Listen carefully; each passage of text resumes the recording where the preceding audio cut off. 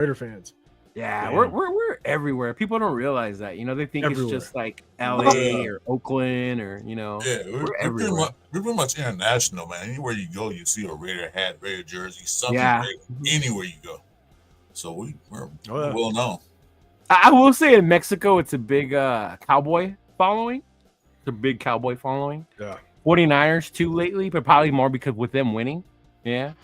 Well, I Yeah. do notice if I look at my analytics from YouTube and you break it down by city or like that, Mexico is insane. How many follow the channel from Mexico? Yeah. So I mean, there's one dude in here who's always watching our show, and he's always checking in from Mexico. Let me find him. Where'd he go? He's in here right now. Gas, bro. Yeah, right here, Rod. Salute to Rod Gas. Yeah. All right. Saludos desde Mexico. There he Yeah. is. What's up, brother? Yeah. Then there's Ruben, a couple other dudes too that I met in when I went to Cancun. They had the Cancun Raiders Booster Club. Mm-hmm. So I got to watch the preseason game with them. Yeah. Mm-hmm. We're pulling out. Oh, speaking of international. We're pulling out powerhouses today. There's the Damn. international playboy right there. What up, AR? What's going on? I think I'm gonna faint, man. All these superstars here, man. I'm not used to all these top-notch people, man. Oh my god. Hey, Rafi.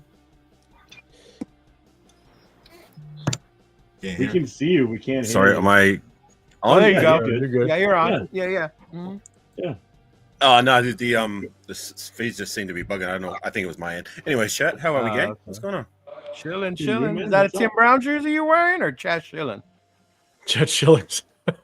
No, this is 81. I'll give you a hint for anybody who watches my game streams.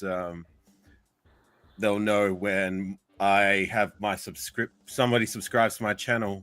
Somebody does a little dance, and it's her brother. They do a little dance. Jeff. Okay, so who's watched my game streams?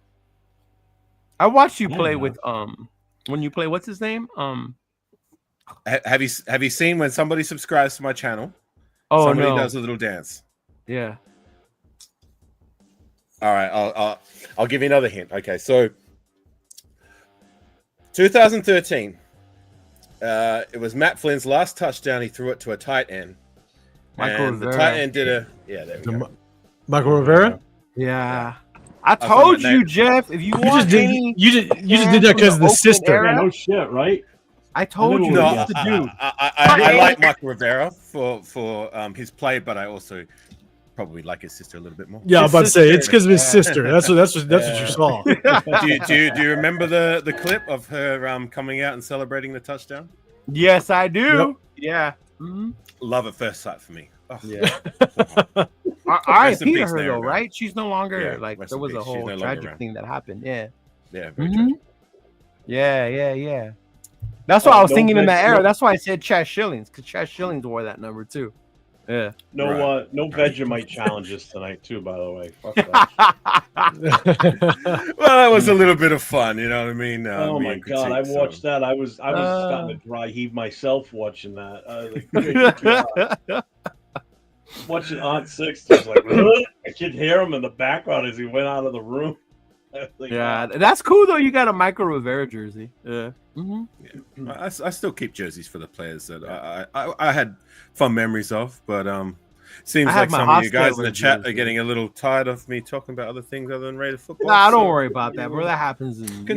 This is just open. It's It was your off show, season, not bro. mine. You talk about whatever. It was funny though because Leo, when you said, "Is that Chad Shillings?" I'm like, I don't know. I don't even know if you could buy a Chad Shillings jersey. No, but you see when you have players you like that, like my Hostetler one, I couldn't find one, so I had a custom made. You had to customize. Yeah, I feel Yeah, you. I feel That's how I got my Hostetler jersey. You Well, couldn't Leo, even that get guy- a. Sorry, go ahead. that guy Kevin you met, he's actually got a Dick Wood jersey. See? What? What? You He's a couldn't real even player get an for the O's. Raiders. He was a real player for the Raiders years ago. Yeah, I remember. Yeah, I you know. said That's that. what I'm saying. What? Yeah, that comment's only allowed on a Friday night, Jeff. On a Friday night. You couldn't even get a Hostetler jersey back in the day. I mean, I would have thought he'd done enough to had like his. No, own I line had back. one like when I was a kid, but that shit would not fit now. I mean, like I wanted one like recently. I got it like 2-3 years ago. My Hostetler jersey. Yeah. Mhm. Well, Mikey Oh, Rader's yeah. selling off his collection at the moment, and one of the jerseys was a Hostetler jersey, but it's Yeah. big and it's well faded. So I bought a Rich Gannon one, but I got it autographed, so now I don't want to wear it. Yeah. right. Makes sense. Yeah. You gotta It was frame- the you old. gotta, you with gotta the frame Reebok that one, one. right? Yeah, I gotta frame that one. Yeah.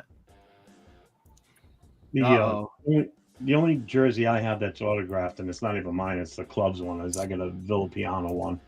They were probably gonna raffle He's a off. really cool guy. He'll Villapiano. autograph Oh, it. yeah. Villapiano's awesome, dude. I'm telling you, I've met him a couple Mm-hmm. of different times in person, and Yeah. he's just, you want to talk about a total down to earth guy.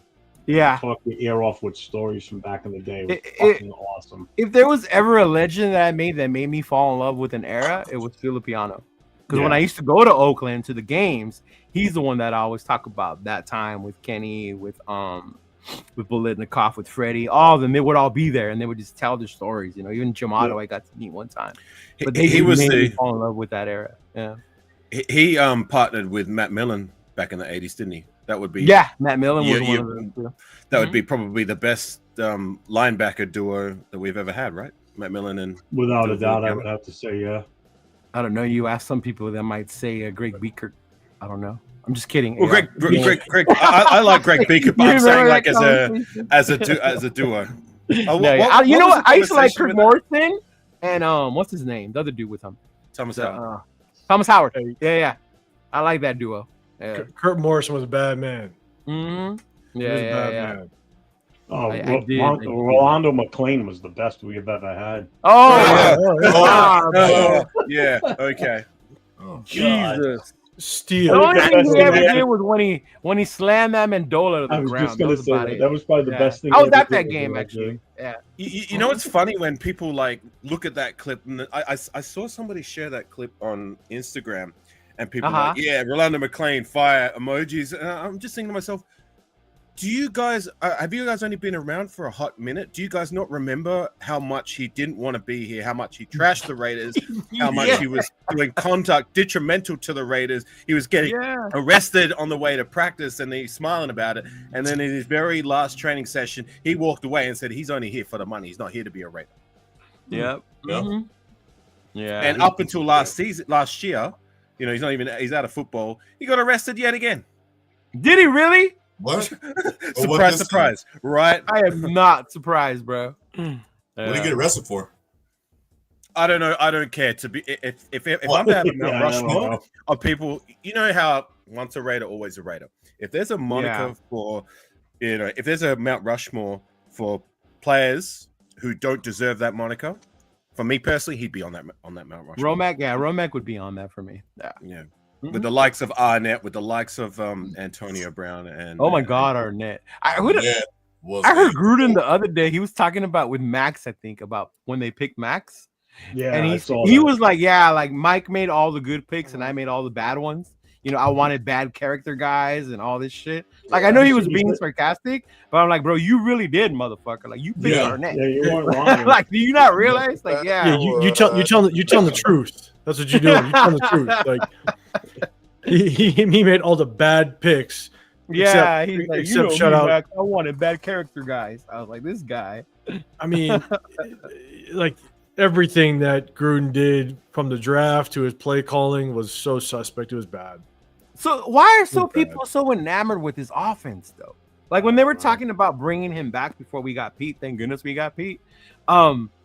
Why were they so enamored? Like, oh, Gruden's offense was top this before he got fired. because and he was we were he was that, good. and- He was good in his first go round because he ran that West Coast offense where he had Yeah. the right players, he had the running backs, and the West was always like almost unstoppable.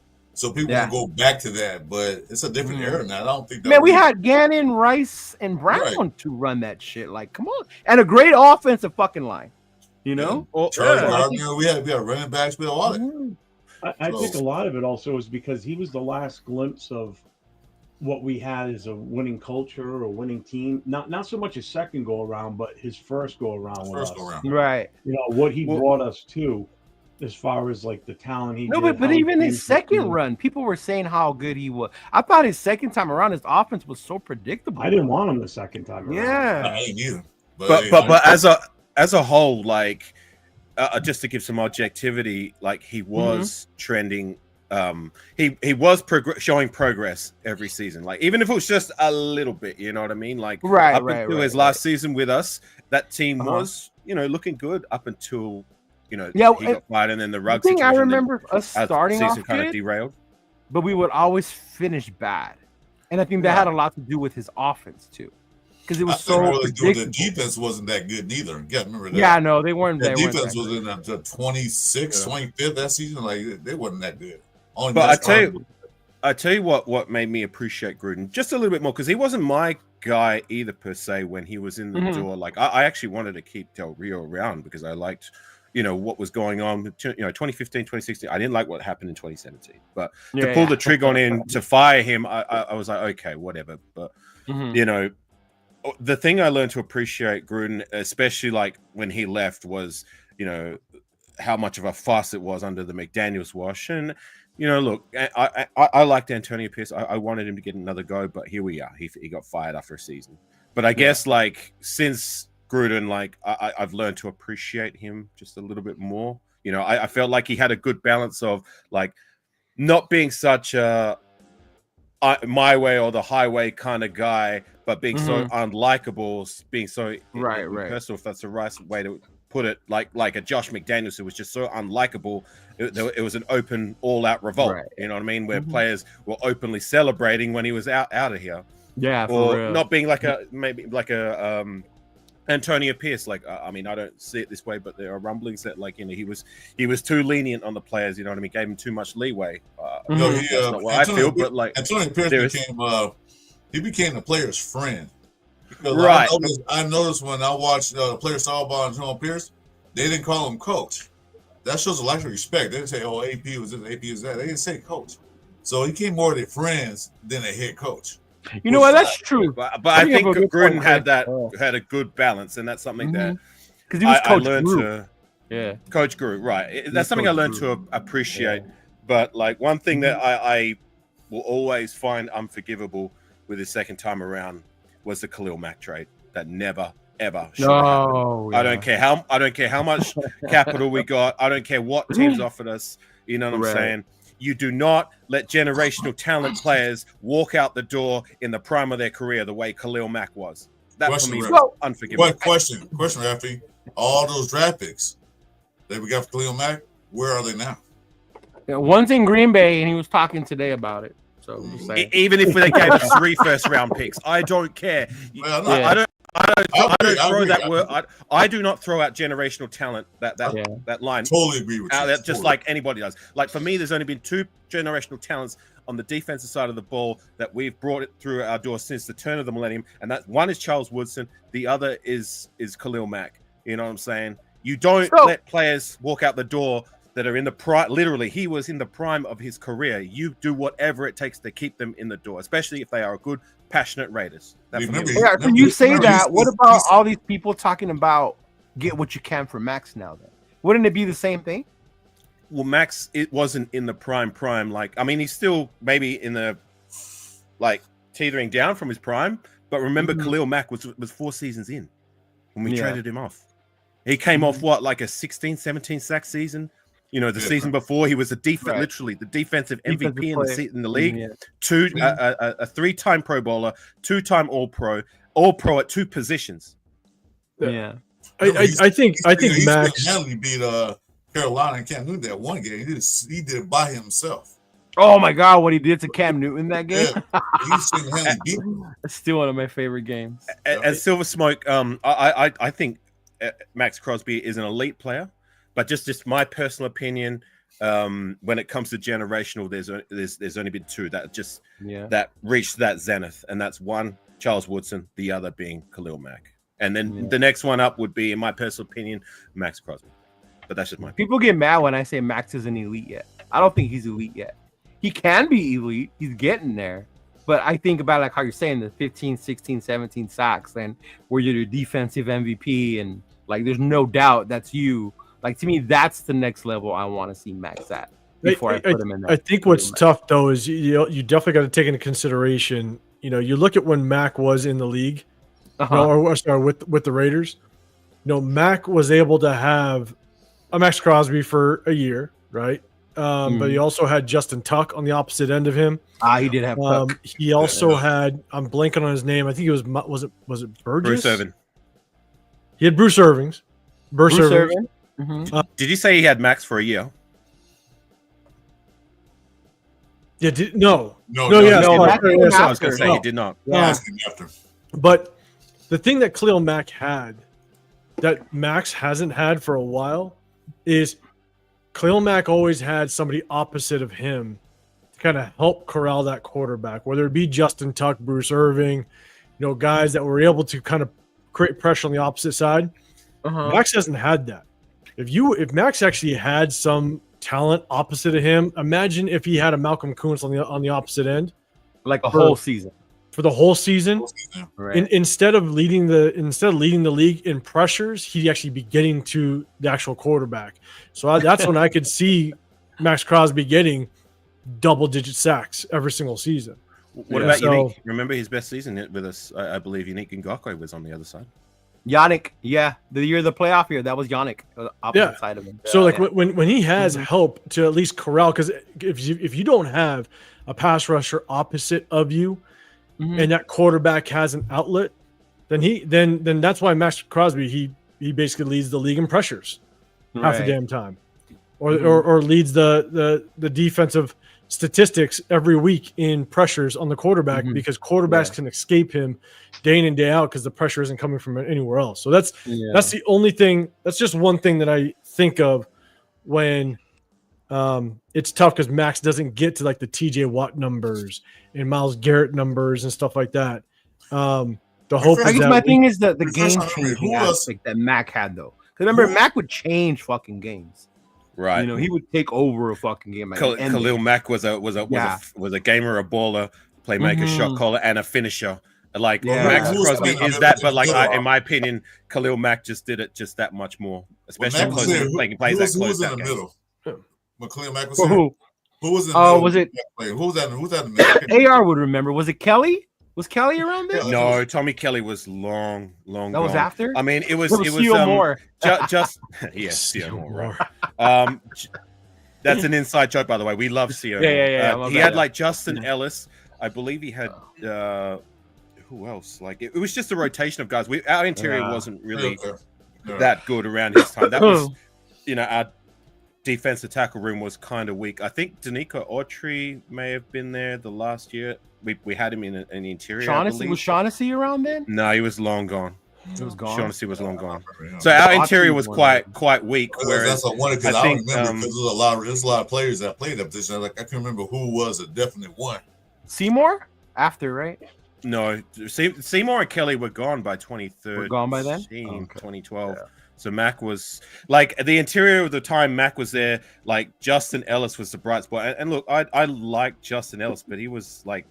He's one of those Raider heroes. So okay. Yeah. You know what I mean? He was okay. I guess he stood out because the interior around that time between 2015 to 2017 and even beyond that has been one of the weak spots of the defense, to say the least.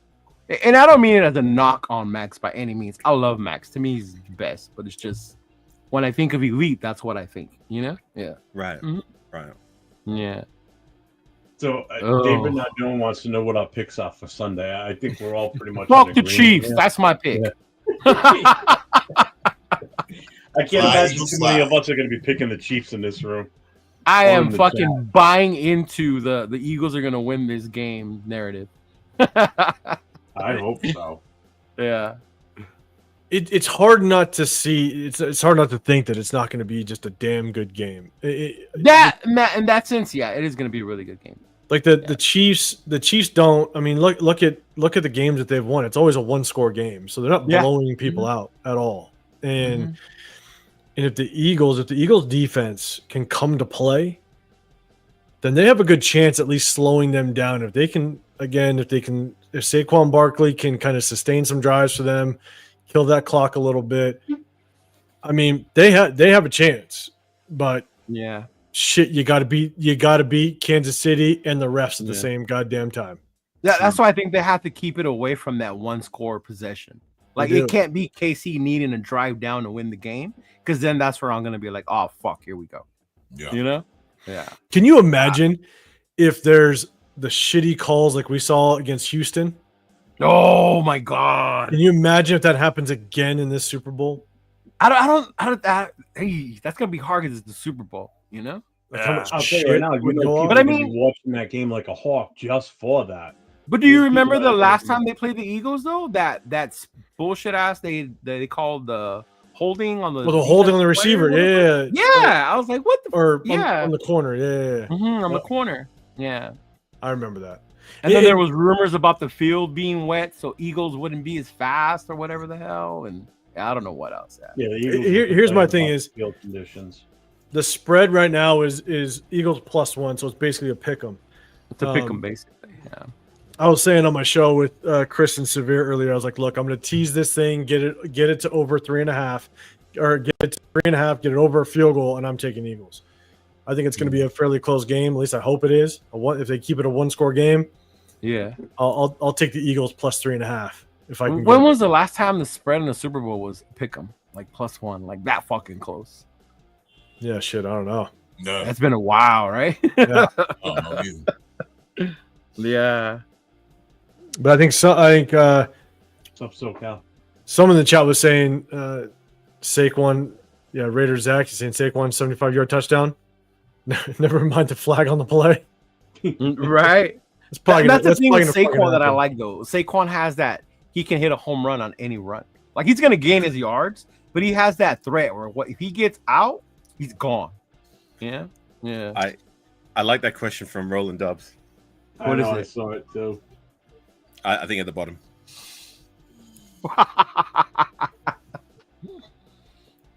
He's everyone's worst Raider jersey that they won't wear out anymore. I'll go first. Tyler Brayton.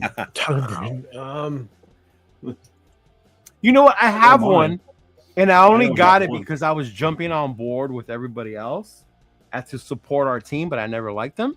Is I will never wear that fucking Minshew jersey that I have again. If anybody wants it, I will give it to you. I will never wear that shit ever You bought a again. in my life. Minshew jersey? Why? Why'd you do that? One, I sell jerseys, so I had a whole bunch, right? Oh, okay. We were doing our shows and we were like, all right, guys, we're all gonna get together and support the team. Even though we don't like them, we gotta support our team. Cool, whatever. Even Turf jumped on the wagon. Like, all right, I'll get a Minshew one, and I had one, so I threw that shit on. And yeah, bro, never again. Never again. Yeah. Keep the jersey. So- just take the nameplate off. Yeah, like the number of recycles, so they don't retire numbers, so recycle. Right? My wife's So- got a Jamarcus Russell one. We took the Russell off, and there's no name on the back of it. You gotta She put never Sanders took on it. that next. No. So because we were talking about Mac, Uh-huh. when we traded Mac, that's the last active player jersey I'll ever buy. Really? My cousin's the done. same way.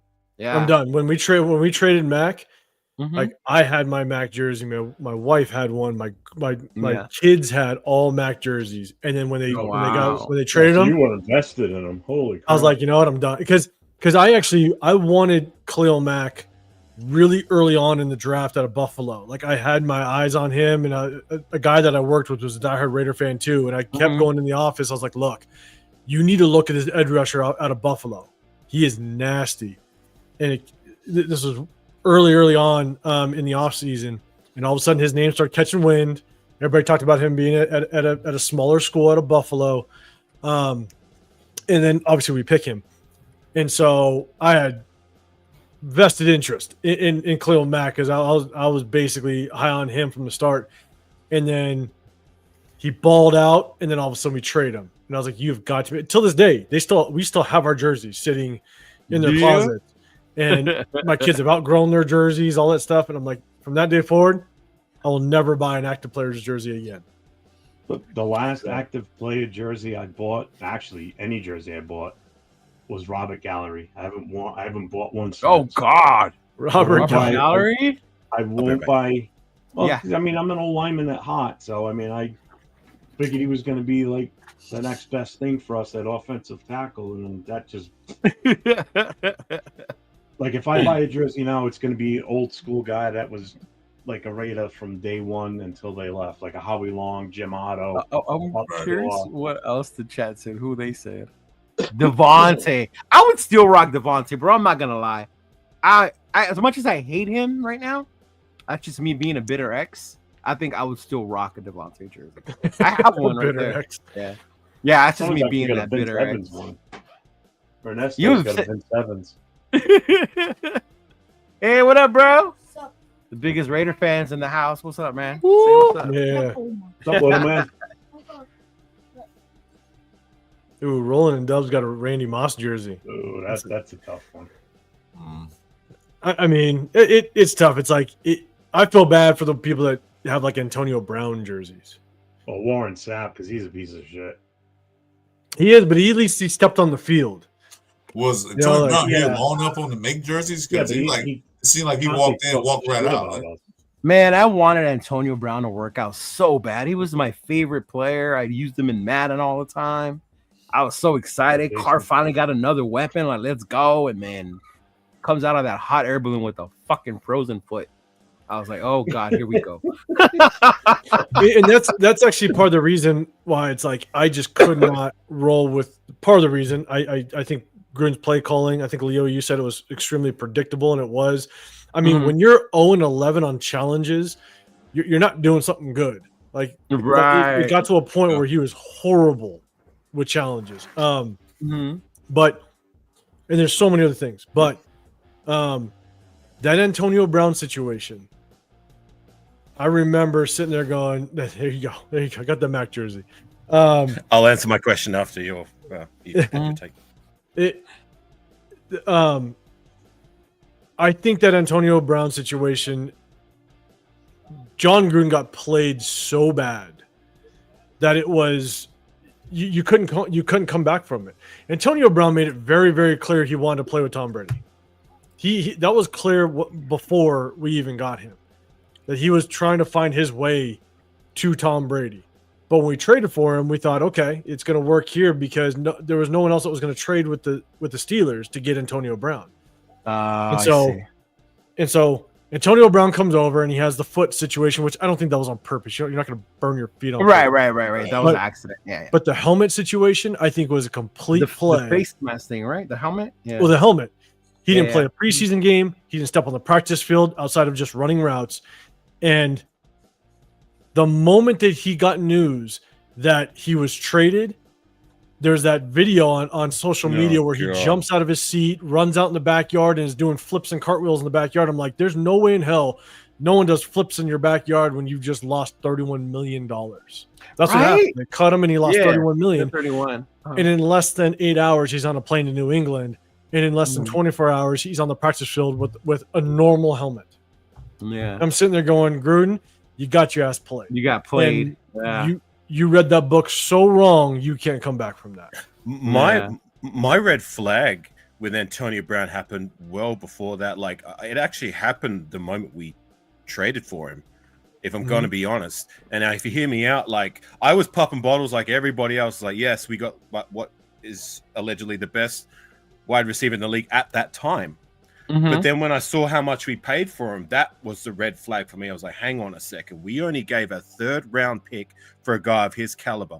Why would the Steelers be so ready to part ways with a guy of his caliber for only a 3rd round pick? That for me was the red flag. And sure enough, we found out real fast why they were willing to just take whatever offer to get him out of there.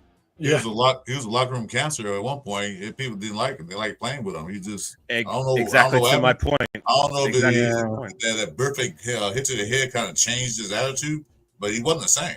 He was He was quite normal before that, right? He didn't have any like. No, he had no he wasn't problem. saying anything outlandish. He wasn't acting outlandish either. And then it just seemed to happen like after the hit had happened, he just kind of went off the cuckoo. Yeah, totally. But if I can answer that question before, go ahead. If I get a chance, out of 5, I'll give you some objectivity to that because I still got my Khalil Mack jersey, which I rock loudly and proudly still. Like, yes, I know he's not a Raider anymore, and a lot of these players, some of these players are still in the league. But for me, Khalil Mack has done enough to be considered up there with some of the all-time Raider greats. You know what I mean? And Yeah. if you've played that well enough as a Raider, then I have no problems wearing a jersey. And when he retires, it's going to be even more of a proud moment to wear the jersey. You know what I'm saying? Like you can go back and appreciate these players, and as long as they don't do anything detrimental to your Raiders, like I have no problems with that. But my two jerseys would be I had the same ex-girlfriend only ever bought me two jerseys: Antonio Brown and a Henry Ruggs jersey. Oh wow! Yeah. Brought you those two? Well, so she bought me. That's why she's an ex. Oh shit. No. Like the sentiment was good. Like, you know, don't get me wrong. Right, She did me wrong. She bought the Antonio Brown just after the trade. You know what I'm saying? And then when I came to the States, like that's when everything started off. You know, I'd already fallen off a cliff. You know what I mean? Right. And then she bought me a Henry Ruggs jersey for my birthday around April 2020. Because of COVID, I didn't get that jersey because I live in Australia till November of that year. So, you know, that was before he'd done all the stuff that he'd done. So for me, it was just like, right, it was at the time we stopped dating, and I was thinking, oh, you know, like for obvious reasons, I don't know if I can wear this jersey anymore. But then 2021, remember, he started off the season well. So I was like, oh, he was on you fire. Know what? He was on fire. So I wore the jersey twice, and then what happened. So after the whole situation with the accident, RIP to the lady and her dog, I sold that jersey on Facebook Marketplace for probably 30 USD. I just wanted it gone. You know what I mean? I had many reasons not to want to wear it anymore. So hey, I think it's who is it? I think it was Jamar with the comment. He says, "I'd love to have a Beast Mode jersey." Me too. I was about to highlight that. That might be my next one. I was telling the operator to give me one of those. I definitely rock that. Later, still smoke. Like, as much as it was a short stint, because he was just a diehard Oakland player, like he bled silver and black. It's like that. Yeah, I'm telling you, man. I think if I get my entire family jerseys, I think that'll be the next one. Is get them all Marshawn Lynch jerseys. You got to rock that. I loved him on the Seahawks. I loved him as a player, as a running back. So being able to wear his jersey as a Raider, I would be cool with that. No, Beast Mode says he grew up a Raider fan. Yeah. You can tell he was a Raider fan. Like some players, grew up Raider fan. Did you? Or are you just saying that? Because Beast Mode was really a Raider fan. Oh, yeah. Beast Mode was, You can tell he was. The one like are you trying to throw a stone at Devontae because he was a Raider family? And then he left? Yeah. How'd you know? Get out of my head, Leo. If you want a safe bet as a fan, like if you're like 805 who, you know, you can't buy jerseys of current players because of what you were highlighting before, it's always a safe bet to go with like the players that aren't there anymore, the ones that are great. Guy like Bo Jackson jersey is always a safe bet. Charles Woodson, a Marcus Allen jersey, a Howie Long, you know, Tim Brown, you know what I'm saying? Like those are always safe bets to purchase if you're hesitant on buying current players because of said reasons, but you still want a jersey. Like those jerseys are they're not just Raider greats, but they're also fashionable. You know what I mean? Like I'm in Australia. I go out to like say an event like a festival, and I'll see one or two Bo Jackson jerseys around. You know what I'm saying? Like it's a fashion statement, so to say. Yeah. Well, you know, in today's NFL, you don't know because players get traded, get cut. They might get a 3-year contract. In the old days, they usually stay on the team for a long time. These days, free agency is a lot. These like one bad year, I want to be traded. Like you don't know. Why would I buy a jersey when you're gonna leave next year? But, and it's tough because nowadays the NFL, and say it quite a bit when you talk about I want a player, want to keep a player, or what have you. It's like the moment you realize that this is a business on both sides nowadays, there's no dedication or loyalty to anybody. It's all about what I can get. What worth do you have to my organization versus how much money can I get paid? And look, like I don't blame them. I really don't. No. But that's just the makeup of the league now. There's no more the players that will stay with an organization for 11, 12 years because they're dedicated to it. Yeah. It's just it is what it is, unfortunately. Right. That's it. You know, And it's the other- crazy you said that because a lot of people this season bought Brock Bowers jerseys from it. A lot of Brock Bowers, which is cool. Rookie, you know, did he win Rookie of the Year yesterday? jersey right I didn't now. see the honors. He didn't win it. Jaden No. Daniels got it. Jaden Oh, Daniels. okay, I Jaden figured. Daniels. Anyway, but I mean, it's a good one. But to what 805's point was saying, we don't really know he's going to be a Raider forever.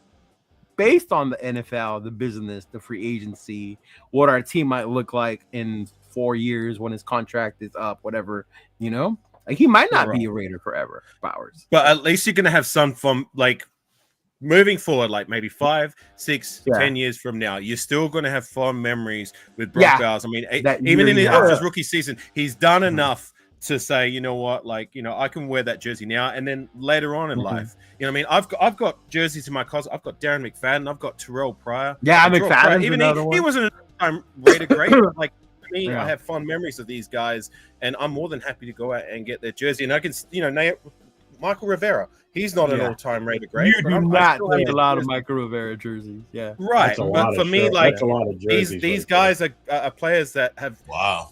done even just a little That's so bit that can give me fond memories and look back and say, you know what, I'm Yeah. proud to wear the jersey. You Oh, know? and Chris don't ordered get me wrong, that's cool. Terrell That- Pryor one. Yeah. oh, did he? Yeah, And yeah, that- Terrell don't Pryor. get me wrong. Like that's cool as hell. You know, go out buy jerseys like that. Absolutely. You know what I'm saying? I think it's just for me personally. That's just kind of how I feel because I was pretty bitter when we let go of Mac, and when I just when it happened, I was like, you know what, screw it, I just can't do it anymore because it might have been a combination between I was so like bought in on Mac, and I bought my whole Right. family jerseys of Mac. You know what I'm Yeah, saying? Yeah. And I think it was the combination of I bought my whole family, my wife, my 3 kids, Mac jerseys. Then I was like, yeah, no, okay, I'm done. But say when his career is officially said and done in the Mhm. in the NFL, do you not think that, like, you know, years from now, like he would be in that same echelon, maybe not as great as those guys, but still in that great kind of tier with the likes of, say, that, you know, the Charles Woodson jerseys, the Bo Jackson jerseys. Oh yeah. The, Oh yeah. the for Mark sure. Allen jerseys, you know what I'm saying? Like, Yeah. he wouldn't be in that same kind of tier where, like, he's in that great category where you could wear the jersey loud and proud years from now. I To me, think it's so. Yeah. You know what? He hold on. Well, you know what? With Mac, he had no problem with the Raiders. There was no issues with playing with the Raiders. There's no arguments, no diva No moments. conduct was it to was. the Raiders. So it was Gruden that did, and Gruden says, Yeah. "Well, I never met Mac." I'm like, what? So it wasn't Mac; it was Gruden. Mac didn't want to be traded. I have the utmost respect for Mac and Chris. I agree with you that, you know, Mac wanted to be a Raider. I don't know if I put him up there with Charles Woodson No. and some of the greats because, you know, just the history that the greats had with us.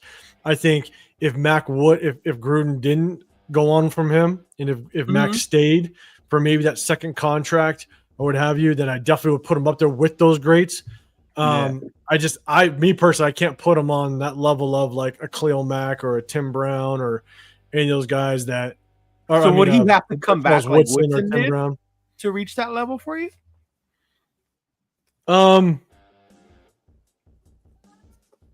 I still don't know if I'd put him at the Charles Woodson level.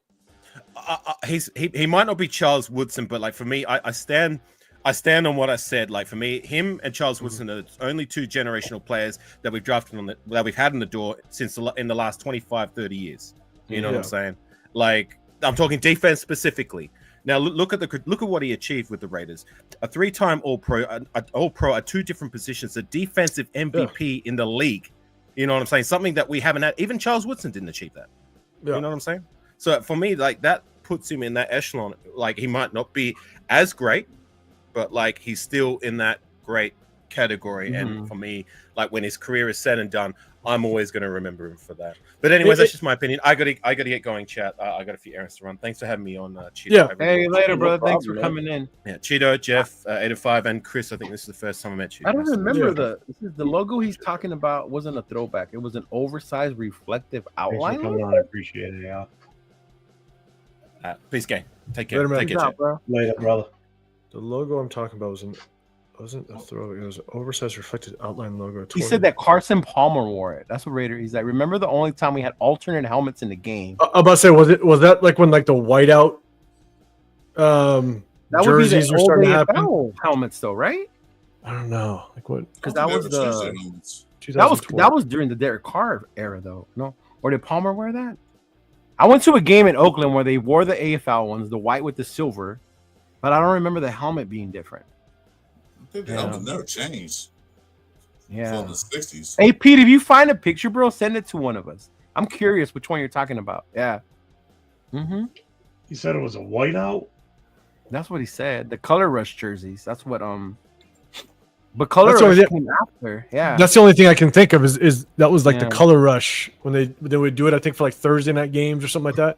Yeah, because the Color Rush came afterwards. Yeah. Because I always wondered Oh, what the I see Raiders it. would do for I Color see it. Rush. I was like, ooh, are they gonna come out all black? But no, they came out all white. I know, man. I'm waiting for for the all black unis with the black helmet. If they That's ever- You think we would ever do that? I don't think we will. That's like a dream that us fans have. I think. I don't think they would, but that would be. Yeah, I would. I that would would. look so That'd be awesome. man. I'd go Yeah. to that game. They'll do like Did you a find black it, Jeff? Yeah, it was. No, those are the logos. Yeah, I remember those. Yeah. Yeah, but that's the one they used, the one from 1963. I just found an image of a Raider wearing it. Yeah, in that was game. the old AFL one. That's the one I was talking about. Yeah. That's the one they used. That was a throwback. Yeah. Yep. What's up, Rafa? Damn. I don't remember that, Jason. What's up? You used to remember when Marcus Allen wore a black face mask in the Pro Bowl?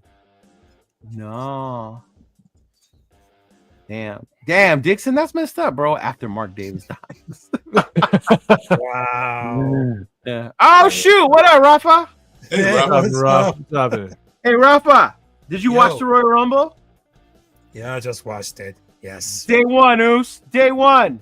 Yeah, Okay, it is. how to let it that out. is. How to let that out. Somebody in the room appreciates that. yes. Yes, they did.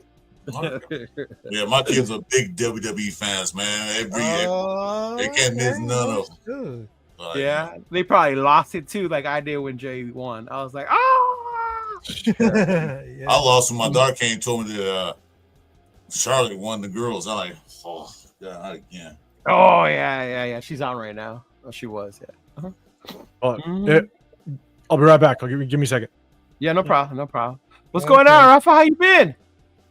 Yo, I've been doing good, but I just wanted to tell you that this is Go like ahead. the first time that we just have like a great staff. And don't get me wrong about that, because a lot of fans, they just wanted to try to do like this is gonna be like so much better. There's like a circus, like vicious circle. But I mean, this is gonna be like something realistic, because not everything about like in the coaching staff is gonna be like run like it a speed a lot. But this is like the first time that I get a lot of positive, because for that moment what I just saw between Pete Carroll, Jim Kelly, and the rest of the new crew of the coaching staff, I mean, it's gonna be like at a playoff caliber, because that does sound like a real deal. Because the other competitions right now, I mean, they're about to get scared a lot, because I know that Pete Carroll gets a lot of more experience. Because, like I said it before, we don't want to see like at a first time coaching. We want to see like at a coach with great experience. But how I feel about that, because they're getting set, like at a great experience, great leadership, and of course discipline. Because this is gonna be better than initially hoping. Because I was like, we're worried about it, but thank God we just dodged not only one but also two bullets between Liam Cohen with his bad impersonation of Duval from Jacksonville Jaguars, and then Ben Johnson going to the Chicago Bears. Now this is like the best time, because they're gonna bring legitimacy, maturity to organization, because they've been done for decades. Because I'm really good, whatever he wants to, because they're not gonna be like really worst. Because for this moment, I wanted to see like a championship caliber play caller. And that's like the kind of surprise that I get really behind. I'm with you. And Dixon, you're right. Oh, Got to go get some 805s. Just had to run and get some. No, and I hear you, Rafa, but I think the thing where I'm trying not to be like that, like we've said this before as fans. Like now is the time. Now is the change. Even when we hired McDaniels, right? We got this offensive genius. He's gonna that come is here and he's true. I gonna never light it said up with that. Carr. You know, and AP. Oh, we finally got our guy. That's our dude. He knows what it's like to be a Raider. Exactly. And then we go out there and we lay fucking eggs. You know, like, and I'm glad we got Pete Carroll. I really am. I was even excited when we got Chip Kelly. That was one of the dudes I thought I would not mind giving this dude a second chance because I've seen his change in college. So I figured that he's gonna come back even better. Keeping Patrick Graham made me so happy for Max and keeping that defense together. But I don't want to get excited like I do every year. And I say that now, but I know myself because come free agency, come the draft, I'm gonna say we're a fucking 15-2 team. When right now I probably think the most we can win is like 5. Mhm. You know, Right. But I get you. It's definitely happy good, with that. excited That with our 6-8 division range. because you had Carroll, and people always say, "Whoa, they got Reed, they got Harbaugh, you know, they got Sean Payton," and now it's like, what are the Raiders gonna do? Oh, they got Pierce. So what? What's he gonna do? Now we have Pete Carroll, so it kind of does bring that to it. I just like the change in the way the front office is changing. You know, we have a director of football personnel now, right? Our GM is Yeah. gonna actually do what GMs fucking do. You know, and I think as Raider fans, we don't know what that's like. We've always had one dude basically control everything, and then his son took over. He didn't know what the fuck he was doing, so he gave control to somebody else, and they fucked it up. So it's like now with Tom and all of them, like I'm starting to see like, all right, now I think we're gonna start to do things in the right direction. We're getting John I mean, Raider. that sounds We're fair. going 11-6 under Pete and Kelly. NFL. Yeah. I mean, I it still sucks. say we're- It sucks because last year, I remember I did a video on my channel because I think Vegas kind of had the over under on us on 6 at 6. The over under Mhm. was 6, and I was just sitting there going, "There's no way we lose 6 games. Remember? we only win Yeah. 6 games with that defense." Like no, nice. now mind you, ton of injuries. Okay, ton of Right, injuries, and so that definitely throws it. But I was just sitting there going, the disrespect, Yeah, same. putting I us was at just- 6 games. I was pissed off. Like Mhm. 6 games, that's all we get. But they were right. Yeah. They didn't even get 6. Barely got 4. I guess they saw 100%. something we didn't. Yeah. They were right. I was 100% wrong. That's the hard part, right? It's just Uh-huh. like, again, a ton of injuries, but I don't care. You even look at some of our losses earlier in the season. That Carolina game was absolutely embarrassing. Yeah, that I was mean, horrible. when you let Andy Dalton come into Allegiant Stadium at that first game, and that was Leo. Did you go to the first game? The season? Yeah, I opener? did. Remember, I told you I told John to come pick me off. I was going to jump off the cliff. Yeah, I'm telling you, like, man. I I didn't know went those to- things. I went to that game. There was the whole march to victory over the bridge. That was the Yeah. biggest one of all season. I think the hype was real. That was coming off of the Ravens, the Ravens win. Ravens win. Everybody was hyped yeah. for that game, and Antonio Pierce's, home opener as the Raiders head coach. I've never seen so many. I mean, that was the first feeling I've gotten at Allegiant Stadium as a true Raider game since Oakland. Mhm. And Yeah. me being, I would go to a Raider game, one or two, at least 2 Raider games every single year since I turned 18 years old. Me and my buddies, we go Uh-huh. every single year. And that was the first time I felt like it was an actual Raider game. Yeah. And that's what we do. We shit the bed and Man. let Carolina actually mop us up. Remember- And I was like, Remember we were at the blackjack? No, was it blackjack? No, the roulette table, and I hit on black 24. We were so hyped. We were all excited was about that the game?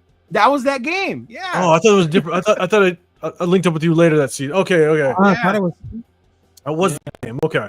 Yeah, you got lucky though. Hey, that was pretty legit.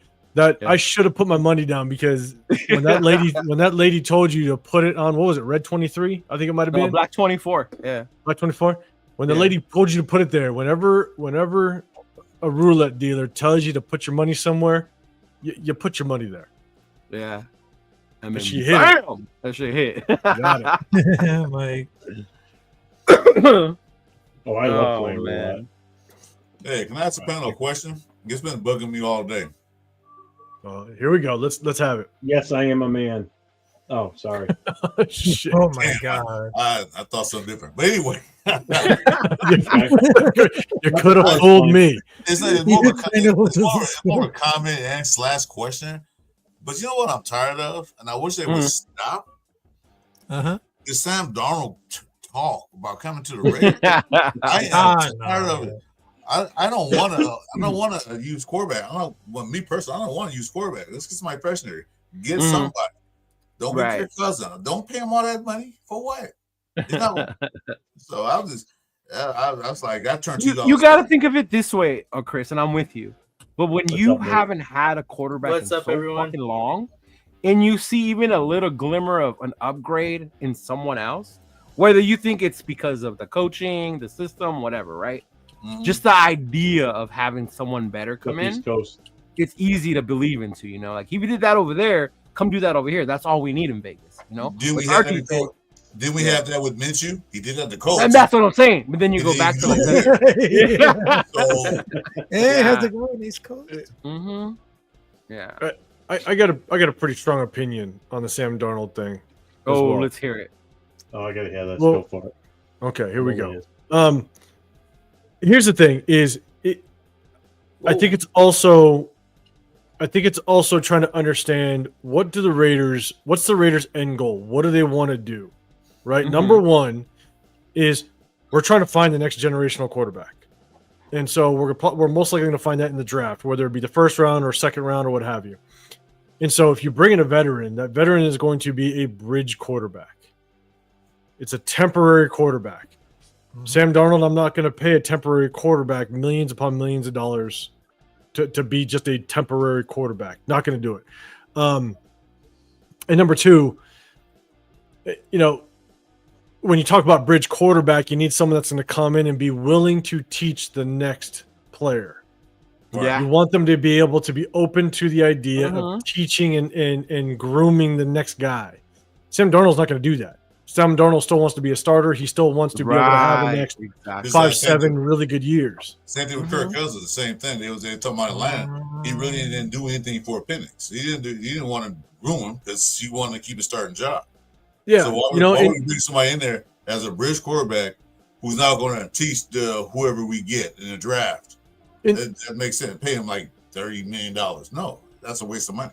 And that's why it's kind of tough to think about even like Russell Wilson, right? I think Russell Wilson, he just took the Steelers to the playoffs.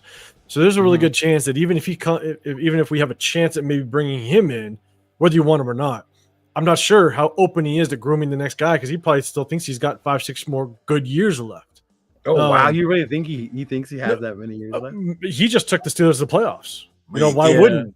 And so my thing is that I'm now starting to look at it in the light of, okay, if we do get a quarterback in the first or second round, and that is going to be potentially our franchise quarterback, the guy that we're going to hang our hat on, you know, it doesn't go in line with a quarterback that's willing to teach, but is a Justin Fields the right guy?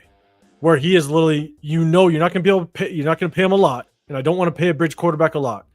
No. But he can come in, potentially help this offense find progression and move forward a little bit. But you can get off of him very quickly for cheap. Yeah. Yeah, but I mean, here's the thing between Sam Darnold. Sam Darnold has been obviously being exposed for the last 2 weeks between this game against Minnesota Vikings.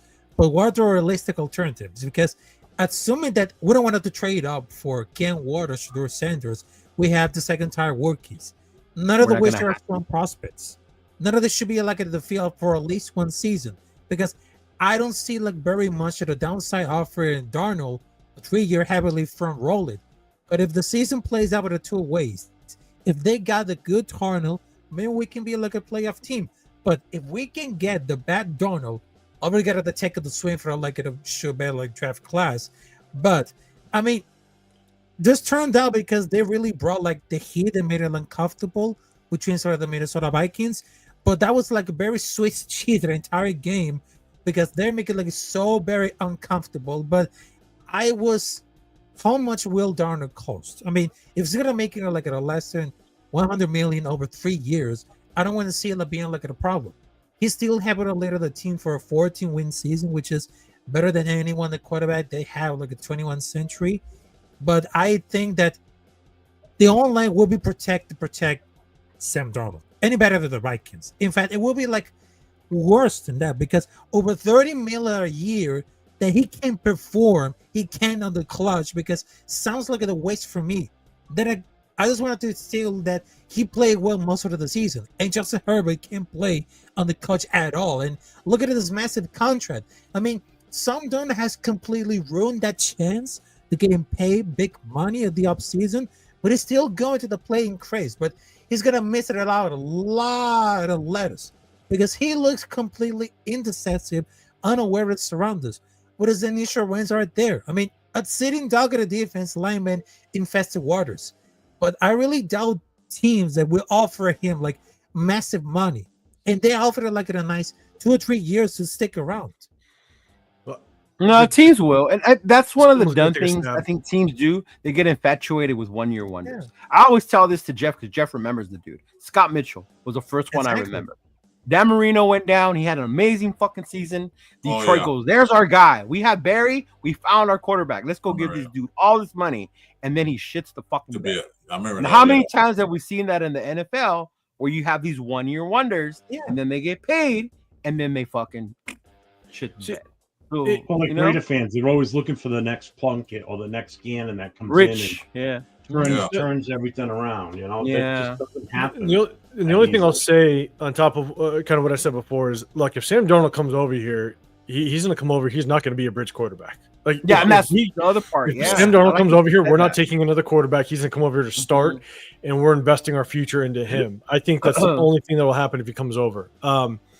But when it comes to the quarterback, you know, a lot of people will say that it could have been maybe a fluke over in Minnesota, or he still has flaws in his game that is going to Or basically coaching. detriment him. Mhm.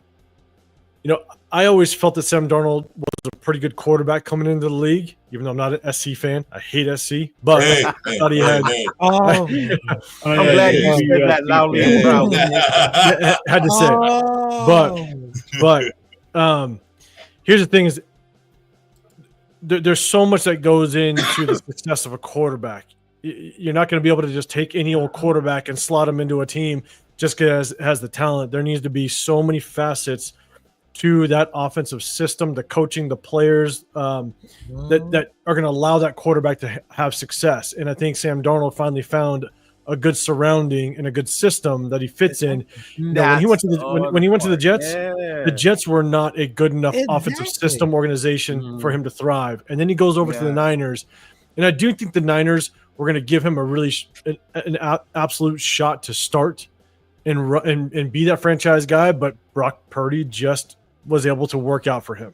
he For kept that. winning. Yeah. Uh-huh. Yeah, Brock Purdy just it worked out. And they didn't want to go off of that. And then so Sam Darnold finds his way over to Minnesota with Kevin O'Connell, and now he has weapons. He's got weapons all over the place. That offensive line did fall off, obviously, in that playoff game, but Kevin O'Connell has been able to find what works for Sam Darnold, and now they're able to put those pieces together. Now Sam Darnold could go off and go to Cleveland, and it doesn't work out because they just don't have the offensive system. So I think there's so many facets to the offensive game that need to work in order for a quarterback to find success. It's not just the pros and cons to that one quarterback. That's why, Leo, to your point with Shador, I may not be a fan of Shador, but if Shador goes to a really good offensive coach and offensive system, I think he could have And a great quarterback coach. Great quarterback coach. I think he could find some success. Now, I still don't think again, just my opinion. I still don't think he's going to be a top 15 quarterback, even if he does go to a really good system. But could he find some success if he goes to a good offensive system with a good offensive coordinator and some weapons? I think so. He's good enough for that. Someone like Sanders had to sit a year. He has to learn because he missed a lot of technical aspects of his game. You know, his footwork and everything else. He had to sit there and learn. So he's not. He can't come in and draft from day one. He's a starter. He won't do it. Hold on, real quick, guys. Hold on. I know or whatever. It's fake. So is WWE, and it's $1 billion industry, bozo. So if you don't like it, then kick rocks. I was waiting for you to pick up on that and throw a little. Well, when people tell me it's fake, I'm so fucking wrestling. You know how many of us are addicted to that shit? It's called WWE, World Wrestling Entertainment. That's what it's called. So, Oh yeah. Yeah. But no, I get what you're saying about the quarterback thing, and I think with Darnold, that's how I think of it because of the situation he was in, and I think the Niners were going to give him a chance, but Purdy just kept playing, and they were like, we got to stick with him. But yeah, I'm just worried that we're gonna make a bonehead move and get one of those two quarterbacks and pay them all this money, lose out on some free agency, lose out on some place we got now. There's one quarterback who they think is a miracle. Well, the good thing is we have a lot of cap, but it would not. You know what? Look at who had to sign. I don't think we did that much. We have a lot, but not that much. And I don't think we, as many as free agents as we've had, we don't need to sign all those motherfuckers. No, we're not. We are going to sign Barb. I know that for sure. Well, I think that's I don't think the thing. Kevin O'Connell unlocked Sam. I think Sam unlocked himself. Yeah. We both started at the same time. No, you did, huh? Yeah. What was it? Say it again. He said, I don't think Kevin O'Connell unlocked Sam. I think Sam unlocked himself. In 2023, the last 4 games for Carolina, statistically, in that period of time, was the best of the NFL. People forget. But see, who were those games against? You're talking about the last 4 games. How many of those teams have packed it in already? How many were in Cancun? Exactly. So when you look at stats, you got to look at that stuff too. Not just numbers. Numbers can tell you so many things. You look at numbers like I would have thought AOC was the fucking god. He led us to how many wins his fucking rookie year, right? But when you look at more than just fucking numbers and stats, it's like, no, you got to overlook that. But I think with O'Connell, he landed in the right. With Darnold, he landed in the right spot. Look at what he did with Cousins too. It's no coincidence that Cousins and him both did good with this dude and his staff in that fucking system. And Leo, I mean, it's a good point. Yeah, you got to figure out who was he playing those last 4 games without question. Yeah. But at the same time, Kevin O'Connell may not have unlocked Sam, but at the same time, that tandem worked. That's the biggest thing. That's the part, the tandem. Yes, thank you. The tandem worked because there's a lot of times where quarterbacks can go to other systems and it just doesn't work for whatever reason. Yeah. There's so many things that have to come into play for a quarterback to find success that's where it's tough. And to nail it down to what that specific thing is so hard. Oh yeah. Because again, I think that there's just so many things that have to work and be in place for a quarterback to find success. So because you even remember with the Chiefs before Mahomes got there, they had what was that dude's name? Alex Smith. That was 49ers. Alex Smith, right? He did enough so they were a playoff team, whatever. And then with the combination of Andy and Mahomes and his fucking talent, look what they've done as a fucking group. You build that good cohesiveness, dude, you can unlock shit like that. And I think that's what we need to find. I don't need to have the next Patrick Mahomes. I don't think there's going to be another one. That dude's different. As much as I hate him, he's just different, But I think that's why I get excited with who we're bringing in as an offensive coordinator, who are quarterback coaches, who are head coaches. And now it's making me more open. Like, I think these guys are being brought in to be able to groom someone or build that connection with their quarterback. As long as they go to on-call plays, we're fine. He can go ahead. Can they call plays? Just don't call any plays. Horrible. Yeah. Hey, LB, excuse me. LB, I need your help, man. What up, Nate? What's up, everyone? These guys up here, man, are saying FUSC and over there, too. That's crazy. I need your backup. That's crazy. Jeff, did you say fuck USC also? No, I'm pointing the wrong way. No, I did not. No. I know. I just saw red pop up on the screen. I just saw red pop up on the screen and my computer almost shut off. I don't know. What it right. That's what I keep telling them, bro. Oh my God. Your computer got overloaded with talent and history. That's what it was. I'm sorry. Hey, look, shout out to you, Chase. You're a Titan fan, man. It takes a lot to be a Titan fan, bro. He's also a Notre Dame fan, too. Look at his logo. Yeah, I see that. That's why I shouted him out. If not, I wouldn't have. Oh, there we go. Uh-huh. Yeah. AOC Ja, what up, Ja? My boy Ja. AOC will not fit Chip Kelly's offense. He's done. He will be a clipboard QB. You know, He might. 805. How do you feel about that now with Chip and our He quarterback room? I was telling the guys the other day. Um, I don't know why, but I had a nightmare that Minshew's gonna get another shot a nightmare. now that we have Chip Kelly. And they were like, Here- "No, why would you say that?" Here's my I mean, thing. what do you think? Yeah. Here's my thing is, if you look at the history of Chip Kelly Mhm. and the quarterbacks that he's had,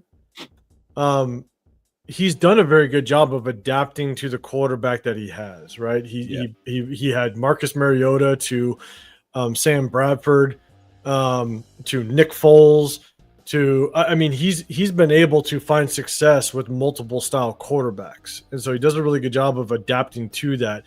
And so here's my thing is I'm not going to go into the season trying to predict who our quarterback's going to be because I mean they could have certain quarterbacks on their radar in the draft and you miss them. You miss on them, right? Let's say maybe it's Shador, maybe it's Cam. They're both gone. Ugh, Um, sorry. and Did I say that out loud? Sorry. they're both gone. And let's say they think maybe again, whether you like him or not, maybe Jackson Dart is next on their list and he's gone. Someone trades up in the first, snags him. Now he's gone. I think Chip Kelly,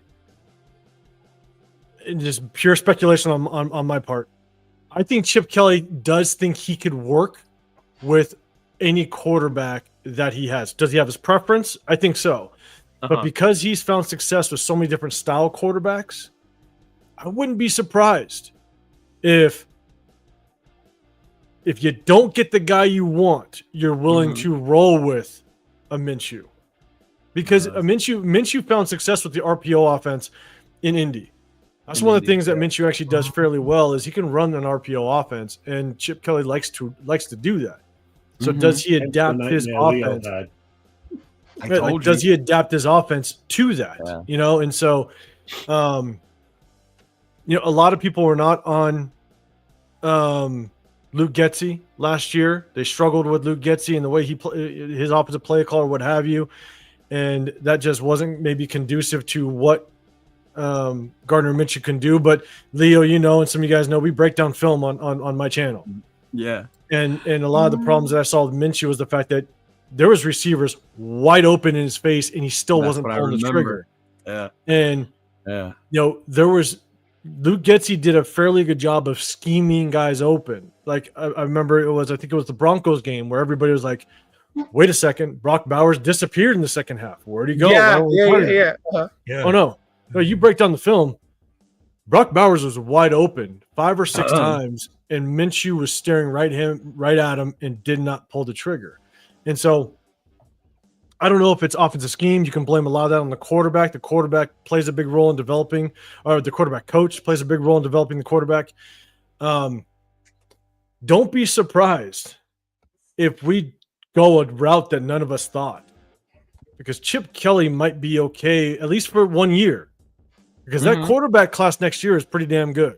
It's a pretty strong quarterback class. Don't be surprised if we don't get our guy. Now, we're rocking with what we possibly have in this locker room. Yeah. So see, I knew I wasn't crazy thinking that, especially once we got Chip Kelly. I was like, Yeah, fuck. no, you definitely said that the other night too. But did you see the press conference or the interview that Kelly did the other day when he said he will work with, if he has to, he can work with what's on the roster now, which makes me feel that he's also already thinking that worst case scenario, he can probably work with AOC 12, and adapt the system to what his abilities are.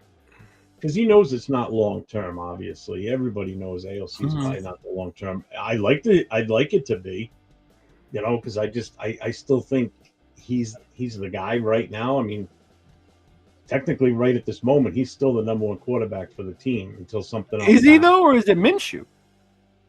No, it's got to be him over Minshew. Okay. Just based on how the season ended, because nobody's come out and said anything right now as far as how the depth chart reads. If we were Yeah, to they stop playing haven't. games right now, Yeah. you don't know what the situation is, because It's off Yeah. season, so there's no evaluation of talent going on right now, and them coming out and saying this is how we got the quarterbacks ranked right now.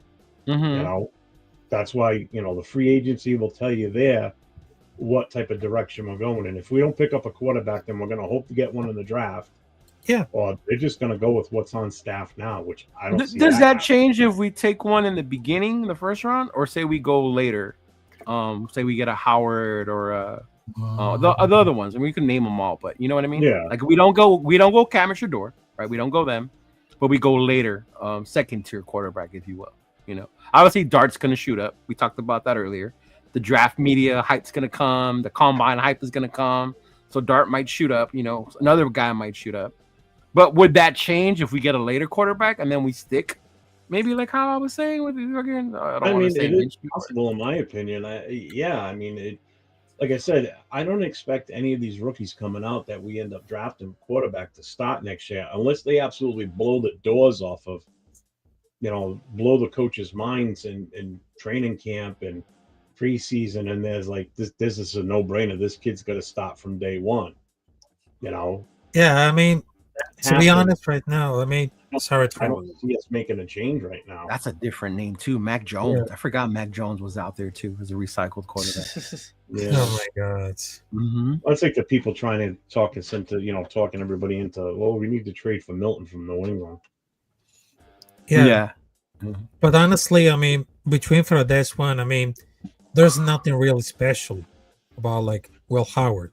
It just because if they want to do like something else, I mean, they already know the strengths and weakness. And under Chip Kelly, Will Howard they just threw like more than 4,000 yards and 35 touchdowns, where they're adding like 200 yards and 7 touchdowns. But I mean, Howard wasn't like the quarterback that Chip Kelly chose. He just made it work. I mean, if you look, Chip Kelly always has a mobile quarterback. If we wanted like Will Howard, we'll just get it started with Aiden O'Connor. If we want someone to run, they're two different players, though, Ralph. You cannot say Will Howard's like Aiden O'Connell. Yeah, No, they're totally different players. Oh, but between for this one, I mean, it could be like superior athlete, and that's what Ronnie mentioned. I'm not saying that he's gonna be the better passer or a bad passer, but it really consider like a return for the draft. I mean, hopefully, I mean, they have also be correct. I mean, Howard has only 1 year at the higher, and his numbers directly underproved under Kelly. Maybe they're gonna work at the second round pick this year, but this coming around because they need like needing teams to go for the second one. I mean, maybe even depending how to do like in the next couple of months with activities. I mean, it might be sounds crazy. In other news, the Steelers won't re-sign Russ, and then Wilson's out there. His name's out there again, right? Because he's not going to stay with the Steelers. So Wilson's another one. Who knows? Yeah. I just don't want to see us, in the draft move up. I've said this before on our show on Wednesday night. I've said it. I just don't like the fact that using draft capital to move up to get a quarterback. I just don't think that's a smart move. You need as many draft picks as we can get in this draft. True, but like we can't like 25, under... Jeff, 25. Yeah. No, 29 and 1 for 29, there you go. 20. I was like, bro, how many of those guys are going to be on the team? There's only 53 on the roster. We only need one more person to start a whole new team. That's all. Just one more person. That was cool. That was cool, though. That was I dope. think. That was dope. Wow. Yeah. That was a lot of trade. A lot. But how would you feel about Russ as the bridge? But I think that's what 805 was saying. Russ might not be that guy who's going to train the next guy up. And I like that you pointed that out, because now that makes me think about that. When who's going to be our quarterback? Is this dude willing to help the rook develop into? Russ he's going to be the seems future. like a me type of player. Yeah, that's true. He doesn't want to help a youngster. That's Russ' biggest fan. He's right there. Look, he's right here. I thought I was a fan of Russell Wilson. Nate, beat me, bro. He would have rocked the jersey from what we were talking about the other day. I probably would have. $30? I don't think I could have passed that up, honestly. I mean, I did. I really don't know, in my opinion, who I'd like to see as a quarterback for us. I know who I don't want. You know, that's pretty clear and obvious. But I don't know who I really want. And, you know, if it was my decision, I don't know who I'd really want to take as a quarterback for us. I mean, I'd still push for AOC, but if any of those defensive linemen fall to us at 6, I would fucking love it. And that's if my boy is still there. Oh, yeah. I told you guys that the other day. You gotta take him. You can't. If Graham is there, if fucking Dude from Penn State is there, and my boy's still there, fuck my boy. Like, I'm sorry. Like, yeah. Because you got to remember, with those type of players like a Graham or an Abdul, you know, these are guys that are going to come in and they're going to start from the minute they're drafted. You know, once they pull up in the plane and they get over to Henderson building, that's it. It's go time.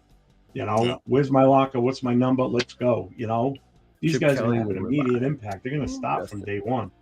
Any quarterback we draft is more than likely 90% not going to even touch the field during the regular season. But you guys fail to realize that what Pete Carroll done with quarterbacks as well. Not only just Chip Kelly, Pete Carroll actually turned some quarterbacks around. He did that he did at Seattle. He did some work with the quarterbacks himself. Although he's a defensive coach, he did help some quarterbacks get better, like Geno Wilson. And I say his name, Geno Wilson. Geno Smith? Smith, yeah. Man. Yeah, man, 05, you do got to have this guy on your show to break down some college film. You see that? Yeah. He said Sharmer Stewart greater than Abdul Carter. Damn. Well, I think East Coast. I think you said you break down film, and then you're a former offensive coordinator. Yeah, it'd be good. I mean, it'd be good to have man. A former coach, because I coached as well. So I coached 23 years, coached at the high school level in California and Texas. Mainly defense coordinator. Those are 2 big states, y'all. Y'all don't realize that when it comes to that. Football. Some pretty big, California and Texas. California, Texas, and Florida, man. Oh my gosh! Texas, I started in California, and then when I coached in Texas, that's when I actually understood that Texas coined that phrase "winning means everything." Like, that's what I love. It was crazy out there. Oh my goodness! Yeah, but I was mainly a DC, but then I did coach about 6 years of as an OC. And played the game for 15 years. And so I just try to jump on and talk some football and break it down like I did as a coach. And it allows me to get flashbacks. So Wow. I enjoy And it. if y'all haven't seen 805's channel, when him and Chris and Severe, they break down the film. One, it's awesome the way they do it down, and they can have you see it if you don't really understand it. It makes you open your eyes to it. It's also funny because they love picking on Tyree Wilson, which I love. Oh my God. That's like my favorite segment, you know? But it does show those things that we as fans like, well, how come they didn't throw it to Brock? And then you're thinking this, and then you look at their channel and you see the film like, well, holy shit. Why can't the running back run through the hole? Why didn't he go this way? Like, and I like that there's channels like yours and pages that do that. You know what I mean? Like, that's really cool that you guys are former coordinators and you help break down the film, and you really gives you a different view of what football looks like. Yeah. Yeah, no, I appreciate it. It's fun. It's fun because at the same time that is tough, because I remember, early in my days of just playing and stuff, it took me to coach to fully understand the game at a different level. And so being able to see the game in that view is exciting. That's why I probably annoy the crap out of my wife, because I'll watch a game, 12 to 15 times, and she'll sit there and go, weren't you watching that same game 5 hours ago? And I'm like, yeah, because I'm watching every position. I'm watching, every tendency. If they run a play and I notice they've ran it 4 or 5 times, I want to understand, was it out of a different formation? Did a player have a tendency, whether it be the way they lined up, or did they have a lean in their stance, or did they line up a little offset, like little things like that you can catch. And so my wife, after about 6 years of knowing how I do it, she just left me in the room and said, come out when you come out. So yeah, and also because you brought it like at this one for that coming off East Coast whenever, because I understand that what I was getting, like studying all those film studies about like college football players, because even though that I just became like more part of it because I just watch college football games, and then I just figured it out and say who's a player that I was going to, because actually I was gonna happen to like to go to the senior bowl, but I didn't have much time. But when you brought like it was something about like this one, which is Shamar Stewart, I mean, people don't understand about is underappreciated because his measures is very great, but the most important is how they get evaluated the production. It doesn't have that in college. I mean, it's those teams that had too much physical measurements than the production. I mean, that makes it the case because I just want to tell you, Shamar Stewart has very well physical gift. Long arms, gives excellent effort, big. He's got the Trayvon Walker mold. I mean, where to get the worst you get that's a great run defender and the best you can, the top 5 edge, because he has all those tools. The production hasn't come to yet, but you can trust all those tools. But I mean, they have a similar point. Coming out of the college for the States, relatively low. Not a lot of sacks and cycles out of the final seasons, but those freak athletes, project guys, that's always good have for pro scouts and NFL front office. I mean, they're good like at a preferred prospects that actually look good. I mean, against college level competition. But the NFL doesn't want it to see like the way that it often, because it's not just about like the measurements. The fact is 280 then moves like 250. His get off with his bandit all the rest of his explosiveness in this game is very special. But he's like the best against the run? I don't think so, because he's technically like the most sound. I don't know. But if you can bet on those traits, especially in the jet that's weaker than that's one. I mean, if he plays with a constant path level, they add more moves to the repertoire, add contrast with his moves. I mean, even he just in case of some of those areas, he still be like at a top 15 to 20 edge, realistically, because that's where he ends up. It's funny. Leo, you just put that comment up, and it's funny. So East Coast, it's good to know. I agree. Mhm. I had Bo Nix as one of my top quarterbacks. I did like Jaden Daniels, but I had Bo Nix top. I actually posted a video the day before the day one draft last year, and it was probably the most hate I've gotten so far in social media doing this YouTube thing. Yeah. I basically did a comparison between Bo Nix and Michael Penix because I felt like those were the only two quarterbacks that were going to be in reach for us. I didn't think we were going to trade. And everybody was on Michael Penix. And as I watched the film on Bo Nix, there was so many things I liked about Bo Nix. Same. Yeah. One of the things that I look at with a quarterback is just pure experience. I mean, the amount of games that he's played, you check that box, which is huge. And the level he played them at. Yeah. The level and his ball placement is as elite as you can find. I mean, when you pass for the second most yards in college, but one of your downfalls is a little bit of your deep ball, and your deep ball is you struggle in your deep ball because you don't necessarily have that 50-50 ball guy, right? And so you have to pinpoint that pass where Michael Penix had Rome Odunze that but probably you don't throw for the second most yards in college without having elite ball placement. You allow that receiver to catch the ball, run his momentum through the catch, and now you're not getting tackled with only a 3-yard gain. You're actually gaining 15 to 17 more yards after the catch because your ball placement is there. And that's a lot of things that a lot of quarterbacks fail at is their ball placement. And that could be the difference between a 215-yard game and a 350-yard game. Yeah, and so that's what I remember that. Yeah, I got into it with Turf a lot about Bo Nix, about that. Like, oh, he's Oregon, old, Yeah, I like Bo Nix too. But it goes back to what you were saying though. It's like the combination too, though. I think he went with the perfect coach for him in the right system, the right team in Denver with Sean Payton. You know, if he would have came to us, I don't know if with what we had, we would have been able to utilize the strength the same way. You know? Yeah. Yeah, no, I feel you. Yeah, exactly. These are questions. I feel the same way. I think that's why. Yeah, I think Chip Kelly and Jackson Dart would be a good combination. I like Jackson. Don't get Nate started on Jackson Dart, bro. I think he's his agent. The way Turf is McCormick's agent. I Yeah. think he's got a crush on him. Yeah. What's up, Jason? How you doing, brother? I'm doing all right. But hey, fellas, I gotta keep going. I appreciate y'all. Y'all keep going. Jeff will still be on here. The rest of the team. Oh, Jeff, will. Jeff, See yeah, how Jeff will long be y'all here till go. next week. For real I'm though. staying on late tonight. You're And gonna then see- 805 you're gonna see, hit you up later, dog. We'll link up again. Yeah.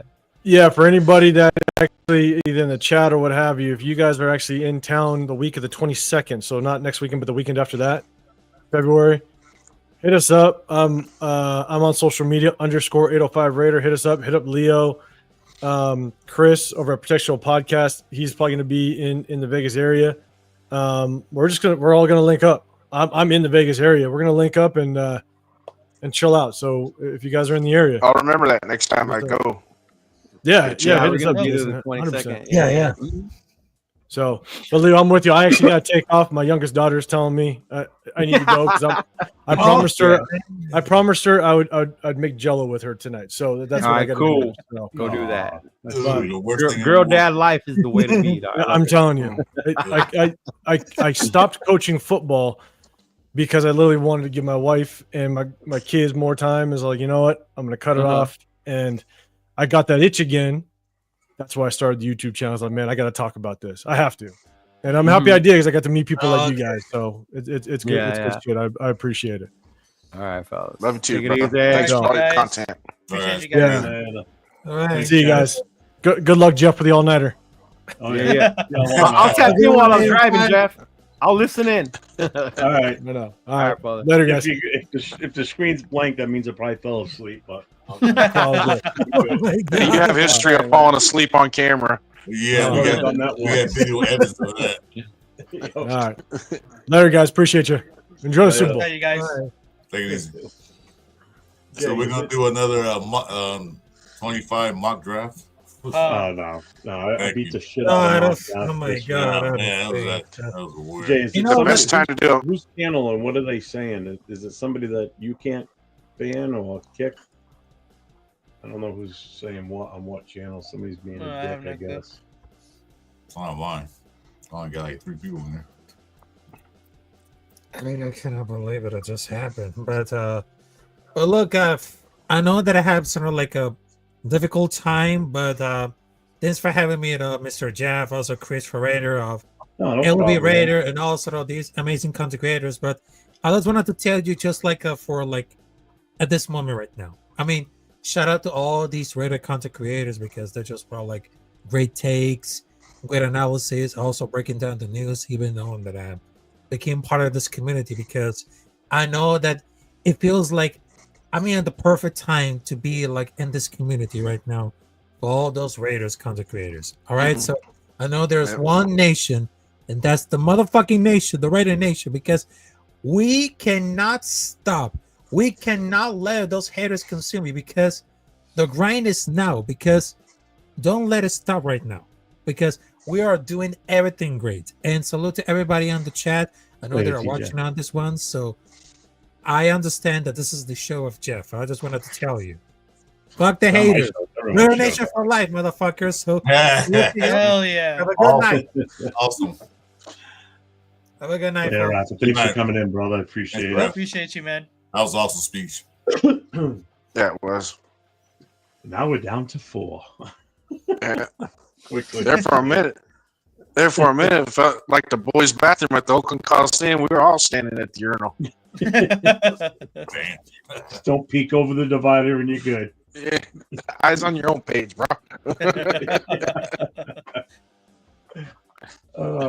So how you guys been? What's new in the world of Jason Downs? What's up, brother? Not a whole lot new. I mean, I'm watching we got the running back coach from Notre Dame. He's pretty solid. He's an up and comer. Yeah. He's got a history of coaching Kareem Hunt and some of these running backs. You go, we might be onto something there because if we're going to rebuild our running back room, we go get us a running back. Gonna need a running back coach that knows what the hell they're doing. You know, Yeah, hell yeah. who else did we get? He hired I know somebody it- else today too. Yeah, we got Yeah. somebody from was it from Florida today? Yeah, back secondary coach, cornerbacks coach. Yeah, Yeah, it, okay. it didn't hit me like oh wow, look at that. I just saw it and I was like, oh, Yeah, okay. yeah. I don't know. I don't know too much. The guy we got the running back coach that we got from Notre Dame.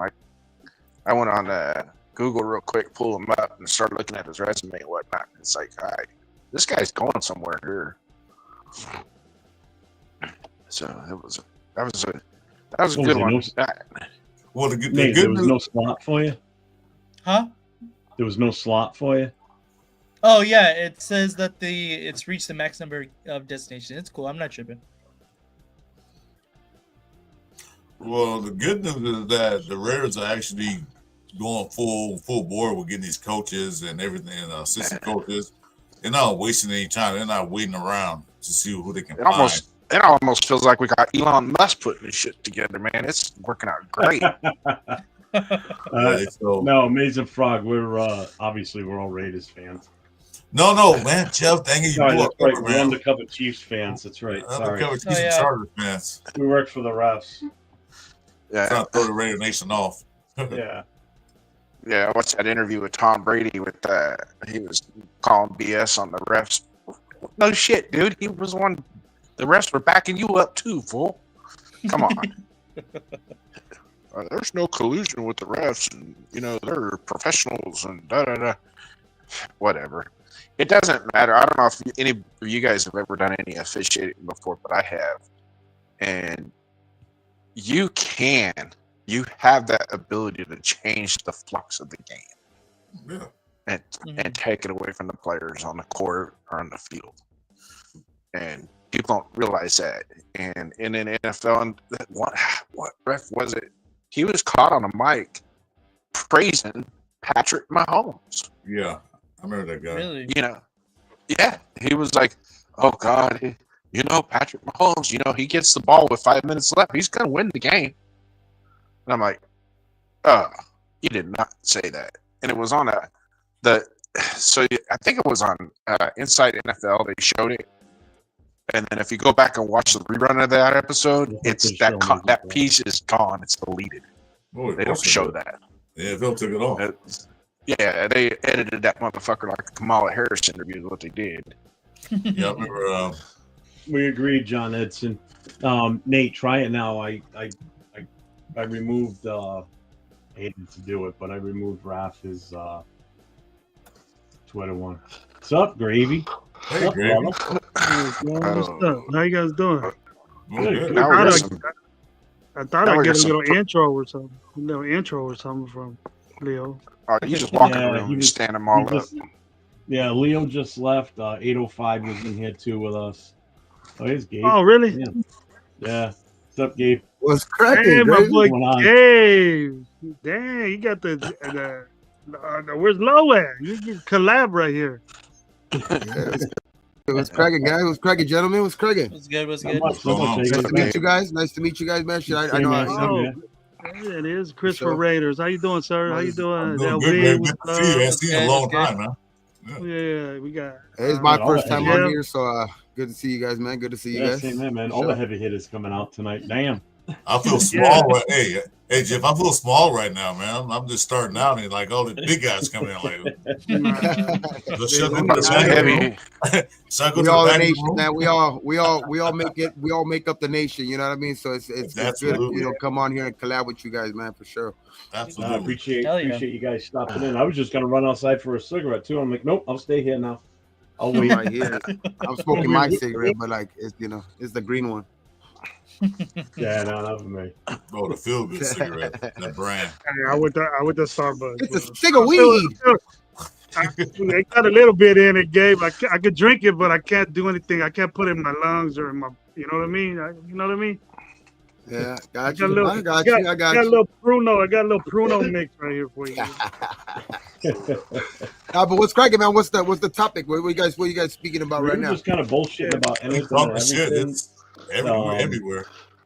what's his name? All East right, Coast for sure. Gridiron was in the chat, and he was talking. How you guys feel about the the Chip? I know you guys probably have talked about it, but what do you guys feel about the Chip hire, like the Chip Cali hire, man? Like, what you guys on board? Like, you guys think he's like that? Because I think that a lot of people have in mind too that he's that same old Chip Cali from like Philadelphia and Oregon and stuff like that, right? Which I think he has, evolved from that. Like he's far evolved from that. He knows when to slow it down.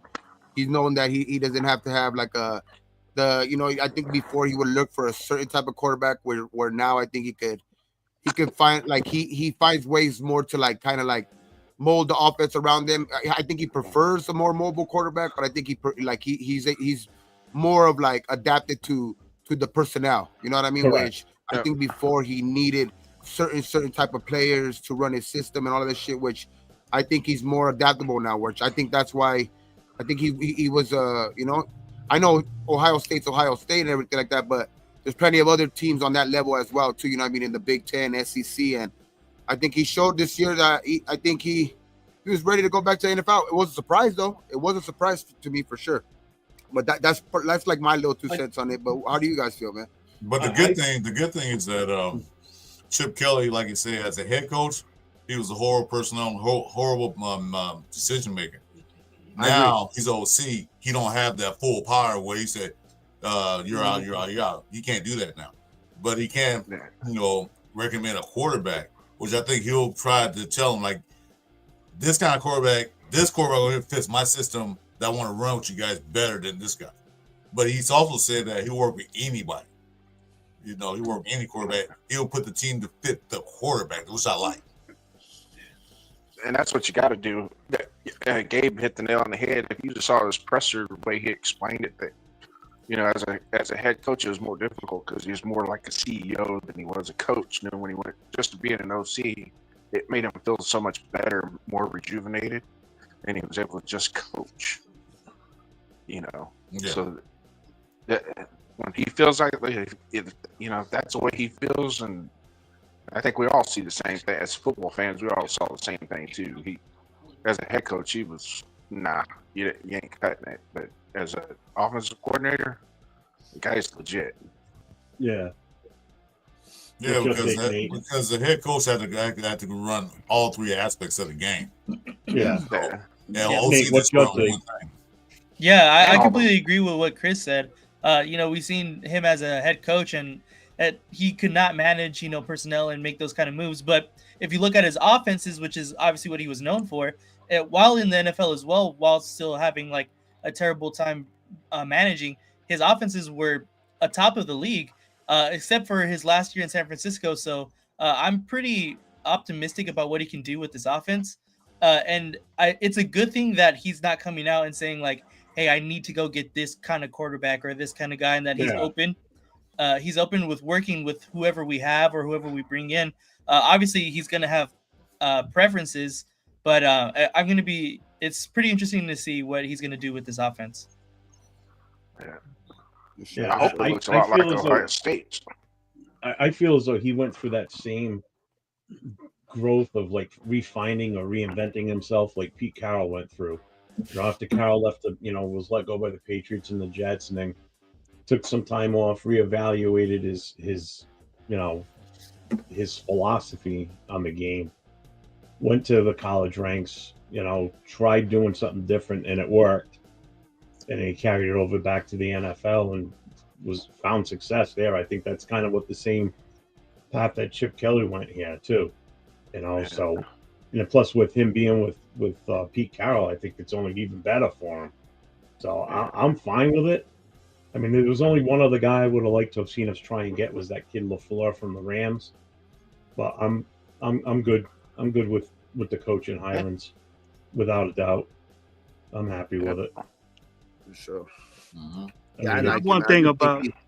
Go ahead, Gary.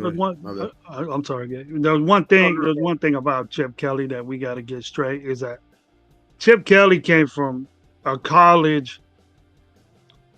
If you're thinking bad about Chip Kelly, listen here, because he's a different guy now because he hasn't been coaching in the NFL, so he learned. he came in 2013 to coach the Philadelphia, and it was he brought that offense to the NFL, and the NFL wasn't ready for it yet. It was way before. It was way before Kingsbury came with his, almost like the same. But he had, you know, he worked with Kyler Murray, and then it became successful for a little while. Then it went bad, and then he got fired. Same thing happened with Chip Kelly in Philly, but he had, you know, when you look at his situation, that those guys that he had were kind of assholes to him. You know, they didn't want to play for him. Andy Reid was there, and then it was he went into a tough situation, especially bringing a new offense to the NFL and trying to put it in. And now he realized that NFL is a little slower. It's a little bit.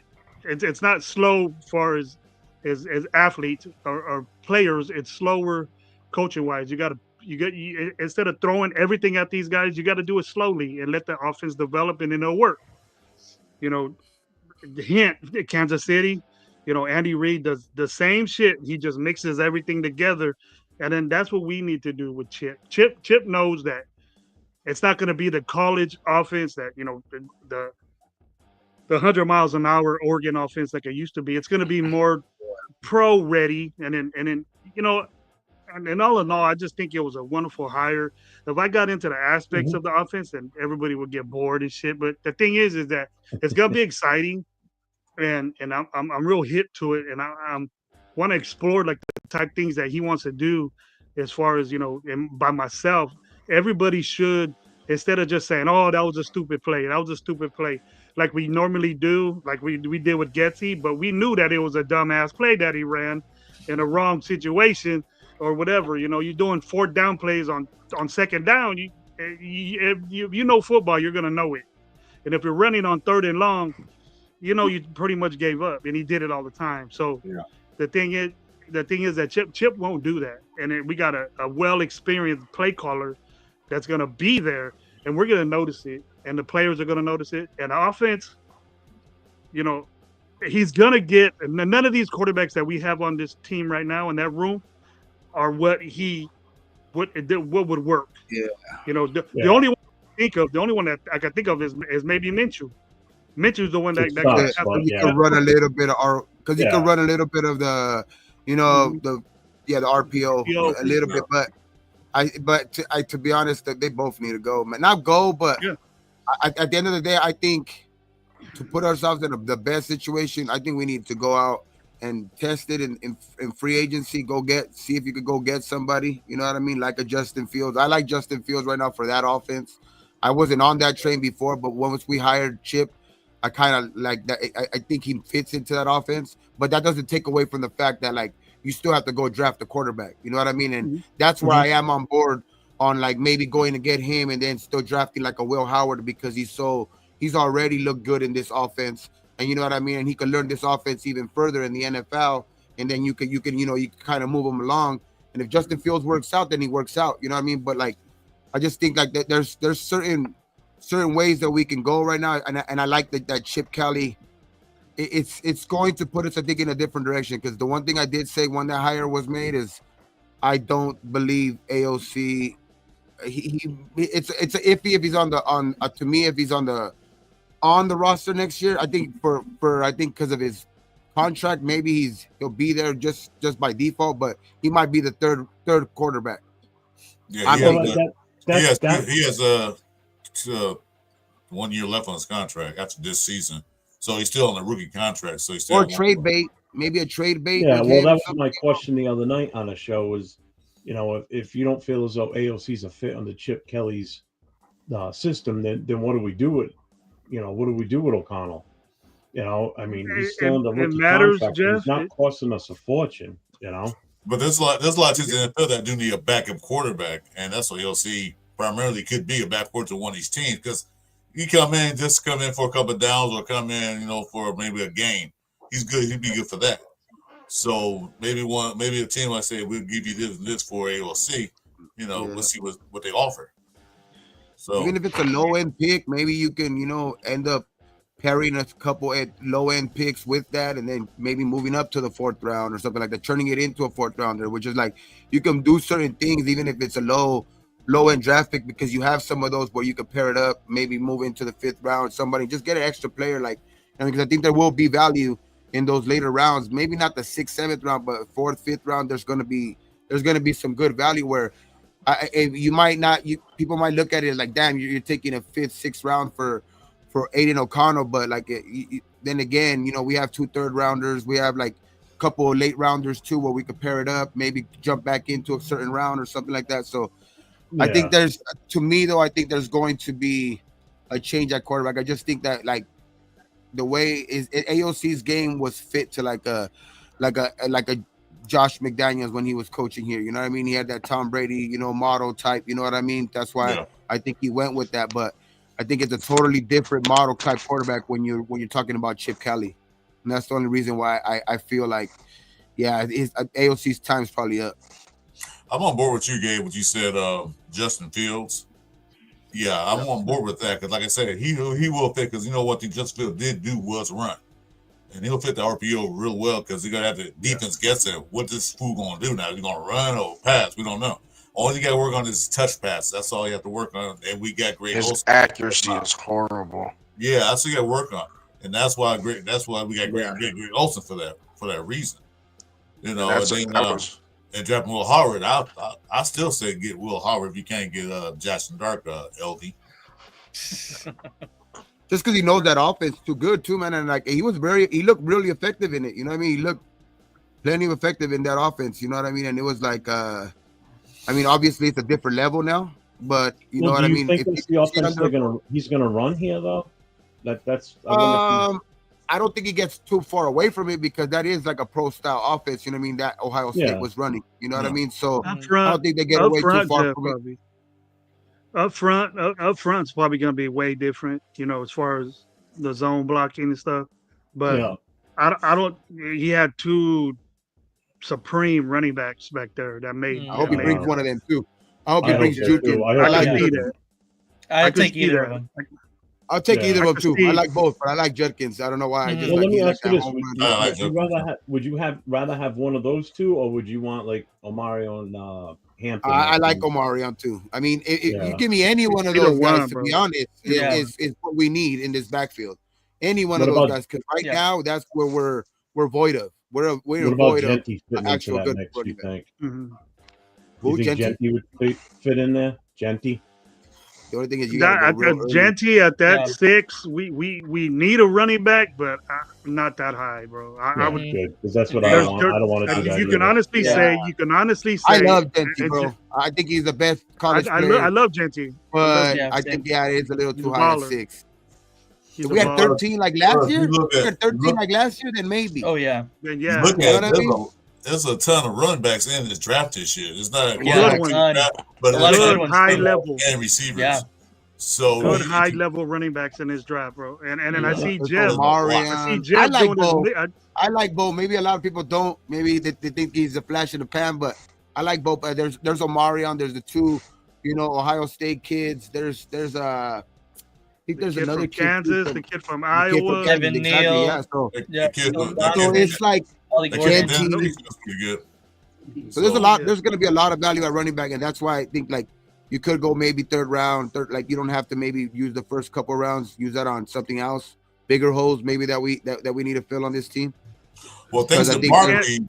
Thanks to Barkley, these teams going to be going after running backs. Thanks to Shaquan Barkley, he brought the running back in the picture. We can't neglect that position.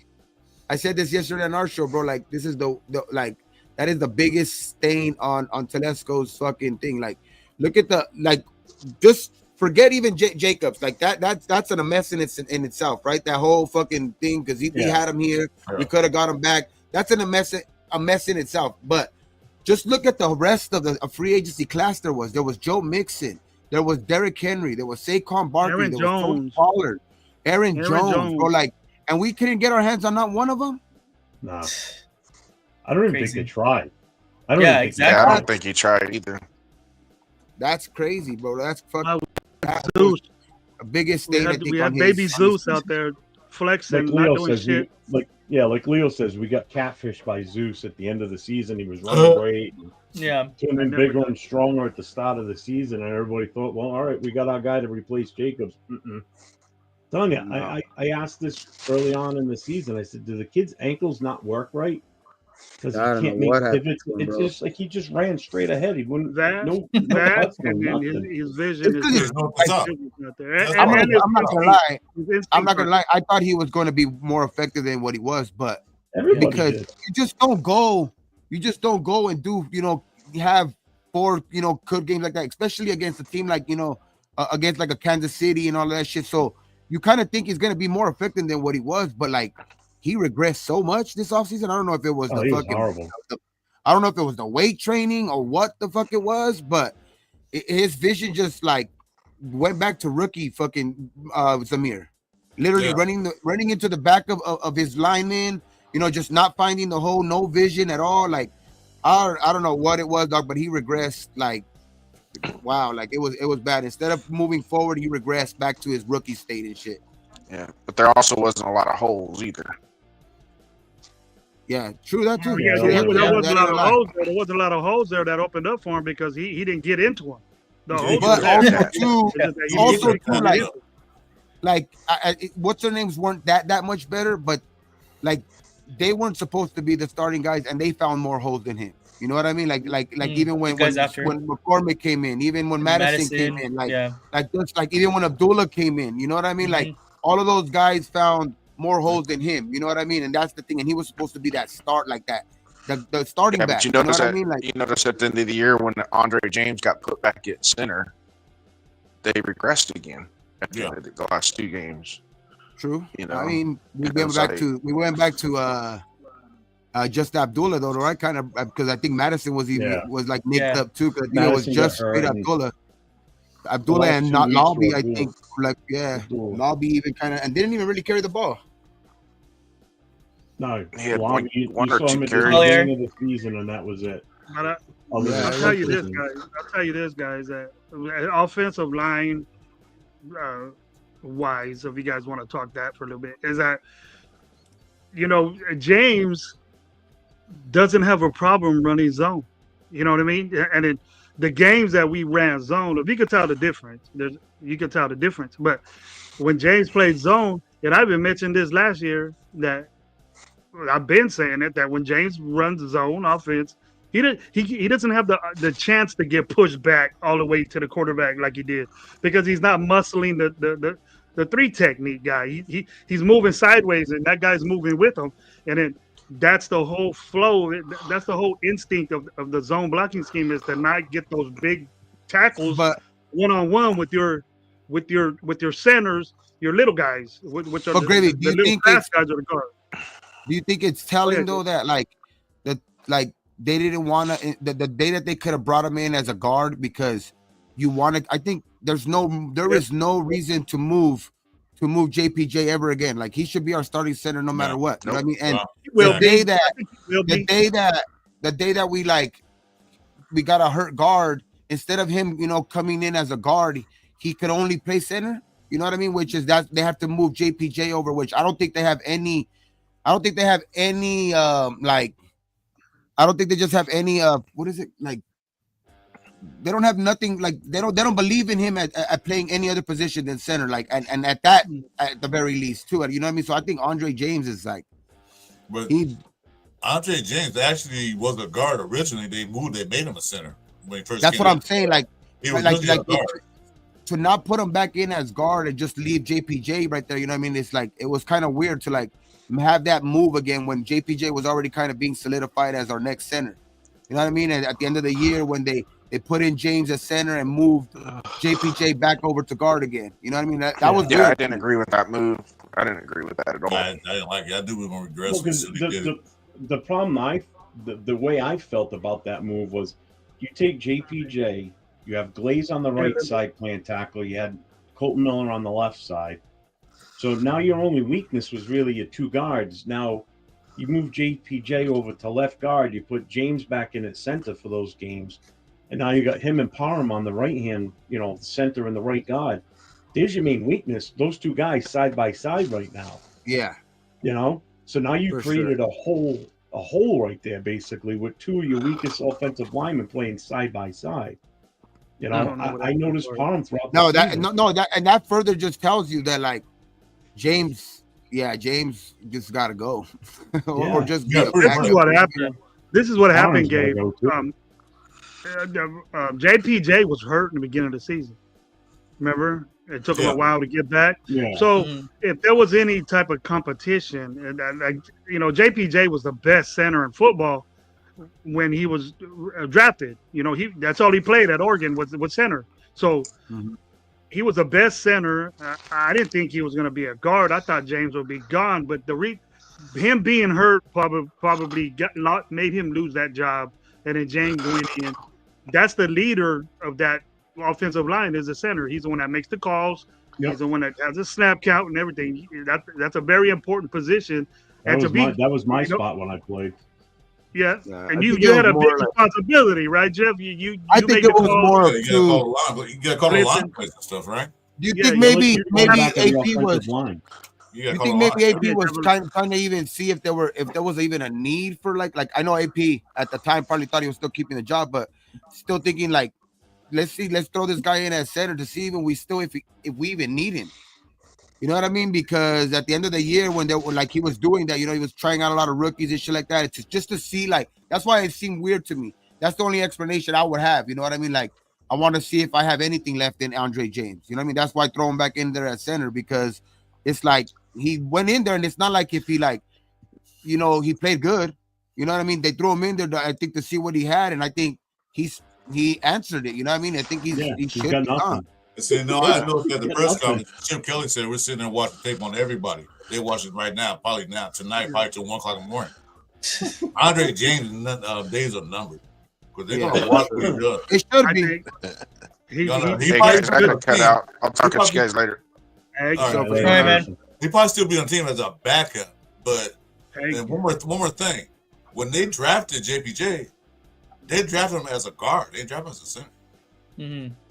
So they said, well, he's a good guard too. He pulls good too. So but Yeah, I mean, he's a standard guard for the zone.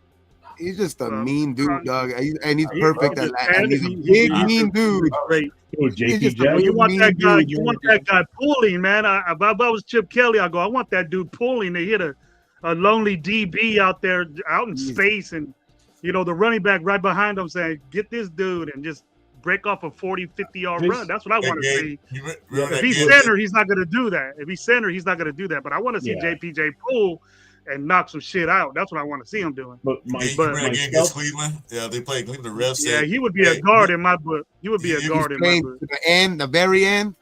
the refs say, "Hey, your Right? guy's Ain't playing nothing wrong too with that. rough. You got to slow him down a little bit." Like, Ain't nothing wrong with that, bro. too rough. Throw a flag. Like there. he was borderline playing a little bit past the whistle. You know, Yeah. like he was. yeah, like if the ref comes up to I me like and says it. that about my guy and says, "Hey, he needs to not be so aggressive," I'll be like, "Did he do something after the whistle? No. Then what's the All right, problem? then. What's the problem? Yeah. Did he get a penalty? Exactly. No. Then we're Was it good." between the lines? Then you look Was it at- between yep. the lines? Yeah. All right then. And that's when you look at him and go, "Keep doing what you're doing because that's the attitude we need on this Yes, team." exactly. This Hell yeah. goes back to the days of Get another was one like used him. to. Get another one Used to. exactly Gray like him. Zabel. Gray Zabel reminds me so much of bro.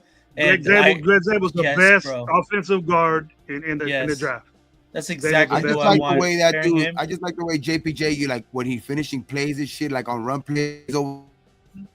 He's jumping over the He's the fucking first one pile to the trying running to get back, that bro. last block in. You know what I mean? Like, Yep. Yeah, hell He's the yeah. first one to the running that's- back. He's the first one that's to the what I running wanna back. see, I'm man. just gonna That's what I say wanna that see. as a former offensive lineman and center myself, when I watch these games, I tend to key in on the offensive line. Like a lot of people watch the ball and the skills plays.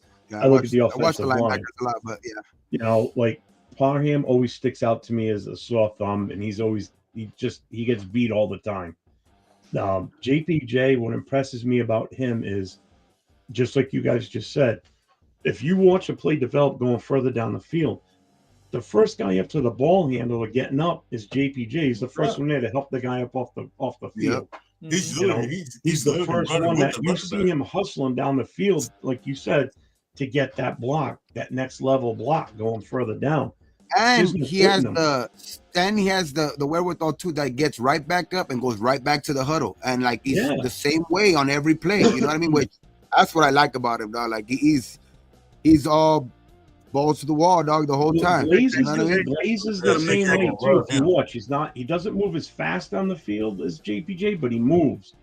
Parham, if you watch him, he's like a statue. As soon as the ball carrier gets past him, he doesn't move. Yeah.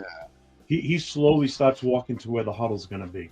He JPJ gives runs up. full speed Like down the field. if he doesn't win the rep, like what I see about Parham, if he don't win the rep like right away, sometimes he'll give up. Like he tends to like just like kind of like let the dude kind of like pass, and that's what like kind of like because when he is there and he wins reps. You know what I mean? He looks good, but then like there's other plays where like it's not. I don't think it's taking off plays, but it's just like he might get beat a little bit and like he'll like.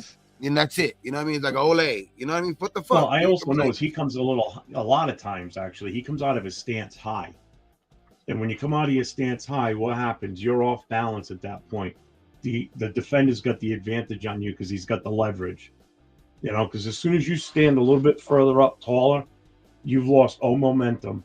And you watch how many times where he's bent over backwards trying to defend the guy because he's so off balance. He lost the leverage already. Center of gravity. Yeah. You know, I think watch him on his plays sometimes. It's so obvious, and I just sit there and watch. But and I'm like, the thing is, though, Jeff, when you do the zone, I don't know. Back in the day, we did zone blocking wasn't even when we played high school ball or in college ball or anything. There wasn't no zone block. It's just head up. You reach block. You reach block. You know, you did everything. Whoever was good in the weight room, that's who good. That's who ran the ball the best. You know what I mean? So nowadays they understand spacing. They understand, leverage. They understand all this. It's a physics lab when you look at a play being developed as far as the offensive line is concerned. But see, Parham isn't good at zone blocking. You know, that's why Whitehair was in there a lot, because Whitehair has the leverage. He's a bigger, wider guy than Parham. Parham's a little. He's not super big as a guard, but he's a tackle. Yeah, he's a tackle that got thrown in to be a guard. You know, him and Mumford were both tackles. So I don't know what happened to Mumford, but I don't even know what happened to Parham. He had a terrible year last year. I was hyped up for Parham. I thought he might blend in real good and be a starter. He was, but that's all we had. And then Whitehair took his job. So, we got to make an effort to get somebody good. You know, we got to pay money for those guards now, because the way the NFL is turning to be, the way the NFL is now with these quarterbacks that are running, these quarterbacks that are design runs, over the guards. And then you're seeing a lot of, tackles blocking inside, which they never do. They block down, and then the guard's the one getting the outside guy, and he's in space hitting these little DBs. They love that shit. So who's gonna deny that? And then any running back, that's good can see that and just take it to the perimeter. That's what Chip Kelly wants to do. He wants to be fast and get you in the perimeter so you can break one. And then his design line play in the zone, because you really can't design plays and be doing power, but except for power runs, and we all know what those are. Everybody knows what a counter, gap play, power play, toss, outside sweep, all that junk. But it's very different when you run an RPO. The quarterback can keep the ball, fullback can get the ball, you can pitch it outside. The 3 diversions from the defense that he has to worry about. So you need a quarterback that's gonna make you worry about that. If O'Connell's in there, you ain't gonna be worried about him running the football, right? Or you ain't gonna, oh man, this slow poke, the linebacker will hit him right off the bat. Then that takes away from the fullback. That takes it. He's not fast enough to do the pitch. So that answers the question that O'Connell won't work in this. Minshew, it might, but we got to go get a free agent that could do this for as long as Pete Carroll wants to be there, because he said this ain't no rebuild, or this ain't no. I ain't going no 4 and something again. We're gonna improve. So that the guys that we have there that ain't his cup of tea right there. So No, I know we're gonna get a veteran. We're gonna get a young guy. So it's gonna cost money, and then that's very important that we do that. And we do that before we get a free agent, a good one that could do this. I'm not gonna be worried about what quarterback we get later on. You know, I don't care who it is. I'll go with any of these guys that are out there. But as long as they get top well, and then Olsen's a good coach. You know, I hear a lot of feedback negative on him. I don't know why. There's a reason why he always has a job in the NFL. He was a bad player for NFL. He called some sketchy players back in the day. But he's a brooding guy. As long as he's sticking to just like developing and stuff like that, it's cool. Like that's why I say like sometimes these guys go over what they need to be doing. Like he shouldn't have been calling plays. You know what I mean? Like he wasn't meant to be an offensive coordinator and shit like that. You know what I mean? So yeah, I think like he's more into that role of, you know, developing the quarterback and, you know, getting him to in the right state of mind, you know, getting that building that confidence, you know what I mean, and shit like that, but building right habits. But I like the way that we like kind of build our staff, you know what I mean, where you kind of have the guy at the top that's been the most successful and keeps that loose atmosphere with, you know what I mean, that compete type atmosphere. Like you hear it, you know, that compete, that the every Thursday is compete and shit like that, where he makes everybody compete, you know what I mean? So it's like, yeah, having that guy at the head of the snake, I think it's going to kind of set the tone to where I think all the other guys, I think the other guys are like, especially Patrick Graham, he's cool, you know what I mean? Like he's always been cool, you know what I mean? Like a cool type character, you know what I mean? To where I think, and the familiarity with this defense, I think he gets some of these key guys that we need to re-sign. I think he's going to be important in that, you know what I mean, in that room, you know what I mean? I think like the Morrigs, the Spillanes, you know what I mean? Like those two guys, Adam Butlers, you know what I mean? Those guys are going to be, I think it's going to be important for them. I think it was important for them, for Patrick Graham getting this job again, and that might be good for us, definitely. You know what I mean? Once it comes free, we would have lost some of those guys for sure, without a doubt. They would have gone and signed somewhere else. They probably would have followed him wherever he went. To be honest with you, true. They would have tried to hook up with that team because they already know his scheme. They already know his schemes. They know how they set up defense. You know, if he calls a defensive play, they know exactly what to do. Nothing gets like Shelby here or Shelby there. You know, so it works fine. I'm on the show with Nate 2 times a week, right? I'm on the Raider Connection, which Gravy, you were on with us last week. And then him and I do a show, Raiders Coast to Coast, on Thursday nights. Nate, how often do I rip on Parham during this? Oh, bro, season? Legitimately at least 5 times a show. So 10 times a week. I mean, who's right the now, offensive tackle the guard we want to get? Who is it? Gray Zabel? Zabel. Is that you talking about? No, free agent. Sorry, free agent. Chase Smith. Yeah, Chase Smith. Yeah. Yeah. Hell yeah. Yep. That's gonna be about 20-something million right there. For that. Yeah, that's why I'm against winning against any quarterback. It's worth it. It's anything. We got the money. Yeah, exactly. Gabe knows that. Gabe knows that. We pick an offensive lineman at 6, I'm gonna say yes, and everybody's gonna be going, "What the hell?" I'm gonna say, "Yeah." I'm just like that. But that's what I'm saying. Like, it depends. All depends. The draft. That's why it's more down the line. Like, it all depends on free agency pans out, because we can go get a quarterback and a running back in free agency. I don't think that there's gonna be enough talent in the running back pool to where we can just go and say that that's going to be the only guy that we get, even if we do get a guy in free agency. But even if we do get an Aaron Jones or something like that, you still got to draft a guy for the future regardly. You know what I mean? So, I wouldn't be surprised if we grab 2 running backs out of this draft. I mean, that's what I'm saying. Like, let's go.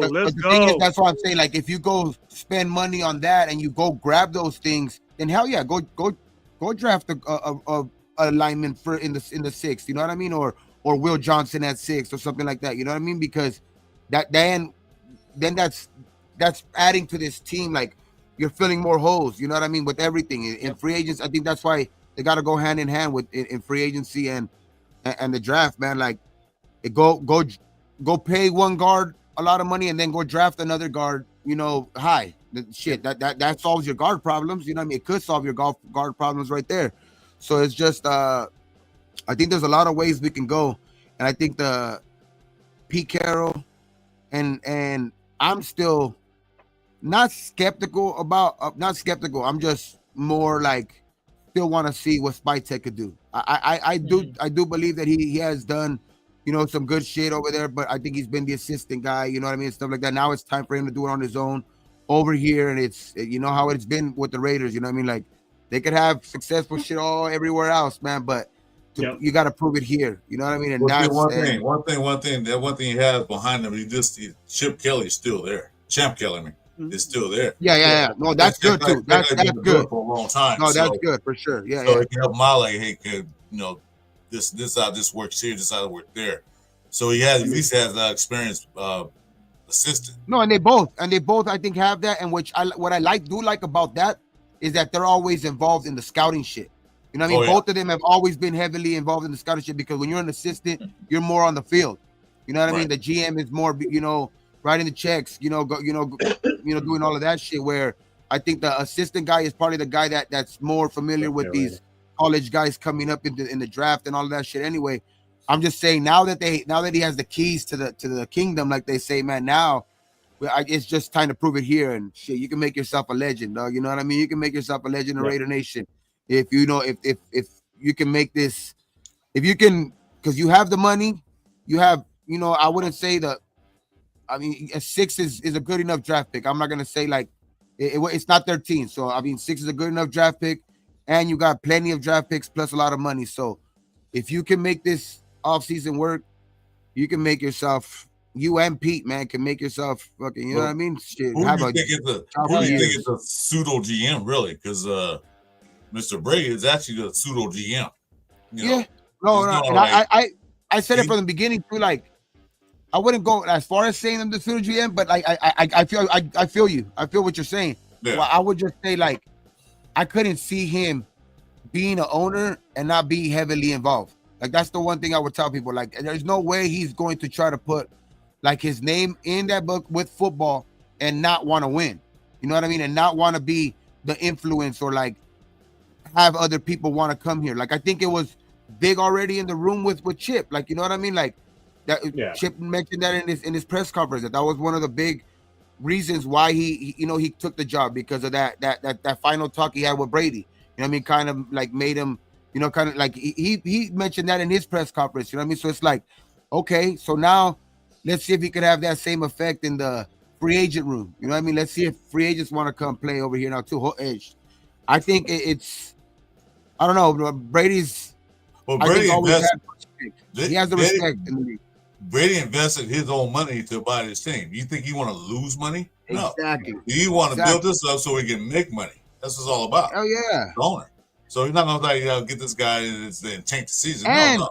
And if you can make this a winner, a part of your team too, where this team has been, you know, kind of, you know, below the radar, and I would just say straight out mediocre or less even for the last 20 years, you know what I mean? So if you can add money plus add that to your legacy, that you won as a fucking the most winningest player, and you become a winning executive or owner, like it's just that's what these guys that have played these type of sports and all of this shit, that's all they know, competition, and they want to be the best at whatever they're doing.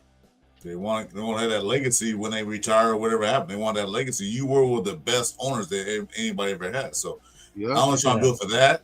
But like I said, I know he don't want to lose money. He want to fill the seats up with Raider people, not these cheap Kansas City cheap people and them guys called. You know, I want to see more black, silver, and black in the stands. For sure. Yep. Yeah. Let me ask Gravy and Gabe. I mean, you know, I got a question for you guys. What is your feeling on us trading up into the first round to get one of those two quarterbacks? Are you for it, against it, or what's your alternative? You want to go, Gabe, or I would, you know what I'm going to say? I would just say like no, just because I think there's too many good players to where I think there's a very good possibility one of those guys are going to be there anyway, where you're going to have your pick between, do you want to upgrade your cornerback room? Do you want to upgrade your quarterback room? Do you want to upgrade this? So I think at that point at 6, that's why I'm saying like it's a good enough tip pick to where I think you're gonna have. I would say one of those 2 guys I think is gonna still be there for some reason. I have a feeling. You know what I mean? Maybe I'm crazy because I said the same shit last year. I said that there wouldn't be, more than this many quarterbacks going in the fucking top 15. So I was like, I really thought we were going to get one. So I got blown out of the water by pick number 8. I just see the teams in front of us. I don't know, man. I just see and then the players that there's available too, like I wouldn't say Genty, but dude for Colorado with Heisman, man. What's his fucking Travis Hunter? Travis Hunter, Abdul Carter, the guy that we're talking about earlier, the other guy that we're saying is even probably a better prospect than Hunter. You know what I mean? Then I think one of the quarterbacks might go, which I think that's why we're going to have. I would bet on it, maybe something falling in our lap and being comfortable if it doesn't and grabbing the next best thing. You know what I mean? Yeah. Like a Will Johnson or somebody else. Well, I agree that the guys that are going to fall to 6 anyway are probably better at their position than the quarterbacks that are at the top of the draft right now anyway. So it's probably better in our best interest to do it anyway, to pick a non-quarterback that high either way. Good facts, for sure. My response, Jeff, for that is go for it. I said Let's say no. It would be the most Raiderish thing, and the most. I know it was in an old regime, but we were there already at number 1, bro. So, how much of an idiot you would be when you were there already, and then you won some games and ended up to where you're at? I just see it as that. If we did that, I would say we're the dumbest freaking. You know what I mean? Because we were there already. Yeah. And we and the only reason why that Shedeur Sanders was picked number 1 in that draft, because we were the number 1 pick. That's the only reason why Shedeur was there. Now Shedeur, I see mock drafts, he's falling to us. Yep. We didn't even take him, and he went 19th. That's what I say. That's what I'm saying. You know what I mean? So one of them is going to be there. Get the best guy there that could plug a hole for us fast. That's what we need to do. It was. I will say this though. Hey, I will say this though. If they get word, 6, you say don't take him. Is that what you're saying? So if he falls to number 6, you're saying to pass on him and go with someone else, like say Mason. No, I would take him. At that point, I would take him. I said it earlier. I guarantee you, if Sanders falls number 6, the Raiders going to take him. Yeah. If he's there, you take him. They're gonna take him. Yeah, if he falls to your lap and you're able to, you are like, I would say for another situation, you pass on him. You know what I mean? Because you might need something different. But we are in desperate need of a quarterback to where I think that's not. I mean, at 6, you know what I mean? He's not a top 5 quarterback. Obviously, he's still a top 10 quarterback. It's gonna be a reach, though. I'm going to say it's a reach. I'm going to say if we get Shedeur Sanders at 6, it's a reach. I'm going to say that. And then I'm not going to get pissed. We got our quarterback, and we basically got what everybody wanted. So everybody's going to be happy. But until he shits the bed and he's a bust. I'll tell you this, though, if we trade up and go, even if we trade up for Shedeur, if we trade up for Cam Ward, whoever it is, if we go up and trade up, and it works out, then it doesn't matter how many first-round picks we trade for it or anything, dog. It's going to be the best trade ever. You know what I mean? So it all depends on just what how he works out. How he works out. But the smart GM thing to do, Gabe, is to you don't want to lose the best player. Okay, if Shedeur Sanders falls, right, and then Mason Graham is there. Abdul Carter is there. Genty's there. The corner's there. Yeah, Will Johnson. You know what I mean? Will Johnson. We need a corner. We need a quarterback, and T-Mac's there. We need a receiver. We need a quarterback that's guaranteed. But I don't know, bro. They probably would get Shedeur. Because I think Tom Brady will get involved because get our guy. Maybe with that, that's a good point. But I don't know how that would fit into. I think I think the better guy that would fit into his system is actually Cam Ward. Yeah, Fit agreed. into Chip Kelly's system. I think Cam Ward will fit into that system better. You know what I mean? But Or that I kid don't from know. I Oregon. think Cam Ward. That little I think man Cam from Ward Oregon. is really- Probably. Dylan Dylan Gabriel. Gabriel. Come on, Dylan Gabriel. That's later. That's later though. That's Way later. later, yeah. You could get He's you just could get small. you could get better at the positions of need. You know Accurate, that. though. See, like we Accurate Yeah. as hell. Yeah. say like we lose. You know, Adam. What's his name? You know, say like we lose him, the tackle, and then we got to get another tackle. So Adam Butler. Butler. Adam Butler. What if you know? What if Adam Butler don't come back? What if Morrig don't come back? Those are key positions that we need to fill immediately because there's no backup. Who's gonna back up Morrig right now? You know, he's a free agent. So Trey Taylor. Yeah. Trey Taylor. Well, you don't know what he can do because he never really played. Hey, what happened? There's a reason for that. Chris? There's a reason for that, What happened Chris. to, There's a reason for Chris, that. the other guy, Christopher Chris Smith. right? No, Chris Smith. Smith, Chris right? Smith. I was on Chris Smith, bro. I was on Chris Smith. I Georgia was guy. Like, man, why is this? I mean, Why is this I guy don't know where playing? he was at. I don't know where. I think he was on the practice squad.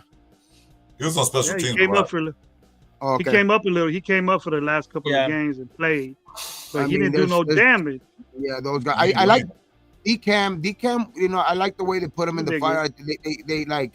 They kind of like baptized him by Tough fire. guy. You know, what I mean, he got burned a Yeah. lot of times, but he showed that. He You got know what I better. mean? He's physical. He's physical. He's fast. And if he could just hone that all that shit and get coached up, I think he could be a good corner, man. I think we got two up and coming cornerbacks. You got Yeah. what's the name? Bennett. Cameron Jacorian and Bennett. Jacorian Bennett. Jacorian. Corey Bennett. Yeah, until Oh, he yeah. got hurt. He was really playing well. Until he got Yeah, hurt. he was playing like shit. Like he was playing like a brand new player, man. Like he was nothing like his rookie year. Like he was a totally different person. Yeah, well, they threw More fire his physical, rookie year. yeah, more physical, fast. He finally was using his speed, his you know his big frame. You know what I mean? Like he was using that shit. Like he wasn't doing that shit in his rookie year. Like he was already more physically, you know, bigger than the guys that they was going across. But as a rookie, I just think that I don't know if it was that respect thing or I don't know what it was, but I think he had a good offseason and he put it together, man. Like I just think if he can make that jump even further, like I think he could be a really, really good corner because he's got the speed, got the size, he can play physical. You know what I mean? Like I like Jacorian. Hopefully he can stay on the field. And knowing Jacorian Pete is Carroll, he too likes physical. those big physical DBs. He loves Yep. those big physical DBs. Will Man, Johnson he- right there. Right? Will Johnson He's a right USB there. Will like- Johnson's Yeah. better than both of them. Will Johnson is Will better Johnson than JB. is a deep and- and right off the Yeah, bat. he's a typical Pete Carroll guy. That's a guy. that That's you what I'm love. saying. If we go That's get like a PSG, guy right? like, if we don't go address the quarterback room in free agency, then that's what I'm saying. Like it all depends on what you do in free agency. Because if you don't go address the quarterback room, I'm definitely going Shador Sanders in that position at 6. Yeah, that's Only if it's that.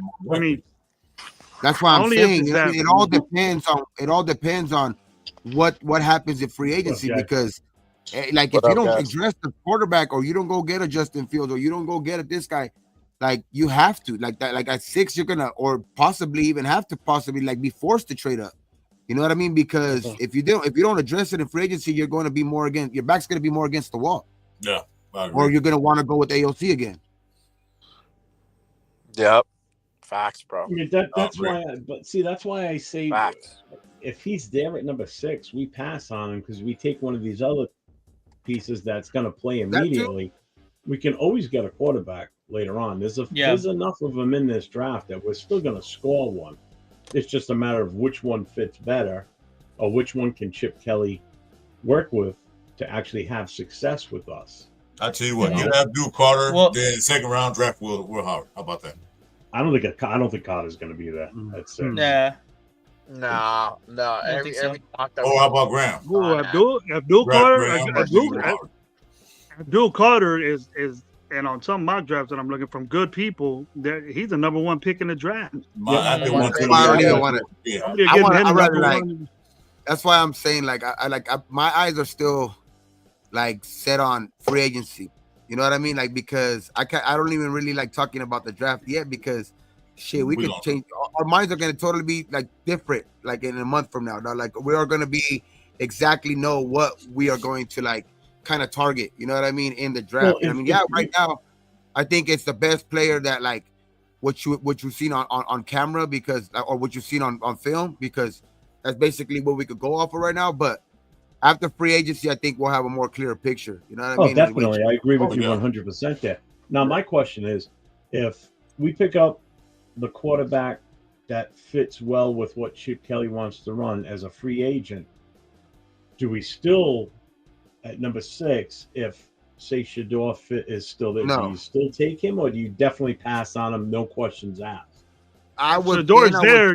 Shador's there. You got to get him. You got to get him. That's what I'm saying. Like you're saying, like if somebody like that comes in and is maybe not going to be like a Kirk Cousins that's going to leave in a year or something like that. Like no, like then, so it's going to be the bridge. I mean, do you go for Shador or do you hold off and go a different route with that number 6 pick, or do you maybe the only way you go with a different route? Quarterback?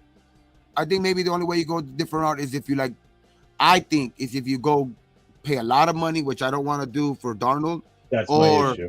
Or if you go like if you can go get a deal for Justin Fields. Yeah. I think that's probably the only two situations where I would probably be not at 6. Yeah, he's there. If he falls to us at 6, we're gonna get him. They're gonna take him. I don't care who frees they get, Justin Field or anybody. If Shador Sanders fall number 6, they're guaranteed gonna get him. Because when's the last time they got a quarterback? I get what you're saying, Gravy, as far as if he falls to us, take him. But I already know that that's not who you want to take at number 6. It's definitely not who I want to take at number 6. Gravy don't want number 6. Because I know. I like you know what? I semi agreed. Me and Gabe used to go at it last year about he wanted to give up the whole draft and get Jaden Daniels. I go, nah, man. Then you know, homeboy Telesco probably would have got fired already because we would have gave up so much. He would have needed to work. He would have needed. Do you think he would have got fired? Wait, do you think he would have got fired if he would have actually paid attention and given in to Jacobs and giving up the draft for Jaden Daniels? You think we would be in the same position right now? No. I don't even care about if we got Jaden Daniels or not. I'm more pissed off because we lost Jacobs.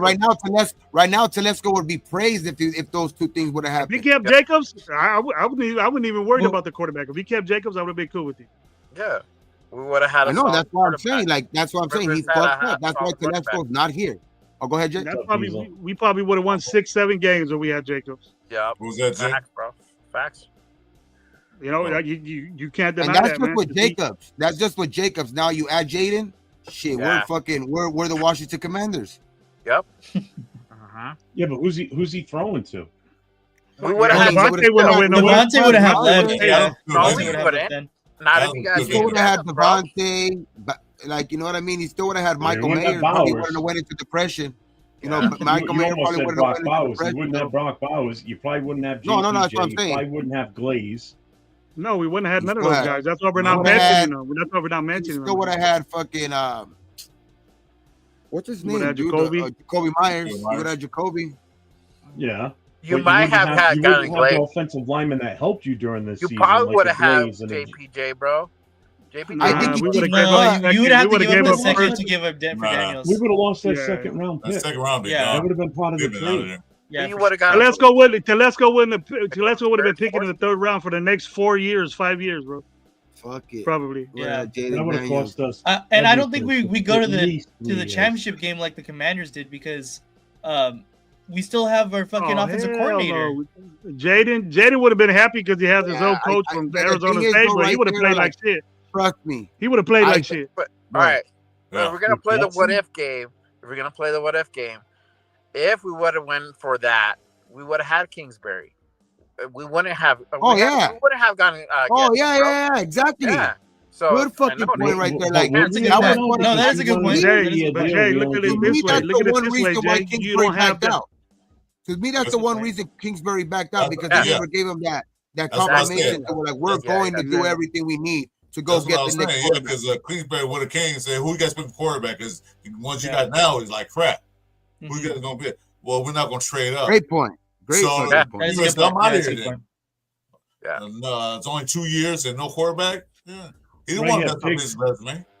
Look at Pig's comment. Jaden would have got rocked behind our O line, and he's absolutely right. With that O line we have, forget it. Nah, man, I think that O line would have played better for him. Yeah. Because Yeah. that offensive, you got to think about it like this. Type of Jeff, quarterback. when you played football, you were in the offensive line. If you had confidence, you tore everybody up, right? Oh, but you even seen the times No where one guys can have- get in front of you and beat your ass. And But if you you still got would've got- confidence and you're on offensive lineman, you're No. gonna attack that dude as much as And you I'll can. tell you this too, That's the way Jaden Daniels football made is. that Washington Commanders line look a lot better than they were too. You know what I mean? Like that's because Yeah, you there was a got lot some- of plays. you There's got some a lot of assholes spamming instances. on your channel. There's a lot of They've been together instances longer. where there's a lot of Washington's line instances been together where longer. what I mean though is that there was a lot of instances where there was free blitzes and shit like that, but he was spinning out of them. He was creating the play. You know what I mean? To where maybe he struggles a little bit more, but he definitely creates more plays behind this line than O'Connell can, than Minshew can. You know what I mean? That's all I'm saying. I'm not saying like I probably maybe Washington line is better. I'm just saying like that he would have made more plays behind this line one way or another. But also too, the line is better because Kingsbury's there. And if we would have came here, the scheme would have been different. And that's the thing. We ran Getsy's scheme from till he got fired. And then once Norv and Scott came in, they started being more effective. Philbin, and improved. It didn't improve a whole lot, but it did improve. Effective. It got more effective. At least an It got more effective running game. Yeah, it was an effective running game, not a non-existent running game. Yeah. Exactly. Yeah. Exactly. Jay, you got somebody spamming a bunch of stupid shit on your from your hold channel. on. Let me go on. I can't do anything. You from guys my got a end. lot of different teams in this chat. A lot of different. Yeah, we get a lot of Chiefs fans. and Chiefs and they're not Chargers. talking stuff. They ain't worse What? than any other guy. I'll just say this though. Like I think that Some of them are actually pretty cool. Yeah. Yeah, but no Chargers I'll just fans say- have that playoff loss, so they're gone. I just say that this year's different though now. Like I know that's all woulda, coulda, shoulda. You know what I mean back then. Yeah. But I think now, I think for sure the guys that they brought in know the situation that they're coming into now. Like I think last year they were hopeful of a lot of shit with AOC, and I think they are gonna learn off of the previous regime's mistakes. And you know what I mean. I think, and I just think that they know that in order to win here, they're going to have to really, look at the backfield at the most. You know what I mean? Because obviously the offensive line is important.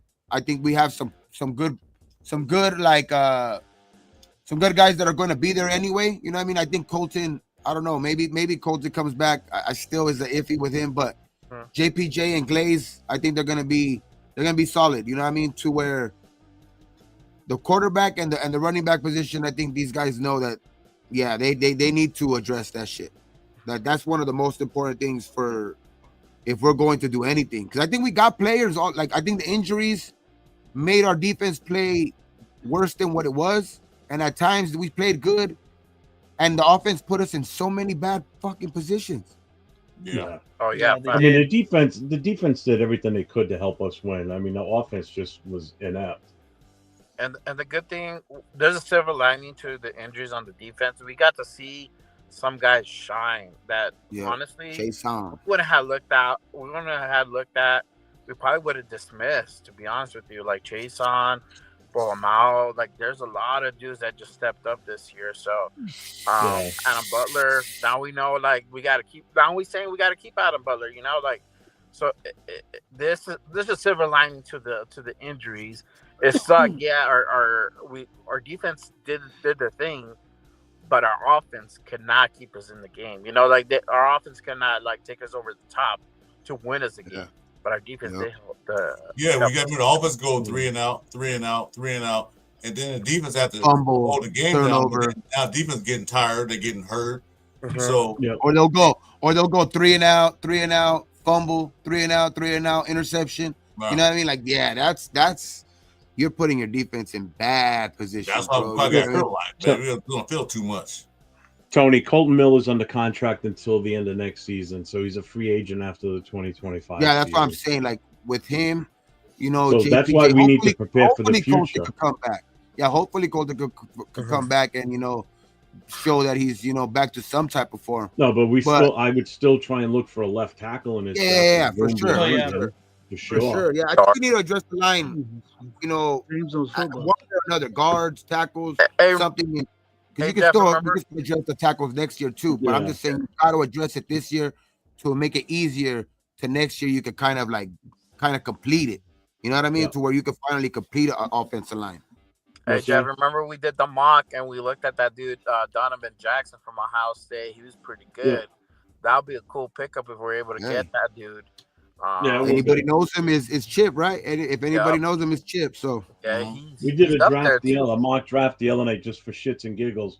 We had Howard. Did we have both their running backs? We got both their running backs. We had both their running backs. We had one of their offensive linemen. I mean, we were like the Las Vegas Buckeyes. There were so many. Hey, bro, on the team. It was I wouldn't even be against that, to be honest, because because they're all good. All of those motherfuckers that you just named are actually good. You know what I mean? Like, if you could get Will Howard and all of those guys, if you could get Will Howard like later, and you can still get all those other guys like early, like that shit would be good because you're going to a guy that you guys are familiar with it. You know what I mean? YouTube. Who is that? That's my barber. So it's just, you know what I mean? I just think that it's like I wouldn't mind it. I definitely think they go a different route, but I wouldn't mind a couple players from Ohio State. Shit, they're good enough. They won the national championship, right? Yeah, you see what the Georgia. Hey, you see what the Georgia guys are doing in fucking Philadelphia? Oh shit! Yeah, they're lighting it up over there. Yeah. They have the Georgia defensive line. Yep, they're the reason they're going to win the Super Bowl. That defensive line is going to have a field day. With Nolan Smith, fucking, they got what's his name? With the one we should have had instead of fucking Tyree. You know what I mean? Jalen Carter. And then they even got the guy before him, the guy that went the year before him, who was supposed to, he's a big motherfucker. He's almost 400 pounds. Oh yeah. What's his name? I forget his name, but he was good. Like, bro, he's good as fuck too. Like, it's like they got a defensive line that's gonna make it tough for Kansas City this weekend. Yeah, Mahomes ain't even gonna get touched that game. Yeah, probably not. All right. Oh, if he does, probably gonna call flag. Be a flag, yeah. Personal He ain't foul. gonna get sacked not one time. You know what I'm saying? Personal foul. This guy winked at home. I hate to say it. I hate to say it, fellas, but Jalen's going to. Yeah. Jalen Carter is going to attack the weakness. All right, Jay. Once I think Jalen Carter then for I'm sure back will attack the home. weakness. All right. I'll be All right. back, y'all. For sure. All right, Jay. Good talking to you, brother. For sure. Because they said this. I think I just heard yesterday or today. I think their starting guard is not playing for Kansas City, which that guy I guess has struggled a lot. The guy that's coming in for them as guard, and they expect Jalen Carter to literally line up against him 80% of the time on this game. I think Jalen Carter is going to cause some fucking disruption in this game. But Gabe, they moving Tooney to guard. Yeah, but instead of a guard can only guard all pro left tackle. All pro left tackle is going to play guard for the Super Bowl. No, I know, but the guy that's playing the other guard position is the one that they're saying that he's going to when the offensive line comes out, they're going to come out and be at right guard, left guard. Like Jalen Carter is going to line up wherever he feels the weak spots at. He's not going to go line up against Tooney. He's just going to go to the other side, the right side if he has to. He ain't gonna touch Mahomes. Okay, I think he does. I mean, we got to him 5 times in a game, so that's why I have hope for Philly's going to be able to get through them. I think Super Bowl, bro. It's a Super Bowl. You don't think that lines ain't dialed up? It all depends on who's more dialed up because play positions they don't normally play. Well, number one defense. Injury. I think the Eagles defense is fired up because they're tired of hearing about Mahomes this, Mahomes that. Because number one defense, they got cheated by the Chiefs and rest. And this game, I think scrutinized. You watch. Like people are going to be watching to see what the refs do in this game. I don't know why, they bro. are. I have a feeling. I don't know why. Like, I know people are saying, like, some people are saying Kansas City is just too good to get, blown out. I have a feeling Philly's going to fucking do a number on them. If they run the ball right, if they run the ball correctly, I think they are. But I think nobody's been able to don't stop want Saquon. Hurts. I think they're going to be, and they're not going to be the exception.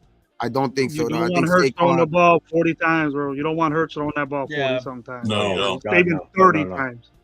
I think they do a number on Kansas City this weekend. Though. I don't know why. I have a I feeling. hope you're right. I think if Saquon gets anywhere between 20 to 25 carries, they're winning that game. Because Like number one, last that year means with the they're Niners taking and a them. lot of time off the clock too. Like the last year with the Niners and them, like as good as McCaffrey was and all of that shit, you see KC was more dominant and shit like that. And like you see, I don't know, like the way that Philadelphia is playing this year and like the way that they played in these playoffs, dog, like Saquon's on a mission. Yeah, You got that ism in. You got that ism. Yeah, bro. And I don't know. I don't know if KC is ready for that. Well, 49ers, Well, the the problem was offensive against the line. Chiefs was that the 49ers were actually beating them.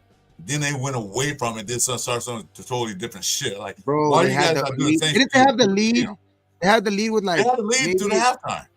No, I know, Yeah. but they had the lead with like under like a minute or something like that, right? A minute or something like that. And I remember clearly too because the score was, if the Niners would have won like that, I would have won $2,000 off of the our family pool that we had. And then fucking That's Casey why you came back. remember it. Casey came back, tied it up, and then won in overtime. Those bastards. Fucking Yeah, And it was just horrible, bro. Like I was just like, Man, damn. you almost lost more and been more pissed off, Gabe. Come on. I've heard. I'm just saying, You told me if you the lost fucking Niners way more coulda- $2,000. If the Niners could have just fucking stopped them to a fucking, at the end when they were already winning, see $2,000 in my pocket right there, dog. Bam. That's the baddest defense. That's the baddest defense that was out there, bro. That was the number one defense out there. So Kansas City beat that number one defense, and watch what You happens. think Kansas with this City's number one. offense is what Kansas City's offense was last year, though? I don't see Pacheco's not the same. This is not the Pacheco. same offense. It can be, You know what I but mean? hey, what's wrong with Hunt though? Getting them touchdowns, bro. Yeah, but he's not as effective. With that big boy as going what- smashing through the He's middle. not as effective as what Pacheco was last year. Pacheco was good last year. Pacheco was big time for them last year. Last year, The one thing, last- the one player I can say to watch out for this weekend is probably Xavier Worthy. He's been balling. They ain't got no speed. Don't let like him. that. Don't I'm let him telling get you. loose. Don't let him get behind the defense because that can be the equalizer, dog. If they start letting plays like that happen, yeah, that's gonna be bad for them. But if they can keep those types of shits at the check, I think they have the linebackers. The linebackers Gotta for needs Kelsey. to get a shot. Needs to get a shot on Mahomes. Take the 15-yard penalty. Yeah, oh my god. Get that one Early. more. and- Yeah, and give him one just- early. Give him one early to show him that you're gonna be there all fucking day. And I would look at the ref after they give me the penalty and go, "Well worth it," and walk back to the huddle. I hope it's Jalen Carter, dog. Just goes right under his face mask, like boom, just like don't knock him out or anything like that. Just boom, like bloody up his chin He'll or get- something. It'll be Bloody like up his chin like or something, just so like you tell you I'm gonna be here all day. hey, if he does stuff like that, Gabe, he's gonna be like Burfitt and get kicked out the NFL, bro. If he does it to Mahomes, bro, that's it, bro. That's a felony, bro. He's gonna get locked up for that. He'll be up in Pelican Bay and shit on the shoe. He'll be getting the shoe for hitting. Or the him. other dude that I was talking about. The other dude that I was talking about, it's almost 400 pounds. Let him do a Saragusa on fucking on Oh, that guy, on- he killed. on He, Mahomes. he fucking teabagged Rich Gannon. Remember? That's what I'm saying. Let him do a Saragusa on Mahomes. Fuck it. You know what I mean? Yeah, that ain't gonna That happen, bro. That bastard ain't gonna happen. Saragusa. The fuck. Little Bastard. fat That was fuck. our year too, man. He was laughing at. You see that show about the Ravens and all that? He was just sitting there laughing, dude, at all the Raiders and then Al Davis wanted the dude. Yeah, it's crazy though that They one. said Al right Davis there, wanted the that guy. cost us- That probably cost us a Super Bowl. The Oh, Tuck yeah, rule probably without a cost us doubt. a Super Bowl. Yeah, You know what I without a mean? And Game. fuck, man. Dude, back and then- then back and then then- trading Gruden cost us a Super Bowl. Back Well, then, yeah, I don't know. I that's don't know also if because our LV Raider dumb head knows coach about. that I took don't know over how for old him. he is. You remember that game? You remember that last Super Bowl we was in? I What, with was Tampa? Oh, Nate, yeah. I was You 4 years remind us old. what?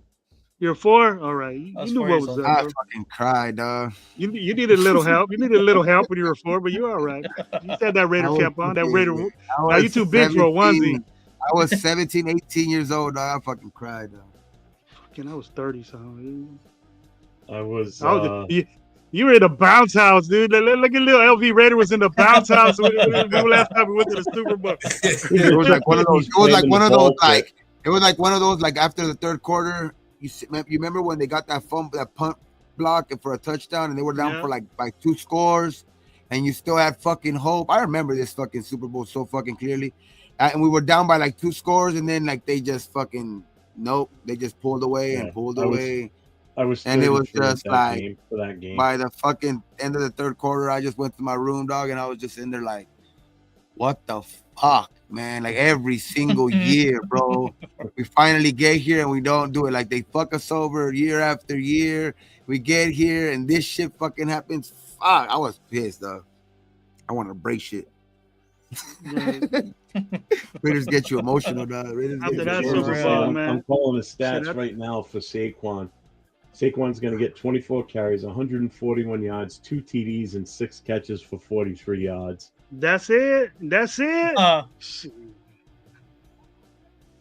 I say he's gonna have 15 rushes for 165 yards, 3 touchdowns, gonna rip off a couple 6 of receptions for 92 yards.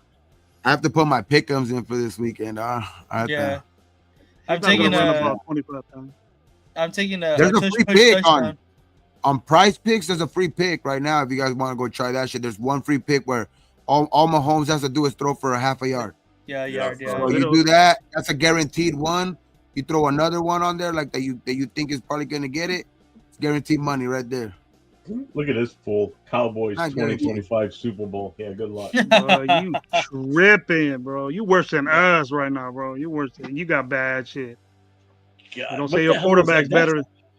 I gotta ask you that, Greg. What the hell is up with that coaching decision? I mean, it's a total. Jeez. It's a total Jerry Jones move to hire somebody like that. I mean, Oh, Schottenheimer.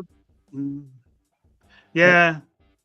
You know, if I was him out of the whack, I would have got Dion in there and made your I team. honestly, you hear honestly Dion, though? thought that's what he was gonna do. Did I you hear really Dion though? thought He can't coach the pros. He said he can't coach. He's not going to be able to coach at the pro level. He said. Back then, when it was a I hot think topic, Dion said that shit either yesterday or today. he got talked. He talked to what's it called, and I think that would have been a good move. Or Keith I McCarthy, know. man. He shouldn't even. No, he said. I'm just saying what. I'm just the messenger. I'm just saying what he said. You know, I'm just passing. You know, the Oh, message. really? I feel bad for Yeah, McCarthy. he was on an interview. He was like on an interview or a podcast or something like that, where he said like he wouldn't be able to coach at the pro level. But probably right now. He probably means right now. You know what I mean? He probably doesn't feel. He probably feel he has a commitment to Colorado right now. You know what I mean? So Shoot. I don't know. Why would you be Colorado? He owns the whole state. He owns the whole state. that's what I'm right saying. now. You know what I mean? That's Why what I'm would saying. So I you think leave? He you can don't leave want to him make on the Colorado. you don't want to make the Colorado fans feel this certain way too either. So it's like that's a good thing. That's the right thing to say. You know what I mean? Like you don't want to like make the fans a little less easy. You know what I mean? Like okay, let Plus them he- rest easy. You know what I mean? Yeah, let plus them he- rest easy. You know what I mean? Plus, he stole our quarterback, huh, LV? Who? Ooh. Colorado. They stole our quarterback. We was going to sign the USC. Oh yeah, Julian Lewis. Oh, Yeah. good. Yeah. It don't matter. USC wouldn't have done shit anyway. Oh, fucking Gravy's a hater, man. done Gravy's since Gravy's a 2000, hater, bro. But he's Right? a How many- Fresno State fan. He's a Fresno State fan, so I understand. Hey. I wore this earlier. We'll do it again. I understand, you don't got no national titles like SC, you know what I mean? You know, so it's like Hey, we ain't supposed to. We ain't supposed to, bro. But how many Raiders we got? How many Raiders did we have, bro? More How than many we more have than now? any of you. Oh yeah, now. None. We got rid of both of them. Out of here! Out of here! Who's at USC for the Raiders? Besides Palomar. Palomar, That's it. baby. Pull him That's out. all we need. That's all we need. Undrafted free agent that every Raider fan's in love with and think he's a good player. All we need, Gravy. That's all we need. We only got one. He's another typical Pete Carroll player, man. That boy's big and he hits. So yeah, I'm happy with it. Hopefully, can he turn it to his uncle? Shit, hopefully. Oh, that'd be great. Me too. I hope his uncle was good fast. We don't have to wait 4 years for this guy to start getting paid. Man, to be good all of a sudden. Wow, bro. And where does his uncle go? It doesn't matter. Where does Uncle go? Wait. Where did Devontae Adams go to? Where did Devontae Adams go to? Where did Derek Carr go to? Man, he cried his way out of here. Oh God. He hanging around with USC people, man. Get out of there. You know. That Fresno State culture. Hey, at least I banged my city, my college team, bro. I bang it for years, dude. For years. I got season tickets to that bitch. I watch them. USC won't ever come to Fresno try to take some of this right here. Right on, baby. Because we gotta pay you guys to lose in our own city. That's we don't do that. Oh, Jesus. Hey, I went to almost. Fresno State play USC. They're like, why would we go up there? Yeah. The way you're playing now, yeah, we'll give you a little shot, bro, just like we did last time. When was the last time USC? The last time. When they played Bush and them, that was a hell of a game. I think it was like 2 years ago. Yeah. Jake Hayner had a fucking. Oh yeah, they made it pretty far with Caleb. They only lost like a game or something like that, or 2 games. Did they win the national? 2 games, yeah. Oh, they didn't win. Last time they won the national championship. We lost to Caleb one time. But we was in that game too. Yeah, they haven't been the same since Pete Carroll, pretty much. God, Coach Mike White, you remember him? Oh my God. Yeah. Oh, wow. No, I'm trying to forget about him. He was our offensive coordinator before he became head coach. I still think one of the worst coaches. Well, mainly just because of that one season and the way he did it, but was Callahan. That was horrible. Not the season. I mean, just like the Super Bowl. The fact that he didn't change anything. Yeah, because the players knew. Even Brooks said it. Just like you said, Coach. You can hear him say that. Yeah. They ran just like you said, Coach. Like, they didn't change shit. That was disgusting. Who didn't change? The number one offense in the league. It was ridiculous how we were scoring during the season. And then we get to that game and we just get shut down. They do the plays. We should have beat them with no problem. They do the plays. I was at that game, James, in Fresno. I remember that. Really? What James said. James got a little good football mind. He was over there calling plays out and stuff. Nice. And I was telling him, I said, hey, James, HT heavy, H zip, backside. That's what I call that.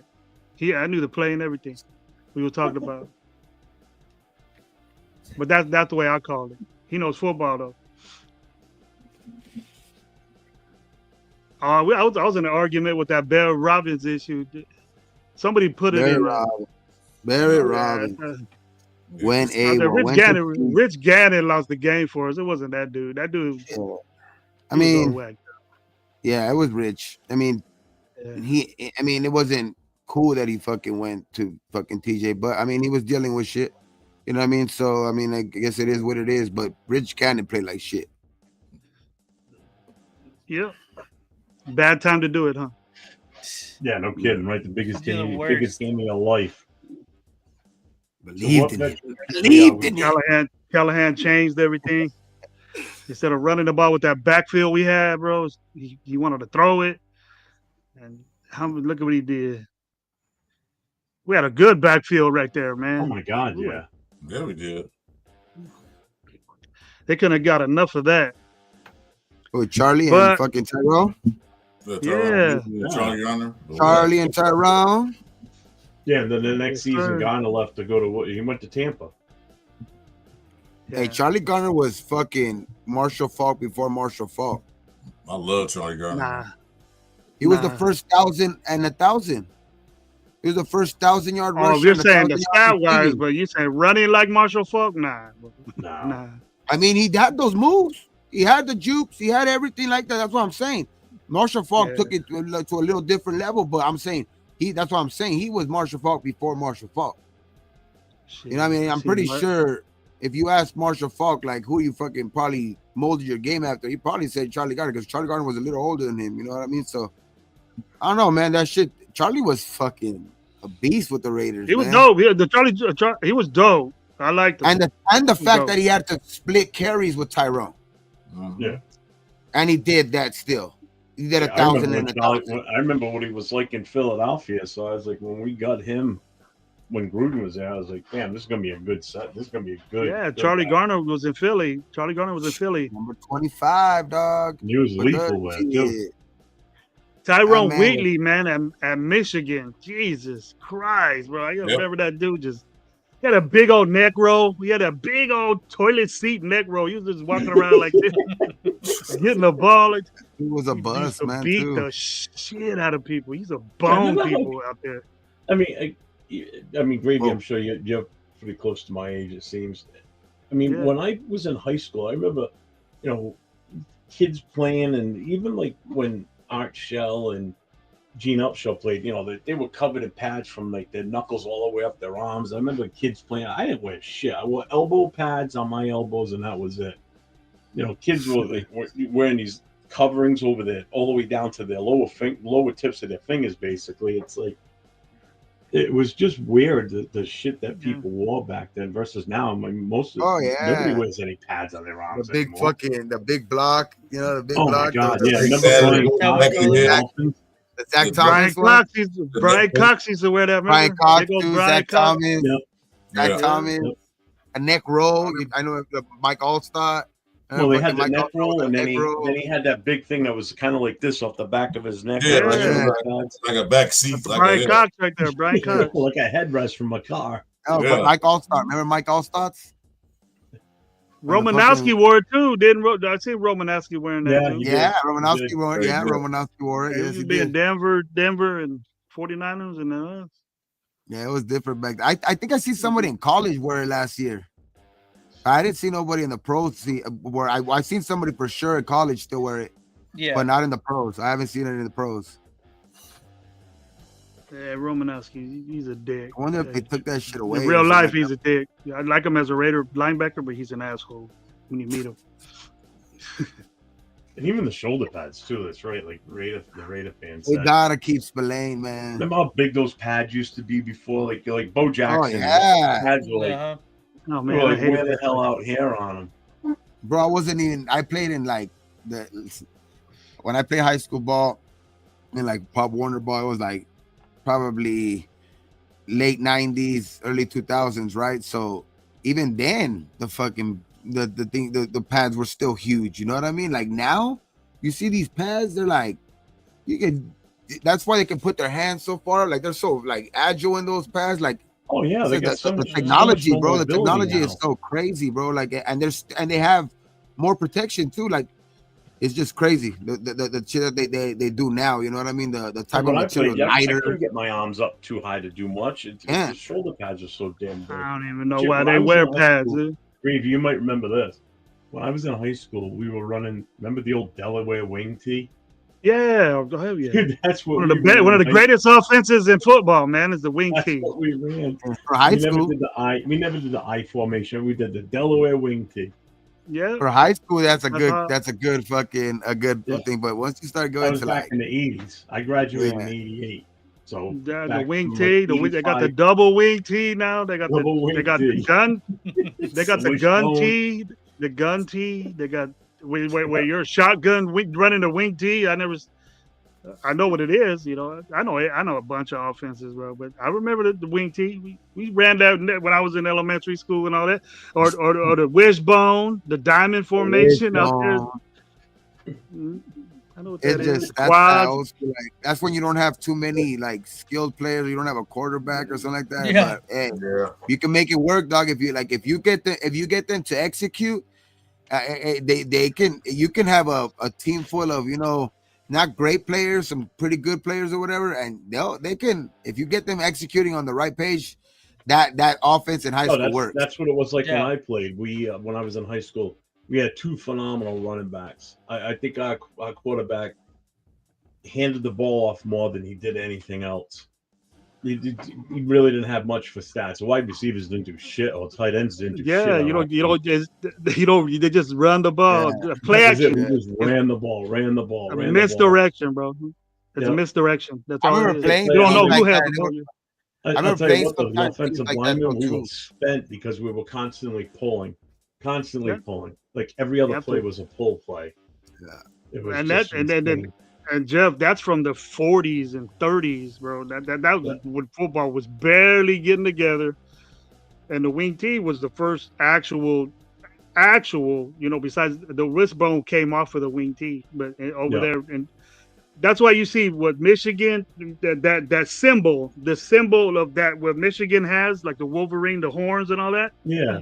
The three lines that are on Michigan, and you see it on Delaware too, is that's called the wing T. That means that's what they run. Those three lines, Yeah. like on the Michigan helmet, you see Mater Dei do it. Mater Dei has that. Yeah. We had the Florida State shit. We had the Florida State thing, the arrow. That means the three running backs back there. The wing T used to be ran out of that back then, and so that's what it meant. That's what we ran, and then that was the symbol for the wing T. Was those three no lines? shit, I didn't know Michigan? that. Little history note. The Michigan helmet? helmet. The Michigan helmet. That means the horns. It means that they're gonna run the shit out of it with three running backs, basically. You had the wing, the fullback. They had the wing, the fullback, and the quarterback. Our rivals in high school had fucking had helmets like that in red and black. They were called the Dons. We're gonna hit you with the horns with three running backs. That's the start. But we beat the shit out of them every year. You know, the funny like thing is- 63-3, like Is that what the 63-3. I was in high Fucking- school we- here in Rhode Island, right? So my team was the Lions. So we were the Lincoln Lions. So we had just, the Lions emblem on the side of the head. Basically, it looked just like the Detroit Lions. Our Thanksgiving Day rival that we played every year, it's actually the high school my wife went to, was in Pawtucket. They were called the Shea Raiders. They actually had the Raiders logo That's on dope. their helmet. Oh, that's sick. So it's like I hated playing against them because the fact that they were the Raiders. It's like, man, I wish I was playing for them instead of playing against them, because that's the My high uniform school- they want to be wearing. My high school was Dallas colors, but with basically Florida Seminole uniforms, because we had everything the Florida with the arrow and shit like that, and the fucking things on the sides too. You know what I mean? Like we were Yeah. basically, but in Dallas colors, blue and navy blue and silver. Yeah, ours was red, white, and blue. We were the Braves. We were the Braves, the fucking Baldwin Park Braves. That's for the same. I went to the same high school. I don't know if you guys remember him. Is Lawrence Phillips? Yeah, Nebraska. Yeah. Yeah, Nebraska. the guy that Tommy played with Tommy Frazier. Yeah, the guy that he went to the Rams. He killed himself in prison. And broke his knee. He killed himself in prison. Like after some, that dude was he had a lot of problems. Mental though, too, like problems. that, but Yeah. mental problems. He was from Who, the like running foster back? home and shit like that. Gabe, you say you went to Baldwin Park? Yeah. Oh, that's dope. I stay right here in Whittier. That's like down Oh, the way. okay. So Yeah, I went to Baldwin Park. So like yeah, that dude, he was just, but he made it at every level, man. Like every level he went to, he was the best player. Like at Nebraska, but he got into a scandal there. Like he was up for the Heisman, got a scandal there. They gave it to Tommy Frazier. Went to the Rams. He got drafted by the Rams. Fucked up. Went to, I think, Europe. Won a fucking championship over there and won the MVP for their league, right? So then the NFL gave him another chance. Then he I think it was with the Niners, messed up again. Went to the Canadian League, won a championship over there, and won the MVP for that league. And they gave him another chance, I think, with the Rams again, dog. And then that's when he finally just kind of just faded out. And then he just started doing all kinds of dumb shit again. But prayers, I guess, to him too, man, because that he always had some demons. But that dude was a good talent, man. That dude he always had some good ass talent, man. But it was just, he couldn't just keep it together. Yeah, just fucked up part. But that dude was good, man. That Lawrence Phillips. If you ever get a chance to go look I was at some of thinking that of the dude's wrong highlights. guy. I was thinking of Edwards for some reason. The Patriots rookie that came out the same year that Charles Woodson did. Oh, okay, yeah. Remember him? Blew his knee out Yeah. the Pro Bowl. Yeah. Playing the rookie flag football that they were playing. Yeah, Woodson this landed guy on his was knee and blew it out. he got drafted like in 07 by the Rams. Lawrence Phillips? No, 97. No, I was talking about Edwards, the kid that was a running back for the Patriots. He's the one that got his knee blown out by Charles Woodson on the beach at the Pro Bowl. Sure been playing football on the beach. Hey, the one. Well, that was I the think the rookie one- games. They were playing flag football, and they went up for a pass. Hey, and watching a went Raider right down game. on 'em. Watching a Raider game, what do you guys think is the worst injury you guys ever seen? That one against the 49ers. Napoleon McCallum. McCallum. That Napoleon was McCallum. horrible. Monday Night Football. Yup, I Oh was my gonna say, God. yeah, we all on And the when same they fucking showed it page. in slow motion, Oh my God, Man. bro. I almost started crying, man. Like, what? It looked like the tip of his toe touched his thigh. Like it went, Yeah. it came all the way up. Like, It was you know what I mean? so Like it was just, oh my God. I don't even know how they Never seen him showed that again. replay, bro. You know what? You know what I get credit to? Kid Norton Jr. Because when he got hit, he heard him. He just laid it back there and said, hey. He didn't even move. Yeah. Hit him. Oh yeah. Those Yeah. shit, but it's just Well, the way the that way- they showed the replay and like the Yeah. Napoleon yeah, McCullough 'cause just like sticks I out, said, bro. your knee normally bends this way. When he got hit, his knee went this way. And it's just like when you break open a chicken wing, the way that the knuckles separate. That's kind of what it reminds me of. Oh, man.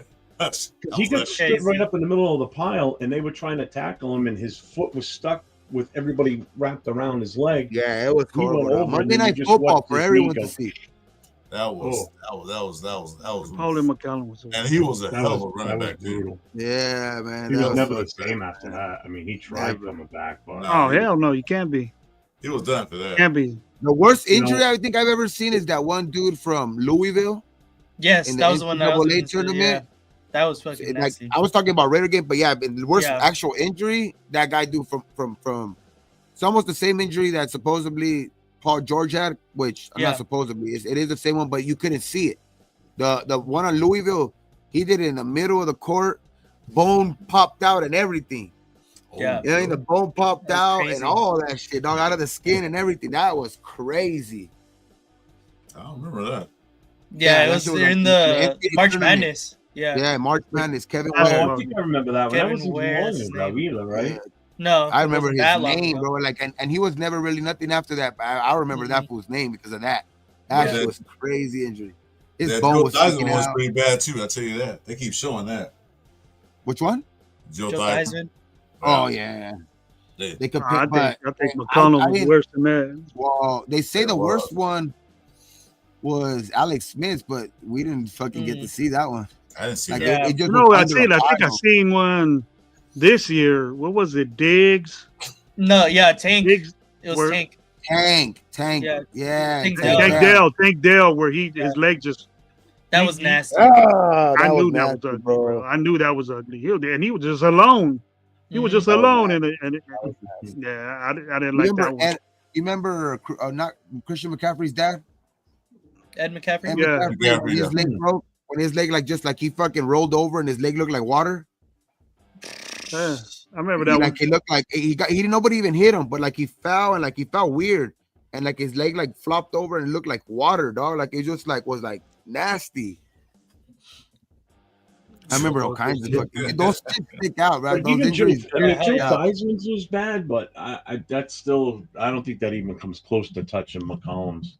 Because you didn't Napoleon's like. was 'Cause I think bad. it's like the injury was Well- probably worse, but like I think it's like they don't like if the camera doesn't catch it exactly when it breaks and the way it breaks, or like it just all Yeah. depends on how it looks when it breaks. But It's yeah, back. those are- It's back. there's definitely more. They always show that clip of his leg. Yeah, They always show it. So that's what I'm saying. Like, McCollum was horrible, man. Yeah, Joe Theismann, man. There's definitely, I think, probably worse overall, like injury, like fucking breaks and stuff like that. Like you guys say, Joe Theismann, the Alex Smith. You know what I mean? Alex Smith, that shit. That's You look at his leg now, it's man, it looks. Oh yeah, crazy, bro. his leg looks nasty now. Yeah, that shit looks weird, bro. Like, and it's just like, I don't know, man. There's been some nasty breaks too, but and guys come back, like the Chubb. Chubb didn't come back to form, but his leg was nasty too last year. His leg almost did what to grab in free agency. I don't trust guys coming back from injuries like that. Just like the whole JJ McCarthy thing when people were throwing that around. You know, let's trade for JJ McCarthy. No, I've torn my ACL and I've done it twice. I've had 2 different surgeries, and that was 20-something years ago. I'm still, when it gets icy out, I still get nervous walking on the ice because I still get timid. I can only imagine coming back and playing. Now it's conditions. It's probably been the same amount of time because I tore it my sophomore year, which was 2000. Which was 25 years ago. Yeah, I got my surgery in 2001. A month after 9/11 happened. 2 months after 9/11 happened, I got it done. Fuck, I fucked my shit up too. Fucking my knee playing football though. I had my second one in 1990.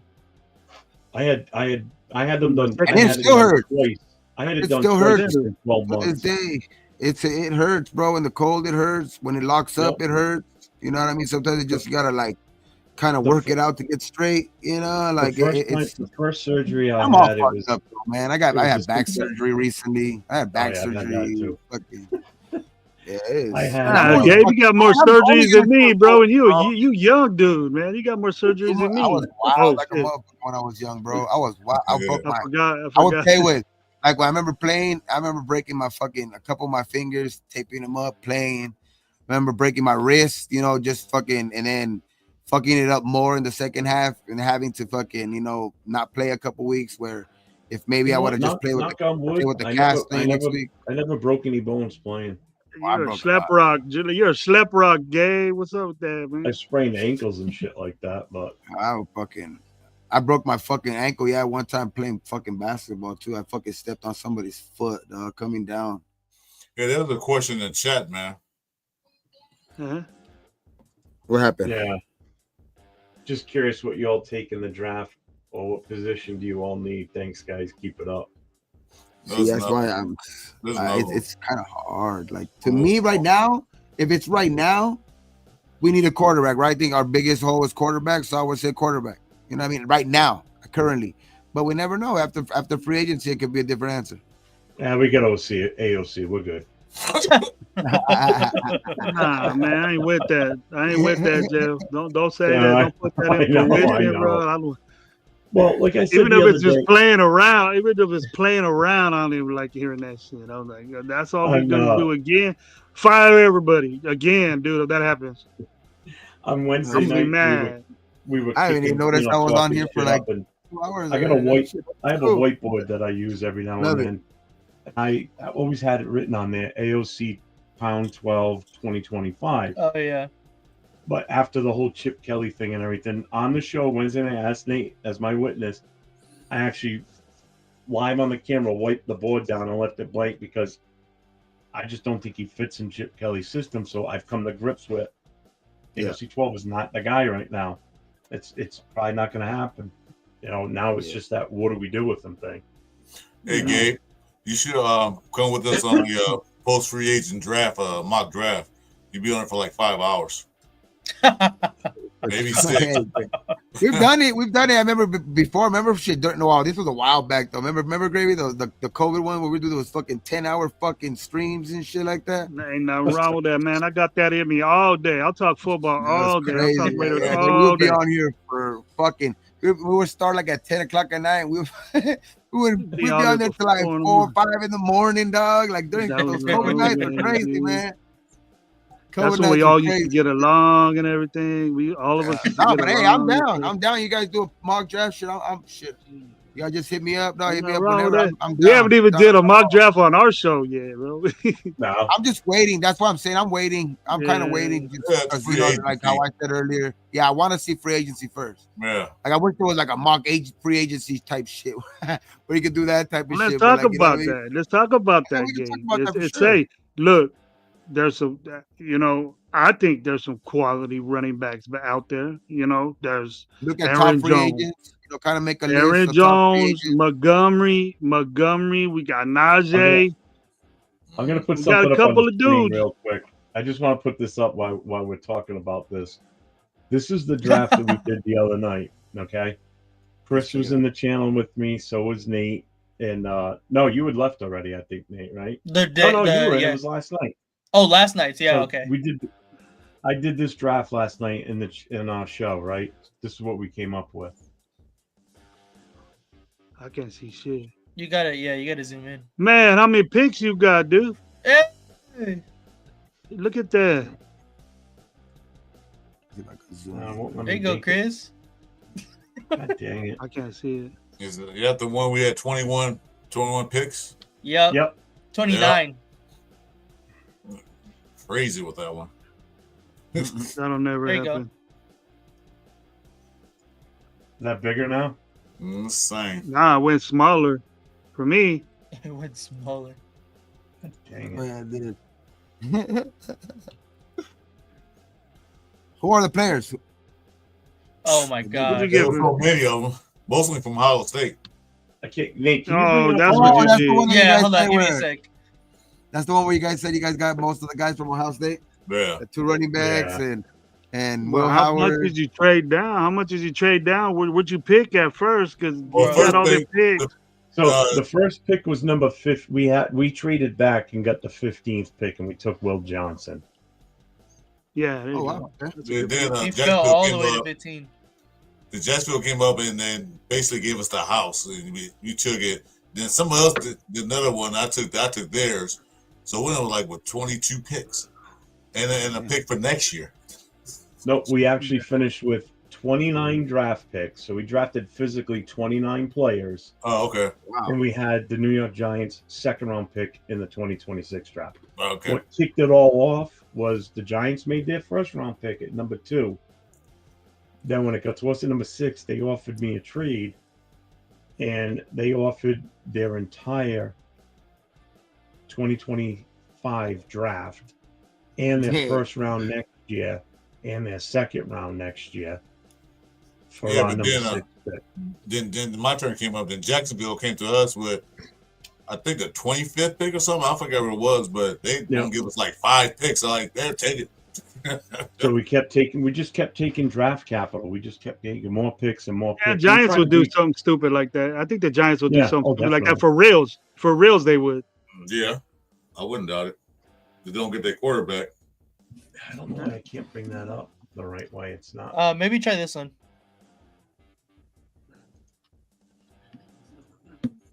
Oh, there you go. No, that's Ah, better. there you go. That's a lot better. Okay. There you had like 3 second-round pick to. Yeah. Bro's God crazy.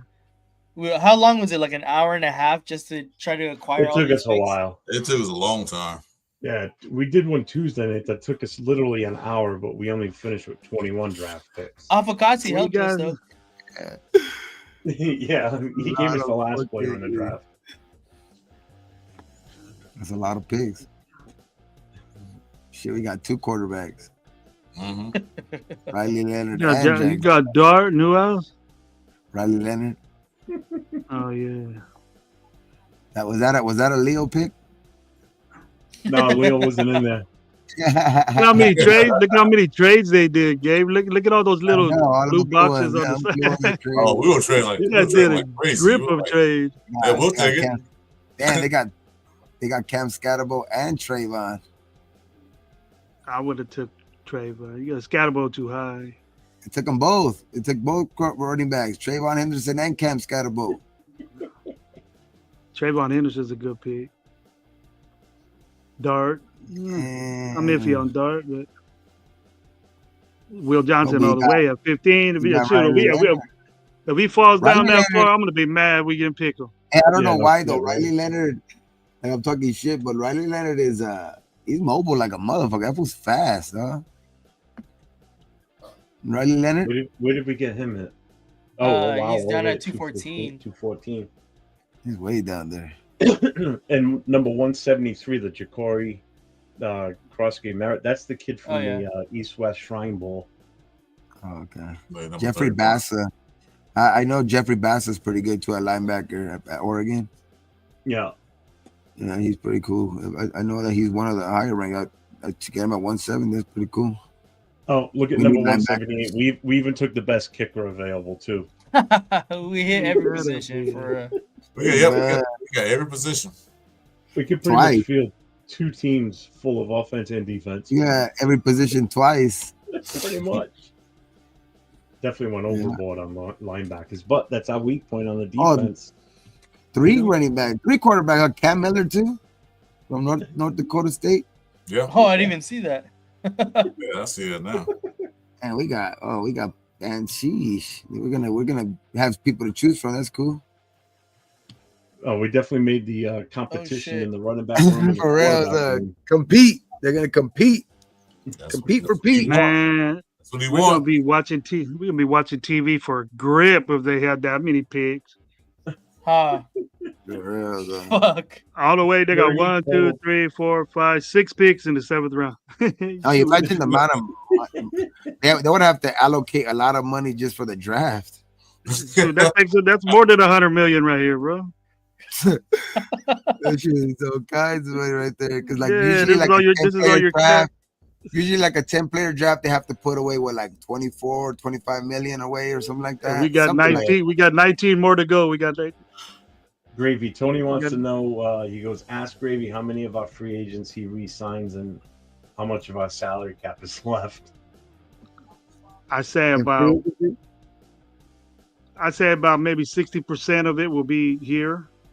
what do you got? 109? We We got like around probably roughly have, like around probably have a 109. good, we'll probably Yeah, have a good before 60, 70 million left. Yeah. Left. Yeah, because the cap won't go up until we can cut, but that's not till June, right? Yeah, June 1st, yeah. So Where the cap won't impact. you take the guys that you want to keep are like Okay. shit. There are I'll some. keep Adam Butler first. Okay. I'll take Keith Spillane. Yes. I think it's gonna be hard to find another safety like at Morig's level though. You have to try to race on Morig. I think we can. But I'm gonna. I'm not gonna say have to. I'm gonna run outside real quick and have a cigarette. I'm dying for one. It's been All right, go over there. Go ahead, man. almost 4 hours. I like. Got to, man. Got to sometimes. I just think that we have to. I think Morig is important, man. I would put him on like the top of my list. Morig, Spillane, Butler, Chason, and I would say probably shit. Who else? I know there was other guys too out there, man. There's Kuntz. There's Hobbs. Yeah. There's fuck, man. There's a lot of free Epps. Well, what are they gonna do with him coming off injury? Mm-hmm. You know what I mean? I think he's Jack Jones. afterthought. Jack Jones I think too. he's afterthought. No, he has still one more year.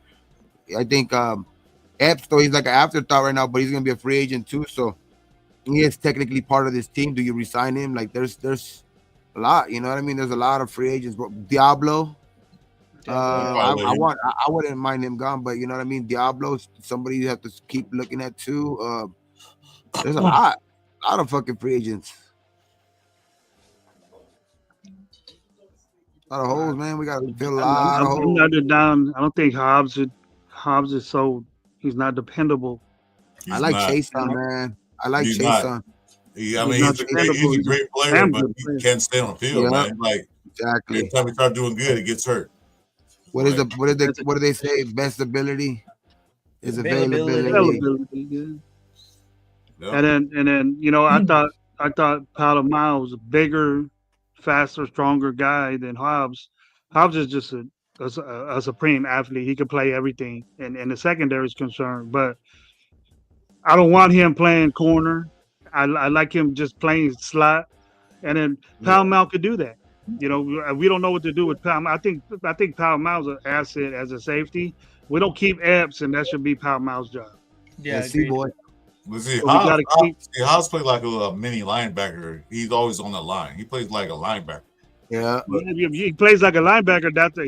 He's getting hurt doing that. That's why he's getting hurt. Hey, no, but you know who started playing like that later on in the year? Morig, and he was effective, dog. Like he was blitzing at perfect times, getting sacks.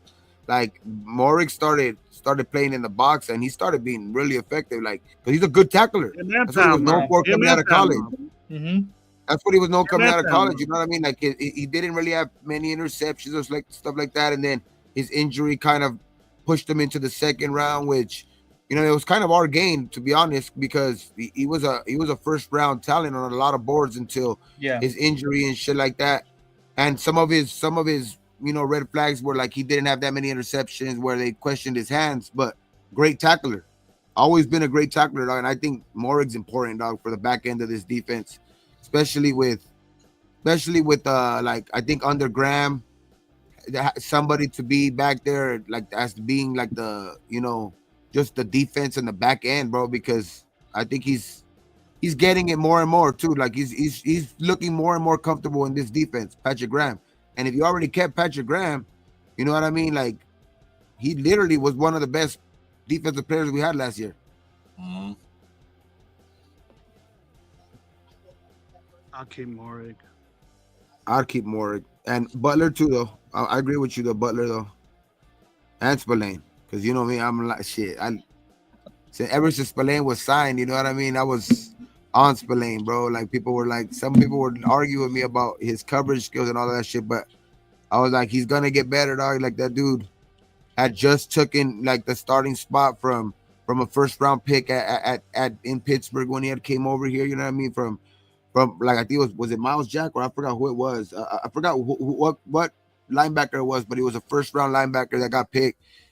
Spillane took his job. You know what I mean? And then you seen him not scared to go up against dudes like Mark Henry. I was gonna say Mark Henry, but he probably wouldn't be scared to go up against him either. But, you know what I mean? Fucking Derrick Henry. You know what I mean? But it's just like Spillane's he's just that old school type linebacker, and now he's shown that he has a little bit of range too, dog. What was he tied for the most interceptions on our team last year? For the last couple of years, right? That's bad, bro. That's bad when the linebackers leading your team in. No, it is bad. I'm just saying, like, I know Spillane's a good special player. He's good. It's not as big of a narrative anymore that he can't cover. It's not as big as of a narrative anymore. He's a good all around linebacker. Yep, I agree with you. We need another one like him. Yeah, and some backups and some backups. That's why Diablo wants to. He can't be there, bro. He's a liability, bro. Diablo can walk, man. All them little number 5 jerseys gonna have to get on with that, and hope somebody good comes and gets that number 5. Because I don't think. Can you trust can Pete make him a better player, linebacker? That's what I'm thinking, bro. That's why I don't want to say, you know, forget Diablo. He's not gonna be with us. I do have some. He has like some. He's athletic, bro. Shiny he's athletic, moments, he does have some shiny moments. Like, he plays like a safety, bro. You can't get that out of him, bro. He plays just like that. I've been saying that for years. I've been saying that shit. He reacts. He reacts instead of just going. You know, different when you're playing linebacker. Yeah. Well, I know one thing Riz got to do when they do all these coaching changes, get new offensive coordinators and quarterback coaches and all that crap.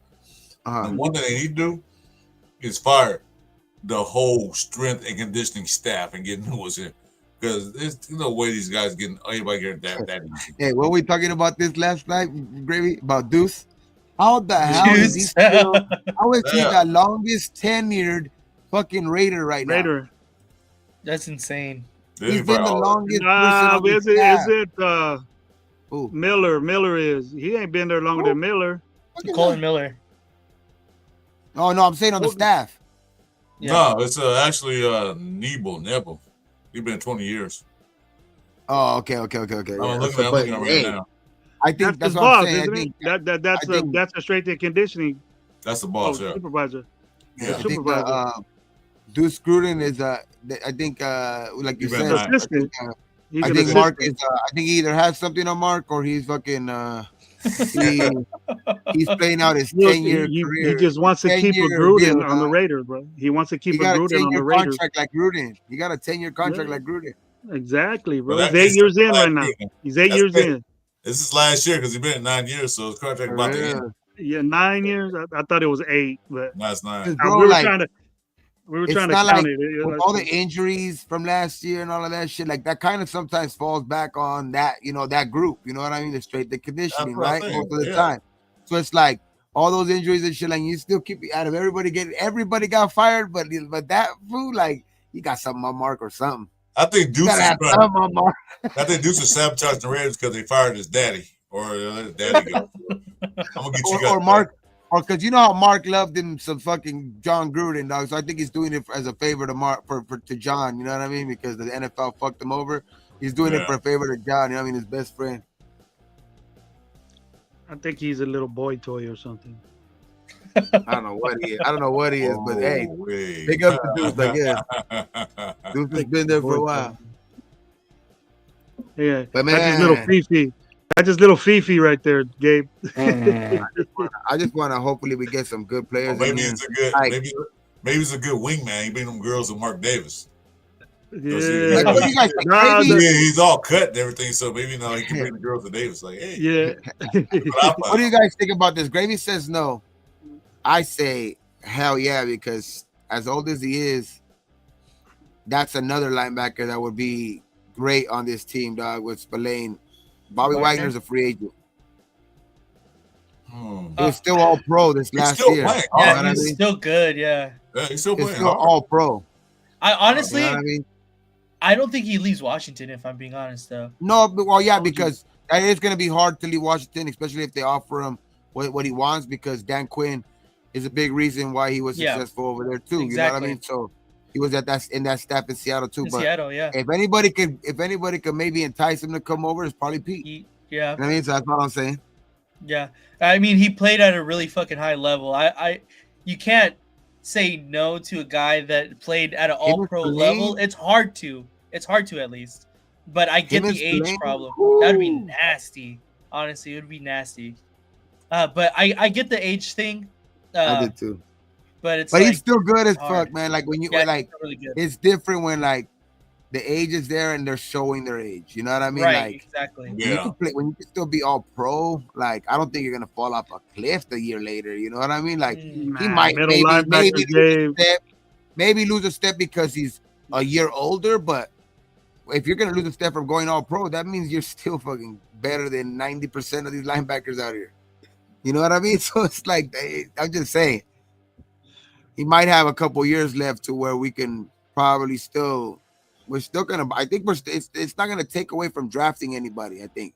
We're not Washington, bro. When you draft, when you sign guys like that, we're not Washington. That's what I'm saying. That all I'm saying is if one guy I think that could maybe tug him away from over there is probably Pete. Yeah. Yeah, possibly.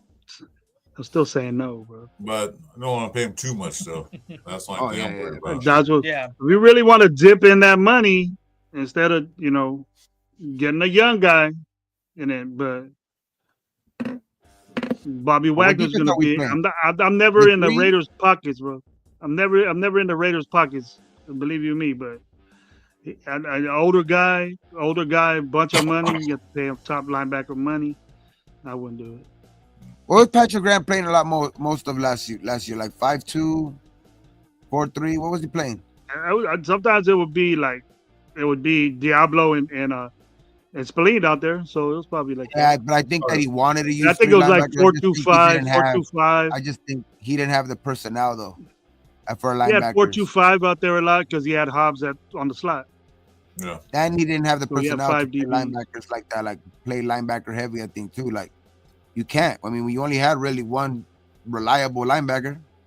Yeah. You know what I mean? We all know that, Gabe. We need a linebacker high, dude. We need just as much as we need a running back. That's what I'm saying. Like, you can still go get Bobby Wagner and still draft the linebacker high, and then you have a strength at that position. You know what I mean? You're not. That's not what this rookie dude. What happened to this rookie dude that we got from Ohio State? Yeah, for sure. That's what I'm saying. Because Bobby Wagner's old to where that doesn't mean you don't draft somebody to like still be there. You know what I mean? Like Bobby Wagner is still great, but his age, like you say, doesn't deter from like still having to draft somebody. That's why I'm saying, like, I mean, this is probably the first time I'm bringing it up on this show, but that's why if you can go do what you could do. That's why my two best options are either if you can do something to trade for like a Stafford, which we'll still see how that pans out. I wouldn't mind that shit at one bit. I still think Stafford has a year or two left to where that's the same occasion. That's the same type of situation where that doesn't take you away from still having to draft a quarterback. You know what I mean? Because you know the end result. Like, you know, maybe Stafford only has one or two more years. So you still have to draft the quarterback no matter what. Well, you know what? Speaking of linebacker, they still got Tommy Eichenberg. I don't know what he did last year. Said 7 solo tackles. So Can you guys hear me? Can you guys hear He me? played a game, looked bad. He played a game, looked bad, and then got demoted to playing pretty much just special teams. Tony, I got the it was 6.5 million is what Bobby got paid last year. It's not bad, man. That's not bad at all. I mean, with all pro year, maybe he gets paid a little bit more. You know what I mean? Just because that all pro year, because I think he was coming off a solid year, so that's why he got paid the 6.5. But now he's coming off an all pro year now. One more year or two, but I think he gets probably paid like around the 8-10 million now. Yeah, I don't think about 10. He probably want about 10 million. Easy. Yeah, at least that much. There you go, Nate. You see that? He aced like Oh, the guy with fuck the yeah. USC banner in the back is a real Fight on, baby. Fight on. But yeah, my Another girl's one? fucking my girl's calling me right now. So we have to go to fucking. We're supposed to go to eat something, but we still are. I'm probably gonna go take her somewhere right This now. late? But hey, man, hey, it's early, bro. It's 10 o'clock on a Friday. What you talking about? You in the West Coast game? You still young, bro. That's why. No, there's a place right here. They have live music, good food right here. Like literally, like a couple blocks away Oh, from my live house. music, it's on, bro. Once I hear the What beat I'm saying. playing, it's on, bro. It's on for me. I don't care how They late I got some stay bomb out. ass food there too, though. Like they have like steaks, all kinds of shit that you want there too. Like, so you can have that, Hell yeah. and there's live music. So that's probably where I'm gonna take her right now, just to chill out. I listen went to some music. Applebee's, bro. I went to Applebee's. You see, when you've been married too long, Gabe, you got to do that 2 for 28 now, bro. You got to get that discount, bro. No, You know what I'm trust me. saying? Great. Tonight, Great. I'm just taking her So when out. we go to Denny's. Like, yeah, we going to this. This is our date night. I'm gonna get that discount, bro. Hey, That discount. you know what my usual. I ain't got spot that is? discount yet, My bro. usual I spot got the is Oh, discount. well, no, I got we got this Yeah. pretty special discount, man. Both over 55. So Yeah, see, my usual spot is Chili's, dog, because that's the cheapest, 3 for 10. But this spot is cool because right now it is, like you say, it's 10 o'clock. They got live music. I'm gonna say in and out. Chilling, you know what I mean? You That's know what? good, I Gabe. Have a forgot good about time. that. Eric Allen inducted to the Hall of Fame. Yeah. In and out. Oh man, don't tell me that because I probably No, Eric Allen. Oh no, I'm talking. Chick-fil-A. Jeff said it in and out. Jeff said in and out, so I was like, damn, you Oh, might okay. you might make me change my mind, dog. So don't do The that. non-California Go, guy go, said go over there and start in and dancing, out. bro. Get on the karaoke over there, Gabe. Start In doing and your out little Prince fucking impression. fire, dog. But in and out fire is just that the lines are so huge all the damn time. Hell yeah. They go fast though, Would it- because all they do I is would cook have burgers known. and We don't fries. have those around here. No. Oh damn. Only in You don't got California. an In and Out over there. Hey, whoever does Somehow. have an On the In and East Out though, like Coast? the next No. time you go to In and Out, get it. And like I seen this shit on like a thing, and it changes that shit now. Like, get it mustard fried. They put like mustard, I guess, down on the grill first, and then they put the patties, so it gives it like a different flavor. And then you add yellow chilies to the burger, dog. Fucking fire. Man, that's a crazy ass LA gangbanger type shit thing. Huh, man? Ah, What? What do you call it? What do you call it? What do you call they it? throw chopped. You just say that like mustard fried with chopped chilies. That's it. Yeah. The chopped chili. Give me that. All right.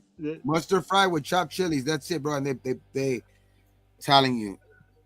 If you don't like pickles, just say with no pickles. If you don't like pickles, just say no pickles. But everything else is bomb on that shit. Get it like that next time you go. You will fucking not want it different. You'll get it like that every time you go now. Write that down, They Jeff. do it for you. Write that down, They Jeff. do it for you, Gabe. Huh? They do it for you. They say put mustard on the grill, put it in there like that. No, They'll you do just it say for you? mustard. All you do is say mustard fried with chopped chilies, and they know. They already know. And it's on the menu. That's on the menu. Yeah, I don't think it's on the menu, not but menu. they know. It's a secret Yeah. menu. Where It's is the this secret at? shit, yeah. Yeah, they In-N-Out. know. I go to the In-N-Out, dude. It's a little ass menu and shit. It ain't No, big that's or what I'm nothing saying. like what there's- you're talking about. yeah. Just ask for it like that. Like when you say animal style, that's not on the menu either. Not But many. you Yeah. can ask for animal style. You know what I mean? So it's like all you gotta do. Like there's all kinds of different shit, like the lettuce wrap. Like the, I get the fucking Dutch- Neapolitan the Flying steaks. That shit's Dutchman. on fire. Yeah, the Flying Dutchman, which is like just 2 grilled onions with the patty and cheese, Mm-hmm. and it's just like it's basically that's the bread is the 2 grilled onions. That's a Flying Dutchman. Like it's just a bunch of shit that you can get there, but you just gotta ask for it. Yeah. Animal style, huh? That's new to me. So Oh Really? I wrote that down. Back. I wrote it down. Hey, bro, I ain't young. Like, you know what I mean? In-N-Out wasn't shit when I was. Man, we was at the McDonald's. We was Oh, at it's the gonna little. change your life. McDonald's. It's gonna change your The life when you go Whopper- actually try that shit. The Now, when you Whopper. go The Whopper was and the. actually ask for it like ate- that now, The Bro. when Whopper you go was and the actually thing ask for back it in like the that day, now, you're bro. gonna be like, damn. In-N-Out is I'm fire. gonna come to In-N-Out more often. You're gonna say, watch when you get the first time. Oh, I can't believe you. The first time you're gonna try animal style. Man, Get Oh, down to baby. South Get Is down there- to South Okay. Fried. Is there one over by you, Jay? No, bro. I have to like drive to Flagstaff, but we are gonna get one. Oh, Probably like one or 2 more years, bro. Mm. They're gonna build it. I can't wait for 1 or 2 years. Shit, we got 10 of them in Fresno. No, dog. bro, they're I'm from everywhere. Cali, so I know about it. In Cali, they're everywhere, bro. In Gotta Cali, wait. they're fucking every exit. They're right off the exit and shit over here. Yeah, you got them in, Hella you cars got in them there. I ain't waiting you got for them in that. Vegas now too. So if you ever go to Allegiant yeah, Stadium, It's like Vegas. 3 in you Vegas. go to Yeah. Vegas and go in and out. They're, I they're ain't thinking going- I of ain't putting going one. to They're wait thinking in of that putting line, one inside Dodger Stadium. Though that's gonna be crazy. Oh my God, can you imagine? There's too much damn Right. people in that parking lot, man. They got the big ass line going No, out to like the street. inside, no, I'm talking about like inside and like when in the stadium where like as a concession stand, because they have a couple cool places right there, like Shake Shack. They have some cool places in there, like Carl's Jr. and stuff like that. But like they want to put In-N-Out in that bitch too. Mm-hmm. Got a Steeler fan in here, You man. guys They got might as up well just talk. about every team. Oh yeah, That's dog. right. Talking about all this food, I'm gonna go grub, but it's been Yeah, a go fucking get blast. the- Fucking Later, being out here, Gabe. man. All right, man. Yeah, man. Karaoke, Yeah, Gabe. on. Karaoke. Yeah, I'll see you Sunday, bro. I'm gonna grab the mic from the fucking guy singing, and I'm gonna start fucking singing. Get dog. down, bro. There you go, There dog. you Get Yeah, your man. Jodeci on. Get your Jodeci on, bro. Get your Get down on Jodeci it. on today. Doritos, Get down dog. on it. Get your Jodeci, get bro. down on it. Oh, I'm just kidding. Dog. All right, dog. You guys have a good night, man. All right, All take right, it bro. easy, Catch Gabe. you. Get your brother. Hey, get your Hey, Nate, karaoke, here's- man. Leo sent Get you a your karaoke. message. Do you see it? He sent a Damn, message Leo, to that's you. crazy. Notre Dame has one good year. All of a sudden, Who's that, Leo? yeah. Yeah. That boy. He said that- USC no, sucks. we're from LA. Who in the hell's a LA Notre Dame fan? Exactly. You should be UCLA, USC out, bro. You know, those So are- PA Slide wants to know if we even still Loyola wish they were Marymount or local. something, bro. Isn't that in LA? Loyola Marymount's Loyola even in Marymount. LA, bro. Yeah. Santa Barbara or something. Oh God, what the hell's his name from Loyola that was coming to the Celtics? Oh, and he died. Len Bias. Len Len Bias, Bias, yeah. yeah. Bias, yeah. I remember Yeah, that, okay. man. I was watching that. I was Cocaine watching that movie. game. Yeah, too much He cocaine. was He gonna be- celebrated too much. Had He cocaine. was and- supposed to. Yep, he was supposed to be the heir apparent to Larry Bird, basically. He had a documentary, or 30 and 30, Yeah, and 30 and for they 30. didn't mention nothing about any cocaine. Oh, they said it was That's all in crazy, new. yeah. It was in. I was the day that because I was pissed off. Like, God damn it, because I was a Laker fan. So Yeah. Boston get somebody good. Like and a few days later, Mhm. they show you cocaine overdose. Yeah. It was Yep. good because I remember that year, and then everything was UNLV. Everything was Tarkanian, Mhm. UNLV, and all this Yeah. stuff. And then I remember Loyola Marymount played against them when Len Bias died, and they were on a run, bro. I think they went to the Elite Eight or something like that without Len Bias, and it was a cool little thing to watch. That was like the Cinderella team, and then they just played that badass UNLV team, and then they had I think Stacey Augmon was there, and Grandmama was there, and I don't know, they were the dope team. All Bro, right, ain't nobody know that Grandmama, huh? yeah, grab my Oh, ball, Larry bro. Johnson. Yeah, I don't know about Larry Johnson. Mean, bro. Me. And the thing was that Fresno State and UNLV always been in the same division, and what happened was that Tarkanian came to Fresno State to coach because Tarkanian graduated from Fresno State. He's from here, and when he used to play against UNLV, it was such a good thing. We used to be at this old place called Selland Arena. Man, that place was so loud. When Tarkanian was the coach at Fresno State, oh man, we were really good. And I remember Fresno State playing against those UNLV teams, and we gave them some good games, man.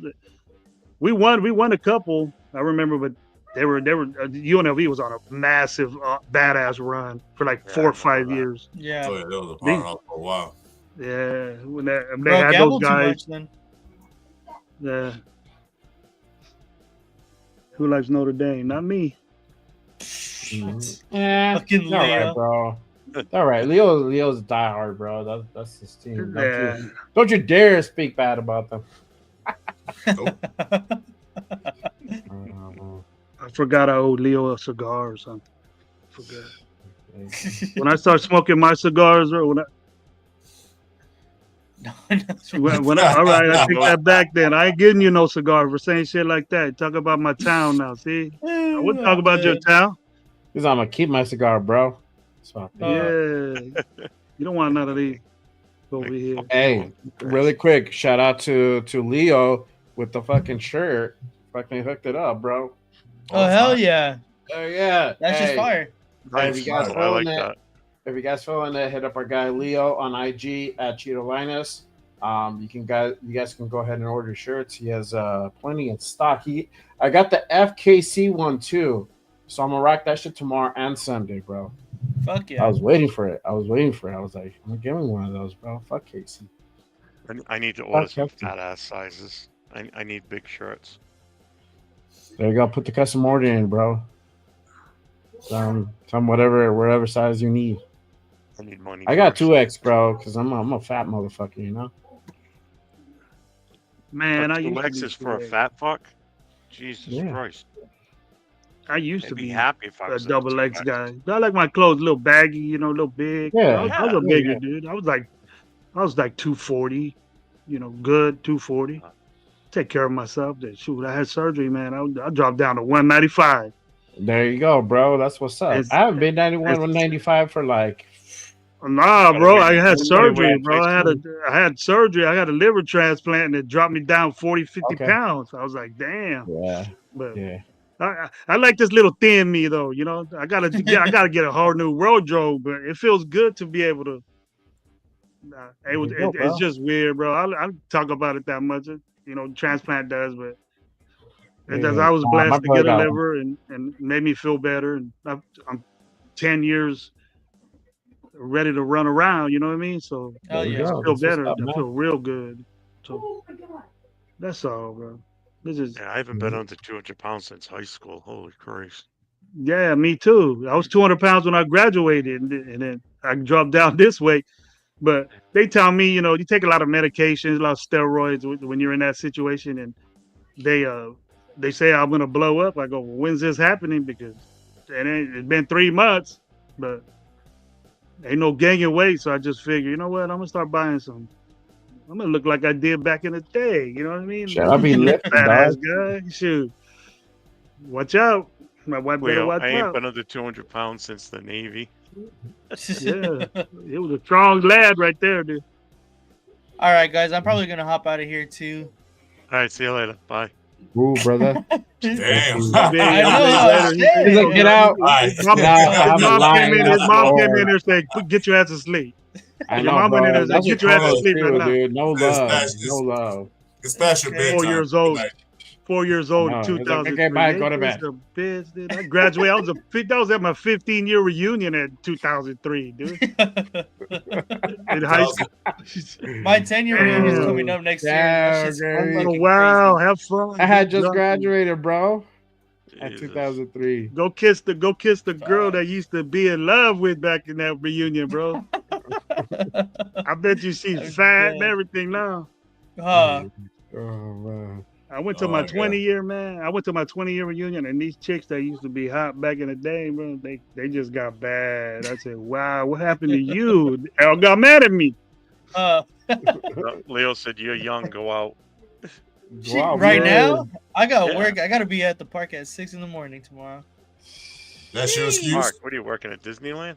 Yeah, that's No, I on the weekends I do baseball games. I like manage like fucking baseball games, but There you yeah, go, coach. There you go, bro. yes sir. So Yeah. yeah, I gotta be at Hey, the bro. fucking park 6. I love baseball. No, dude, I fucking love baseball too, bro. There you go, Dodgers fan, baby. Well, you got you Fuck you the probably what are you a Dodger fan too? I fucking hate. I hate bro, the I'm Dodgers. from Cali. I don't live in Cali anymore, but I'm from Cali. Hold on. Nate's an It angel. ain't Diamond, you Arizona, I'm you an- ain't Diamondback. I'm an Angel fan. I fucking hate the Dodgers. I remember. I Angel when I was a coach. kid, I used to like Ricky Henderson, bro. So I used to Oh, like yep. the A's or whatever team Ricky Henderson was on, the Yankees or whatever. He was on the Angels? A's, whatever. I was digging him. I was digging him. But when he was hot, when Ricky Henderson was hot, With the A's, he was yeah. an A. Yeah, hell I yeah. used to go to There's go like to stadium and watch him there.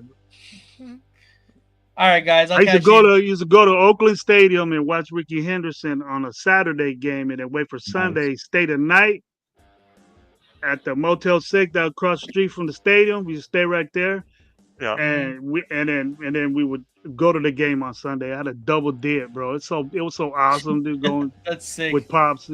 Yeah, it was yeah, bad. that's cool, bro. Shit. Yeah, I think I'm gonna go there too, man. I got these beef ribs in there, man, cooking forever. I gotta Oh go eat. man. All right. Oh, All right. man. Thanks, Chris. Appreciate you, brother. All right. Yeah, Chris. Good Yeah, talking to thanks you, for man. that Have a again, good man. one. You guys take Take care. care. All right, man. Thank you. Appreciate you. See you tomorrow. I'll be there. Morning show, 10 a.m. No, I'll be asleep. You got I Nah, got beef. man. You gotta wake up for my show. Come on, man. I got beef ribs and Jack Daniels, man. You think I'm gonna wake up early? No.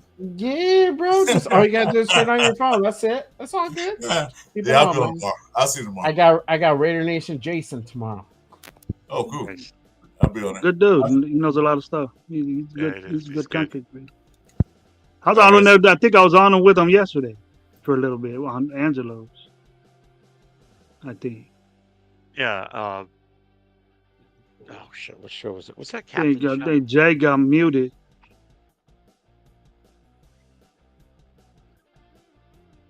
Can't hear you, Jay. He just clicked off. Where's Leo at? Leo, get up on here, bro. You ain't working or nothing. You ain't doing nothing. You Driving got the around link. LA somewhere. You got the link. Thanks, PA Slide. Appreciate it, brother. Hey, PA Slide. Can't hear you, Jay. What you guys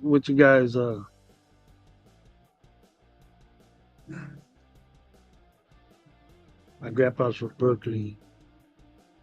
Oh yeah, I saw that. My grandpa's from Brooklyn. He was pissed when the Dodgers moved to LA. That's how he became a Pirates fan. Ooh, that's rough He too. went all the way to the Pirates.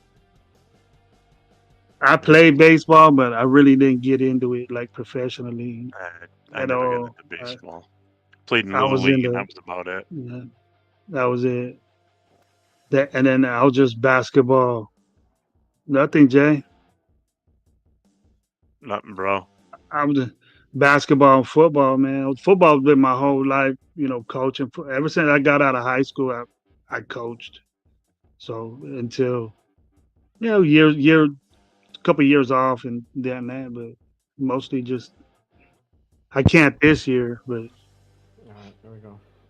Check. Yeah, you're good now. There you We go. can hear you. All right, there we go. The pirate thing got disconnected. That got loose. All right. Let me Yeah, change- I don't normally wear headphones when I'm on here, but I did now because it's 20 lot of- past 1. It was a Everyone lot else of in the us. house is sleeping. Mhm. Well, plus when there were that many on too, it gets a little louder too. Yeah, Yeah, for sure. Yeah, no, yeah, I got Raider Nation Jason tomorrow, and then I got Protect the Show Chris following Saturday. I gotta get you on, Gravy. Hey, let me know, man. You reach Yeah. out to me. I got you on IG. All you gotta do is just say, hey, I'd love you to have it. We Yeah, have on Saturday. our shows. Our shows are Thursday and Sunday at 7. I think our Sunday show might be a little bit later because Super Bowl, or if we even have one. We're kind of waiting for stuff to pop off. You know what I mean? Like to get a little bit. Are you get busy on closer? Saturdays? But me, nah, bro. I'm home, bro. I'm recovering, so I'm just All at right. home all the Cool. time. I can't go nowhere. Doctor don't let me do shit. So All right, there you go. If Let's do a Saturday morning thing, bro. yeah, tomorrow. Probably, You got Raider Nation Jason tomorrow. That's cool. I got wanna- Raider Nation wanna impose Jason. it. Then I got Chris Protect the Shield the following week, and then Okay. probably the 21st, dog. If I don't, my girl's pregnant, so if I Alright. don't have my baby, I'll be that following week, the 21st. Trying to book up my Maybe you're schedule, blessed, bro. Maybe Thank you're blessed with that, so I don't have to be on with you. Yeah. Get that baby out of there, bro. I'ma Get get that the baby out. So you bro. got. That dude You wants got to to come start out paying here. right now, bro. She wants you to start paying right now. I Money already right paid now. already. I got my daughter, bro. I got my daughter. Yeah, Before you double dipping now, dude. double dipping, man. Yes, sir. Yes, sir. Double dipping now. More Tony money. wants That's to know- more money, bro. Tony wants to know who he thinks is going to be the MVP Sunday. Oh I man, think it's if gonna be Eagles Barkley, win, too. if Eagles win, yeah, it will be Barkley, bro. If not, it's gonna be Patrick Mahomes. Mahomes, bro. Yeah, Patrick Mahomes, Yeah. another Oh, MVP. Barney's on. What's up, Barney? I want to say Patrick Mahomes, or there'll be another chief is Chris Salute, Jones. Barney. Yeah, Chris Jones might have the Yeah, that's possible. I hope they too. can neutralize him, bro. That's the biggest thing, man. The defense is on point. The defense for Kansas City is really good. So Yeah, that's what bro. It's hard to say this, you know what I mean? But just be for reals. Get out of fantasy land and say, look, man, these dudes they lost 2 games in the season. Mhm. Almost winning and all that shit. Hey, if that was us, we'll be rolling with it too. We'll be telling everybody to shut up, just saying that we were lucky. You know what I mean? And this team, we're successful against them. You know, the whole division is successful against them, and we just couldn't get over the hump with them. But I don't see, I see the energy of Philly, and then Saquon's a man right now. He's doing outrageous shit. If they get that going, then I would think different. But unless you knock these dudes off, man, physically and you outsmart the coach, they lead in the the best, things in football is coaching and quarterback. So that's why I got to roll with them. About money wise, I'll go with them. But mentally, I don't give a shit about Kansas City. Yeah. I got to be honest with everybody. Got to be honest with everybody. Football wise, they're the better team. Mm-hmm. Yeah, it just literally it boils down to who's gonna play better football on Sunday. That's really what it boils down to. Who makes Who's gonna be the playing the least best? mistakes? Yes, who gets the least mistakes. That's Who it. has done that? Who has done that in the last KC. 10 games? The dude hasn't thrown a pick. Mm-hmm. And 10 games gonna be if 10. That's. I wish we had some stuff like that. Yeah. Not even a turnover. Not even a turnover in that many games. That's discipline, bro. That's coaching, for one. Oh, yeah. Yeah.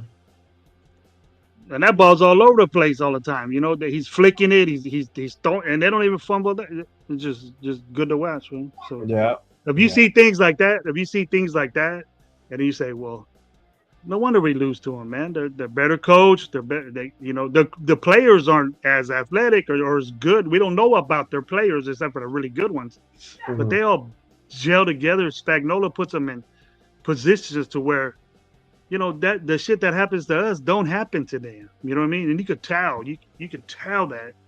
And I wish that, but I think we're gonna get that now because Pete Carroll's there and he has good relationships with people. Obviously, so it's gonna pan out for us to where we can at least, get a game every year against these dudes Right. and knock them off the Super Bowl run. Mm-hmm. Someone's got to do it. Exactly. Not for sure. Which free agent QB best fits the Chip Kelly offense? Which NFL quarterback process best fits too? Any quarterback? Mhm. Oh, free agent. Yeah, free agent. Fucking Fields. Fields is probably gonna be the better one. Yeah. He's cheaper.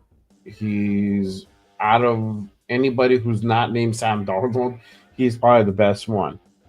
And even Sam Darnold, I feel if you had to compare the two, they're really close. It's just a price tag, bro. It's just a price tag. But Donald, I don't know. Everybody's been saying in high aspects of that Donald's losing his arm, and it shows sometimes when he plays. With us, they killed us in the running game, which every team did. You know what I mean? But and then Donald didn't have to do that much. But I've seen games like this last playoff game, he didn't have it with that deep ball. That's kind of the reason why that was him and Cup's chemistry right there. Him and Cup had that chemistry with that deep seam and that deep vert, and it didn't happen that much this year, and that's why.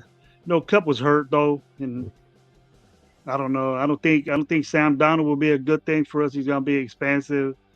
He's gonna, Hello, expensive. And I think people are saying he's losing his arm, but we don't need that, man. We need to get a young guy, a young vet, and then get a guy to be behind him for a little while. That's the best thing. And I think with Chip Kelly, that Fields is the best athlete that's out there, and free agency. Unless we could trade for a quarterback, then yeah, I think we need more picks. We need more picks, bro. Than we need. Yeah, then we need a trade. Exactly. I agree, bro. Trading is not right now. It's not a thing that's in play right now. With free agency being out there, and then we got AOC. If that, not my favorite pick, but I mean he can still be utilized. He's a dude that's been there for the last 3 years, going on 4 or whatever, how long he's been there now. Yeah. So he's on his 3rd year. He'll be on his 3rd year this year. So I like the kid, bro. I just don't like the way he plays quarterback. He's just like I say, man. He had a tough introduction in the NFL in his first 2 years, bro. It was tough for him, and I think he deserves. Aiden O'Connell deserves. And I was high on Aiden O'Connell when he got picked. I said I seen him in the combine. And I told my boy Lowe, I said, look, this dude, I'm glad we got him because he can make every throw. He could do. He was one of the few that could do NFL throws, and he was hitting them. That little quick out right there that they always show. Yeah. That's why they always show it in the combine. They don't show the deep. They showed a couple of deep routes and seams and stuff like that, but that 15-yard out real quick where you need to put it in a certain position, that's an NFL throw, and then that's why they always show that throw in the combine. If you guys don't notice, but he was doing that every single time. And then I told Lo, this dude could make every throw. He's a good pickup, but that was for the Josh McDaniels system, and with that EP system is way different. And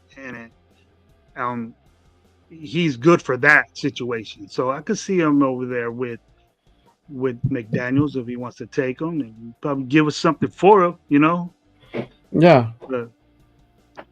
But he got taught well, like with our quarterback coach and Chip Kelly. Maybe he might be a different dude and help us out. You know what I mean? Because you cannot expect. You don't want your backup quarterback to be playing. You just hope and wish that he never does. That's the concept that I've always been. He goes, hey, you're backup, you're the young buck, and then there's a different situation where we don't want you playing, so we just pay for you. But they take it as they want. Yeah. He's gonna be good somewhere for us, but he's not with Chip Kelly. That answers the question at all. Just put it together. All you gotta do is watch it. Can't see Aiden O'Connell doing an option or running super fast to the outside. I can't see him doing that. Yeah. I'm starting to come to grips with the fact that he's not going to be here. Or he's not going to be the guy, obviously.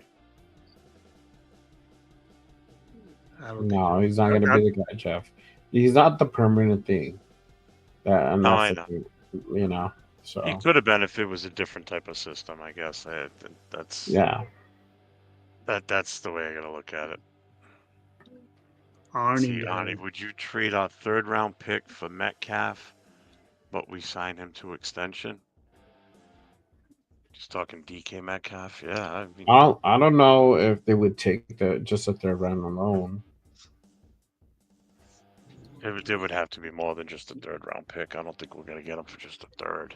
It might be something next year, or Seattle's going to want something now. They need to get. Well, they have. I think Lockett will be more available than DK, but if you want to go super dude, you get DK. But Yeah. I don't know, man. I'm saying, you know what, man? We have a lot of holes to fill, and receiver is one of them. Receiver is one of them. But I would wait.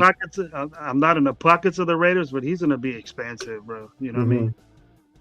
So either way, I would wait because we don't know. We don't have an answer for quarterback, and that's the But here's biggest the question. thing. Lockett's 33. He's getting 14 mil right now from Seattle. He's a free agent after next season, and so is Metcalf. Metcalf is getting 24 right now, and he's 28 years old. and he's a damn good receiver. You know, it'll be enticing if they want to do something like that, but it's the thought you gotta refine it and say, you know what, if you really want to win right now, then why don't you pick this rookie from Arizona high then? You know what I mean? And then if you have DK, he's gonna want 25, 26 million right off the bat. You know what I mean? So if he's making 24 now, then you can squeeze a Lockett guy in there. It's just the same as probably Jacoby Myers to me. You know, Lockett is in the same category. If you want to dominate by being a receiver, then you get a guy like DK or Godwin. But you know, DK's getting bumps and bruises too. I have him in fantasy, and I remember sitting him down a lot this year, but because he was injured.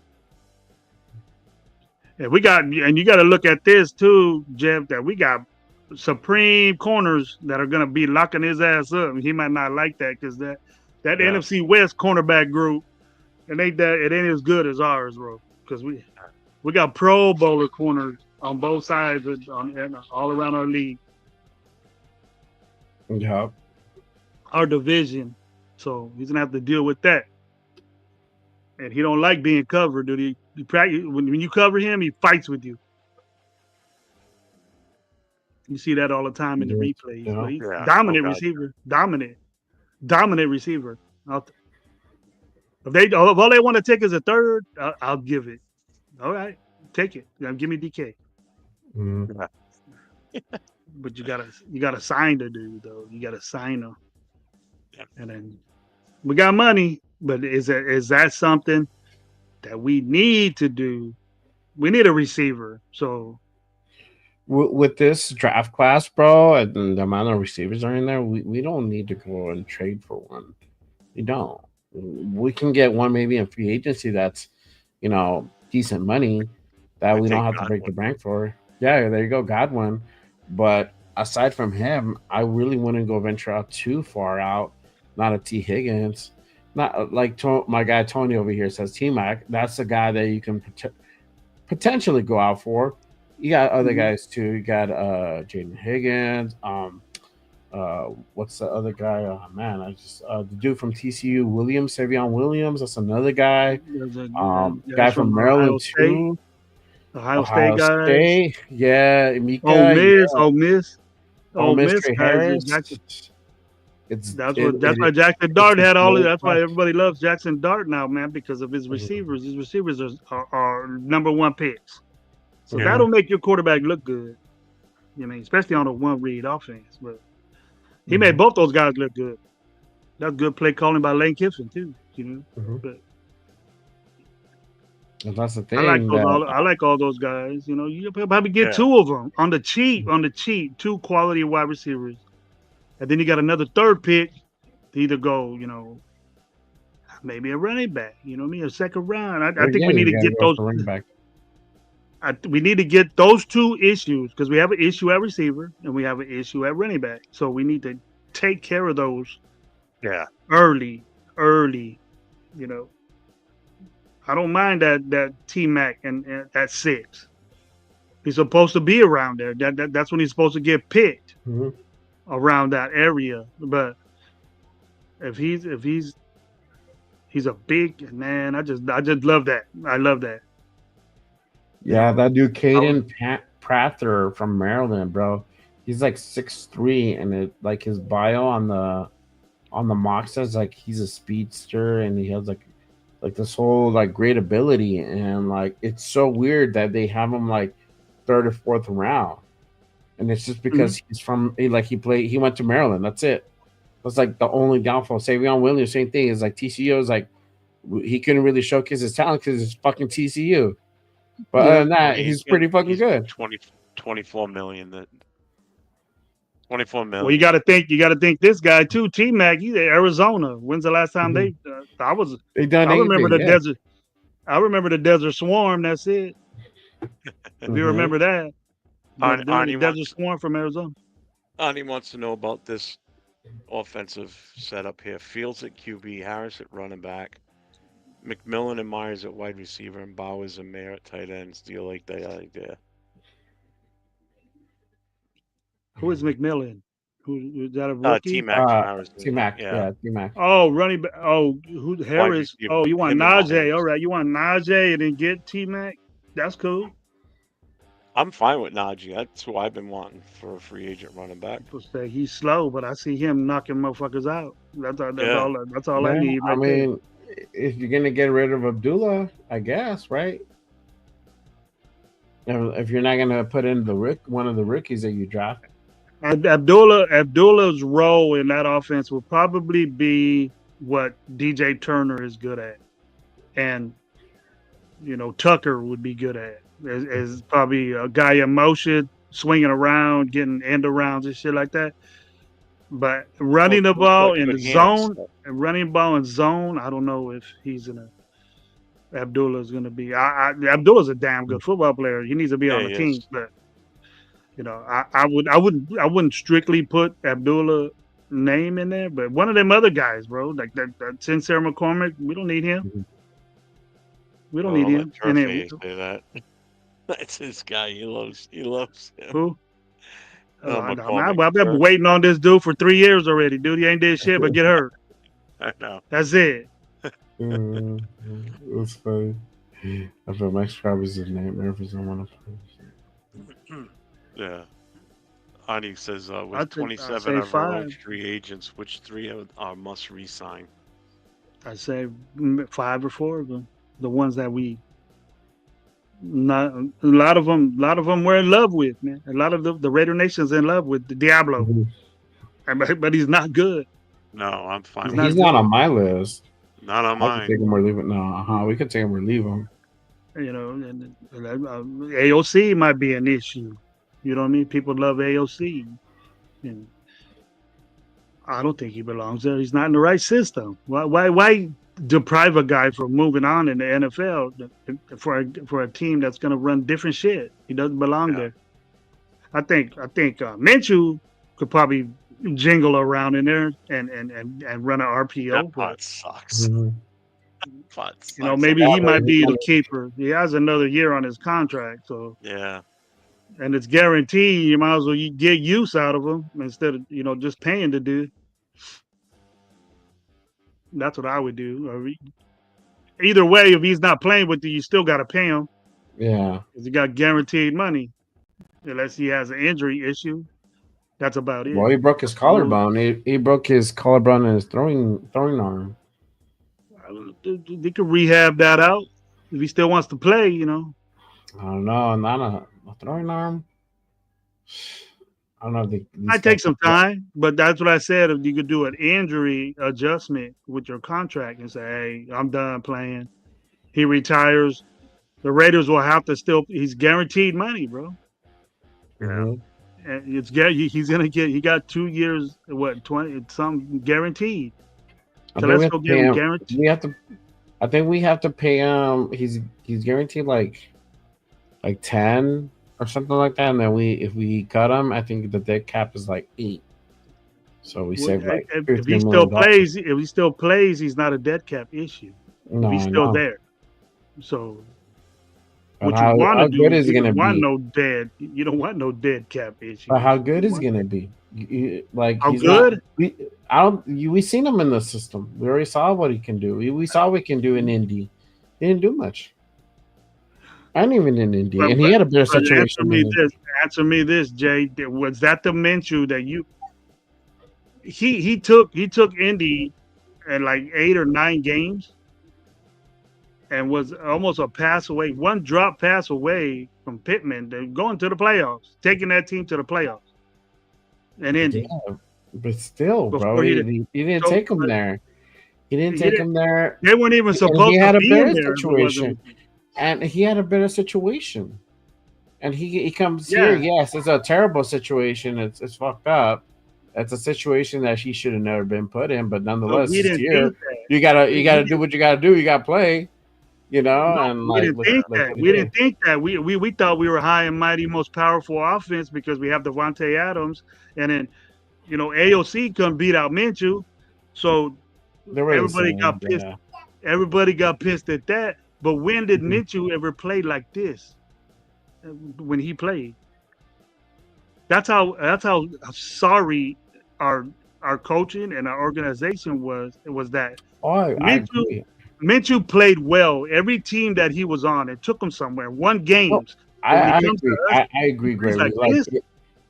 Our coach was terrible. Bro, it's horrible, right? But the decision making that Minshew has, and it was pointed out even before he got here, or when we said he was gonna come, it's just not good. And we saw that. I mean, it was like 12 interceptions for the year, bro. Some of those quarterbacks don't even have that in their whole career, dog. I know. But did you think that in the beginning? No, I always thought. I mean, once I you thought it was gonna be all good. No, I was like, I'm gonna look tape on this dude. I'm gonna see what we're gonna get ourselves into. And I'm like, fuck. All right, let's see if he works out. I'm gonna cross my fingers because that's all you can do. But as soon as he started second, I'm like, nah, valeu, verga, this guy, he's not gonna get it done. He wasn't gonna get it done, and that's why everybody was calling for him for the swap, right? Because I'm like, oh, we got to put in the OC, because people already knew, like, all right, we gotta give him a shot. But if this guy can't get it done in 4 or 5 games, he's not gonna do it, even if you leave him for the whole rest of the season. Well, it's 4. Yeah. We got to part ways with them. But I understand that. But, when we got Minshew, he never played like this for any of those other situations. Oh, I get you. No, yeah, I agree with you. Yeah, for sure. When I met you, I used to talk about Minshew's winning games over there at Indy, man. What's up with that? And then when he was with Jacksonville, he was on a shitty ass team. And up, Ryan. They ended up getting what's his name, the guy that's playing Lawrence right after that. But Trevor Lawrence. He went to a couple. He went to a couple of teams and took them going, and then I don't know what happened to this dude, man. When he came to us, but I was digging the pickup, you know. I like that pickup, and I said, man, I was like, to be honest with you, I was just very like, I was kind of apprehensive about it. I wasn't like, oh yeah, fuck yeah, we got that dude. But I was, okay, let's see what happened. And then I look into him and like, he's mid-ish. I remember the game he played with us, and it wasn't a bad game. I mean, obviously he beat us, but you know, it's still they didn't make the playoffs. He hasn't really done like a whole lot, and you know, and we saw the product of this year. Could he look better? Yeah, he could look better, but how much better? He's not gonna win us 9 games. I don't think so. I don't think he gets to that. It's just his decision making is flawed, bro. It's not good, bro. I was there at that Denver game, dog. I went to the Denver game, right? And I saw we were literally up 10-0. We're about to go like 17-0, bro, on Denver. Yeah. He had Brock wide open. How the fuck you miss Brock, bro, on the end zone? Literally, bro, it's a flat throw, bro.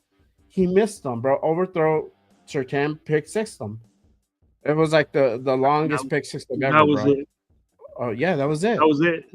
It was, but it's not like just that one play, right? It's just multiple plays that you've seen over and over and over.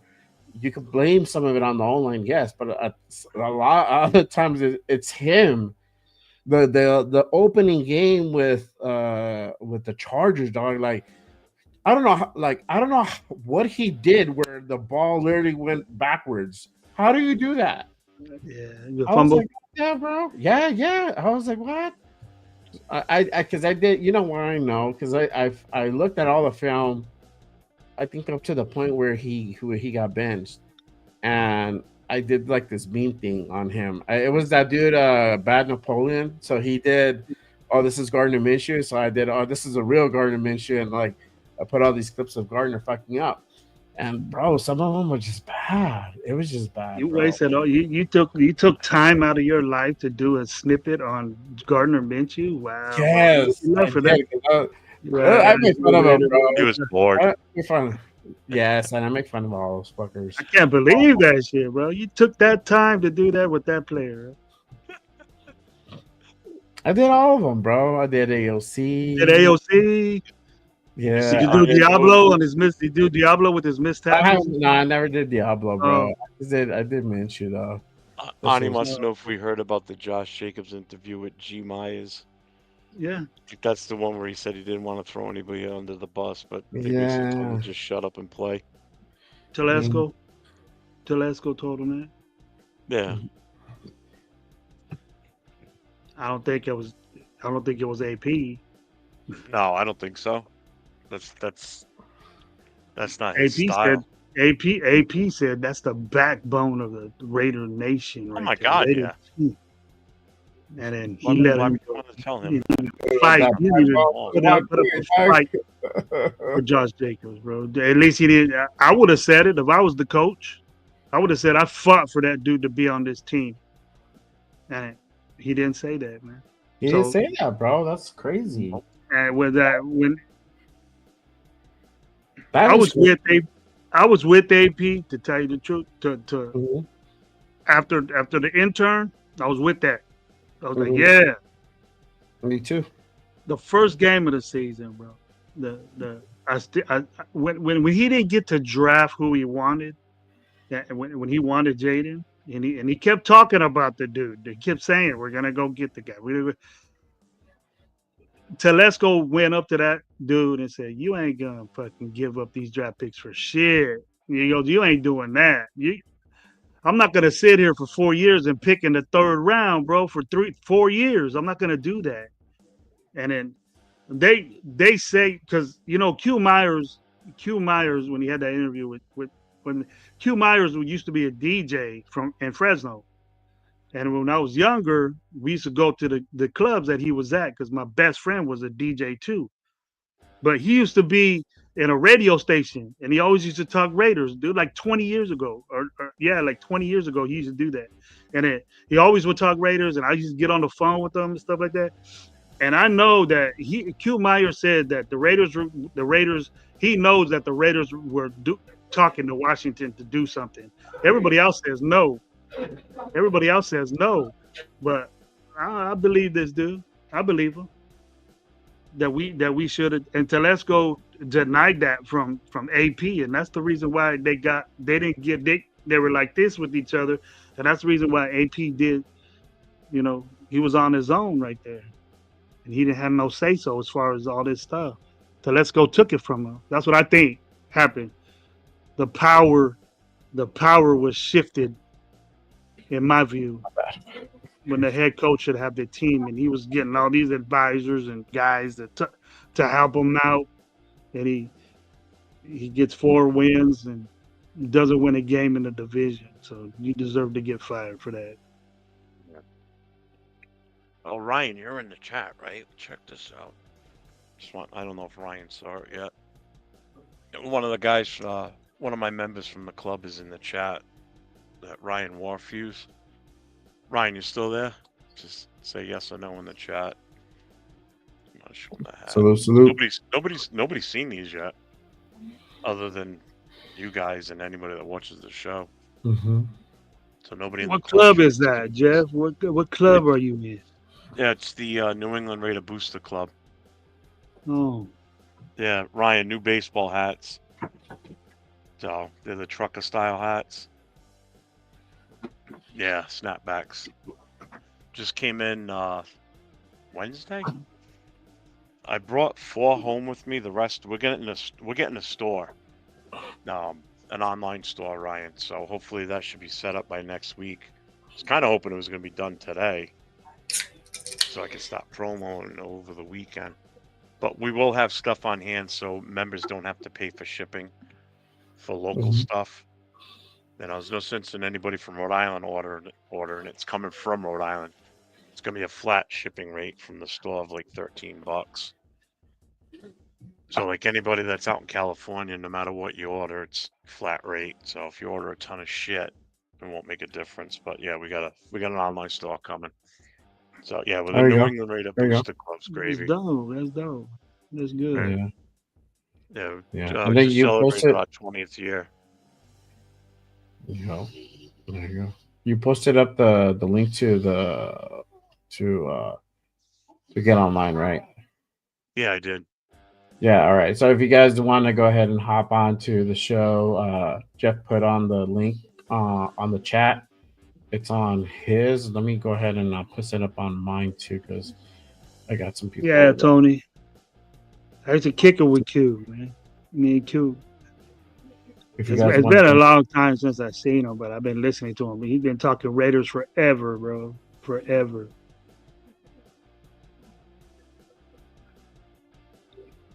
Oh, you put the StreamYard in the chat. Huh? Yeah. Yeah, like anybody can get it. Anybody can get it. It's a free for all today. That's on me. Be somebody gonna try to argue with me, huh? Somebody that don't like me. Let's see who's in the chat. It's all right, bro. Got your back. I get along with everybody, bro. Yeah. I haven't had not one issue as far as some people get wild. You're passionate though. Some people get wild, but I'm not into blocking people. You can say what you want to say on my chat, bro. On our chat, you say what you want, but go ahead, Yeah, the only time I kick people or ban people is if they get if they start going with the racial shit like that. Yeah, you're a weirdo. You're a weirdo like that, man. I ain't got time to play with you. Yeah, I'm gonna give you any of my. I just ban them. Just be done with it, because I don't want to give them a chance to come back again. Ryan, yeah, we've been talking. We've been on for almost 5 hours now. Damn. We've been talking. Oh, I plan on going all night tonight. I got nothing else going on tomorrow. Yeah, doing all night. I might go in and hop back. It's in and out. I'll talk about now right now. That's what I did. I started off the show with them a little bit. Like they started off the show, I popped in like 10 minutes after, and then I left, went to dinner with the family, popped in. Then we came home, and now I'm on, bro. Just pop in. Man, I can't do that, bro. I'll be talking about the show to my wife at dinner and mess everything all up. You know, because I should be on the show right now. I'll be watching it with my phone at the dinner and all that. I know. I was already getting the stinky eye, bro. Yeah. I'm Just gonna quit looking flip at your on my phone head. because I don't. The way I am with me and my kids is that you don't look at your phone when we eating dinner at the table. You just leave that shit alone. I just think it's disrespectful. Just take a little bit of time to associate with your family. You know, that's where I was. All my kids are grown, but so it's, Ryan wants to know, have we discussed future QBs? He just got on a little short while ago. Yeah, we've been kicking Justin it. Fields. Pretty much. Justin Fields. That's been pretty much the hot topic most of the night. Give me Justin Fields. Circling back Give me to it. Justin Fields.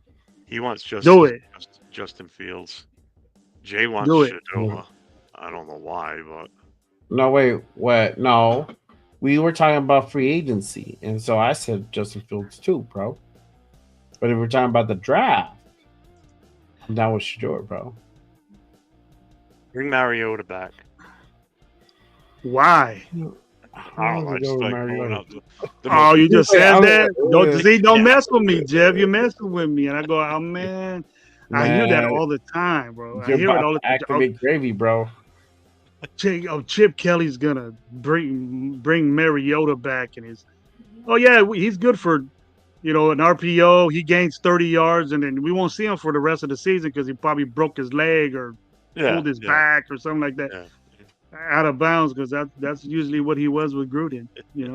Getting paid. He got paid a freaking what's his name money, man. We were just talking about him. Minshew. He got paid Minshew money to be a backup when he was with Gruden. Yeah. Yeah. So it ain't the first time it happened. Gruden did it too. Yeah, Ryan, I'm still not on the Sanders thing, but I guess I could handle Fields. See, there you go. I could That's handle it, bro. Fields. If he lands What at other- 6, Jeff, might as well get him. You're gonna get him. You know that. Shador Cam. You're I gonna wouldn't get be him. getting him If he gets to 6, I think the Raiders will get him. Any of those two. Any of those two. And those two. Yeah. Mm-hmm. So, but now because they foul to us, I don't want to get aggressive and go up and get these dudes because they're not that type of guy. We got options. It's unfortunate that we're picking at 6. If the years were reversed and we were picking 13, then hey, I'm pretty sure that if Shador fell to us, that'll be a great pick at 13. You know what I mean? Not 6. Mm-hmm. We're reaching for him at 6. It's because facts. it's because I think that he's not. We're putting all this together because he works with Brady. You know what I mean? So Yeah. and I question his maturity. I question his I don't question his pedigree, his drive to play, because I've seen him play and he is a good quarterback. But is he franchise pick number 6 type issue? We're rushing him, man. What we're gonna do is that if we get this guy, we can't have all these over expectations that this dude's gonna save our ass. We have to wait. That's why we got to get a guy like athletic, good quarterback. And this dude could blossom in. If he beats the veteran out, then fine. Mm-hmm. Yeah. Shut me up, shut Gravy up, and I'll be down with this dude. But I'm not with him because he's immature to me. No, they're all immature. They're all immature in some way, sense of form. But They're your quarterback can't be immature, bro. You can't. Oh, there's gonna be a level to kids that young coming out of college. There's gonna be some level, unless they're older, which if they're coming out around 24, 25, then you curb that a lot more. But damn, 21, man, 22, 20, like 7 years right there. that. That's like 6-7 years into college, bro. Right there, 25. Who's be 24. going that long now, dog? The NIL, they be like staying until like fucking 30 and shit. The good football players, the really good football players, the number one picks, bro, are 22, 20, barely 21, 22 years old. If they're that special, I don't want them at 25, 26. No, because now their shelf life is. That's Hendon Hooker shit, bro. Hendon Hooker was what 30 already got picked last year. Yeah, Something their like that. NFL life is like so much shorter now too. You're not going to have them. You want the young ones. But yeah, no, I feel you, but you didn't know that comes with the territory too. It comes with a little bit of the territory, especially now with the whole internet and everything going on. And these guys are coming out millionaires, bro. They Imagine you had that much loot when you were 21 coming in, fuck, bro. I'm walling out. Maybe check out this question from Arnie. What are your thoughts on DTR and Trey Lance running Chip Kelly if we can't get Fields? Nah, bro. DTR, that's the one that busted his knee and. Yeah. Why we want DTR? Is that the quarterback from UCLA that came from UCLA? I think so. Hold on. Trey Lance. Trey Lance is with the Cowboys, but he's a free agent. Wow. This offseason. I don't care. I like Trey Lance. I like Trey Lance a little bit more because remember when he played us in preseasons, he looked pretty good, bro. That was a preseason.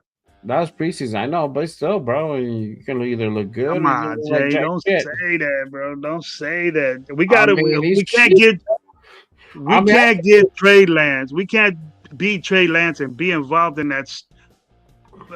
San Francisco has that, bro. San Francisco gave up the farm for that. They're stupid to do. I don't want to be the stupid ones to give this guy another chance. I'm not saying that. I'm just saying like if they got okay, so if it's between Fields and him, I'm taking Fields. I think the ship is but I'm sailed on not. Trey Lance. I mean, Trey Lance is another potential option that's going on there. Come on, Jay. Don't say that, man. Don't even. What did you just say? You It's say he's another another what? potential option. If he's gone, then if you want somebody there, I think your quarterback room just stays the same or gets worse. you can do that too. You can do that too. I got the free agency thing right. You got here. 3 guys that ain't done shit in the NFL. Then they're all veterans now. Fucking bad, Jeff wants bro. Mariota, bro. I mean, come on now, bro. That's bad. Jesus Christ. Yeah, he said that he would almost. He said he would take him like funny. Bro. Don't let him fool you, bro. He likes Mariota. Funny. I like Mariota too, Tony. but I don't know, bro. I'm like, yeah. I like Tony's post here. Somebody's going to call us at the 6th pick. Could trade back in top if top 2 QBs are gone. Well, if the top 2 QBs are gone at number 6, baby. And there's other guys there that we're really, really looking at, I wouldn't trade back. Unless it's the Cowboys and you're willing and you can work a Cowboys will give you all their shit, but yeah. But You know who because they they want. want Zanti. They want Zanti. Yep. That's a Jerry Jones pick all day long. That Dallas could be dumb enough to do that too. I'm sure Hey, they would. shout out to my guy Tony. He's like, fucking salute to Jay drinking his fucking ultras over there. Not day drinking anymore. It's nighttime, bro. Tony's always been in the chat. Good chat guy. Yeah. he is. Salute to my Just like guy. Arnie. Arnie Appreciate always him. comes with the questions, Salute man. to Arnie too, Love bro. it. Yes, sir. Arnie, that's a big hand no. I'll be surprised if he can. You know what I mean? I'll be surprised if he can, but That's a stretch, looking bro. looking at them visually, nah, it don't look like it'll work out. It don't look out. Lou Brew legend goes, are you guys going to Australian rugby league games at the Raiders Stadium coming soon? I don't live in LA, I didn't even know they were happening. I'm in Vegas. So that would be a no. Man, it's all over the TV over here. Well, over there, yeah. I'm on the East Coast. It's I don't know rugby. anything about that. Yeah, I don't It's follow rugby. I don't follow rugby. Y'all getting Sam Donald? Nah, I want to trade for Sam Donald. Is he a free agent? We have to trade Yeah. for him, huh? Yeah. We need our picks. No, he's a free agent. He's a free Is agent. he? So, yeah. He's not going to be cheap. Not He after this probably season. asking for probably 50. He probably want 50 or Jesus Christ. These quarterbacks make way too much money. Yeah, tell me about it. God damn. Oh, wait a minute. Is he? Wait a minute. What year am I in? Oh, I'm in the wrong year. Hold on. Can you imagine just sitting there negotiating? Yeah, I'm gonna get 60 million this year, bro. Dude, he's 27. He'll be 28 by the time the season starts. He's getting 10 mil right now from Minnesota. Based on what he did this year, you know that's going to skyrocket. That's going to go up to probably about 25 to 30, if not more. Probably a hell of a lot more. I think Minnesota's gonna keep him. Minnesota's gonna keep I him. hope so, because I don't want us to even be in the running for him. Hmm. I saw what I needed to see in the last 2 games he played. Couldn't pull it off to get the #1 seed. Blew it. And then when you made the playoffs, you couldn't get it done in the playoffs. You blew it. They scored 9 points 2 weeks in a row. Come on. His With that defense high wasn't flying doing that. offense. His but they defense couldn't get- wasn't doing that good. No, but even his offense, that high flying offense all season long, and then the 2 biggest games of the year, you couldn't do anything. It's either those 2 teams they played were really, really that good, or Jesus Christ, he threw how many interceptions those 2 games? Gave the ball away, sacked out of his mind. Yeah. Arnie.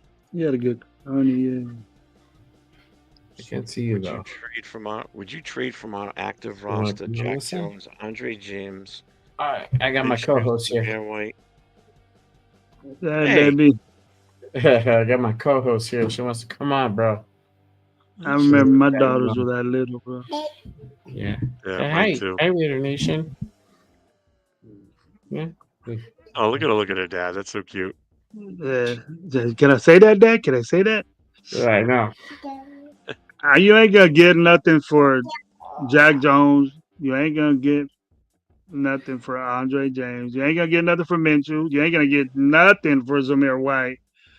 Maybe man. Maybe Michael Mayer and Colton Miller. You might get some picks, but not much. I mean, you'll get But something I would. from the other ones, but they're probably going to be like 7 or 6 rounds, like late Yeah, round we picks.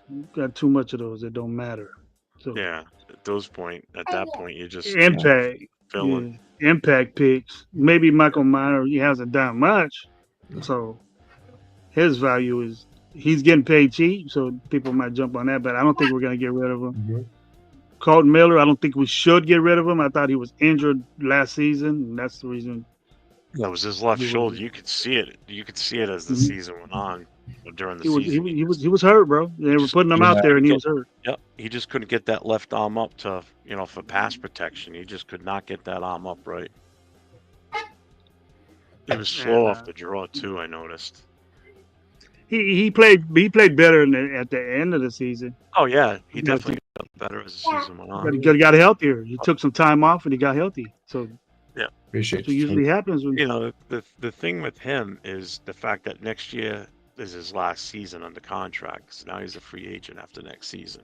Mhm. So, which is why we have to seriously consider drafting a left tackle to groom behind him, or try and pick one up in the free agency. But yeah. the other option Yeah. is we could trade him this year and get something for him, because we could lose him at the end of next year, regardless of free agency, and then we get nothing. Well, maybe we'll get a compensatory pick. Man, I think we got to wait for free agency if they want to get a tackle. I think he needs his backup. Right? I think he needs somebody to, take his position. He's done it for a while already, and I think people are downgrading Miller. Man, he started.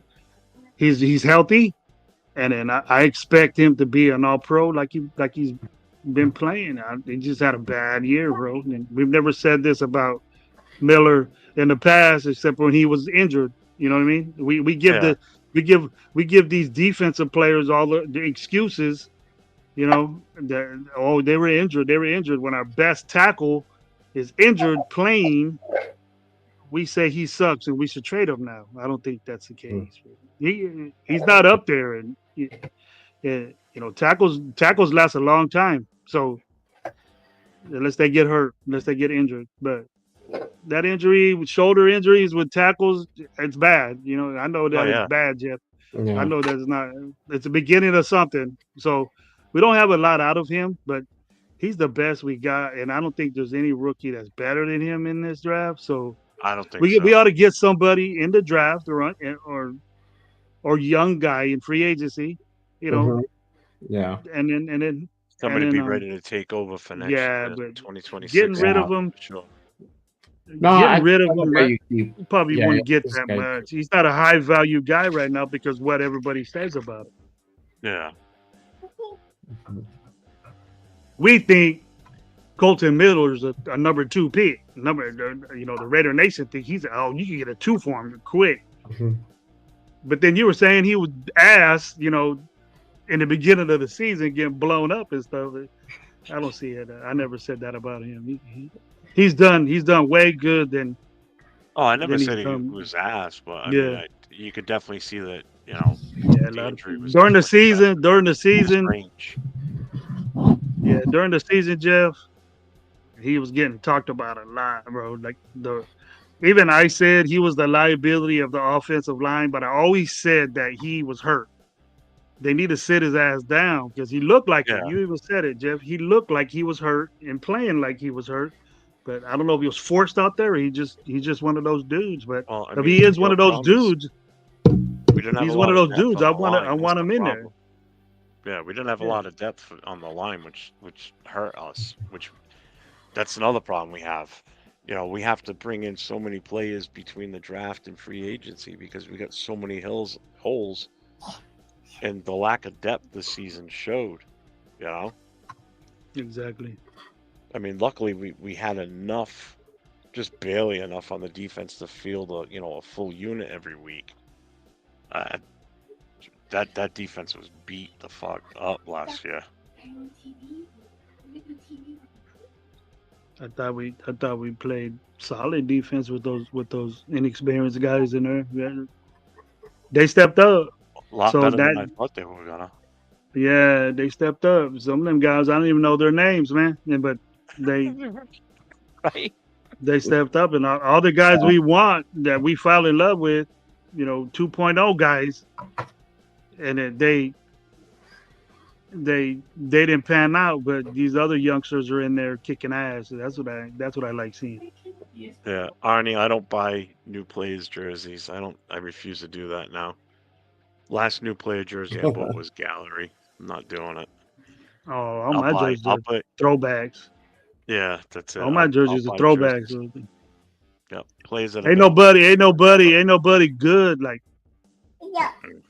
that deserves it from me. She agreed. She went, yep. Yep. The last one I had was I got a 28. And then this dumbass decides to go be number 8. Yup. And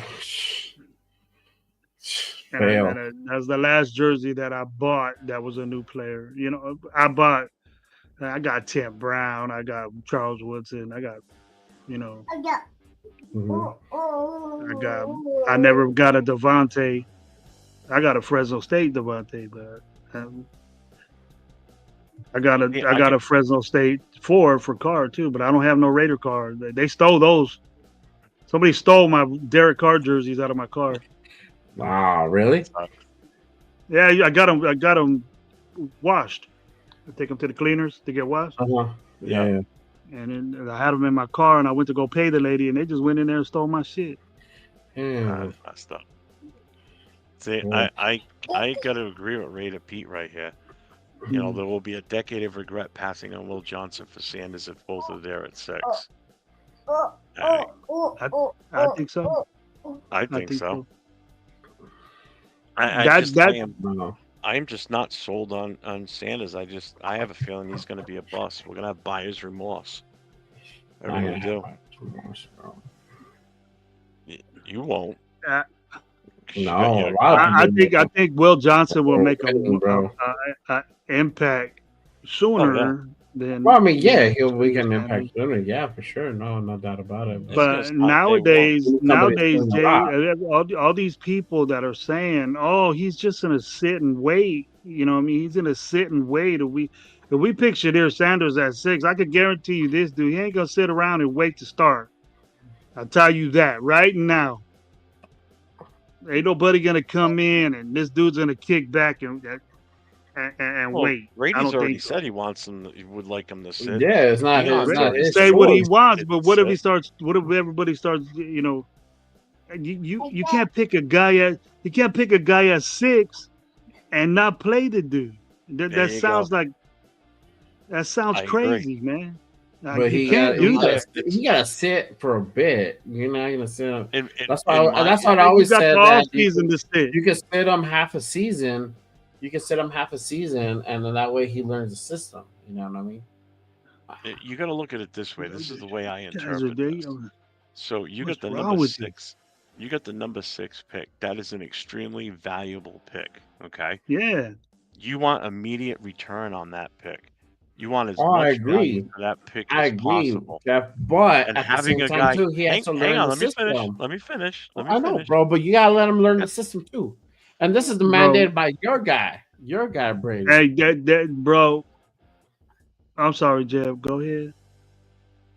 Getting a guy at number 6 that is not possibly even going to touch the field the upcoming season that you're drafting him for, in my opinion, is not a value pick.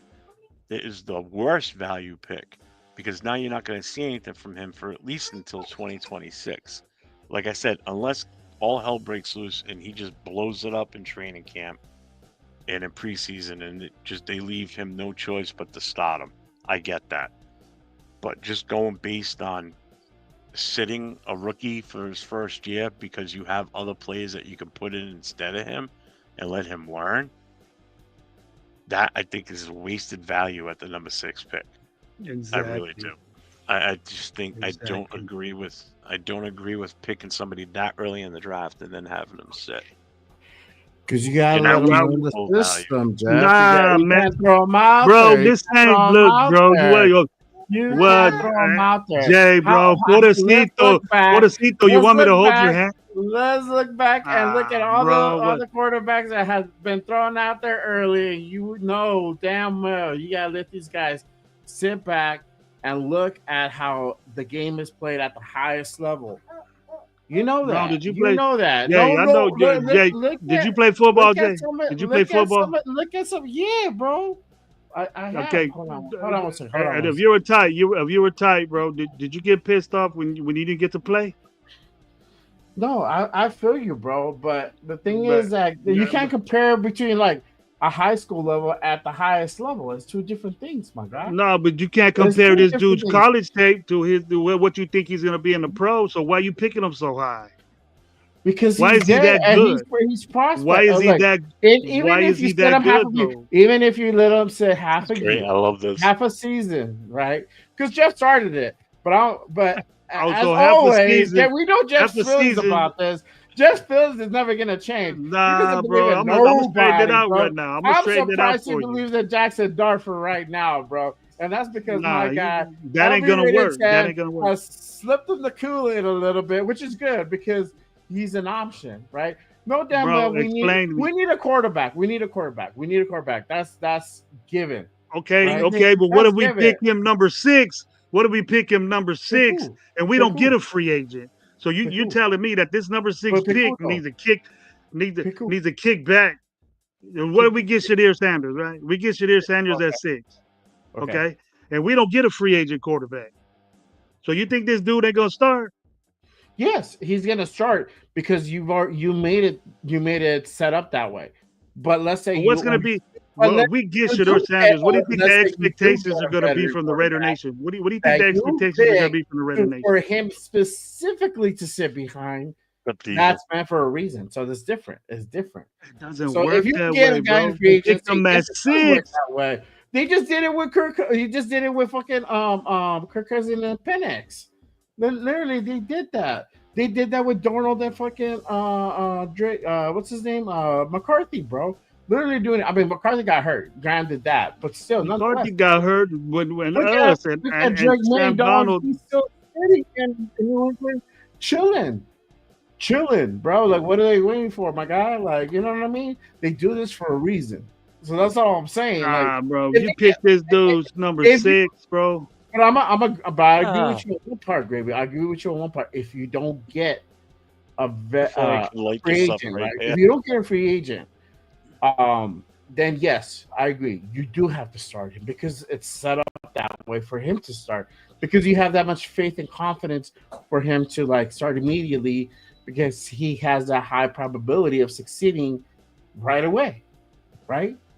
But if you can, if you're able to, if you get there's no point to go out and pay a Justin Fields that amount of money and then draft Shador to go ahead and have fucking Fields sit behind him.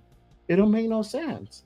You're paying fucking Fields. The quarterback, if you get a free agent, Shador. we get a quarterback anyways. If we get a free agent and we get a quarterback anyways, right? Mm-hmm. So, and say like it is Shador. You think Shador's gonna beat out Justin Fields? It could definitely possibly be that way. It could bro, be that way. You got way much love for Shadir Sanders. We don't know, bro. We don't know until he gets there. Till we pair those dudes up. I'm gonna be real with you.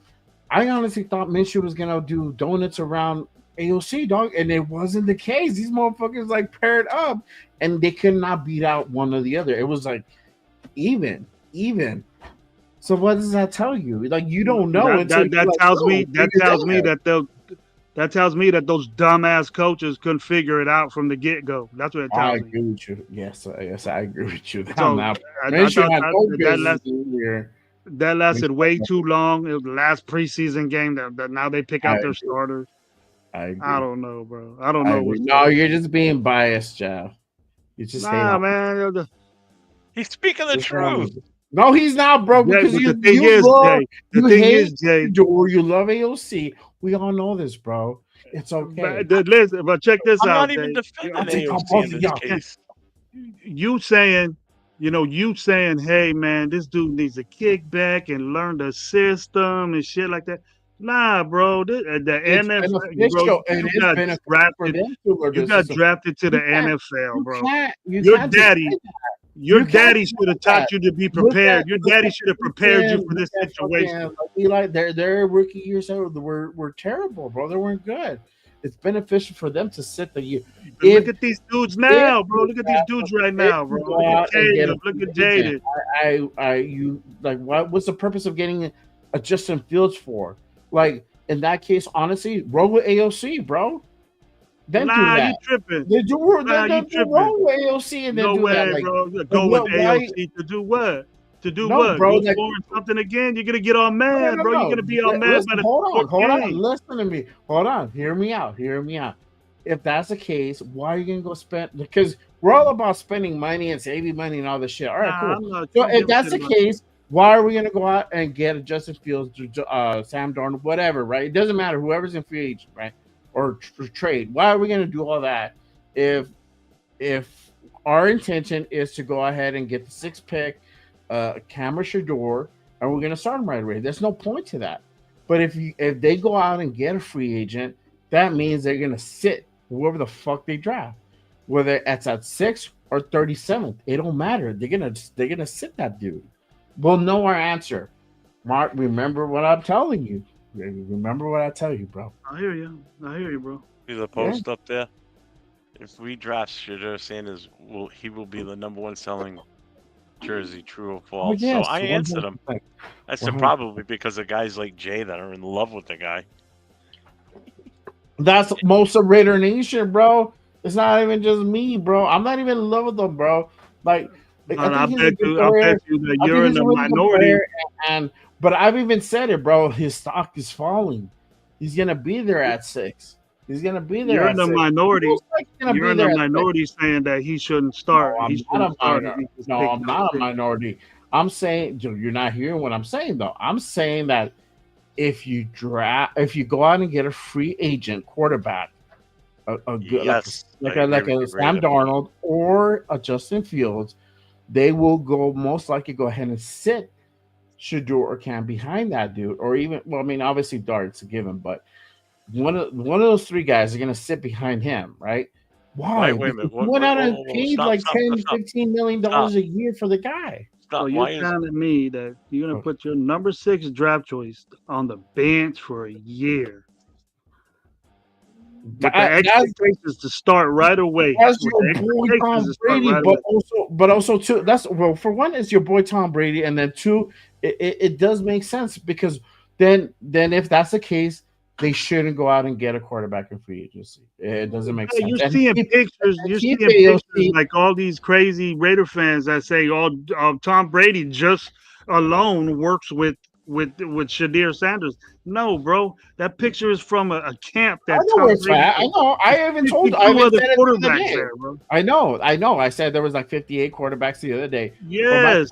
But my point is, if this dude is saying that it would be preferable to sit these guys behind an experienced quarterback, and if they go get somebody in free agency, and it's an experienced quarterback, then this guy will Shadir sit. Sanders. If your Shadir whole Sanders- point, if your whole thing is to like, hey, we're gonna go out a guy, we're gonna trade up, or we're gonna get him at 6, a quarterback.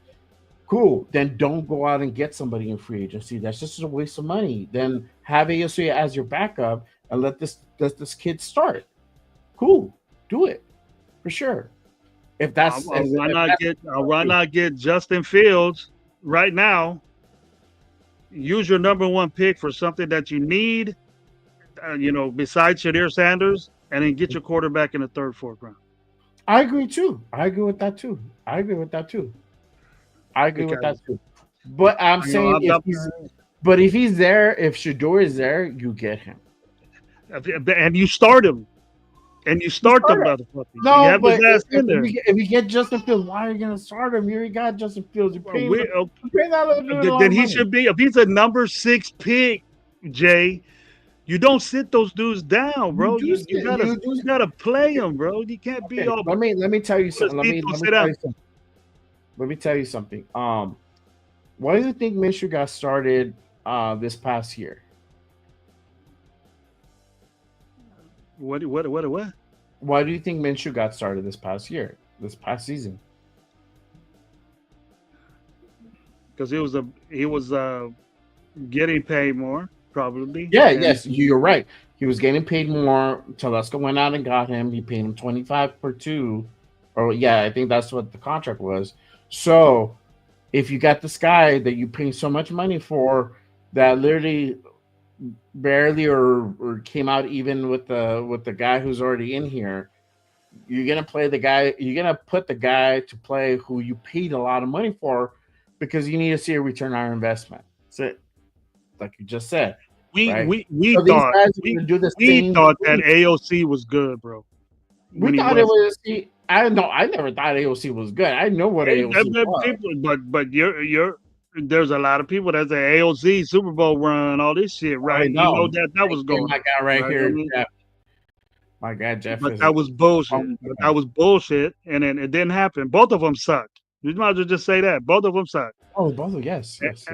But how could you have 2 quarterbacks that suck that bad without the blaming organization, coaching staff, or anything like that? Definitely. Yes. They were poorly coached. The head coach was poorly coached, and they suffered it. They suffered that. AOT and Minshew. I'm up to this hip right here. If you pick this dude number 6, Jay Raider, you have to start him. You have to, because if you don't, man, I've never heard of a pick that high just sitting down like that. You know, Mahomes said, but I don't. Man, I'll be disappointed. Let's see what the dude got. And he should be able to beat out. He should be able to beat out any, other dude, because the other dude ain't gonna know Chip Kelly. Who played with Chip Kelly? Michael Vick and Nick Foles, right? Yeah. They ain't gonna be on our team. So ain't no veteran gonna know what the hell Chip Kelly offense is, as much as a rookie would. So it's a couple more points you could jot down for me right there, Jeff. No. Couple more points, man. Okay, so I'm gonna tell you Bring this. it. I'm gonna tell you, all right, I'm gonna give you this, Gravy, and I'm gonna add a real point. Don't fucking You're write it. bringing your out. Hold on, give me a second. Okay, Oh. so I'm gonna give you this point. If they do give a higher rookie contract to Shador at 6, then let's say you get Fields, right? Mm-hmm. I agree. Start him for that very reason, because I just looked up Jaden Daniels' contract. That dude's getting like 4 for $37 million.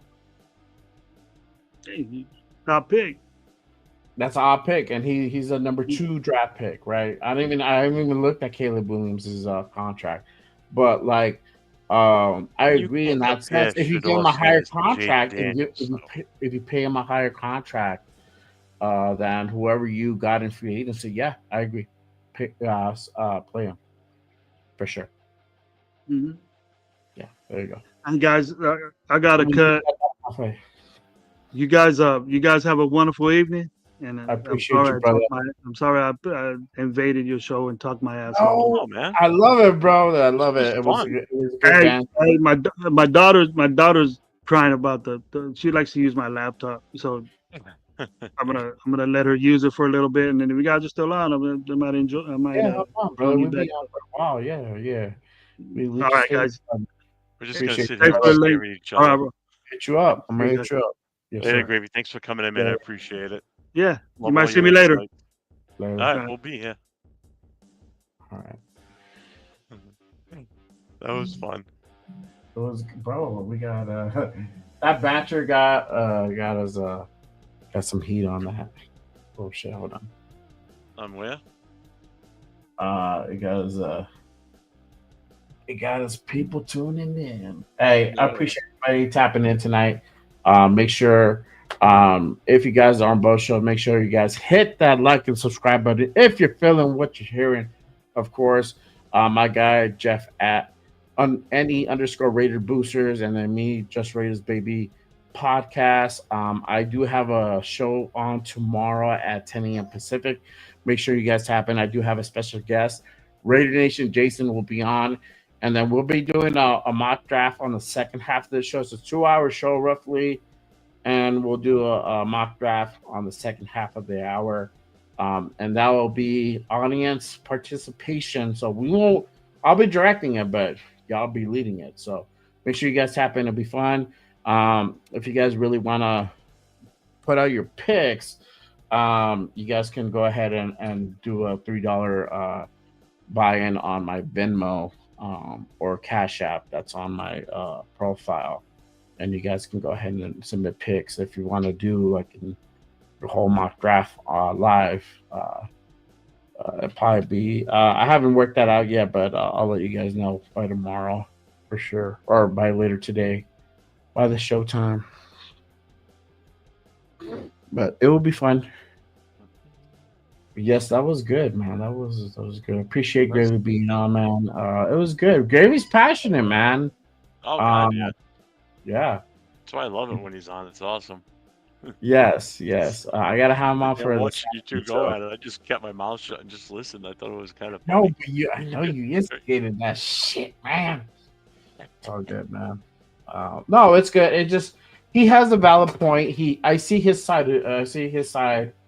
Of it because it makes sense for, like I said the other day too. If what was it, the Jets? If the Jets drafted Dart because they say supposedly he'll go up that high or whatever, or some people are saying he goes that high, then you start him. That's overreaching because we were talking about overreaching because we're saying that most likely Dart goes in the later first round, not so much like top 10. So you definitely gotta if you go and you reach for him that bad, you need to start him. You need to start him. Yeah, it's Appreciate you, Arnie, with great points. I try, bro, but no, Gravy is the best. He's Arnie, don't give him any credit. give me credit. I No. deserve the credit. No. Yeah. Well, my guy D8 says Will Howard over Shador. I don't know about that, man.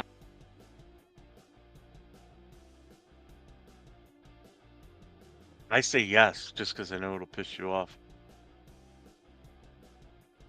Oh, your mic cut out again. Ah.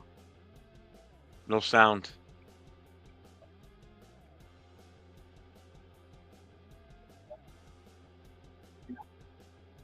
They should be calling out every game to play rookie QB if I start a 6. Oh, without a doubt. But here's the problem. If they have to put him in and he is horrible, it's going to be a shit show for sure. What the fuck? Who the fuck is texting me at 2:30 in the morning? Fuck. Yeah, coming in like sporadic, like that. Jackson Dart in a second. Hell yeah. You know, I'm fine with Dart. I mean, it took me a while to come around to him, but after watching him in that bowl game and everything, I see why so many people were in on him or high on him. Check. You know, yeah, there you go. All right. You hear me Arnie now? said we can read lips. Yeah, I can hear you. Okay, cool. Every time that thing gets pulled or like moved, like you move too far for your headset. Is it a wireless? no, there's a USB that connects from the mixer. Yep. Anytime that thing gets moved, it like throws off the sound. So my God. Yeah, and it takes a minute to reboot. It's a process. I think it's How long do you stay? How long do you want to stay on for yourself? I'd probably say maybe about another 2 hours, something like that. So I should write the show for tomorrow. I haven't even done that, but I kind of know on the top of my head what I'm going to talk about. Just need to put pen to, or I should say words to notes. I don't write shit down. I do it all from up here. I know, but it's good because then they see the audience sees the visual aspect of it. So when we have topics, we'll be like, "Oh shit, that's what he's talking about. That's what the subject is on." I like just totally off the cuff. I find that. I do some off the cuff stuff because Like I'll ask questions and doing stuff. improv. Yeah, You know, I do 'cause like. right now we're just bantering back and forth about nonsense right now. Oh yeah, because it's this type of show. You know what I mean? But like when it's like an interview show, because it like the way that the Saturday show Oh, is for that, set up, yes, I agree. Yeah, I do some questions like where it's more personalized towards the end, so that way people could get familiar with the person that's on and stuff. So Well, yeah, I was but we thinking- talk rape shit. Though. Yeah. Did your mic just cut out again? Probably did it. Oh no, you're good. Okay. Cool. Because I was thinking about starting a new show. I just have to talk to the people involved. It's going to be 3 on the panel. It Okay. would be Chris Uh-huh. for Raiders, Hmm. and I got to talk to Rundown because I need to talk to his dad. It would be Papa Rundown, Chris for Raiders, and myself. But not talking anything new style, like nothing new school Raiders. Mhm. This would be like historical Raiders stuff, like going back in time, talking Oh, about old school stuff. You know, you don't that's see too many. good. You don't see anything out there where there's people talking or guys talking about, you know, reminiscing about the Raiders, like going back about the history of the team. And No, the only person that I know that does that is Millennial Raider. Millennial Raider does that a lot, and that's cool. It's not my cup of tea because though I love it, at the same time I'm like, okay, let's talk about relevant stuff. Like, what are we gonna do in the future? Because That's my thought process. That's just a personal thing. So I tune in sometimes, but then like sometimes I, Well, I I'm see for uncomfortable. me, because I do the shows with you, and then the ones I do with like with Nate, and then doing this, I get that time of being on live and talking about the current situation as far as what's going on with the Raiders. Right. This will give me a chance to branch off in a different direction about talking about the old school Raiders with two guys that are similar in age to me that grew up during that Oh and yeah. know For sure. know about the mystique of the Raiders and what it means Mhm. to be a Raiders fan and from that era and going forward. And it's Chris had a good idea where we can eventually incorporate where it's the three of us and we bring in say like Nate and Mhm. it we just talk to him about stuff that's happened in the past and you know kind of like educate in a way too like because some people don't know the history of the Raiders, like they don't know what they really should know. Like everybody should know the history of their team, and it's funny being in New England with all these new fans that got picked up around here for the Patriots when they were doing their thing. um, a lot of people didn't really know the history of the Patriots. It's to the fact where I knew more about Patriots history than some of the fans did. Mhm. Like when you tell them, "Oh, you know that you guys had a 1-15 season?" "Oh no, we never had that. That never happened." Yeah, it did. And your head coach was Rod Russ. Did you know Right. that? Who's that? Okay, well that's a coach that used to be a coach of the Patriots and took them to 1-15 and they got fired. So it's shit like that. People that aren't that are Patriots, you should know that. Learn about your team. That's what I did. You know, the era before I started becoming a Raiders fan. That's what I did. I looked it up once I was old enough and knew where to get the info and shit. Now it's easy. You just type something in or do a search on your phone and you got it. Mhm. Well, I think that would be a killer show. I think that would be fun. It would be a good So, show. I something like that, I would. would definitely have to write down stuff for because that would be. Yeah, what I would do also too, I would ask the audience, how would you like? Let's say, for example, how do you think Jamada would do in today's type of like offense or something like that? Or if he was playing the league now, like how do you think? How good do you think he would be, or something like that?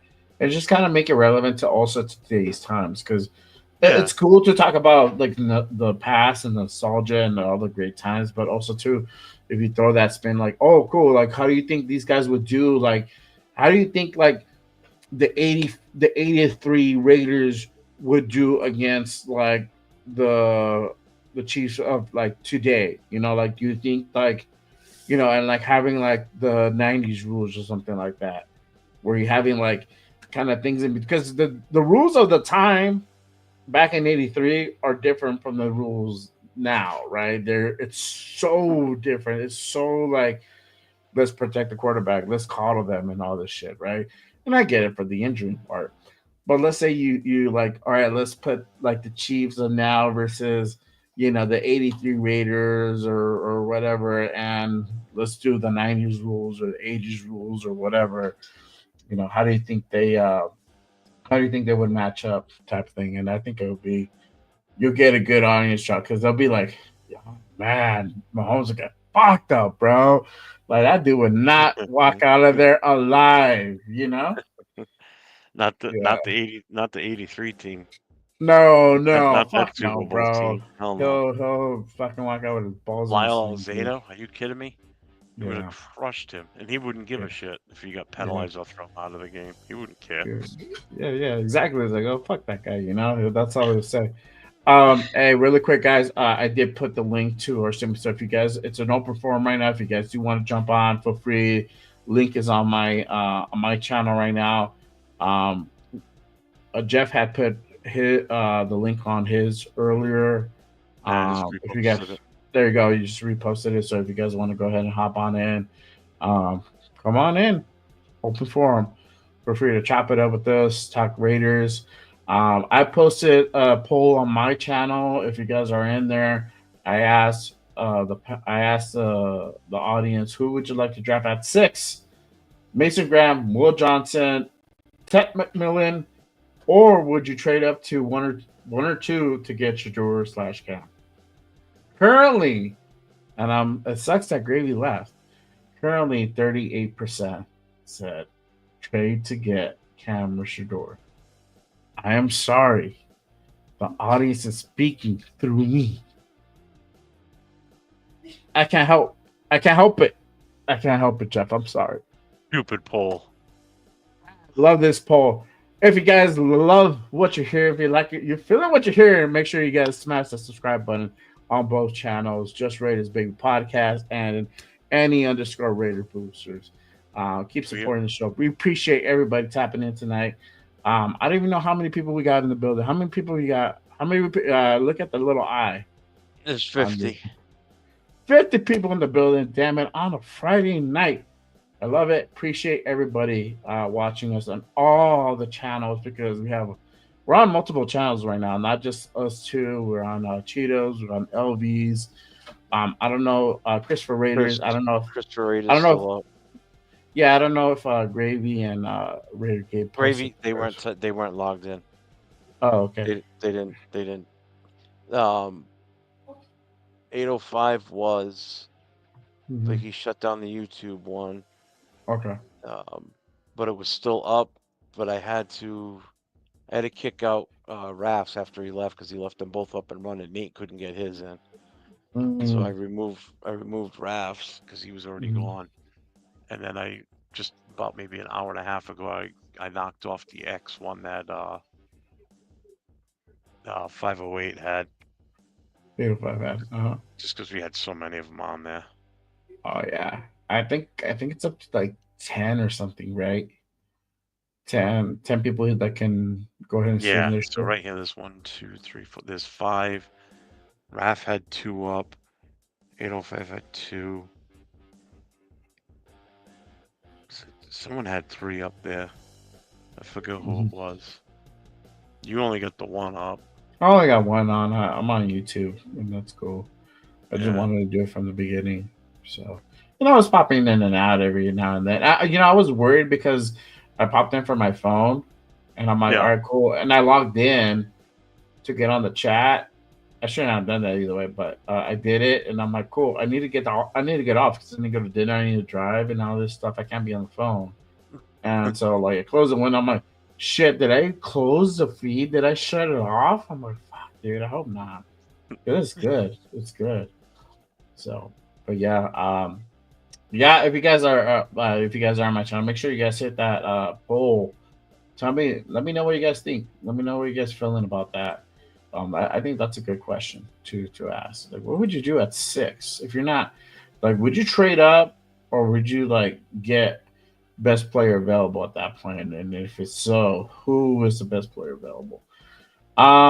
Gerard, are y'all talking Sunday night? You're doing something Sunday, right?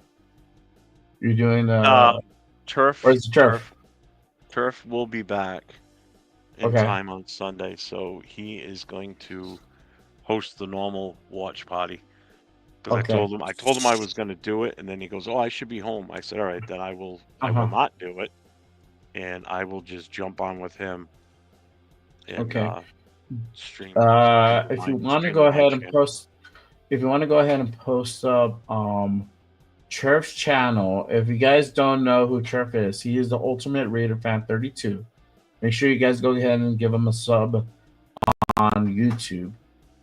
He is doing a watch party on Sunday. I might tap in for a little bit, and it's probably most likely post game or halftime, something like that. I don't know. See how I'm feeling. I'm going to just chill and watch it and just kind of hope to pray that the Eagles pull it off and beat these fucking Queefs, bro, because I ain't trying to have them repeat, man. I'm not doing it. No, I'm not having that shit. But yeah, Ultimate Raider Fan 32. Make sure you guys go on there and go ahead and give him a sub, but he will have his show on Sunday. I don't know exactly what time he's going on. Do you? Not sure yet, but I posted it to your channel also. To mine? Okay, cool. So the link is on there. You guys can, if you guys are not subscribed to him, make sure you guys go ahead and give him a sub. If you guys are not subscribed to me, go ahead and give me a sub. You guys are not And if you're subscribed. subscribed already to me, I will be casting it on my channel too, so you can just link it off of mine too. So Yeah. We'll yeah. It'll be on multiple channels. There'll be a bunch of us more than likely casting it. At least the ones that aren't going anywhere to watch the games. Yeah. Game. But you asked who we're all taking on Sunday night. I mean, we're Raiders fans. The last thing we want to see is the Kansas fucking City Chiefs. Oh, win for it. sure. For sure. I know. Please, God, no. What do you think of Pete Carroll being your coach? I love it. I love it, man. This is one of the best things that we've done in a very long time. We're doing things the right way. We just got Pete Carroll. I mean, we got Chip Kelly, and then we just brought back Patrick Graham. Brought back Robbie Leonard, another person. So Greg Olsen is also back. What was the other person? Oh, we got the running backs coach from Notre Dame. He's gonna be a running backs coach. So we assembled basically everybody. Almost all of our coaching staff is done. I don't know who else is out there in the win. I don't think anybody else is out there. I did post. I did make a funny reel, a funny short. You guys go check it out on my channel. It's fucking hilarious. So Pete Carroll's assembles his fucking coaching staff. That's hilarious. Man. It's like an I Avengers think strike. it might be like an assistant to the assistant kicking coordinator or something. Probably. Assistant manager. Assistant to assistant manager. And you're absolutely right, Dixon. We do need to fucking swing on a QB at some point. Just not Shador or Ward. He doesn't want And one. if you are a betting man, then yes, I would say to bet on the Chiefs to win it. Yeah. Because you know damn well they're gonna fucking probably pull it off. I know. I That's- hope not, bro. I hope I- Saquon oh, like man. balls the fuck out. I hope Jalen finds his guys. I hope the Eagles just I just kill hope it on Saquon defense, runs dog. all over them. That's all I want. Yeah. Saquon is just This might be a defensive type game, I feel. Because both defenses have been on point. You Yeah. know? Yeah. Yeah. T-Bit says, I rather people watch it on ESPN or CBS Sports so you can watch the scoreboard. That way it's easier for everything. Russell might become a reader. Her rumors a few weeks ago talks with Pete. Yeah, but then Jake Glazer dismissed that this week. I think the other day. They asked him about that. And he has a really close relationship with Tom Coughlin. And he's what is he? He's a advisor to the Raiders, and obviously he's over there connected. So he said, "No, that's not happening." And he supposedly even Russell's not even going back to Pittsburgh. So he went up and opened his mouth. So now he don't got a job nowhere. Now he has to find one. Diesel, the whole planet has to rush for 100 yards? What do you mean Saquon, not Saturn?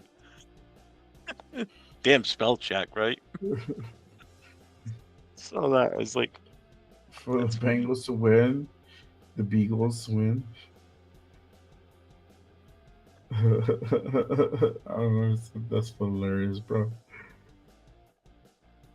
And spell check got you good. The Birds. Were you trying to say the Birds? I was trying to say the Eagles, but it switched to Beagles. Damn it. Damn it, Jim. Sam Tonka. The guy. Sam Tonka says, salute Jeff J. Hope the Eagles take a 27-point halftime lead so that I can take a decent crap without missing anything. Damn it, Sam, talk that shit. Yes, bro. Literally. I hope so too. And then the fucking Chiefs miraculously make a comeback and they fucking tie up the game at fucking 2 minutes left in the fucking game. Now we have to go fucking sit on the edge of our seats for 2 minutes and figure that fucking thing out. That's what happens when you get a new phone. Yeah. It's that new age autocorrect. Damn it. I hate that shit. That shit still does that to me, bro. Beagles. No. Oh, it's aggravating. Basically the Beagles, just the Queefs. If anybody wants to come on with us, the links are in the chats. So The links are in the chat. That is feel right. free. We're in for the long haul. I want to stay on until the sun comes up, so that We are at 5 hours and 41 minutes, y'all. So you know, we started this thing 6 p.m. Pacific. Yes. And we're at midnight Pacific time. We're not in Pacific time. I just make the reference because most people are either Pacific or East Coast time. Some of them are in the middle. But yeah, we've been on for almost 6 hours, going on 6 hours. So cool. Y'all started a little bit late. I was waiting. Yeah. Leo and I, and then 805 jumped in before we went live, and we were all talking, and we got a little late stop because we were chit chatting and chopping it up. Yeah. And I was waiting and waiting and waiting, and I was like, "Fuck, man, when are you guys gonna go on? I wanted to listen to what the fuck they have to say." Oh man, both those teams. Yeah, I'm not a fan of either. Well, obviously, I hate the Chiefs, but we hate the Chiefs with a passion. I'm gonna wear my fuck cape. I'm gonna wear my. So that's what I was saying earlier. Leo sent me his fuck KC shirt with the Raider emblem on that shit. I'm gonna rock it tomorrow and Sunday, so I'm gonna try to. I want to go on turf show, so I can be like, "Look, bitch, fuck the Chiefs." Even if they win, I'll be like, "Fuck those motherfuckers." So, if you want a shirt like that, I have this shirt on. Hold on, that one's pretty dope looking. This one is cool. I love this one, bro. I didn't think he was gonna send me this one. Hold on, he got me out. I'm trying to. There we go. That's not what I want to do. This is kind of like in Tiger Bomb, and then it has the Raiders emblem on there too. If you guys like this shirt, it's pretty fucking dope. I didn't think he was gonna send it to me, but he sent it to me. If you guys like the shirt, hit up our guy Cheeto Linus on Instagram at Cheeto Linus. I don't even know how to fucking spell his name right. CHIDOLINUS. He's on my. If you guys are on my channel, he's on the thing. He has his Instagram plugged into. But you guys go on his IG. He has his online store. You guys can order from him. Hit him up. Let him know you guys want the shirt that Jay is wearing, and I'm gonna wear the other FKC shirt tomorrow. If you guys are on the show tomorrow, I'm gonna plug that. You guys can go on there, grab him merch. Yeah, bro, he got you, Diesel. He got a 3XL. We're gonna get Jeff one too, dog. No, I need a bigger one than that. Shit, he got you covered, bro. He got the fucking custom made ones and shit. The fucking 6L, dog. We big dudes, bro. He's a big dude too. So I mean, he has to cater for all sizes. You know what I'm saying? I wanted to get some shirts because like I can't be rocking jerseys all the time. It's hot, bro. Those jerseys are hot sometimes. I'll be sweating like crazy. I'll be rocking this. Yeah, I like that, bro. That's fucking sick. Let's see if I can. I feel that, man. Make it bigger so you guys can see it. It's a baseball jersey. It's what I wear when we do our shows. Yeah. So it's got you can see the skull. So it's all customized and everything if you want it. Like you could put your name on it. I don't, not on this one. But the other one I have another one that it has my last name on the front. It's got the AFC logo on one shoulder and NFL on the other one. This jersey comfortable. Yeah, it is. It's sick, bro. I'm not gonna rock the jersey, Tizo. I'm just gonna wear my fuck KC shirt because I feel like I need to put that out there, bro. Fuck KC, you know what I mean? Even though it's my own house. Yeah. You know what? Can you hold the fort down for a minute? I'm gonna go to the little girl's room and I'm gonna run outside again. Yeah, you good. I got you. For sure. Yeah, cool, perfect. I'll read out. I want since I won't have the I can't put the comments up, but I will read them and I'll address them as you guys post them up. So make sure, just you guys put your shit up. I won't be able to post it on the video for right at the moment, but I'll read them all out for sure. But again, if you guys are watching, make sure you guys hit the damn subscribe button. Help support the shows that you guys are on all the channels, on all the platforms.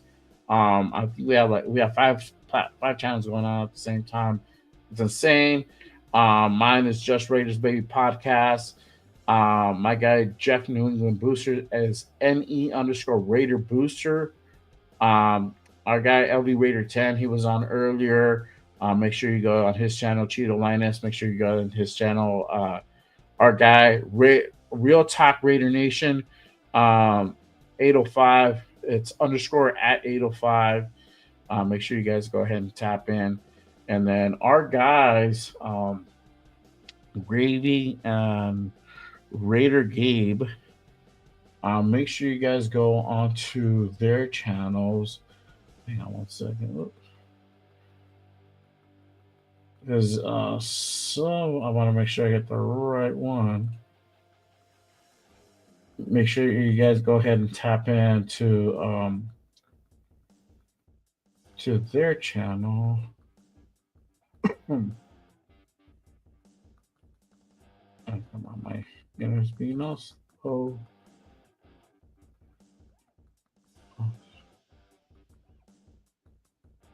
If you guys go on to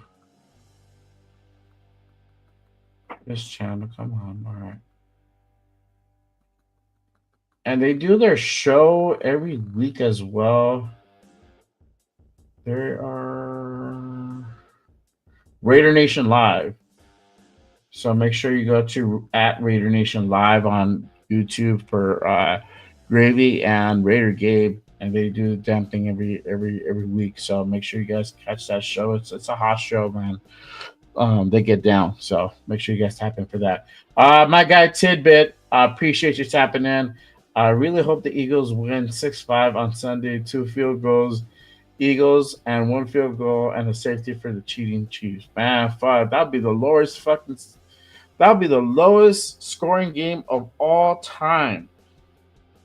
Jesus Christ, bro. I would. You know how many people would fucking tune out to that game if it was 6-5? Jesus.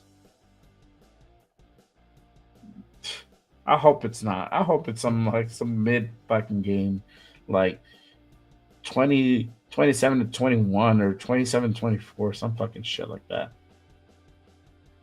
Is that Raiders close under the bend flag? Oh, what? Like behind me, bro? No. That's like my junk and shit. That's my put shit in their box that my wife got me, so I'll keep my desk area clean. But since I'm in this format, I got like a bunch of Raider stuff set up. I got my guy Max literally right behind me, so it's a badass fucking thing. But yeah, my guy Lord Rochitas, appreciate you tapping in, brother. Do you think the Chiefs will be able to shut down Saquon? You know what, bro? Definitely could be a possibility. Their defense has been on point, so I feel that this is gonna be a defensive game. I don't know about 6-5 being the fucking score, but it's gonna be something. It may be in the teens. I don't know, man. It's literally gonna be. I feel it's gonna be a close game. I feel that the Chiefs have to shut down Saquon to go ahead and be able to beat them. For sure. You got to neutralize him. He's fucking hot right now, bro. Nobody has had an answer for him, really. He's just been balling out. So we'll see. Jeff says Vegas would be pissed if that shit happened. Yup, definitely would be pissed. I agree. Again, I have posted a poll on my channel. Who would you draft at number 6 if you were the GM of the Las Vegas Raiders? Mason Graham, Will Johnson, Ted McMillan, or would you trade to one or two and get your door cam? Make sure you guys go onto that channel and post up your vote, and make sure you guys hit that subscribe button. Check in, wipe your feet, hit that subscribe button, and hit the like button for all my day ones in there. Appreciate you guys tapping in as always. T-Bit, you can post the links for the Raiders fans in the community part of your YouTube page. There are which links are you referring to, bro? For like everybody that was on. We have most of everybody that's on right now. Let me see. Because if you're, I don't know if Jeff has it on his, but on mine, I have mostly everybody, because I didn't know Gravy and Raider Gabe were gonna jump on today, so I didn't have theirs. But on my channel, I just posted his. Since I can't control the comments, I can't post it up there. Jeff can from whenever he comes back, or he can do it from his end. So we'll see. Sam Tonka says, I think the Eagles learned from their first encounter. They have to obliterate KC from the beginning. They do, bro. You can't let them get back in the game. That's where shit happens. If you give them an inch, they will take a mile. That's for sure. T-Bith, the Ultimate Raider fans, and his Raider fans show. Let me see. I don't know if he has that already up and running. I'll take a peek real quick. No, he doesn't have that, but I will go ahead and post up his channel real quick. Hang on one second. Again, this is only from my side. I don't have control of the stream right now. When Jeff comes back, then he can go ahead and highlight that. But I'll post it up on mine. We did that earlier, but he doesn't have the stream set up quite yet. So that probably won't happen till like the day of, to be honest with you. So I don't even have tomorrow's link set up, which I should in a bit, which I might. But yeah. But again, you guys, let me know. Put your questions on the chat. Let me know. We'll go ahead and go over it, talk about it. Like I said, I still have that poll up and running. You guys let me know what you guys think. Who do you think is gonna win on Sunday? I'm pretty sure all of us think that we hope that the Eagles will win. We don't know if that's actually gonna happen, but it's probably gonna be the Chiefs. I hope to God it isn't. Please, please, please.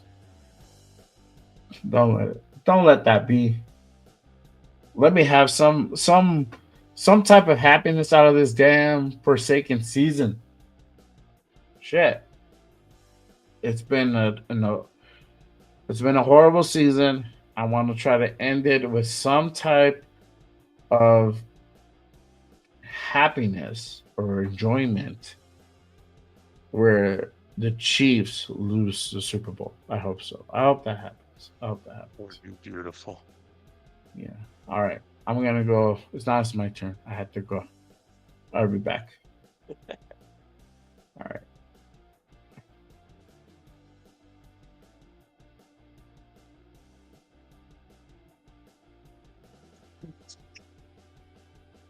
Let's see. Where do we leave off? Okay, put that up. Looking at the stats of 2022 Super Bowl, the Eagles' run game wasn't as good as it is now. Oh, yeah. They didn't have Saquon then. I'm expecting Saquon to have a hell of a game. But we'll see. You know, the thing with the Chiefs is they've been there, done that. But so are the Eagles, though. You know, it wasn't that long ago that they were in the Super Bowl, so. It's 2 seasons ago. Yeah, there's some new guys on the team, but still think they'll be okay.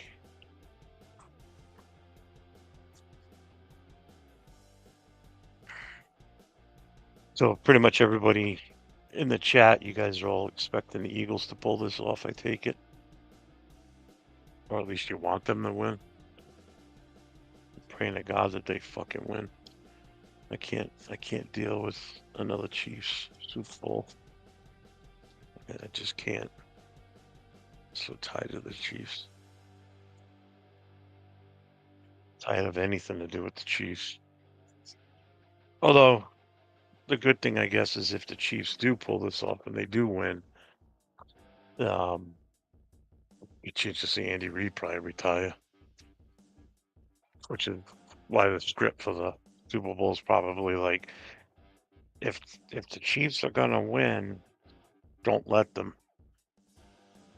So we can give it to the Eagles so Andy Reid won't retire, so we can keep this money train going on.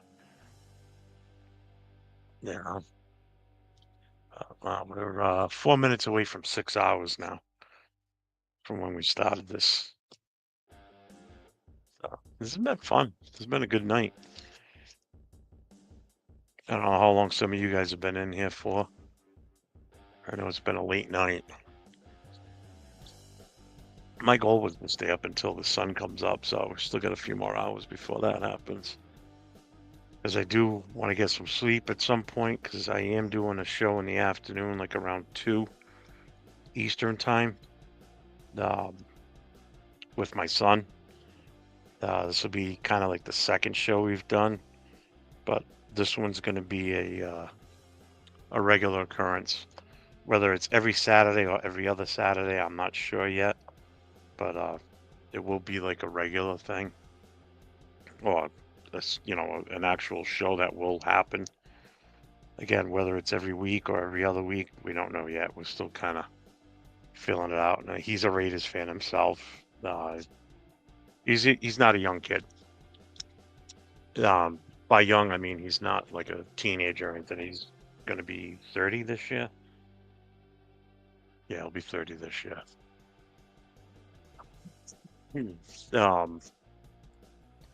But yeah, he's a Raiders fan. He's also a Vegas Knights fan. He's been a fan of the Knights since they entered the NHL. So he's up for getting on the chat with me. He'll be live in the studio with me, actually.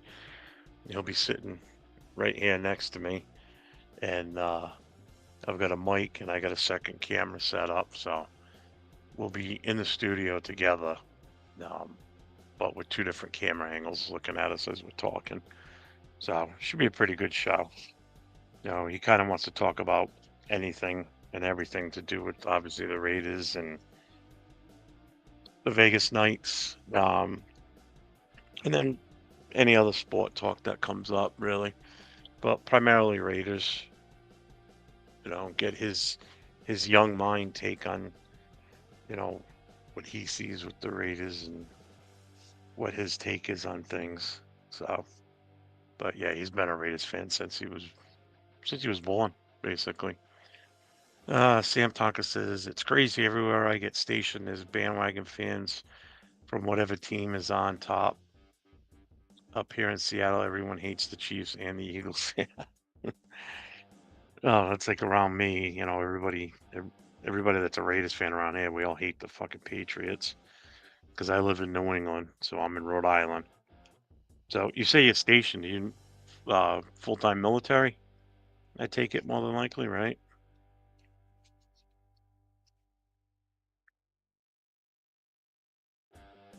Sorry, I'm starving.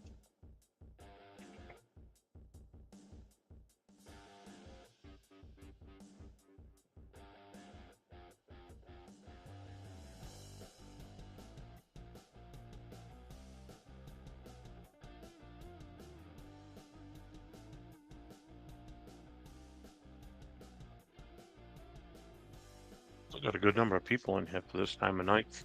This is impressive. 3 o'clock in the morning, my time. Well, that means it's, what, midnight? Yeah, it's midnight out west.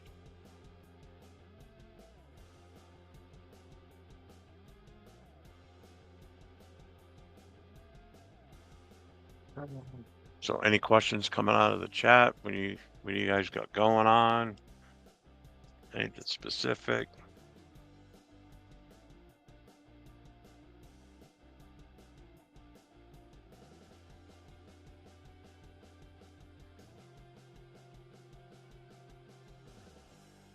Wow, Pharaoh and Severa still live right now. Holy crap. They got Dante from East Coast Gridiron on with them, that's why.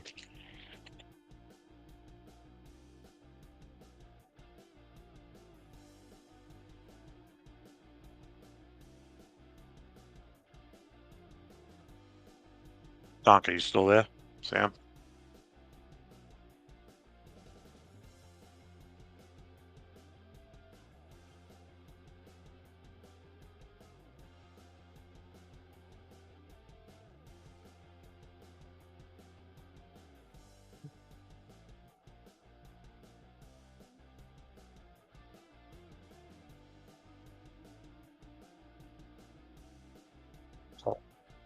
People that are in the chat, what are you guys looking at for draft picks? Who would you like to see us take? What's your thought process out there? Curious.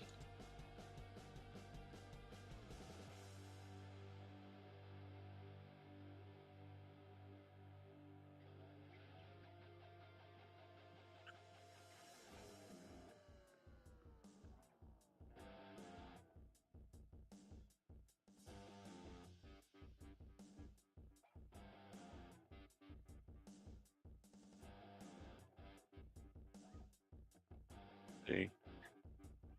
How did you like the Seahawks versus Broncos Super Bowl? I'm hoping it's a lopsided game in favor of the Eagles. Oh, I hope so too. That's the one where you guys won, right? Seahawks, well, not you guys. You're obviously a Raiders fan, right? Yeah, Seahawks won that one, correct? Yeah. I thought it was great because Broncos didn't win. I fucking hate the Broncos.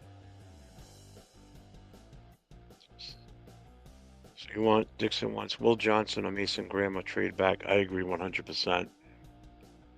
Yeah, see, I don't want to have to drop back. I'm not looking for, I mean,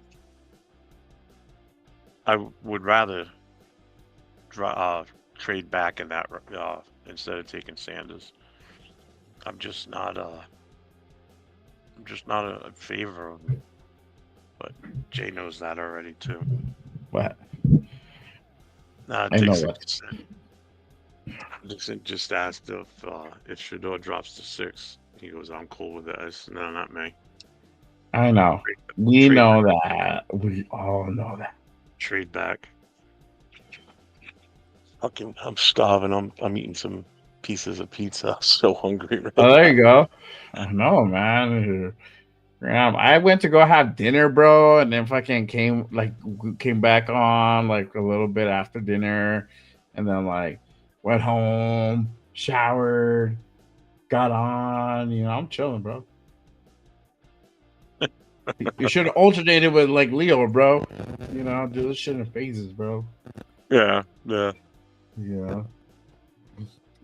What do you say? Said I get it. I'm not 100% in on Shador, but we gotta swing if he's there. Yeah, I agree, bro. Gotta get him if he's there at 6, bro. Yeah, I agree, bro. Man. Well, it's true, bro. Like, why would you not get him? Come on. Yeah. I know you wouldn't get him, but realistically, Raiders will get him at 6. That's for damn sure. I don't give a damn. Apparently. They're gonna get him. They're gonna get him. It's gonna happen. It's just no. That's it. That's it. Wasted number 6 pick. No, it's not wasted number 6, man. It's gonna be another Tyree Wilson. It won't be a Tyree Wilson, bro. They wouldn't even know Tyree Wilson was gonna be Tyree Wilson, bro. It's gonna be he's gonna be a Jamarcus Russell. He's not gonna be a Jamarcus Russell, bro. Yes, he is. You think everybody's gonna be Jamarcus Russell, bro? Like, I don't even know how you even sold on Dart, bro. I thank God's good graces because of Nathan, man. He's been feeding you the juice of Dart. we got Howard. Now you're a little bit on board on Howard because Chip's here, but other than that, you're like, fuck that dude. You didn't even pay attention to that dude early in the year. What do you mean? Because Chip's here. Because Chip's in, Oh, he's Chip Kelly, here. never mind. Yeah, so now we're like, oh, okay, Fucking cool. Chip. We'll fuck with Howard. Yeah. But I was saying possibility Howard because he's the tall quarterback. You want somebody to see over your lineman, right? So Yeah. and that's what I've been saying. I've been Like, like somebody pick someone we all know. If it's another Hayward Bay pick, I'm gonna laugh. Like, right? Yeah. God yeah, no. God no. Please not. No, I mean, that was- I was don't think you could really fuck up at 6. Like who could you really pick at 6? Like somebody no name. That's the only way you can fuck up. And with I'm these sorry. guys, Can you say that again?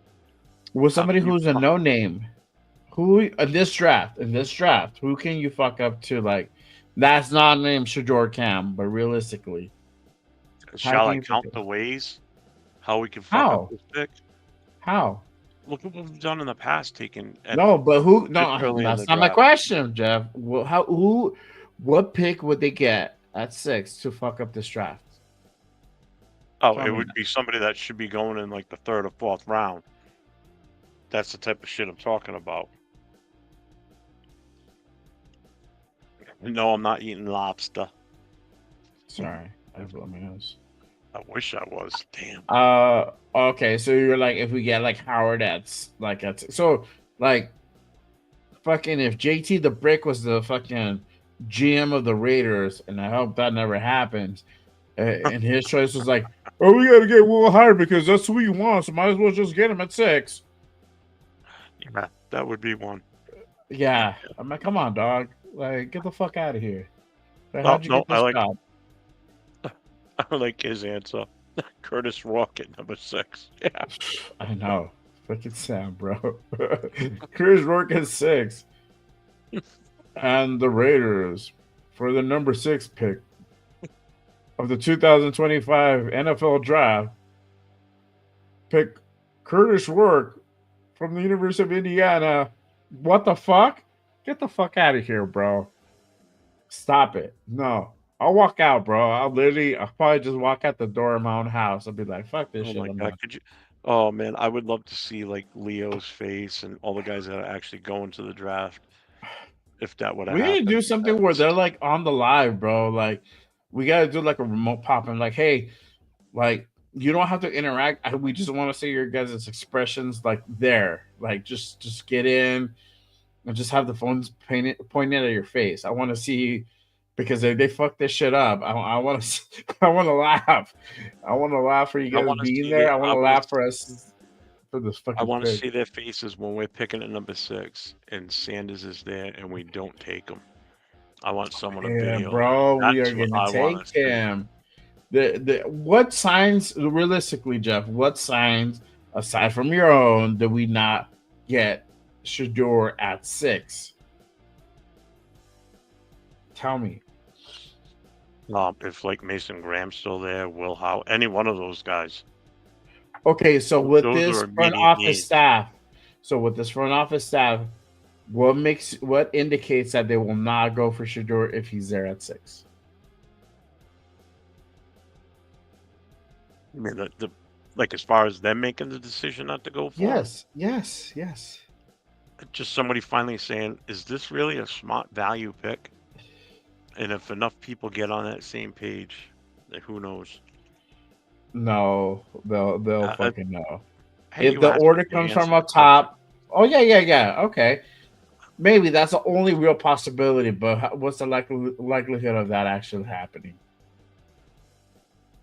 Right, slim to none, but still. There you go. Hey, a boy can dream, man. Fucking leave me alone. I'm sorry to burst your bubble. Sorry to burst your pipe dreams, but you know. My guy GTA. Not gonna lie, I think Sam Darnold should have gotten a comeback player of the year award. Did you guys watch the honors? Did you see who, You watched did you it? see who won it? Yeah, did you see who won that? No, I didn't watch it. Joe Burrow. Oh, did he? Yeah. You know who won Defensive Player of the Year? Who? Was it Garrett? Right? Or no? Who? My division. Chris Jones. Who? Not from the Chiefs and not from the Chargers. From the Broncos. From the Broncos. Who? It's the only guy that shut down. Who's the only guy that played one-on-one with Brock Bowers and shut him down this season? Was Surtat? Mm-hmm. Wow. That's crazy. He did have a good game, though. Oh, and then too, we were fucking highlighting that motherfucker on the first game with fucking Minshew's throws. God damn, bro. It's terrible, terrible. They should give us like the flowers, bro, because we helped in that award. PS2 is funny. Ernest, TB12 and Spytech and Carol, I love to be the fly on that wall in the room. Yeah, for sure, bro, because a lot of opinions would be flung. For sure. But I think TB and Spytech are on the same page. It's really, they have to kind of convince Carol that this is the guy or whatever, you know. That's the sell. Yeah, Dixon, he was a Defensive Player of the Year. I don't even know the name of the guy that won the fucking Walter Payton Man of the Year award. I think it was from the 49ers. I don't know who the hell it was. I don't know. That's the final award they give out now, because that's like that's bigger than the MVP, to be honest with you. I think it is too. So I heard Max was nominated or something, or I don't know if he won or not. Yeah. The players and staff of the Raiders nominated Max as the Raiders representative of the Walter Payton. Oh, it was Armstead, right? Is that who it was, Ernest? Mm-hmm. Yeah, it was Armstead. See, I know safety is cool and all, but I wish they would do the old Pro Bowl. Yeah, I do too. Oh god, me too, bro. This is so terrible. I didn't watch it. No, I didn't watch it. The only thing I've watched is like the skill comps, which are kind of cool. Yeah, that's the only thing good about them. Yeah. Well, that reminds me of like back in the 80s when they used to do the Cavalcade of Stars. Yeah. Different TV channels would battle, like the network stars. So it would be like, everybody from NBC back in the day competing against CBS and ABC TV shows. And that was pretty cool, But like now with the NFL, it's, they do all these skills and then they do the stupid flag football. Yeah. It's just so dumb. I mean, when they were still playing full contact, man, one of the biggest hit I think I've ever seen was Sean Taylor from the Redskins. I think it was on a kickoff return or something. He just came screaming up the left side and just fucking laid the guy out. I mean, fucking crushed him. Yeah. How did Joe Burrow win it? Because he was injured last year, so he didn't have a good year last year at all. And he even said it. He goes, this isn't the way I want to be remembered as, a comeback player. He's a comeback player. Yeah, Snoop was not funny either. No, he just needs to stick to rapping, bro. Yeah, I think PCS commercials. I think for sure. Jelly Roll was funnier than he was. Yeah. The NFL's rigged. Kind of controversial question. I'll answer it. I think so.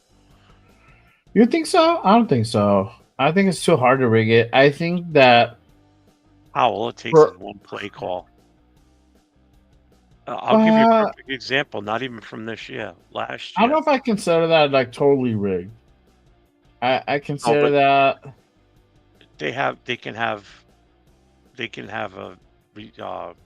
affect the outcome of a game very easily. Oh yeah, definitely can. Yeah, we've been fucked so many times over. It's hilarious.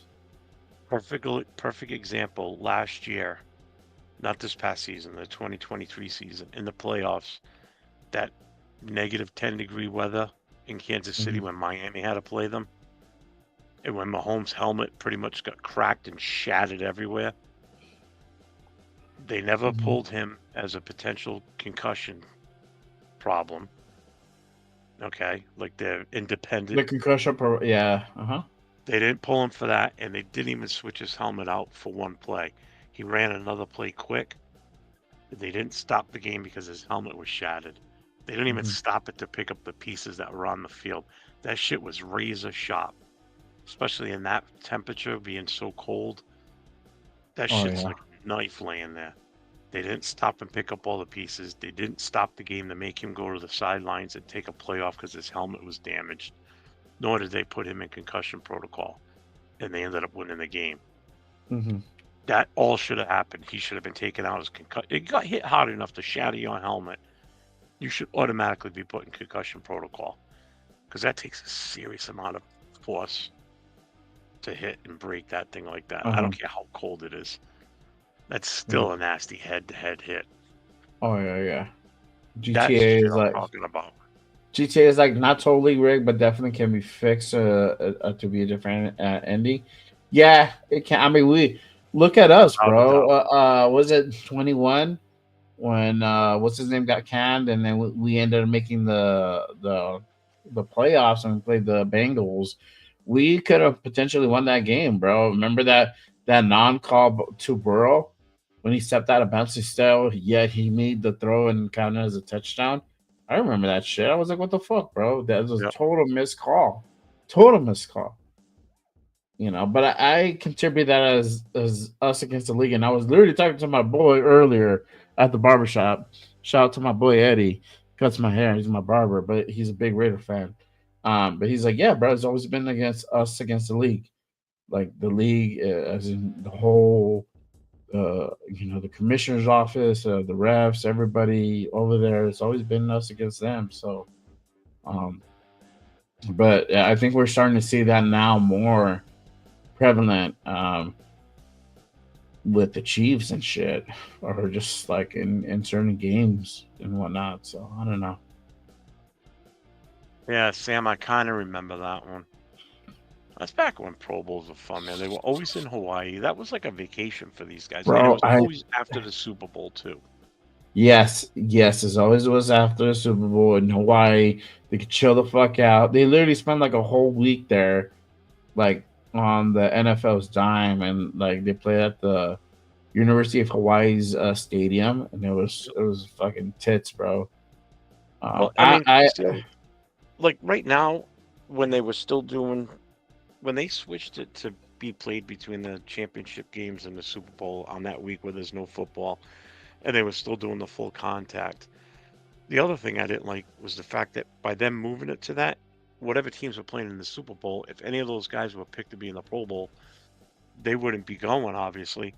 So then all of a sudden now the fourth top vote getter at QB for the AFC and the NFC both get into the Pro Bowl, when normally they wouldn't have even been there.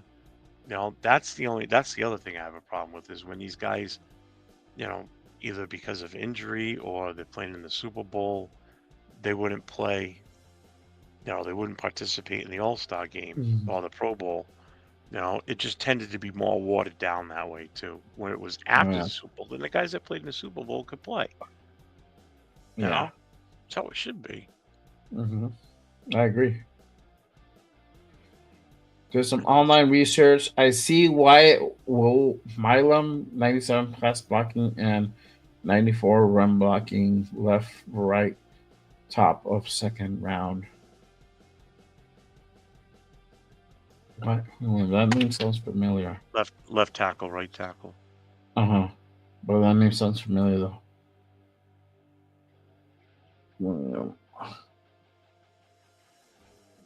You guys remember the bad call against the My Saints and Rams a while back? Well, you'd have to be more specific. Rams Saints was crazy. That was a blatant pass interference. Oh, was that the one?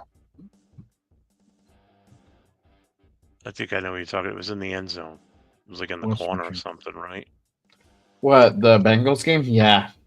No, the that Saints the Rams. I don't remember that. I don't. Yeah, I Oh, saw he's he's a West Virginia kid. Yeah. NFC Championship game. Okay.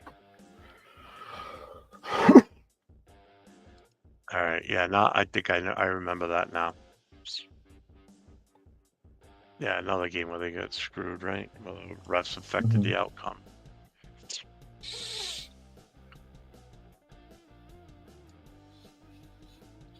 Broncos Michael. God. Get the F up out of here. Let me know after we've played you twice next season, and then we'll talk. So come back next season. I mean, you can stick around now too. I don't care. As long as you keep it respectable, you're good. I don't have a problem with people from other fans of other teams being in the chats with us, as long as they're not douchebags. Yep, exactly. Browns went out on to play Patriots. I believe the Super Bowl sucks so bad. Oh, that's the one that the Rams won that one, right? That was the think one so, that was yeah. in LA. The Denver Donkeys, the Denver Jackasses. So we're at 6 hours and 22 minutes now. Yep. We're doing the damn thing. Ah, man, that's crazy. Well, we said we were going to do it. We are here now. So, for sure, make sure you guys post up your questions, and we will go ahead and put them up on the live show, and then we'll go ahead and chop it up. We'll talk about it. Let me look at my poll. Let me check my poll for a while. Again, who would you guys draft at number 6? Mason Graham. So dirty. Huh? That sounded so dirty. Let me go look at my poll. Let me go look at my poll. Who would you draft at number 6? Mason Graham, Will Johnson, T Mac, or would you trade up to 1 or 2 to get Shedeur Cam? Oh, currently at 40% Mason Graham, 20% Will Johnson, 7% T Mac, and 33% to go trade up to get Shedeur Cam. 15 votes currently casted in. Make sure you guys go tap in, cast your vote. Let your voices be heard. For sure. And then, as usual, make sure before you do that, even too, make sure you just check in and hit that subscribe button for your old boy Jay Raider here at Just Raise Baby Podcast. Support the show, help us keep the lights on. And so, same thing for my guy Jeff _Raider Boosters, Cheeto Linus, LV Raider 10. Whose feed do you still have up? Whose feed do you still have up? Chris's is still up. Christopher Raiders at Christopher Raiders. If you guys are watching the channel and you guys are new, make sure you guys hit the subscriber. Yeah, I got Nate already. All right, cool. For And then sure. And then there's another one up here too. Some Just Raiders baby. I don't know who the fuck that guy is. That's a cool guy, bro. That's the best show on YouTube. Damn it. Everybody should tap in. It is. It is. The best damn show. It is one of the best shows out on YouTube. I just said it. The Damn best it. damn show. Best damn show. Tomorrow I have the show going on. Actually, I should write it right now, but kind of tired. I feel like more chopping it up. Tomorrow I have the show at 10 a.m. Pacific. Good Morning Raiders with my guy Raider Nation Jason will be on, and we'll be doing the mock draft show on the second half of the show. If you guys want to participate, that would be audience driven. We did one last week with me and 805, and it was fun as fuck. So this week we're doing with the audience, and I said I was gonna do it, and I'm a person of my word. My word is my bond. So we're doing it. Make sure you guys tap in. If you guys want to do like actual picks, my word is my bond. If you guys want to do picks, you guys can do like a $3.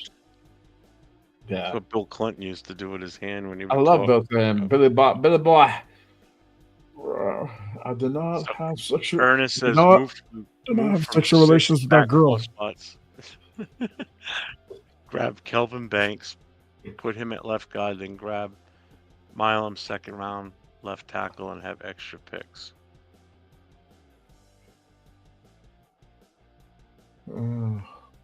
So we're going from 6 to 10. That's not bad. 6 to 10. I'm down with that. Yeah, but that means you don't get your boy. I don't give a fuck. I mean, I've already done mock drafts like that. It's fine. Then why But are that's you even if he's defending him so my much po- if you don't give a again. fuck? No, look, that no, bro. He might be gone before that. My point was, if he's there at I 6, hope. you get him at 6. Nah, we'll see. Maybe not, but if he's there at 6, you get him at 6, bro. I expect more injuries next year since all our coaches have gripes against each other. Oh, I know what you mean. In the division. Oh, As long as we come out Yeah. on top, I don't care. our guy Pete's gonna do that thing, bro. He ain't scared. None of them. Appreciate you, Michael. Thank you, man. I still think Broncos are just a one-season wonder. I don't think they can compete in their division. Chargers and Chiefs, that is. Fucking Ernest. Michael, I could not stand Elway. If we had a one score lead with a minute and a half on the clock, he would find a way to be a. It's sort of like Mahomes right now, too. I know. Ernest, I'm a trench slut. I know. That's all. Fucking Ernest. I'm a translate. We need more young linemen to grow together. Oh, sounds like a big happy family. We're gonna get him at 6, bro. We have three complimentary 6th-round picks. We're gonna do it. We're gonna do it. It's gonna happen. I foresee it. I foresee it for sure. About that? I hope so. Yeah. Yeah. So when are you guys gonna do this show? Oh, it's me and JT. No, you said Christopher Raiders and who else? Oh, I don't know yet. I still got to talk to Papa Rundown. That's Papa why Rundown. Okay. I got to wait until Rundown's back home after once they leave the hospital with the baby and everything. Yeah. Well, they need some time to settle and Yeah. all that. That's why I'm not. I sent him a message earlier today. That'd be a good show, congratulating man. him and Yeah. everything. And then I told him, just when you get a chance, just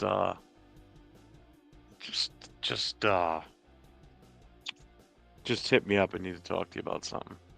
Yeah.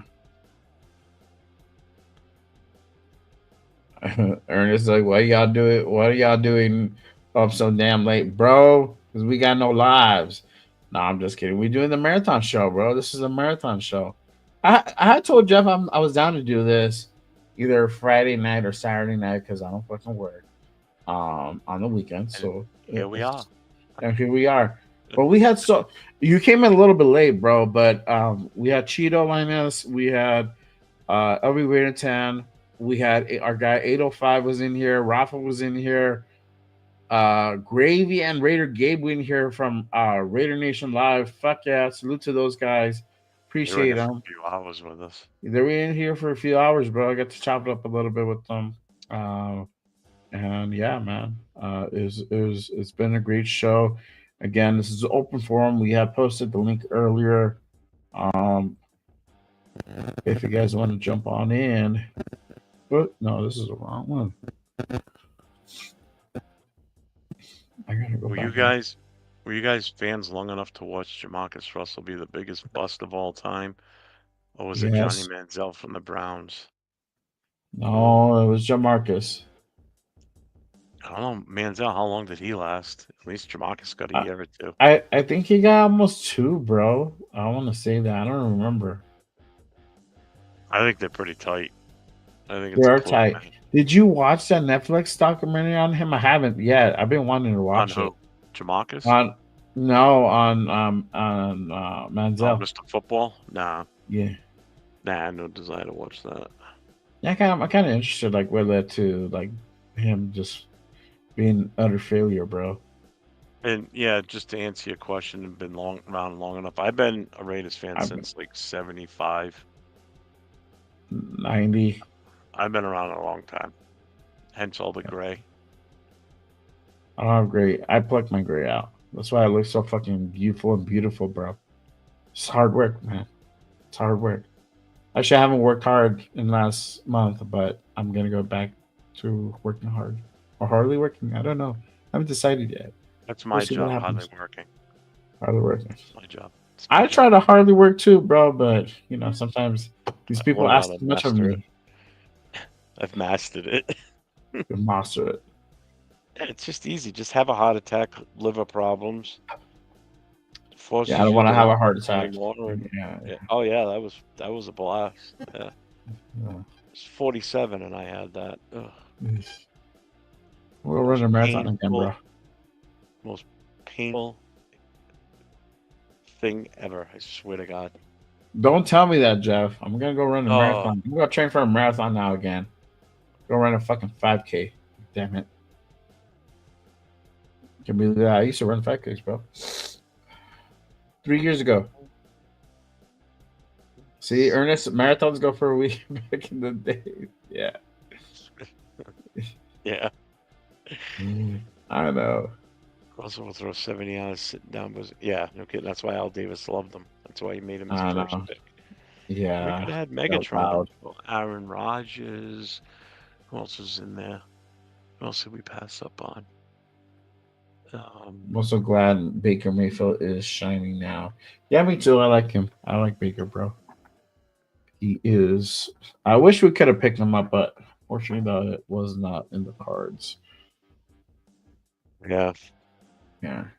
Even when he was That in would be cool Cleveland. now. That would have been cool now if he was a free agent like now. Bro, that would be like that would be the headlines. Baker Mayfield to the Raiders. Yeah. Because of Spy Tech and Brady and all this shit. I'm like, oh, dude. Michael, that I don't understand Raiders getting rid of Jacobs. There's a whole there's more shit to that we just found out today, actually. Oh, God. There's more shit to that than we thought. So it's not that we got rid of him. Certain members of the front office were just pretty much idiots. Yeah, that's true. I'm not gonna disagree with that at all, bro. That was a total utter fuck up. Yep. That's why certain people aren't here anymore, and I'm glad. I wasn't a Now that I proponent to know let's that, go. I'm fine with who got fired. Yeah, And it wasn't. I am and very it happy wasn't with that Antonio fired. Pierce, by the way. So if anybody's wondering, it was not Antonio Pierce. It was not him. I am so happy that let's go. You know what? I don't know if you felt this way. Let's talk about that real quick. I don't know if you felt that way when Telesco got hired. I did. I don't know why. Maybe because he was with the Chargers, but I mean, my thing was like, okay, well, he's getting a paycheck. He's here now. That shouldn't matter. But I felt that he clung to that team because he was there for so long, and it's like you've been somewhere for so long at a job, and that's who you are. You kind of associate your identity with that organization, and now you're having to go out and work at a different one who is a rival. On top of that, I feel like you're gonna have some type of feelings towards that, right? What do you think? I don't know. That's always the vibe I've always gotten for Telesco. Yeah, I don't know. I mean, he did good in the draft and everything, but just now that I know what I know, that I found out today, I'm kind of pissed because the season we had could have potentially been averted. Mm-hmm. You know, it doesn't mean that I think we could have gone out and won a shit ton of games. No. More It than could have what we been a did. way better outcome. I think You he know? just did enough to like skate by. I don't know. I mean, first of all, the 13th pick, I mean, he scored that one because it fell to him. You know, and that's just his tendency to pick the best player available at that moment. So it made sense. Get it. You know, the other picks, did he get lucky on those? Maybe. You know, but that's where your scouting reports come in. You know, player evaluation by your other coaches come in. You know, the reports you get back. You know, so that definitely affected that. But right. The moves that he made really no free agent moves other than Minshew and Chase on. You know, before the trade deadline, nothing. We didn't do a goddamn thing before the trade deadline. Nope. And we could have, and we should have. Mm-hmm. You know. So I'm definitely, like I said, now that I know the further details on the whole Josh Jacobs thing, Mm-hmm. I'm glad he's gone. I'm glad he's not still here. Because if that would have come out now while he was still here, if somebody would have brought that up, the fans would be screaming a fight. They were calling for his head. There was like half of us that were calling for his head. The only reason why they're he didn't get canned earlier is because he brought in Brock Bowers. That's it, and JPJ, the two good guys, and then Chase On ended up working out, but Minshew was all him. I think he did enough to, like I said, skate by and just be like, okay, cool, I'm doing my job, but I'm not really putting out 100% effort because I mean, hey, doing the minimum. You did the minimum, yeah. And like, yes, he's good at the draft, but he's very analytical, and he does, like you said, scouting, and he does his homework. But he's not an aggressive person. He doesn't go up and down the draft boards, and that's the difference between him and Spytech. Is like night and day. That's why they call him Coupon Tom, because he does exactly that. Just he likes to save and penny pinch. And that's for what, bro? You're building a fucking team. You have to like pay money. Like you had money to spend. It's not like, oh, we only have like 10 mil on the cap, or we're negative cap space. Like we can't afford it. Like, okay, I get you. Like then that makes sense. But you have money, bro. You have money in the bank. You know, come on now. The reaction when Khalil Mack went to the Bears a while back, I wasn't happy about it. I wasn't happy about it too. That I was got a over it. stupid ass fucking move too by fucking Gruden. The worst part about it was what we got with those draft picks we got from the Bears. It was just we drafted trash, complete trash. Which That was I'm not stupid. surprised. I'm not surprised. Yeah, it was a dumb move trading them away, but I get it. He didn't want to be here, so Yeah. what are you gonna do? What are you gonna do about a guy that doesn't want to be playing for you? You know he's not gonna give Yeah. you 50%. He's not even gonna give you 50% if he doesn't want to be here. Uh-huh. What's the sense of keeping him at that point? Yeah, exactly. You know? That's also true. Ernest, somebody book a mirror. Yeah, so that Raiders are garbage. Thanks. We know. Let's see. Raiders with their two stud tight ends can be very dangerous, but lack receivers in an O-line. Yeah. Yeah, but that's where the draft and free agency is going to come in handy for us this year, especially with the money we have in the cap. Yeah, exactly. Joel Kamara 7 years ago, we were cursed, but now it's on. I know. I think we did a salt, bro. I think we did the cleanse. I think Leo did a cleanse. I think it's starting to kick in. Somebody did a cleanse. I think it was Leo or MC Raider. I forgot who. No, I think about Grizz. Yeah, what about Grizz emails? Yeah, dude, he's funny on that Barstool Sports. Oh, he is. He's a fucking riot, bro. Some of those are the best. Yeah. I think Who was saying Janikowski that? being drunk while he was playing. Yeah. Man, I forgot. Special teams coach goes, he's hammered. He goes, let him go kick it. My Jalen Richard was on the guy Graph's show, and he was saying like, look, bro, like if you knew Gruden, that's like Gruden all day. He doesn't mean a lot. He doesn't mean anything by it. He's just one of those motherfuckers that literally he's not like he doesn't know about like being politically correct. Yeah. He's not about that. Like he doesn't know. He's just fucking ignorant like that, you know? Like yeah. So he's like they're like, oh, we all knew like he didn't mean shit by it. Like we didn't take it personally or whatever. Like the players didn't give a fuck. He said that Mark didn't give a fuck, but like the league was the one that really made a pissy fit and like blew it up, you know. So I don't know, man. We were on a roll, and that's how convenient when we're finally fucking putting wins together that somebody fucking goes in and digs up emails and leaks emails And next thing you know, they're having to can that dude. Or what? I think we were like 5-0 or 5-2 when that happened. We Something were on like a good that. roll. We were on a really good roll. We started 5-0, and then like we lost like 1 or 2 games or something like that. And then that shit came out. I'm like, you motherfuckers. We shit the bed. Yep. I mean, we still had a decent rest of the season, I guess you could say. Hey, let me ask you: if we go 5-0 for our first 5 games, are you gonna be like, "Fuck"? We're gonna fuck up somehow? Or are you gonna be like, you're gonna have trauma? I feel like I am gonna have trauma. I'll be like, "What? We're gonna fucking lose. Something's gonna go wrong." I feel like I'm 'cause programmed to that. I'm so used to it when that happens.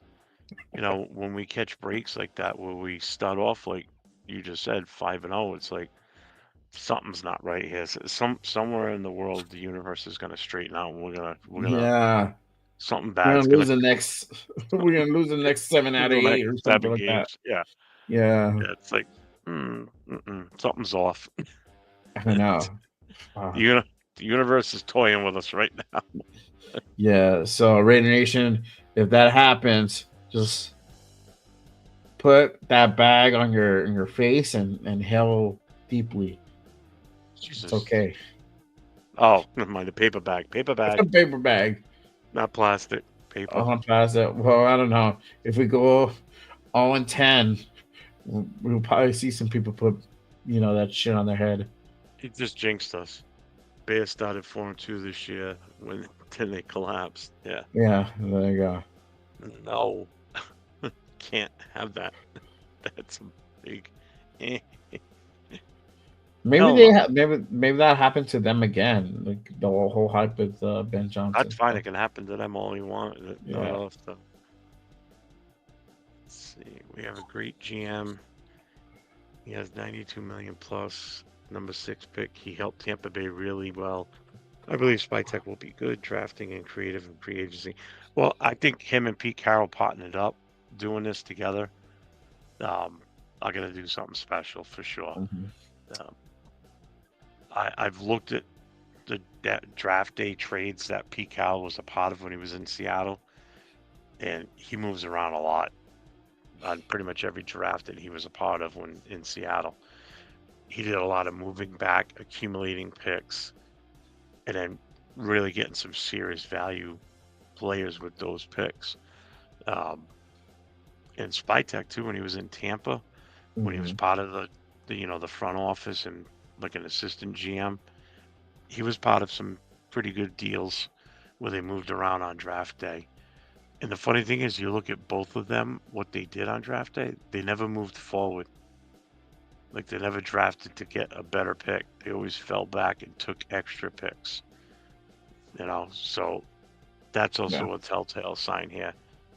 But how much of an influence is Mark Davis and Brady going to have on the two of them saying, no, you're not trading back. This is who you're going to take right now. But then that's the problem. You're not letting the GM do his job, and you're not allowing the coach to get who he thinks would be best fit for the team. And that's why I think the owners need to have hands off when it comes to the draft. You need to let the coach pick what he wants and let the GM and him work on it and let him get who he thinks he needs to get this team moving forward in the right direction. Because other than that, we'll be stuck in the same fucking rut again, because you're not letting your GM and your head coach do their jobs. That's what bothers me. That's what scares me, I should say. Not so much bothers me. Yeah, like, I mean, if Brady wants something that's different, because it's Brady, he's in the know, right? He's announcing, yeah, we still bro. We said it was gonna be a marathon. We're at 6 hours and 45 minutes right now. Going on 7 damn hours. Fuck, that is crazy, bro. Yeah. Imagine I gotta tap out at some point because I got the morning show and I gotta be bright-eyed and bushy-tailed for that one. But yeah, wimp. But like go ahead. I said you're a wimp. No, man. How am I gonna be like, oh, I'm gonna kick over to my show and I'll be like, what's up, James? No, bro, I need my beauty sleep. We need some beauty sleep. His picks have always been solid. He has the right connections. Yup, for sure.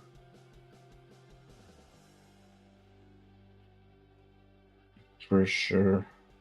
Bad South. Raiders playoff team 2025. I don't know about that. But That's a little far fetched. so this is a little stretch, but it may happen. Although, in all honesty, did anybody expect the Redskins to make it to the playoffs, let alone the NFC Championship? I know I didn't have that. Exactly. But we like to keep it like what honey over here. We don't like to kind of set ourselves up for failure. So we like to be realistic on them. We're gonna say not yet, not this year, but it's gonna be an interesting year. I think they probably could hit over 500 or over 500, 98 possibly. That's still even a little bit of stretch, but again, we're just being realistic. I'm going between 5 and 7 wins. Anything more than that, Yeah. I'll be I ecstatic. say 7 and 10. Yeah, I say 7 and 10 too. Oh shit, Ernest, you live in Boston? that's cool, bro. I got family in Jersey. Salute to all my East Coast fam, Jersey, everybody on the East Coast representing, holding down the fort out on the East Coast, man. It's just fuck. Y'all so far away, bro. It's like No. I don't know how y'all like do it. You guys gotta be like really like this. Like, it's just like enemies all around you, bro. It's like me. I feel like I'm the only one out here, bro, holding the flag and shit. Trust me, it sucks being in New England territory, having to deal with Yeah. the fucking asshole Pats fans. They're the worst. Yeah. See, I got the Broncos next door. I got the Cowboys I'd next rather door. deal with at least the Bronco fans that come in are pretty cool. Yeah, they've been nice for the most part. Yeah. Sometimes they're not. Yeah. Wait till you see Chargers fans, I don't know what the on a regular basis. yeah. Chargers fans, they win one game, they go to the playoffs one year, and they just let it get to their head, bro. I don't understand.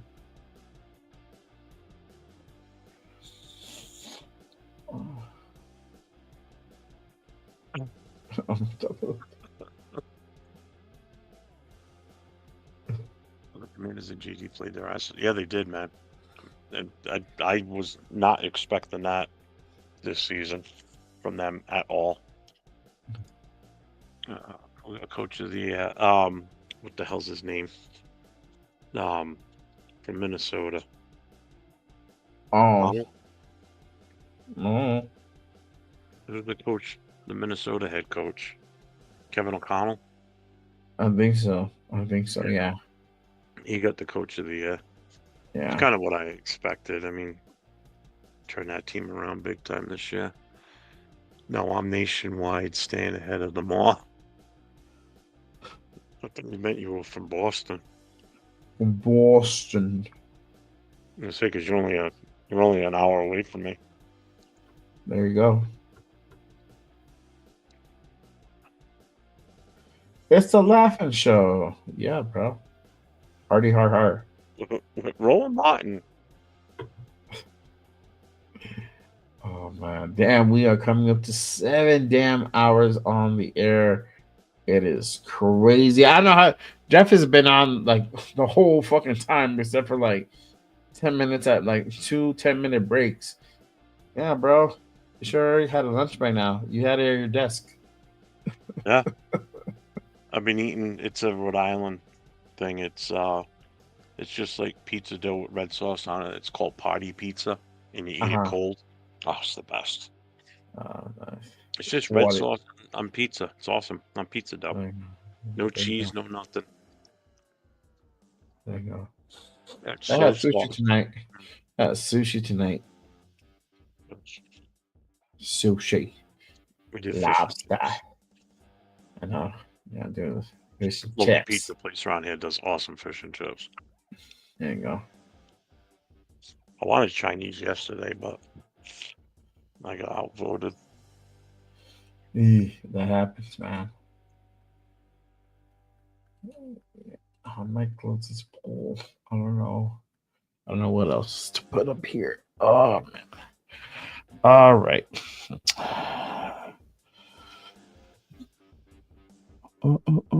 from, no, I'm from Oakland, Cali, born and raised right next to the Coliseum. Nice.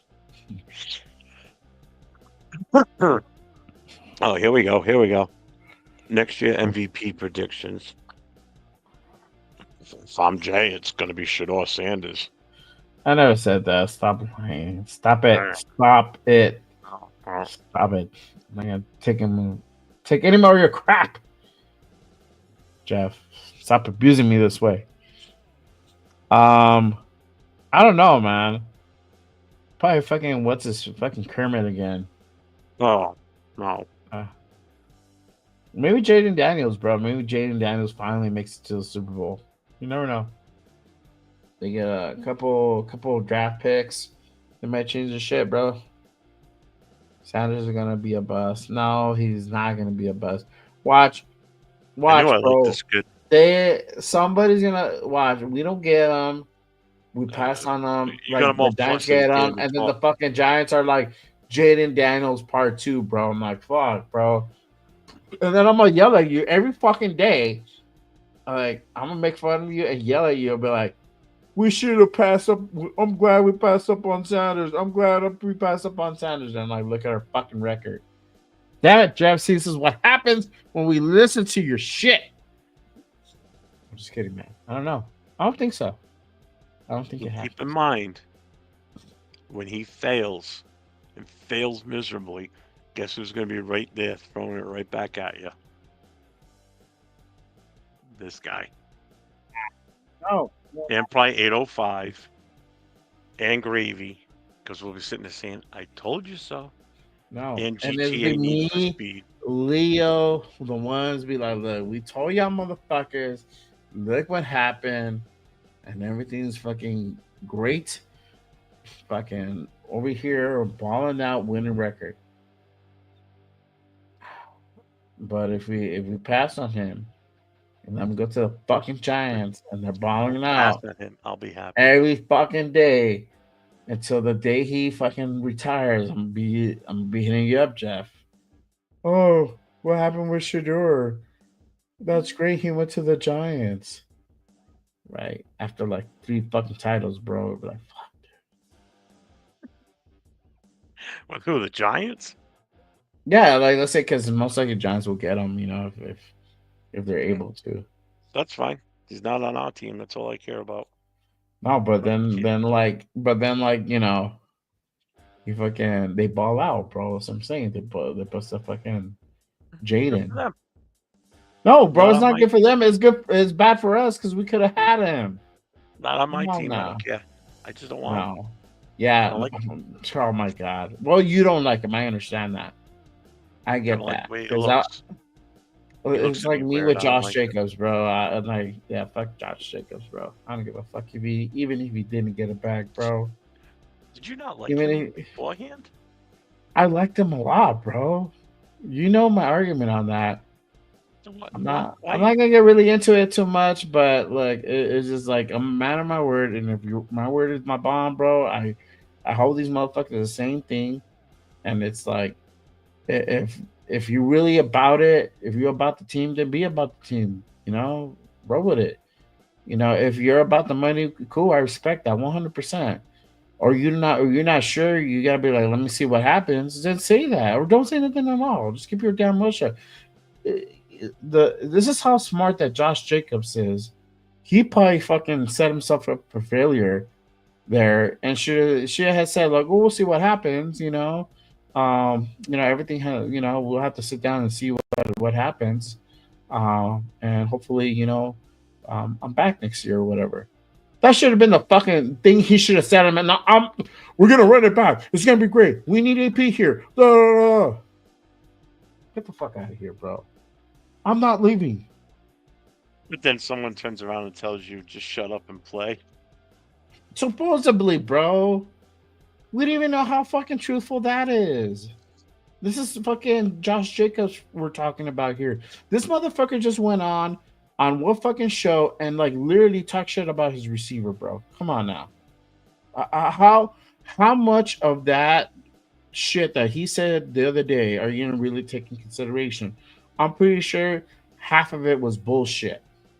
And mind you, bro, the whole shit went down with Telesco. Telesco's gone, bro. He has no purpose and no incentive to come out and say his side of the fucking story. Who's gonna back him up? Probably Chip Kelly wasn't fucking probably in the building. Chip Kelly wasn't in the office when that happened. You know, that's what I'm saying. Like, we don't know. Yeah, Woodson was on the Raiders first. Then he went and signed with the Packers, won a Super Bowl, and then came back to us. Yeah. Even if he comes back, bro, I'm still like, fuck Josh Jacobs, bro. I'm like, cool, he's back, whatever. Like, all right, cool. Let him do his thing. We'll probably have somebody else like in his place. Ooh. Wow. They need to get rid of Max again. We're the whole thing of let's get rid of Max as he's about to get extended. Okay, that's a really solid strategy. I'm listening. No, don't listen. I to didn't Jack. say trade him. I said if they're calling, I'm listening. They're gonna call. You know they're gonna call. Like, who the fuck is not gonna call? But what? Don't answer the phone, bro. And you know they're not. You know they're not, because you got your guy Pete literally on his first press conference ever as a fucking Raider. Max, go tell your guys we're coming after them. We're looking for them. Be ready. They're extending the dude. He's coming back. You don't say that if you're not about your guy. Simple, bro. First game that we were watching for our team. Fuck, bro. I was so small. I don't remember, bro. They all kind of fucking like, because I think it was like 4 or 5. So like all my memories kind of merge into each other. They kind of like.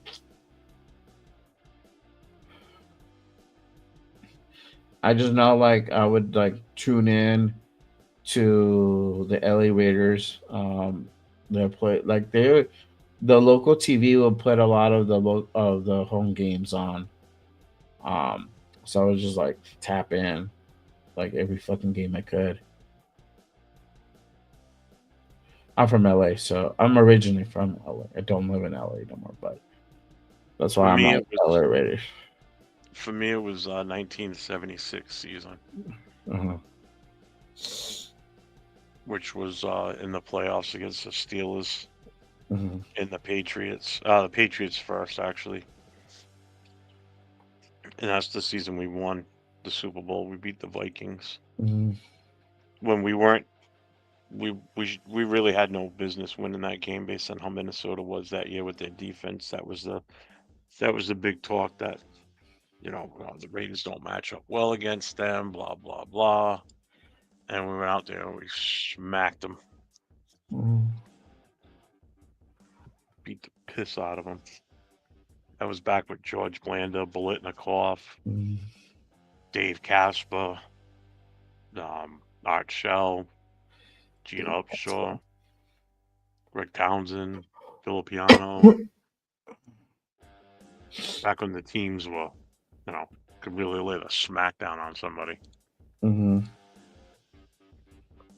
My first memory of the Packers, we were playing the Vikings and Adrian Peterson mopped the floor with us. Adrian Peterson beat the crap out of anybody he played back then. You're too sassy to be a Raiders fan. Get the fuck up out of here. You talking to me or you talking to him? Yeah, it's by you. You're over there fucking chowing down on your pizza hungry. bagel, whatever it is that you're eating. It's a pizza bagel. Pizza bagel sounds nice right now. It's a square. Look at it. Yeah. Made out of bagel sauce. I don't know. Bagel bread. Do you guys remember relocated Oakland? I think, yeah. LA for Yeah. sure, bro. I miss LA. When we moved from Oakland to LA and then back to Oakland and Uh, then to Vegas. It's still weird for me to say Vegas. I'm starting to like. I know I have like Vegas Raiders on here, Las Vegas Raiders, but it's still like. Like Oakland Raiders, obviously. LA Raiders sounded normal. Las Vegas just doesn't sound right. Oh, I wish we would have. If we were going to move, I wish we went back to LA. yeah. Oh man. We were like that close to going back to LA, and the owners vetoed it. They blocked it. Well, they didn't want them back in LA for a few reasons. One is like the whole, it's gonna be all crazy and promote violence bullshit again. And I think too, because of the stadium, they wanted them to share a stadium, and Mark's like, no, we don't want to fucking share a stadium. You know, like we want to have our own shit. It's like why do we have to share our stadium with another team, and especially the fucking chokers?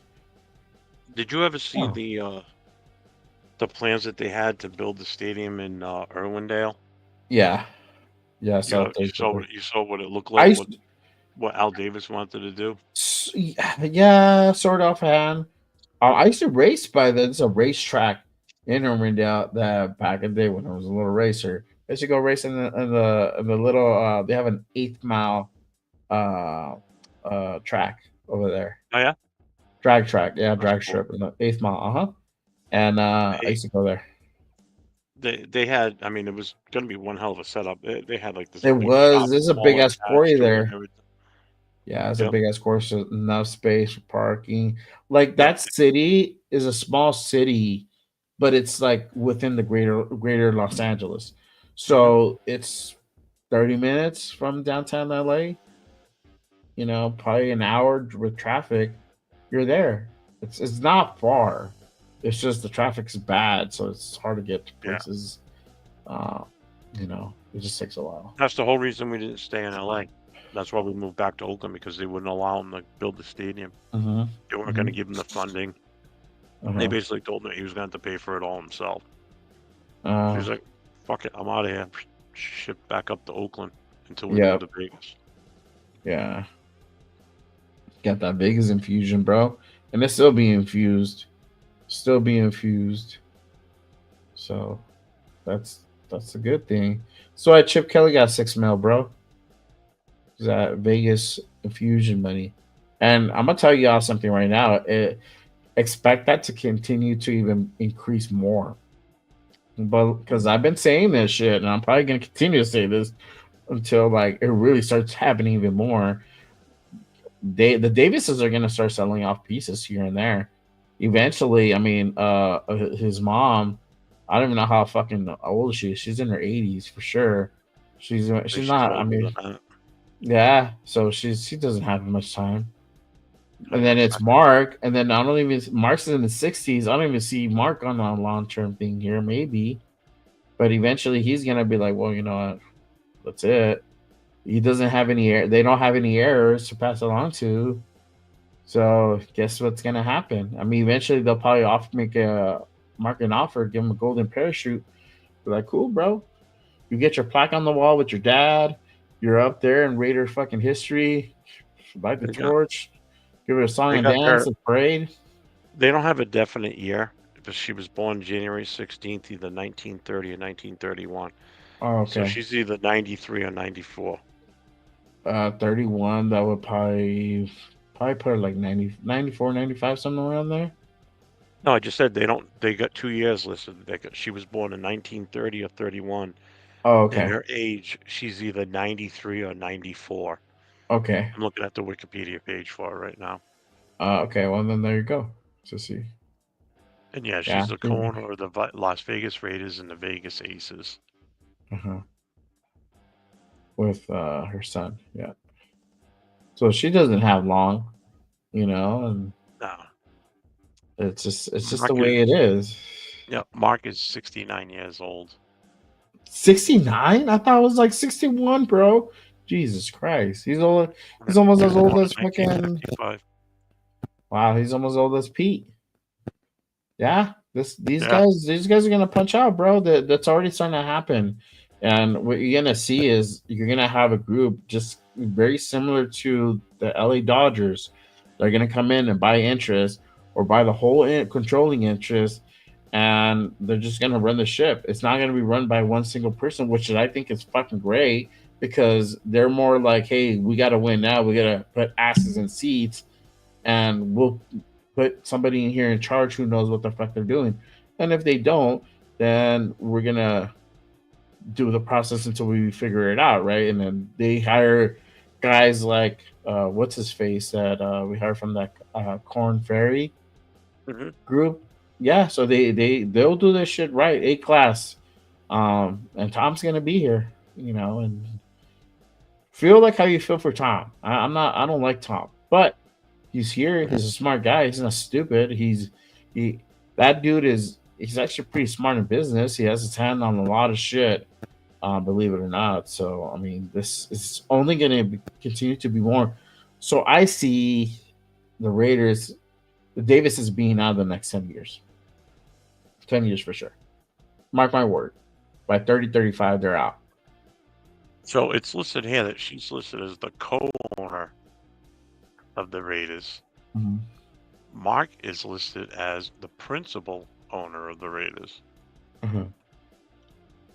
What is the difference? Which means he probably has a bigger percentage, I would say. Maybe.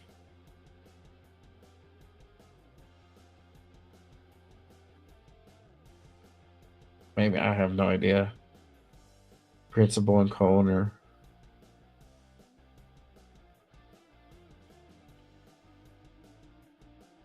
Who knows? But yeah, I think they're gonna be out by 30-35 for sure. That's a good thing for us because they're just gonna pump in money to the team, get the best guys to come in and set up, and best coaches, best GMs that money can buy. So I see that. And That's the have thing. We're gonna be able to spend any amount of money we want for coaches because of that. Mm-hmm. Exactly. So the money won't be the object part. But it starts now, and obviously with hiring Pete, that's where it begins. And you got Chip Kelly here, and it's all good.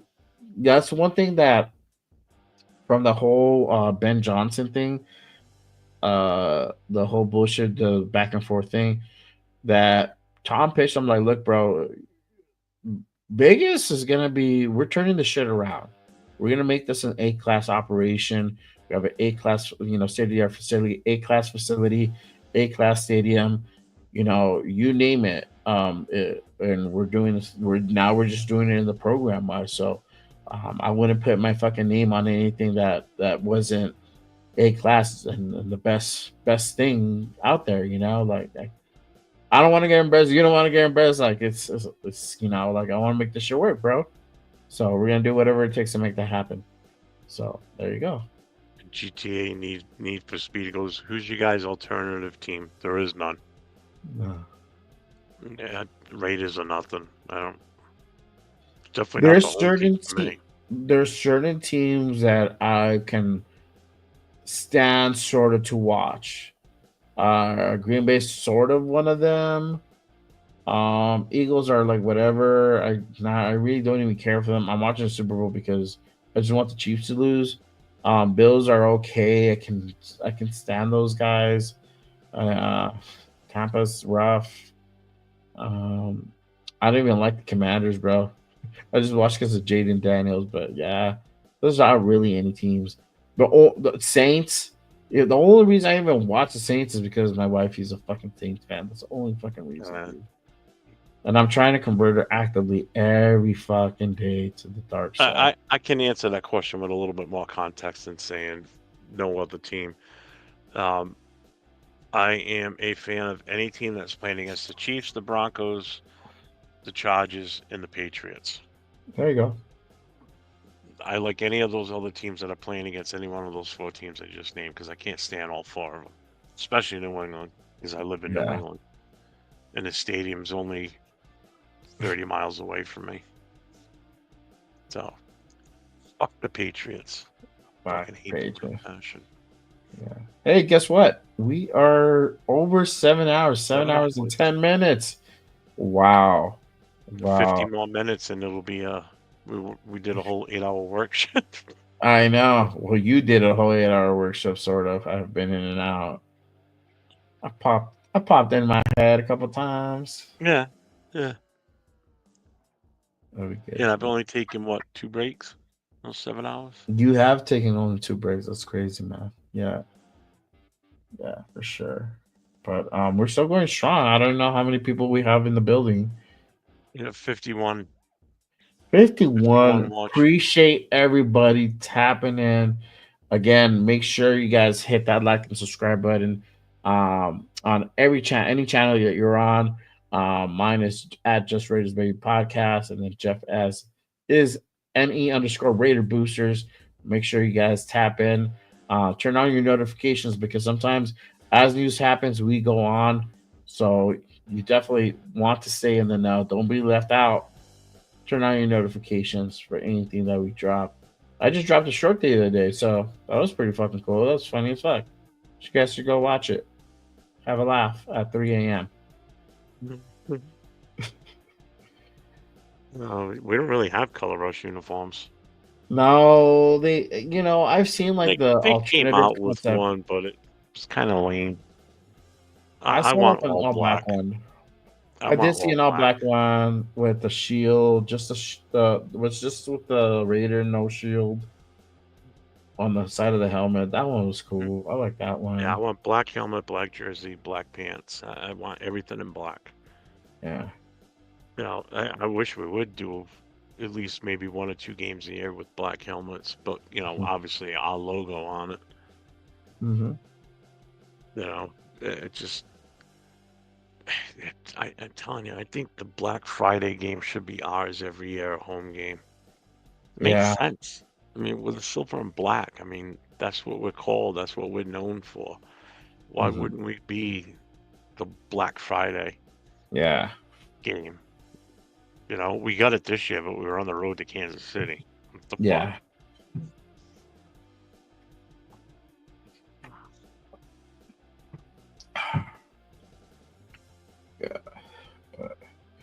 Yeah, it's Black, crazy. black helmets would look fucking pretty badass. It would. It would. It definitely would. Yeah. Actually, I think. Let me see if I can find it.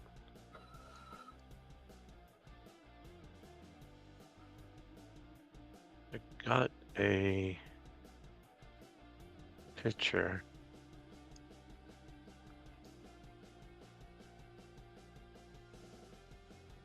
Hang on, give me a second. I'm gonna find.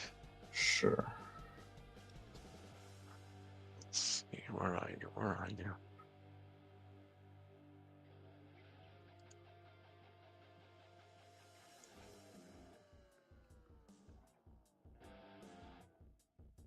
Yeah, here we go. Alright, so I'm gonna share this. Okay.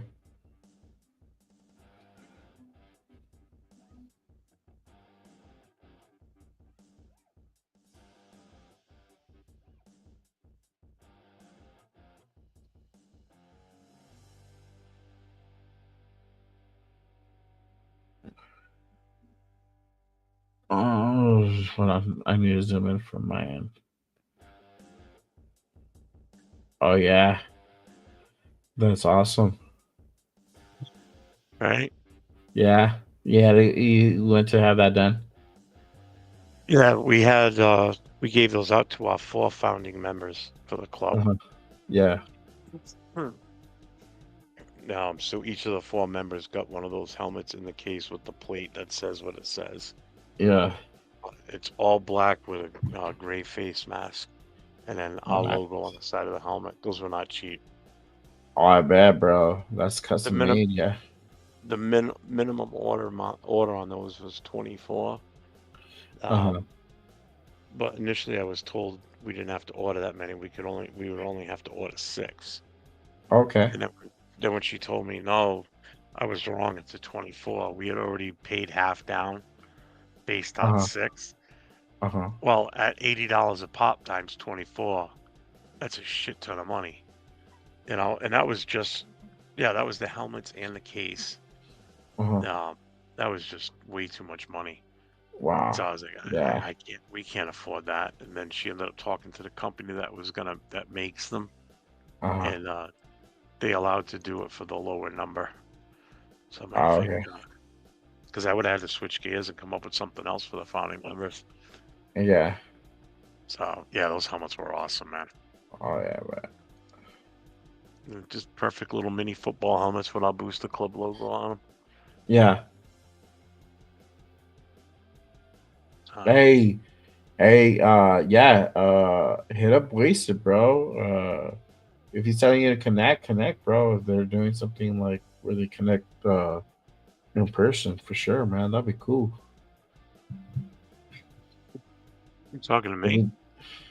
No, yes, I'm talking to you. Who else I'm talking to you? Yes. What were you just? I didn't get what you just said. But because you were on the Wasted show with me Oh yeah, I the other messaged. day. Yeah. I messaged him. We talked for a little Yeah. bit in Instagram. There you go. Yeah, for sure. He hasn't seen the last message I sent him. I was asking him if he's part of a booster club down there in New Jersey, because if he is, I wonder if he's part of the Jersey Shore, which is Terry Russell is the president of that club, and I know her very well. She's the one that actually got me the autographed Philville piano helmet that we raffled off at our 20th anniversary. So, well, because Phil was like one of the ones that started that club. They just had their 30th anniversary a couple of years ago. So, but yeah, I ordered the helmet through Amazon, had it shipped to her house. She took it to Phil, had him sign it, and then she shipped it back up to me. Yeah. And I raffled it off. I bought a case for it. We put it in a case and everything. So, made a good amount of money off of that for that.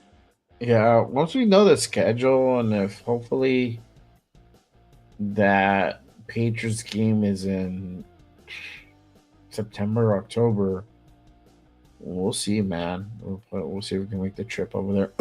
The baby will be like, I think 6 months or something like that. That'll be a good age, a good time for us to go up there and meet have him meet the Jersey family, and so is my daughter. Well, if you're in New Jersey, it's about a 3 to 4 hour ride up into this area, depending on traffic.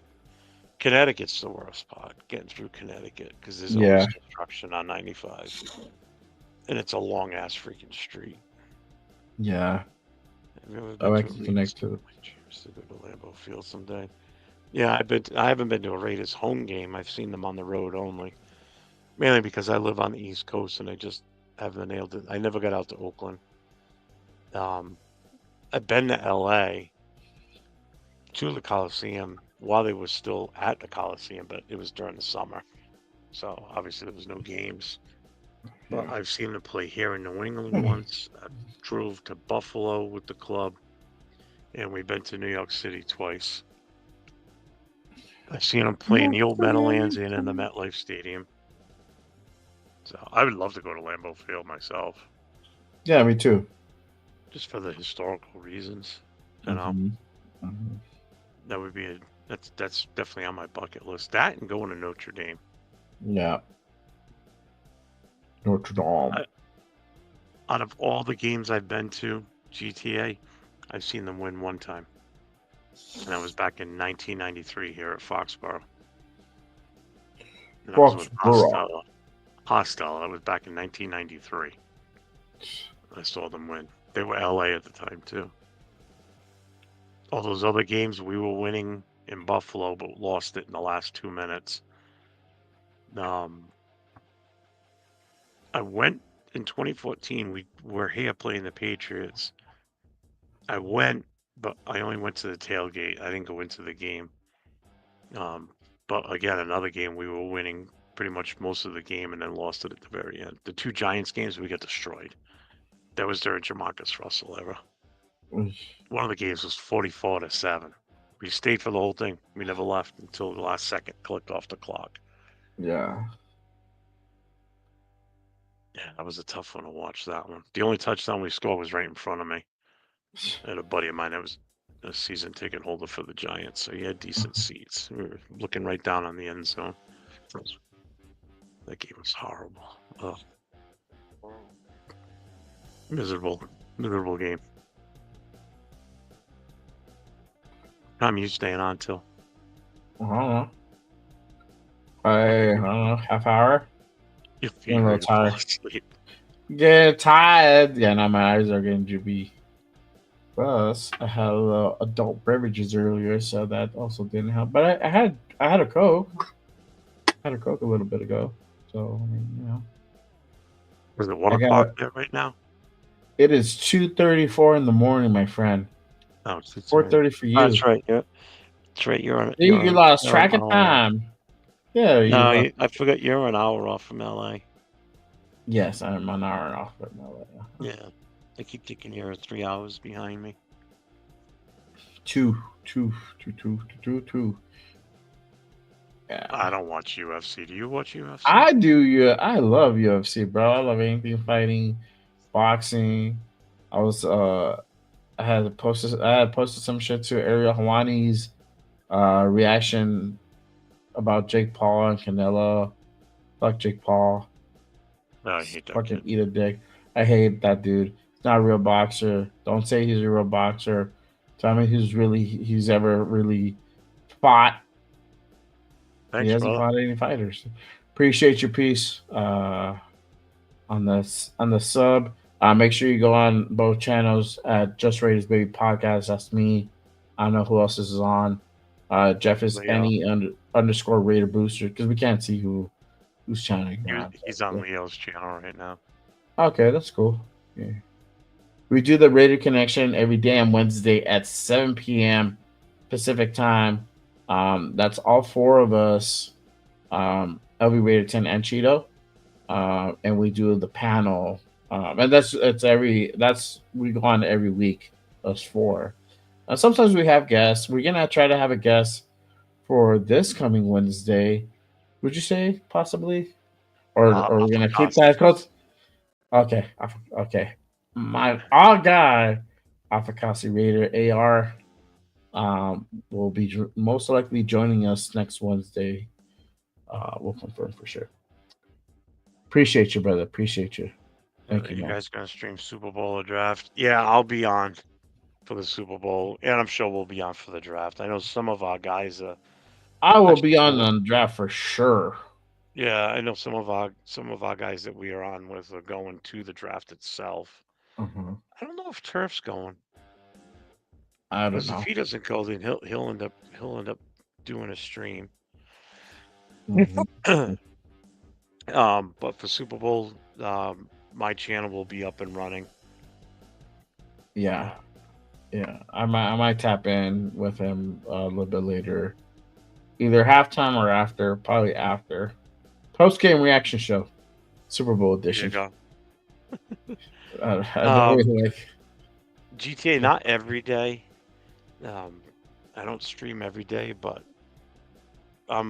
more days than not. I try to get on like a couple of days. I do a regular show on Wednesday nights with Jay and two other guys, Leo and LV Raider 10. The Raider Connection every damn Wednesday. Every damn 10 Wednesday. o'clock Eastern. 10 o'clock Wednesday Eastern and 7 o'clock Pacific.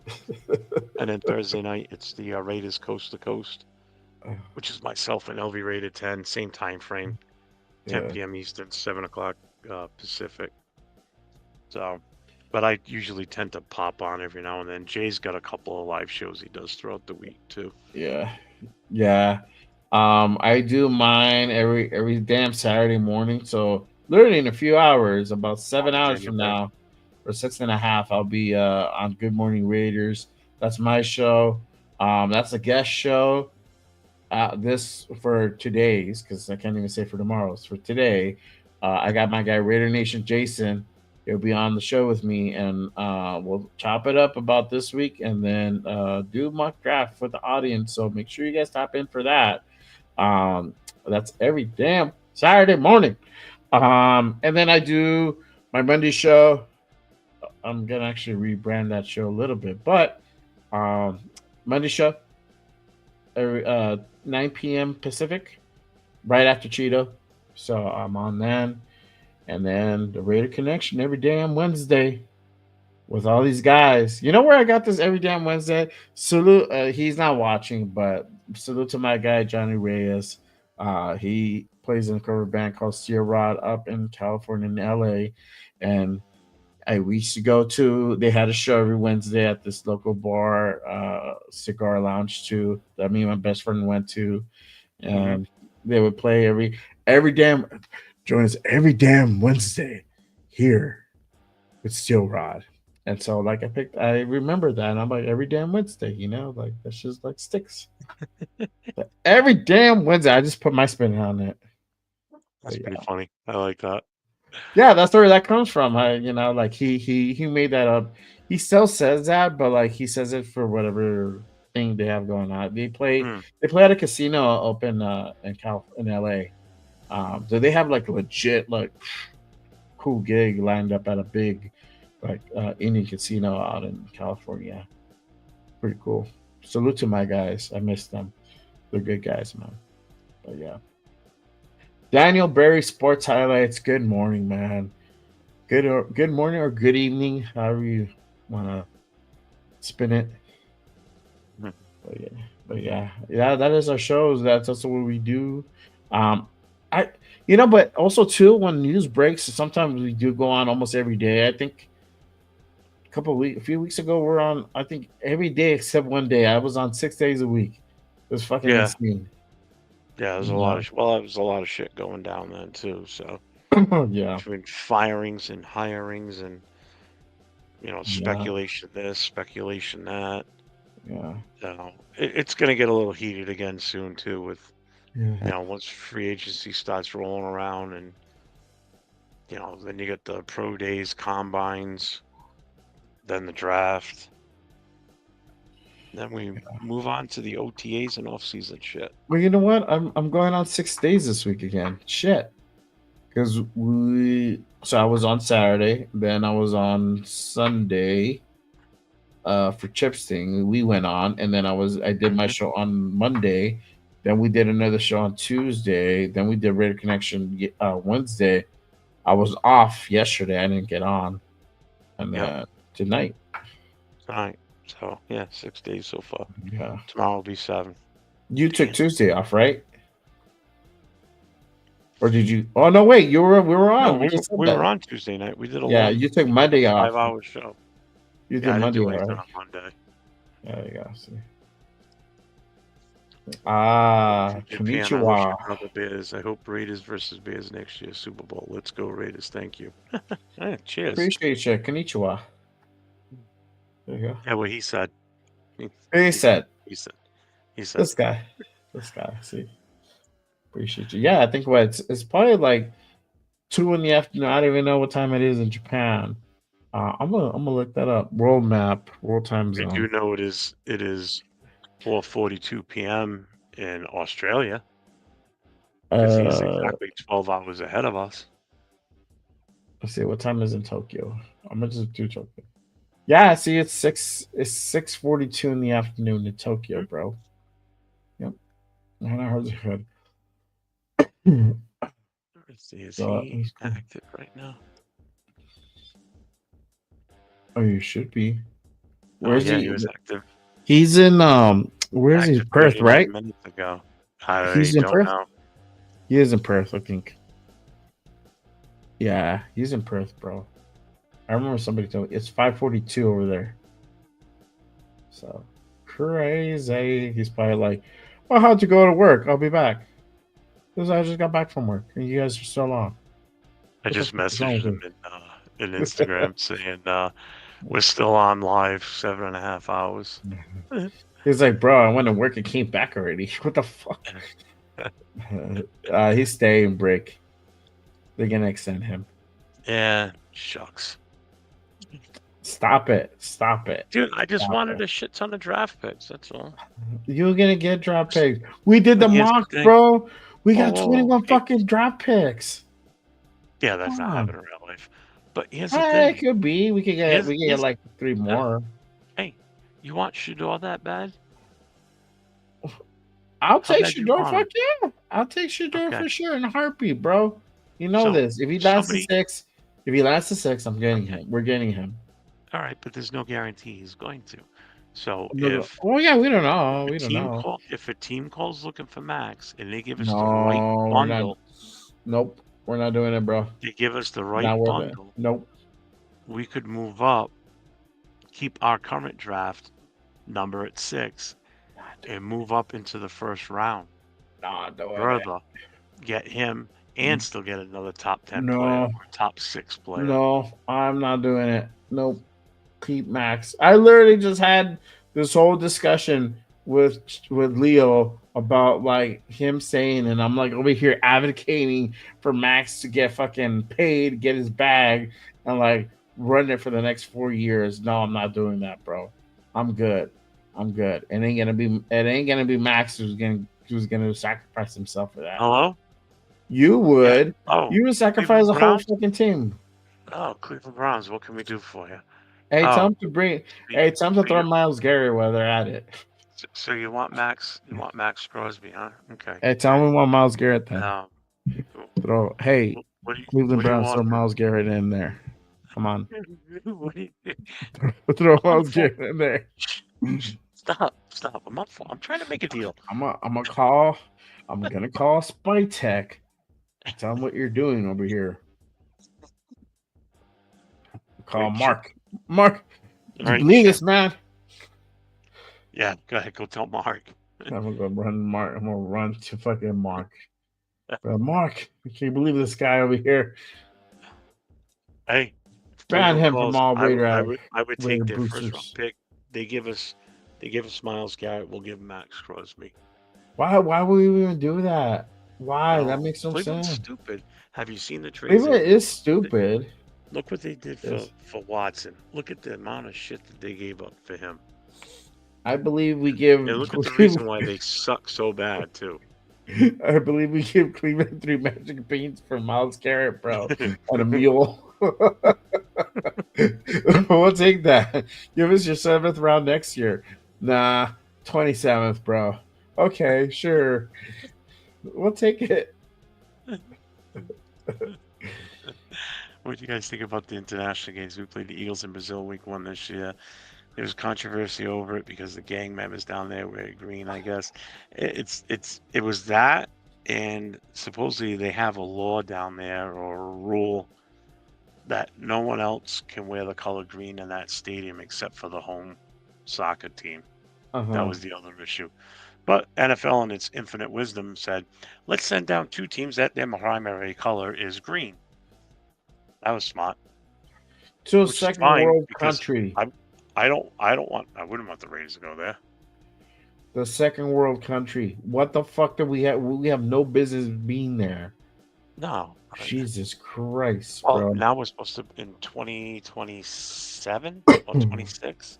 Uh-huh. There's We're supposed to be supposed to go to Germany, right? Something like no, that. there's supposed to be a game in Australia, Okay, that's not that bad. and it's supposedly But it's going to be the Eagles. actually- Okay, supposed to so long be as not Eagles. us. You know, for that game, if they're doing it in Australia, which is retarded, but okay. They literally have to go a full week in advance to get acclimated with the whole time difference, bro. It's like redonkulous, the time difference over there. What is it? 9 plus 8? 8-hour difference? Fuck. Well, if you're on the East It's Coast, a it's 12-hour. There you go. And it's 12-hour it's like a 15-hour flight to fucking It's get longer than there. that. It's longer than 18-hour that, I flight. No, it's 18 hours. It's like between 15 Oh, and 18. Well, was it New Zealand's like a 24-hour flight? I think it is. I don't even remember. It depends where you leave from. Again, so if you're leaving from like the East Coast, it's probably shorter. But man, that's fucking retarded, bro. These guys are gonna be like dragging ass. You literally need 2 days to recover from the whole like trip. Then you have to like practice and then like get going, and they're gonna need like a full week out there. Don't be like fucking our guy AP be like, oh, we're gonna leave 2 days before. Really, dude? Or the day before the game. Like, bro, you should have been there by like Thursday already, or you know, like what the fuck? What are you still doing in Vegas? Go. Dave Pond got snubbed. Yeah, he did. He should have won MVP. I'm sorry. Game in Australia. That's going to be a hot ass game. Everyone going to be get heat stroke. It's actually gonna be in winter time when they go over there. Yep. Yeah. Hey, appreciate you, Jay. Yeah. Hey, you know what? I'm out in Albuquerque, bro, and it was like fucking 65 and shit. You And think it's he knows supposed what to be winter. Albuquerque is? He's in Australia. Well, it's fucking Southwest America. That's like me saying I live in Cumberland. It's Well, like I mean, I Cumberland said isn't doing it. Albuquerque, New Mexico. So You like, didn't say that. You said you Albuquerque. said okay. Well, You you know didn't say what? New I'm pretty sure he has a fucking phone. He's not on a phone. How do you think he's watching the stream, bro? Like, you think he's just like fucking putting up the fucking sundial to try to get the fucking beam from the satellite to come in and project our images onto whatever fucking thing he has there? See, my guy's like, I'm from Tampa. I know Albuquerque, bro. There you go. Thank you, J.A. So I bet you 4 corners. There you go. That's what I'm talking about, my guy. See, he knows. I mean, come on now. But it's been It's not for you, Jay. That's for this jackass right here. but it's been Hey, it's 7.5 literally- hour show. We're a little punchy right now. You're a little punchy, bro. I've been punchy all day though. At 85 degrees, yeah, man. This was like 68. It's supposed to be winter over here, and it's fucking not. It's crazy.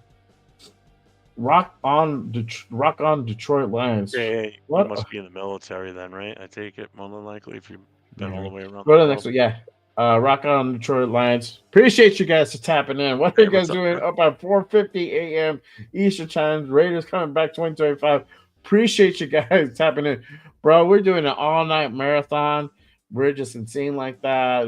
I literally have a show in about 7 hours. Ah, med school. No, my bad. I have a show in 8 hours. I'm supposed to get up for, and I'm still here with this madman. That's me up all hours of the night. I'm gonna get divorced, bro. I'm gonna get thrown out of the house. Watch. Damn it. Everybody Jeff. else couldn't hang with the old man. I'm the old man in the Brother. group, and I'm still here. Hey, I'm old-ish. I'm 40. Love it. It's my Like I feel like 15 years. appreciate you. Hey, rock on. Hey, you know what, man? I was really hoping that Detroit was gonna be in this fucking Super Bowl, and I'm kind of pissed off about that because wish I was they saying it. I was saying it from like mid-season, like fucking Lions are gonna be the ones in the fucking Super Bowl in the NFC. God damn it, Commanders, bro. Fuck that shit up.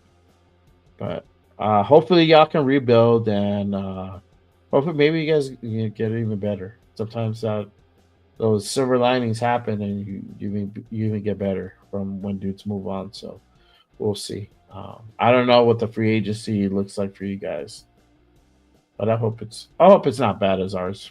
We got 27 guys on the block. Yeah. Yeah. 27 for sure. freaking positions to fill. Oh, free agents. Well, we're gonna keep part of them. We're not gonna all. Trust me, there's some we don't want back. We something that we don't want, but we're not gonna let all 27 just walk out the door. It's not a Tom Telesco's not here anymore, so we can, we don't have to worry about that. Spytek's like, we're not gonna worry about dollars and cents over here. Now I know what he fucking meant. Damn it.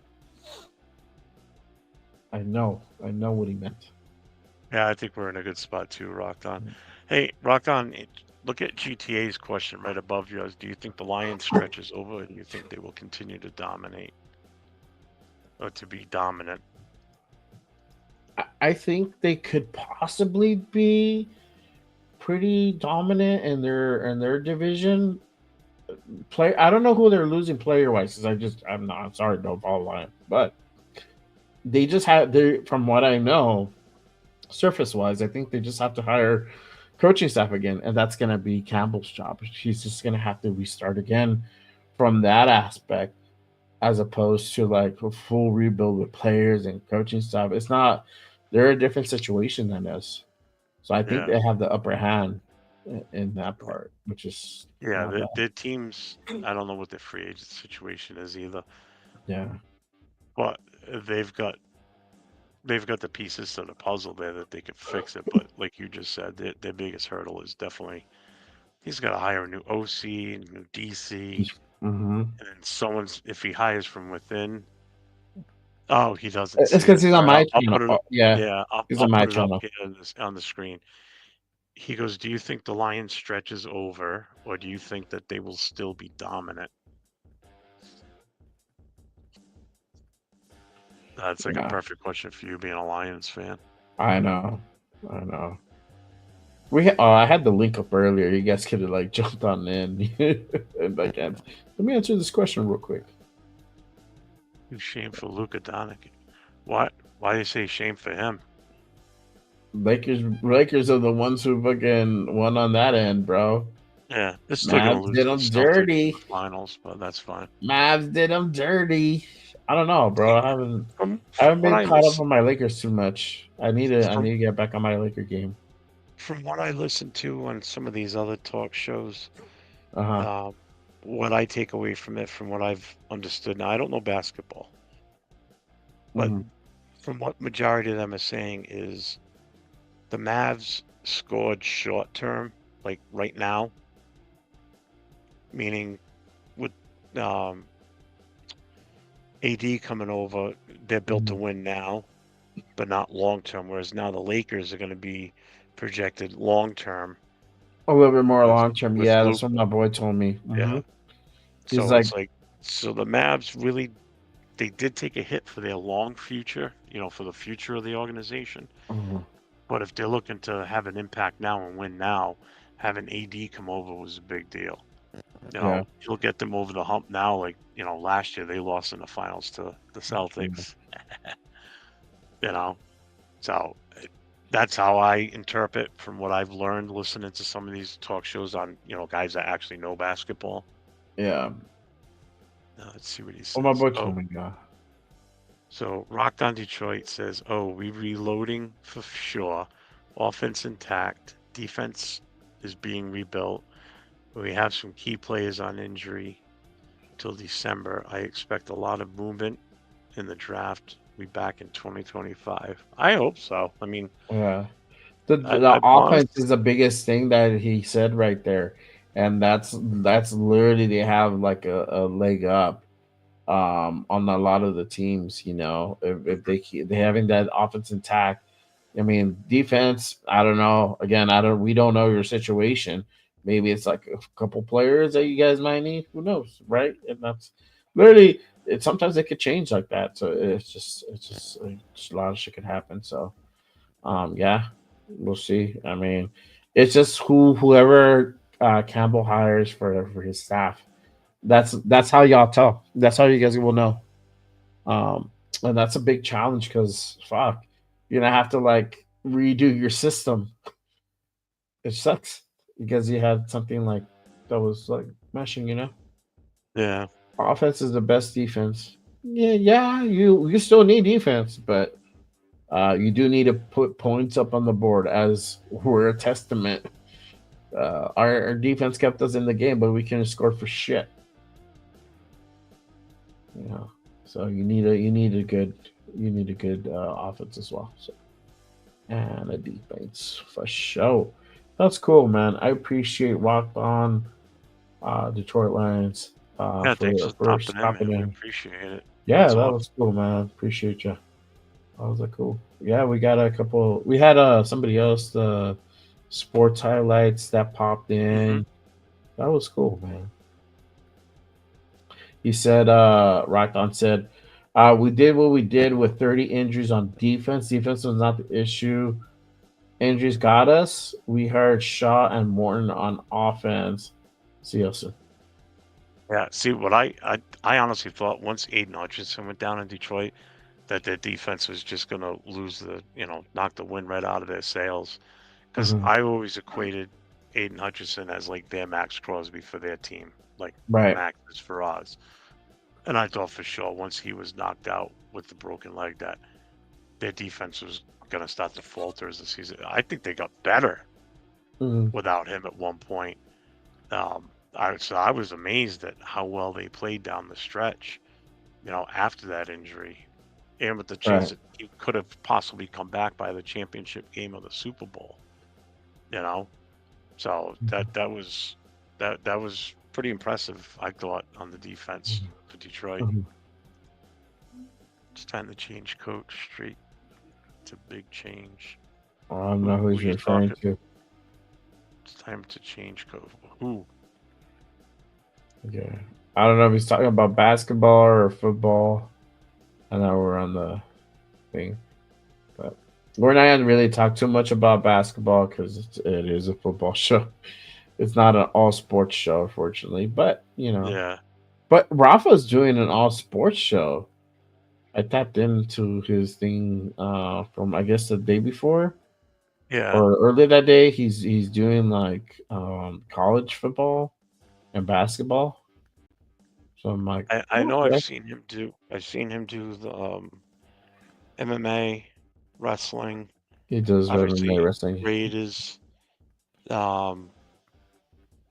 soccer. This is another one I think he does too. Yeah. But a lot of those he does in Spanish too. Because I tuned in one day, I'm like, yep, don't understand that, and then kept moving. I'm like, you liked it? I'm like, okay, cool. See you later. Yeah, I hit the thumbs up, and I'm like, yep, I can't understand a word he's saying, so I'm gonna move on. Rochelle says the Raiders need a better coach. What are you talking about, bro? Like, we just hired Pete Carroll. Yeah, we got a brand new coach. Yeah, he's like the best coach. He's the best fitting coach for this team that you can possibly get. Who else are you gonna get? It's available. One went to the There's not Pro Bowl, nobody else. Brock Bowers did. Who else do we have? Do we have anyone else? That went to the Pro Bowl? Yeah. Good question. I do not know offhand. I mean, we fucking suck this year. So I don't expect. I will look that up. I don't think Max didn't make it. It's Max did. Yeah, Max were. Did? Mm-hmm. Max and Brock were the only ones who made it. Yeah, Obviously Pete Max got didn't hired play, like a week and but a half ago. yeah, obviously Or Max 2 didn't weeks ago. play. It'll be 2 weeks this Monday. He got hired. 2 Who? weeks ago at this time, we knew he was being hired. Oh yeah. It didn't become official until the following Monday. So this Monday will be 2 weeks from the press conference where they announced him in front of everybody that he was the head coach.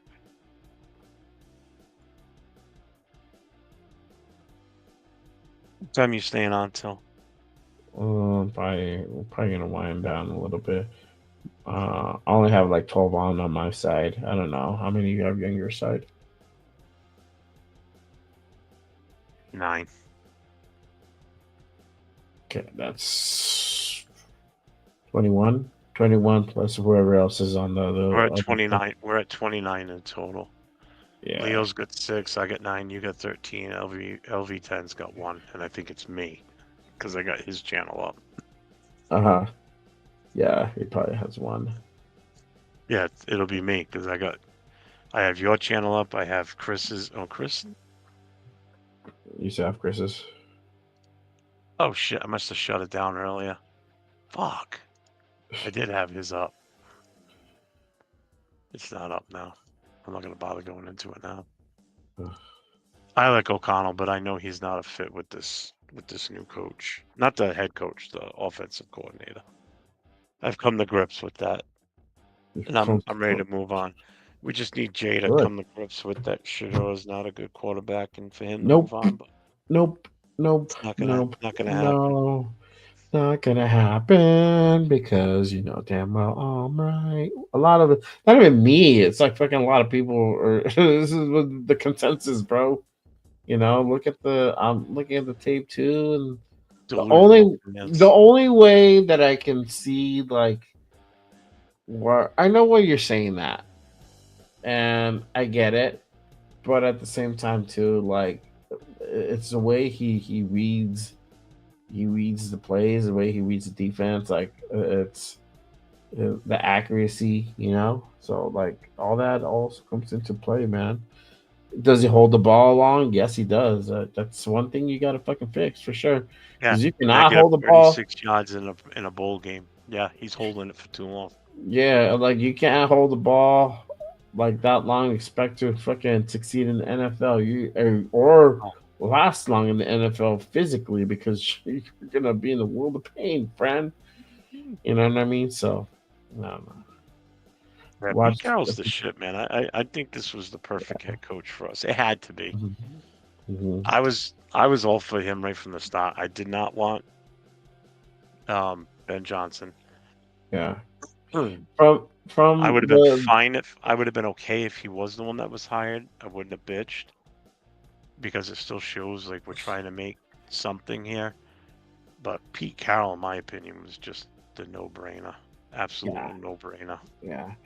For them, the daunting task of literally reloading or whatever the fuck, it's basically a rebuild, though you don't want to say rebuild, right?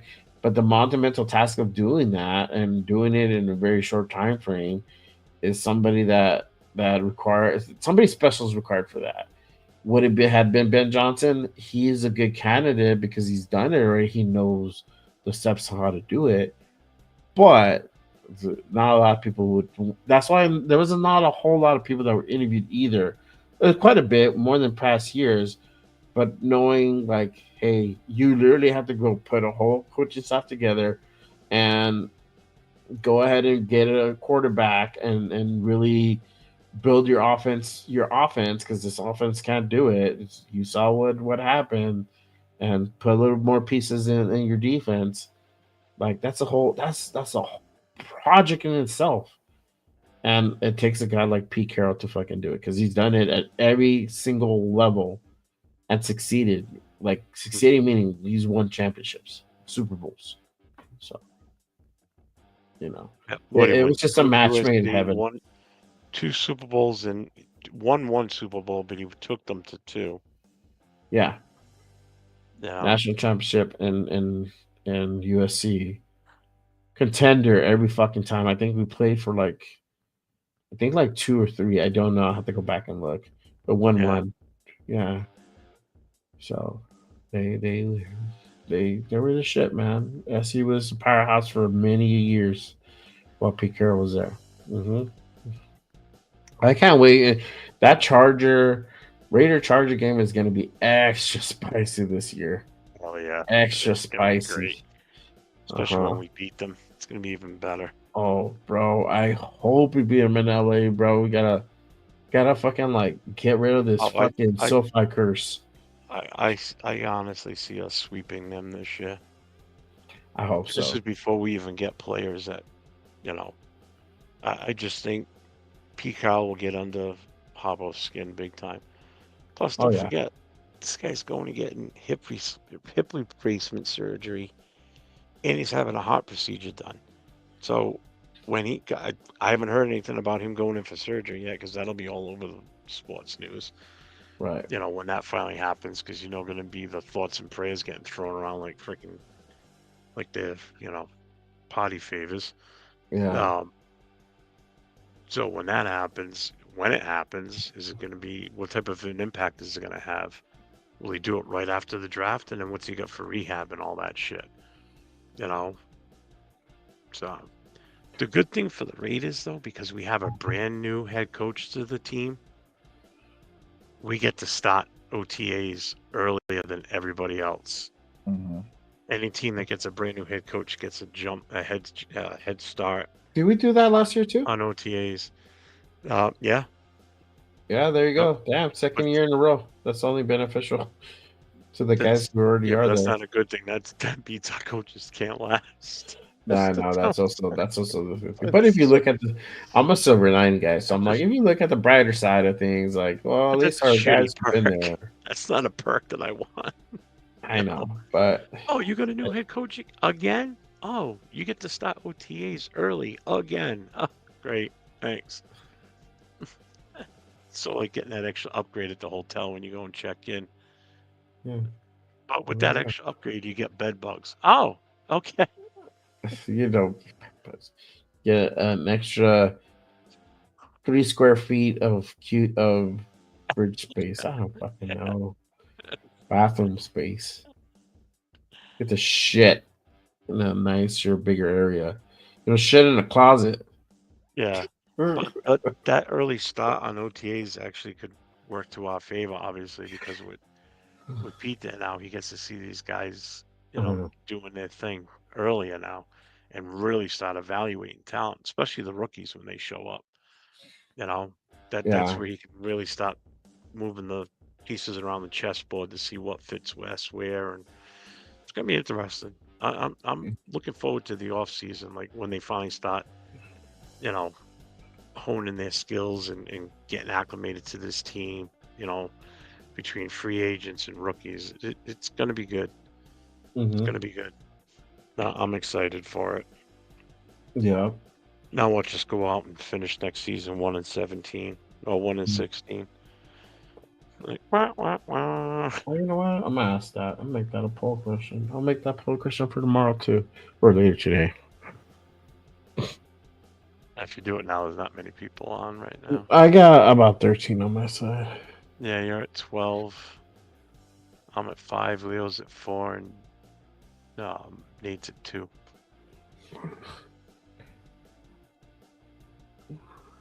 I think when that clock hits 8, I think I'm gonna call it. Somebody get tired. Okay, then I'll wait. I'll wait for my question. I'll do it later today. I'll do it on the Saturday morning show. How long were you gonna stay on for? I thought you were gonna be leaving him. I asked you earlier. You said like 15 minutes. I don't know. We've just been like talking, and so I keep going. I'll stay on, but I want to run outside for a smoke. Cause you said it's like 5 a.m. for you, bro. Rock on Raiders, like, what the fuck are you guys doing up this time, man? Like, you know what I mean? It's 5:11 a.m. 5:11 a.m. and we're still talking. It's 3:11 for me. But yes, I should go to bed because I do have the show in the morning. GTA is like, what's your longest stream? I don't. Right now, this one, yeah, it's almost 8 hours long. A long fucking time. The With longest Turf, I've went done before on. this was like 5.5 hours. Yeah, with Turf. Yeah, I remember that. Turf. No, not with Turf. I did one with Turf for like 5.5 or 5 hours, something like that. Oh, not me. Yeah. Longest one I did was that Saturday night show a couple weeks ago. Yeah. I think you jumped in at one point. I jumped in at the tail end of it. Yeah. I finished the night with like, I don't know, 20,000 views and 1,000 views. Yeah, like 260 viewing hours. It was insane. Wow. Yeah, I mean, I hit highs on everything. Look at the numbers just jumped up into the 30s again.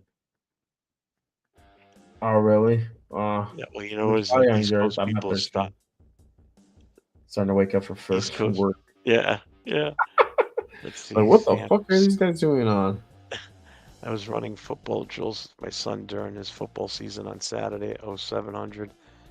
Old dude comes out admiring what we were doing. I recognize his face immediately. Oh, it was Otis Sistrunk. Oh, shit. Nice. That's pretty cool.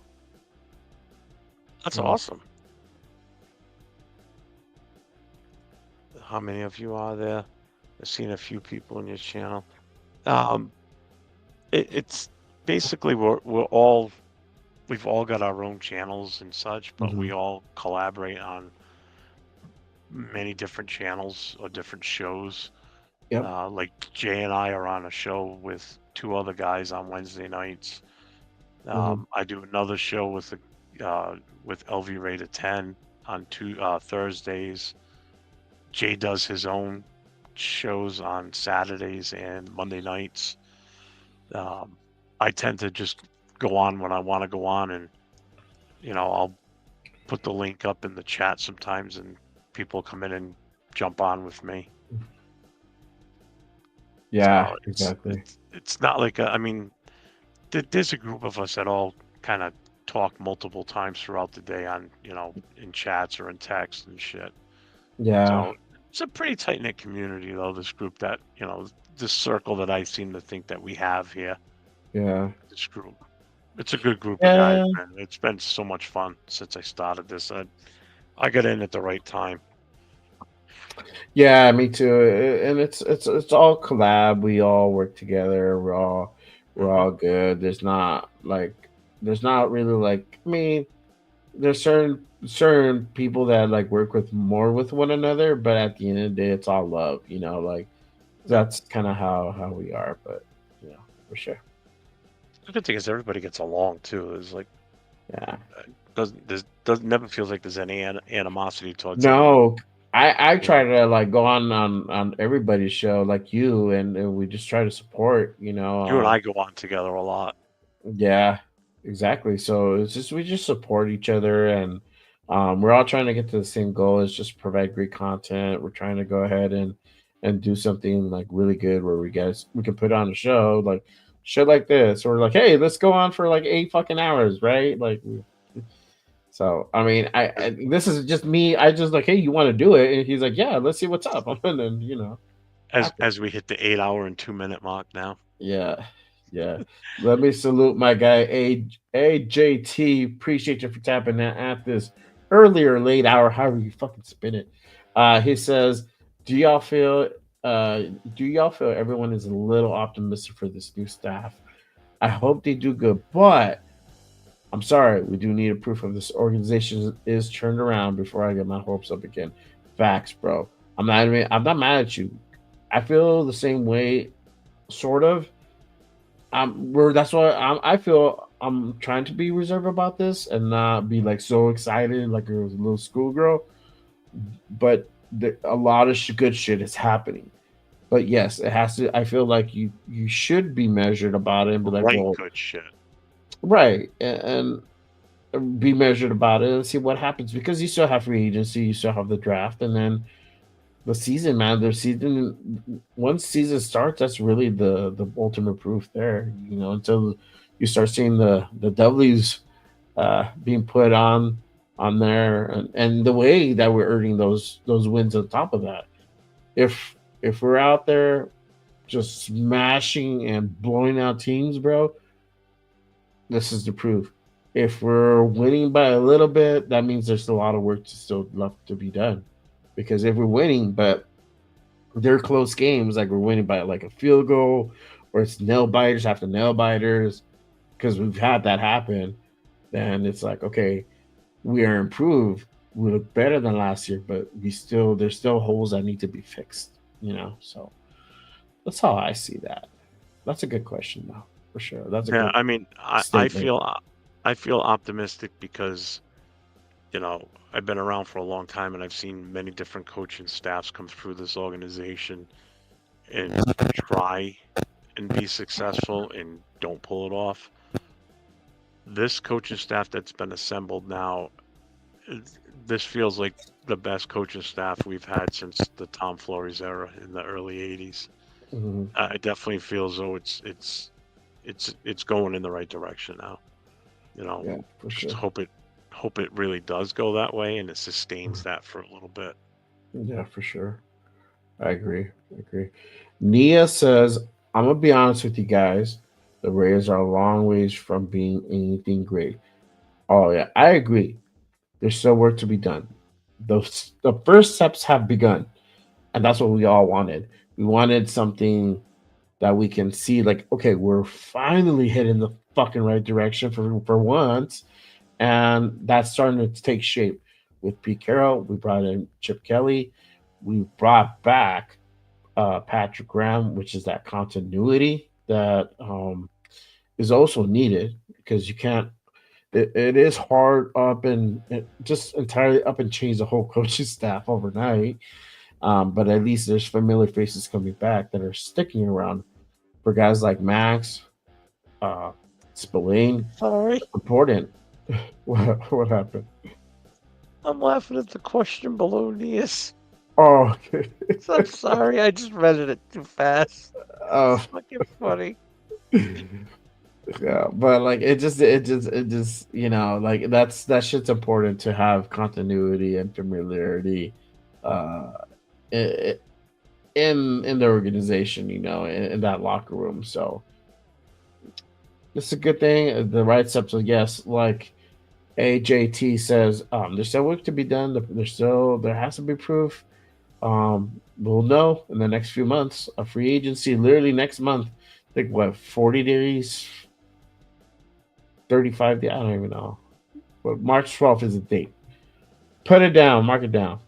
But I appreciate everybody tapping in with us on this early morning, late night, however you want to fucking slice it, spin it, whatever. 8 hours long. We've been on this motherfucker. We're going crazy. I don't know how the fuck we're so awake, but we're doing the damn thing. Make sure you guys awake, dude. now you're wide awake? Okay. Make sure I'm you guys totally hit that awake. subscribe button if you're feeling what you're hearing. Help us support the show. We bring in more content. I got literally a show in about 7 You hours. get you like a little girl. Right now. I- You're just so... 7 hours. That's something delirious. GTA Need for Speed says, I ran out of questions. LOL. My last question, it's random and kind of fun. Do you guys believe in paranormal or extraterrestrial? Oh, Believe in God. both. Don't talk to me. Oh, Jesus. No, I don't believe in the first one. I'm not even going to entertain it. But the second part, bro, I live in.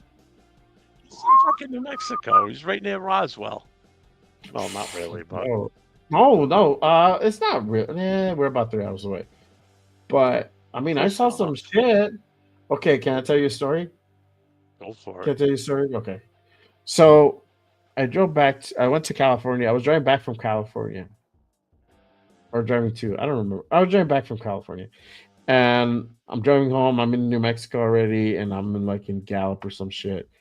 And it's like around this time, 2 or 3 in the morning. I'm driving.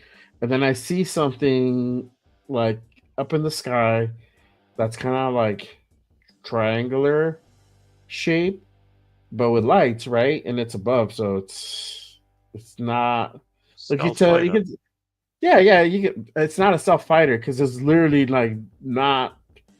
It's over a little town, bro. Like when I mean little town, it's a little fucking town. And I'm like, what the fuck is that? I'm going like 75, 80. I'm like, what the fuck is that? I'm like, oh shit. It's not a helicopter because you could hear it. There would have been like a night sun, like the spotlight, right? Nope. So I don't know what the fuck it was. I heard some shit that there was like little orbs or something that's been seen around here too. So shit happens, man. Don't be surprised, man. Little green men or little gray men. Were you on peyote that night or something? No, I'm driving. How the fuck I'm gonna be on peyote, bro? I'll fucking park my car into the mountain or something. Come on Parking. now. I mean, you drive it into the mountain. You're not gonna park Or it. whatever. Wow, a park it was like the fucking car crumbled in pieces, bro. I think there's an Area 18 too.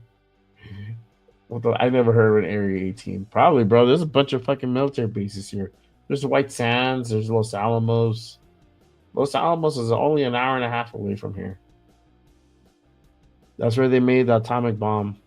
If you guys seen Oppenheimer, which is a movie I definitely recommend seeing. If you're a history buff, you're all about that shit. It's a good movie to watch. But it was actually It out was here good. in My New son Mexico. dragged me to the movie theaters to go watch it. To and I watch was it, falling yeah. I was falling asleep Oh yeah. in the theater because it It just is dragged long. on. It does drag on. Yeah. I am from New Mexico. I am in New Mexico. I'm not from New Mexico, but I am in New Mexico, Albuquerque. Representing the 505. That's why it's J Raider on my socials is J Raider _ 505. Representing the 505 here. So there's another content creator out here in New Mexico too. True Raider. Salute to him. See if we got a CC link up Green above. Little Men and Dots in this guy too. Do I see Little Green Man? I don't know. Probably, bro. No, He lives does like, yeah, I don't know. Probably he lives like 2 hours away. So I'm like, fuck. They travel at They the and speed of light, so they should be there in like a split second. should be, bro. Don't better pass them. I literally, I mean, there's an Air Force base literally like what 10 miles away. There's probably an experimental plane they were flying, is what you saw. I don't know, maybe that just kind of chills there and like literally like this top of the town. Okay, sure. So I messaged AR, right? I said, "We still on live, LOL, 7.5 hour." Goes, he responds, he goes, "You gotta be kidding me. Wow." I said, "We're still on. Like, We just hit 8 hours." yeah. Oh, that's funny. I was stationed in Bliss, El Paso. Our training would take us Nice. to White Sands. El Paso's 3 hours away from me. Nice place. I like El Paso. There's Been the there a few Salt times. Flats. Those in California? Utah. Utah. Yeah, the Salt Flats. Salt Lake. The Salt Flats. That's where they do all the automobile The testing and speed stuff. testings. Yeah. Yeah, And the because it's like, competitions. yeah, it's like miles upon miles upon miles upon miles. I don't know, what, like 50 miles of flat surface or something like that. No clue. It's insane. It'd be fun.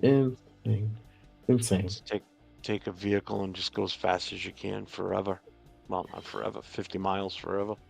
Or yeah, I don't even know how long. I could be wrong. I don't know how It's long. pretty it's long. like. It's pretty long. Yeah, Especially I mean, when, some of the records are like 300, 400 miles an hour or something like that. you Think of have to how have fast at they'll go least 50 miles. You have to have at least like 20 miles of like clearance. Yeah. Wow. You seen a midget run? Yes, I've seen it. If I can You guys watch Wolf of Wall conspiracy Street, bro. theorists? I'm not, but I think these are interesting. I think they're interesting. I watch. not You know which? I'm not On a side conspiracy note, yeah. On a side note from football, watch Skinwalker Ranch. I was hooked on that show. I gotta wait until it comes out on Hulu again. They're in Utah. That's that crazy ass ranch in Utah. And they have like a bunch of paranormal shit. So it's not just UFOs. They have like a lot of weird shit happening. They've said they had Skinwalker Ranch. You never heard of it?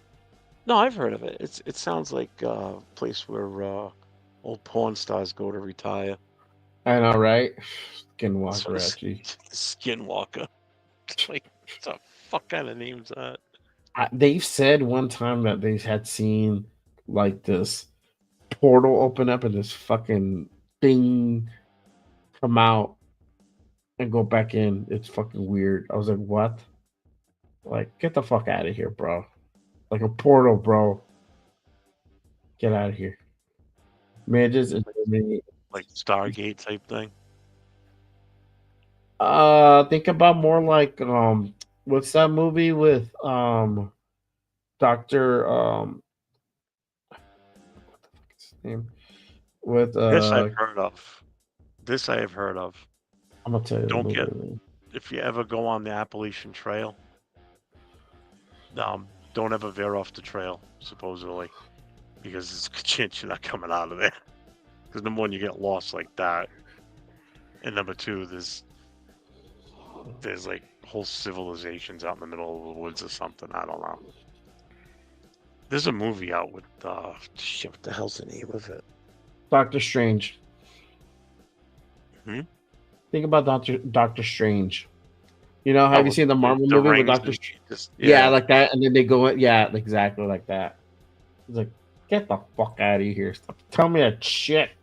I'm not gonna be able to sleep. Mm-hmm. You remember watching scary movies when you're a kid, and then you're like, "Fuck, I can't go to sleep." I know, bro. I don't want to do that to my kids. I feel bad. My parents took me to see Alien, the first Alien movie in the 70s when it came Oh out. man, that's still When I kind of tell you, like creepy, bro. It's still scary to this day. That's a good one. not to this day, but for the I think so. weeks after I saw that movie, I would not sleep without my head and everything under the covers. Because when Yep, you're a kid, same. you put the covers over your head, there ain't nothing getting to you. You know, that's like complete isolation, steel box, nothing can get I'm to not you. here. I'm just a blob in the fucking bed. No, Don't no. I'm invisible. Little do you know as a kid that somebody could take a pencil and kill you through the sheets, so you're still screwed no matter what. You know, but that was in your mind that you were safe that way. I slept like that for at least a couple of weeks. I was so scared. The You know part what that I got would me do? Alien I would put was when they were in the tunnels, and all of a Uh-huh. sudden it's pitch black, and all of a sudden he turns around, blah, aliens right there. Yeah, Yeah. that scared the You know shit what I out would do? I would put pillows around me to put decoys. Like, you're gonna get that fucking pillow. I'm ready, bro. That's my decoy. My double. That's just funny. GTA's also skinwalkers are in the Appalachian Mountains. I guess there's rules. You got hiking out there, which is crazy. Yeah. Wow, bro. I didn't know that. When you do the Appalachian Trail or the Uh-huh. Freedom Trail, which goes from the Appalachian Mountains all the way up into the New England area, they tell you when you're down in the Appalachian Mountain area, you don't veer off the path. It's not a good Wow. thing. Yeah. Wow. That's Yeah, but if crazy. you do, you don't go far off of it. Like Uh-huh. you stay where you can see the path, because once you lose the path, you're fucked. Well, okay. But what is it just like you start seeing shit or whatever? It is supposedly like That's you a know, that's an urban legend. these country bunking type, you know. Did you ever see the movie Deliverance? I think I know what you're talking about. It sounds Came from familiar. the I have 70s. Burt Reynolds is in it. I mean, it's an old movie. Yeah. It's kind of on the same idea as that. It's just, you know, this like civilization of people that are just like so disconnected from the outside world where they live. They live out in the woods, and yeah, they got like this whole fucked up community out there and shit. Wow. That's kind of supposedly what it's like out there in the Appalachian Mountains. Yeah. You know, just think of the TV show Moonshiners, but they're not making moonshine. They're just like crazy out in the Whatever. woods. Yeah, whacked. like Shit like that. It's crazy. Yeah. Delivered scared the shit out of me. Yeah, that was kind of Yeah.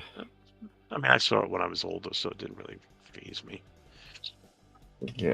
Yeah, the whole skinwalker thing is like originally kind of from like Native American, so it's crazy, bro. Yeah, that's all I know about Skinwalker Ranch. I was like, oh shit, what the fuck? Then he went to Kentucky after he saw Deliverance, so yeah, that would. That's fine. Damn. I'd have been like, nope, I'm good. Yeah, I'm out. No, I don't want to go. Fuck that. Man, what is the count right now? I have 22 on my end. Yeah, let's see. 11 for Leo, 7 me, 23 you, and Nate has 2. 11 for Leo, and then how many you have? Actually, it just dropped. Leo has 6. I got 5. You got 20. Okay. Nate has 3 now. It's just jumped. So about like 35, something like that. Oh, the total 30. count is 36. Yeah. 36 in the damn building. Appreciate you guys tapping in, being with us. We're on almost 8.5 hours. Jesus Christ. Y'all need to go to bed. Go to bed, Jeff. Stop playing around.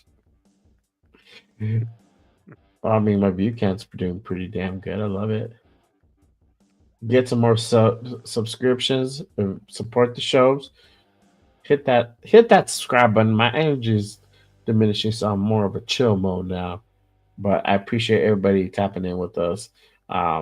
We normally talk about rated content. We sidetrack and start talking about some random weird shit. Thanks, GTA. Yeah, I was like GTA for that one. But normally we talk about Raider news and Raider content and topics and all that good stuff. So, I got a show in a few hours, so make sure you guys tap into that. And I'll be fully energized and ready to rock and roll. And I have my cup of coffee when I do that show. So I'll be good to go. With my guy, Raider Nation Jason. Yeah. No, And no, then, you won't. that's not well, bro. Fuck I yeah. can see at one point during the show you're like, No, because I go to work on 4 hours sleep at sometimes, bro, or less. With these that's what I used to fucking do kids. sometimes. Exactly. There you go. You're operating heavy machinery, sir. How dare you? Stop it. That's all good.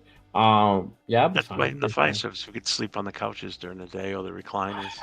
That was cool, man. That's cool. For That the was bell good. tips. There you go. And then you gotta get the fuck up and get dressed and get out of there. Yeah. Are you guys Okay. doing that show? Are you and Jeff doing that show? Yeah. Today? Yeah, Right today? this afternoon.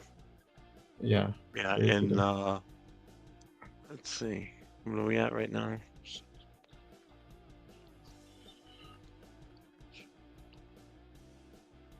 In 8 hours, 8 hours, see? 8.5. 8.5. Yeah. There you go. I already told him to come over at like after 2 o'clock. Mm-hmm. That'll give me time to set everything up and we'll go from there. Yeah, 7.5 for me. GTA. My last random question. My last random question. Have you ever heard of what's under Denver Airport? Oh yeah. No. What? Supposedly, like, there's this like Like underground an Indian like burial ground or something? no, it's like this underground like city or like government thing that's under the airport. I could be wrong, but that's kind of what I heard. You let me know, GTA, because I feel like that would be it, bro. Like some type of either underground city or like government building underneath that damn airport. I don't even know how you get out of that. That has to be something that kind of indicates there's something underneath. I don't know. Google it. Google it. Google it. And if GTA gets us in this government conspiracy shit, bro.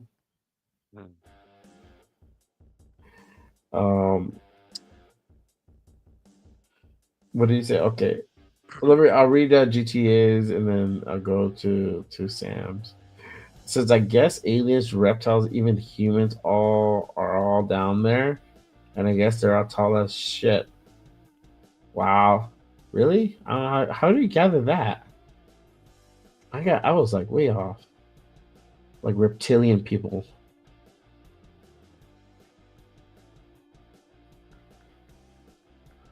I'll do this, buddy.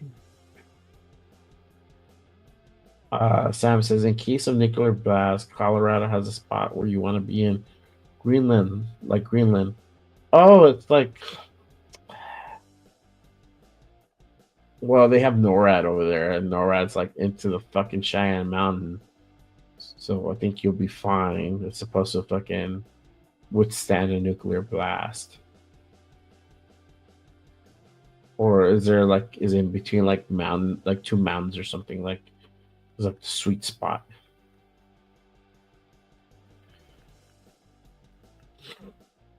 That's funny. That reminds me of a movie I watched the other day with the wifey. What's it called? I forgot what the fuck it's called. Damn it. I can't remember. Anywho, they had like this big ass tsunami, and like only these Norwegian scientists found out there's a sweet spot in that Spanish island that we're on, and it was like between two cliffs and shit. So I'm like, oh, okay, maybe something like that.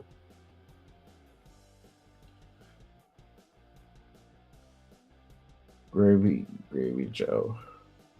Gravy Joe says, I lost my best friend 20 years ago. The last time the Raiders were in the Super Bowl. Hey, man. That's Sorry like to hear that, brother. yeah, sorry, brother. I mean, I feel you. I mean, I can even imagine how I would lose my best friend doing something like that, you know? So, nah, man. Hey, prayers, brother. But hopefully the next time they go to the Super Bowl, it's a happy memory, man. For sure. GTS, you guys need to make a spooky channel. It should be fun. I don't know, bro. Or like We are talking Raiders, and so I mean, it You kind are- of spooky as straight as now. spooky as it is, and there's conspiracy because the NFL's out to get us, bro. There you go. Done. Are you getting off soon? Because I'm gonna go out and have a smoke then before you go. I'll wait for you. How long? What, like 5 minutes, 10 minutes? Yeah, give me that.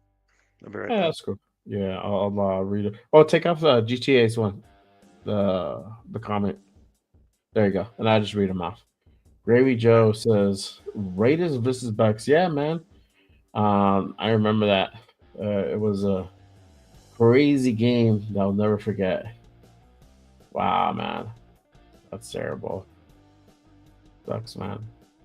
Well, condolences, brother, and you know, I hope that you know the last memories were good memories, man. I feel you for sure. For sure. All right, GTA says, okay. Now, do you believe in certain celebrities are devils or like leaders of some shit, bro? I mean, I don't know. The whole Illuminati shit, it's out there, bro. Say what you want. There's some of the conspiracies. I don't know if they're devils, bro, but there might be like some like devil worshipping shit going on in Hollywood, man. So don't put it past them. So yeah, for sure. Yeah, facts, Gravy, for sure, man. Sam's like, we're due winning season, and I believe it's soon. Facts, bro. Hopefully it is, and then we can go ahead and really make a playoff run, bro. Like talking about us getting past the first round, not fucking one and done, man. It's god awful. If we can make it up to the divisional game, that'd be cool, bro. Preferably the championship game. And I know we're heading in the right direction, so we'll see. It's a whole lot to do, man, to put together. So you know, but yeah. But you guys, again, appreciate everybody with us. Appreciate everybody on my channel. Like 20 people in the building at this fucking late hour. Y'all are crazy, man, crazy. But make sure you guys hit that subscribe button. I do shows 3 times a week. I'm doing my morning show and do the 7.5 hours. Good Morning Raiders every damn Saturday morning at 10 a.m. Pacific. I do a Monday show at 9 p.m. Pacific.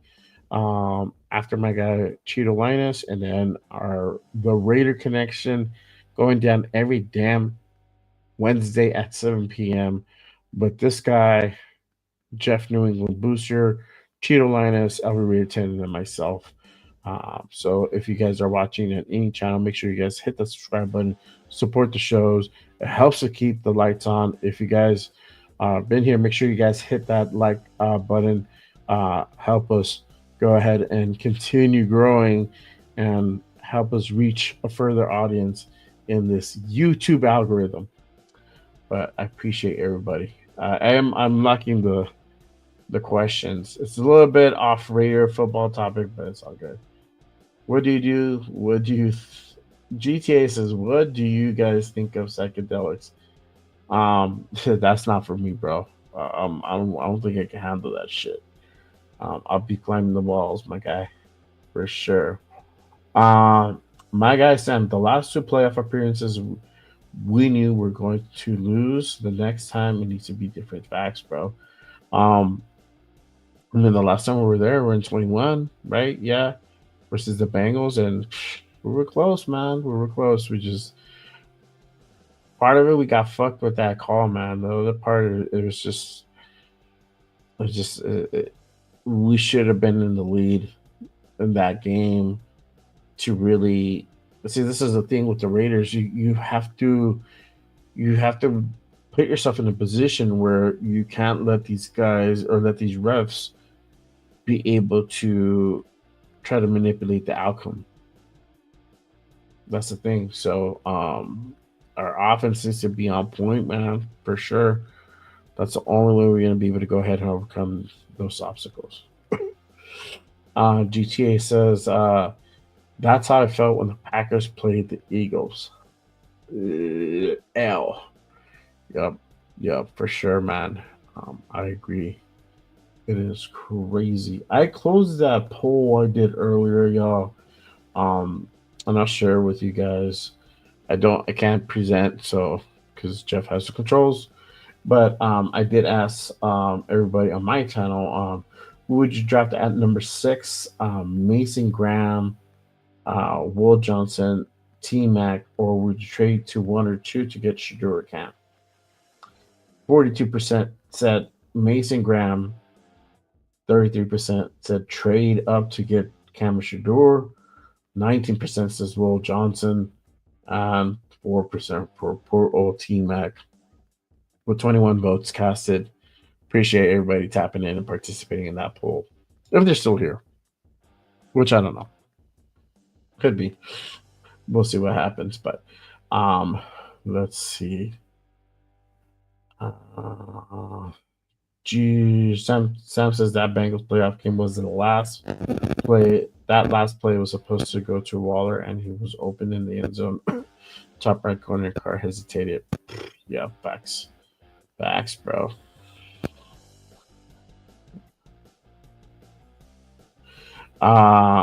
Salute to Jar O Happiness. Appreciate you tapping in.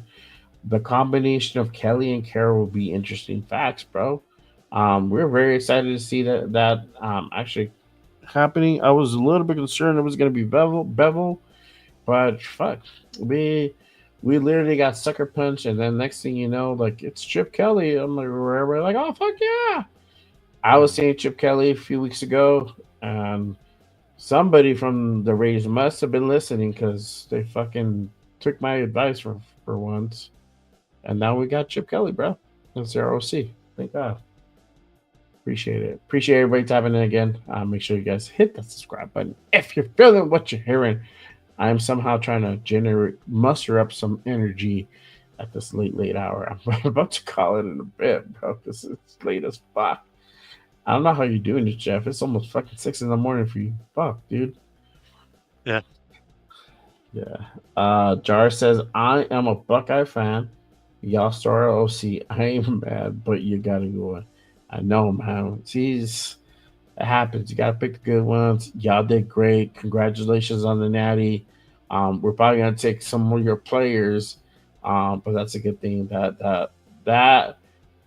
says that y'all did the thing. Y'all the bad motherfuckers in college football. Best team in college football.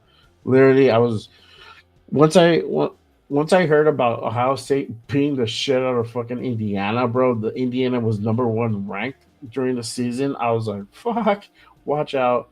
Ohio State, I think, had a loss already, and I was like, what the fuck are these? These guys fucking literally annihilated Indiana, bro. And if y'all left Indiana not the same and shit. But that's good. It's good. There's running backs that we like. There's Zach Guard. Even continue possibly Will Howard bringing him in. And yeah, man, we'll see what happens.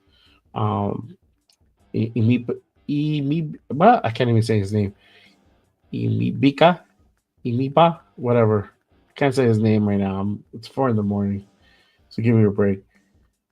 But the receiver, he's good. I like him. I tried to draft him a few times on the mock. I was able to get him a few times, but dudes be getting him.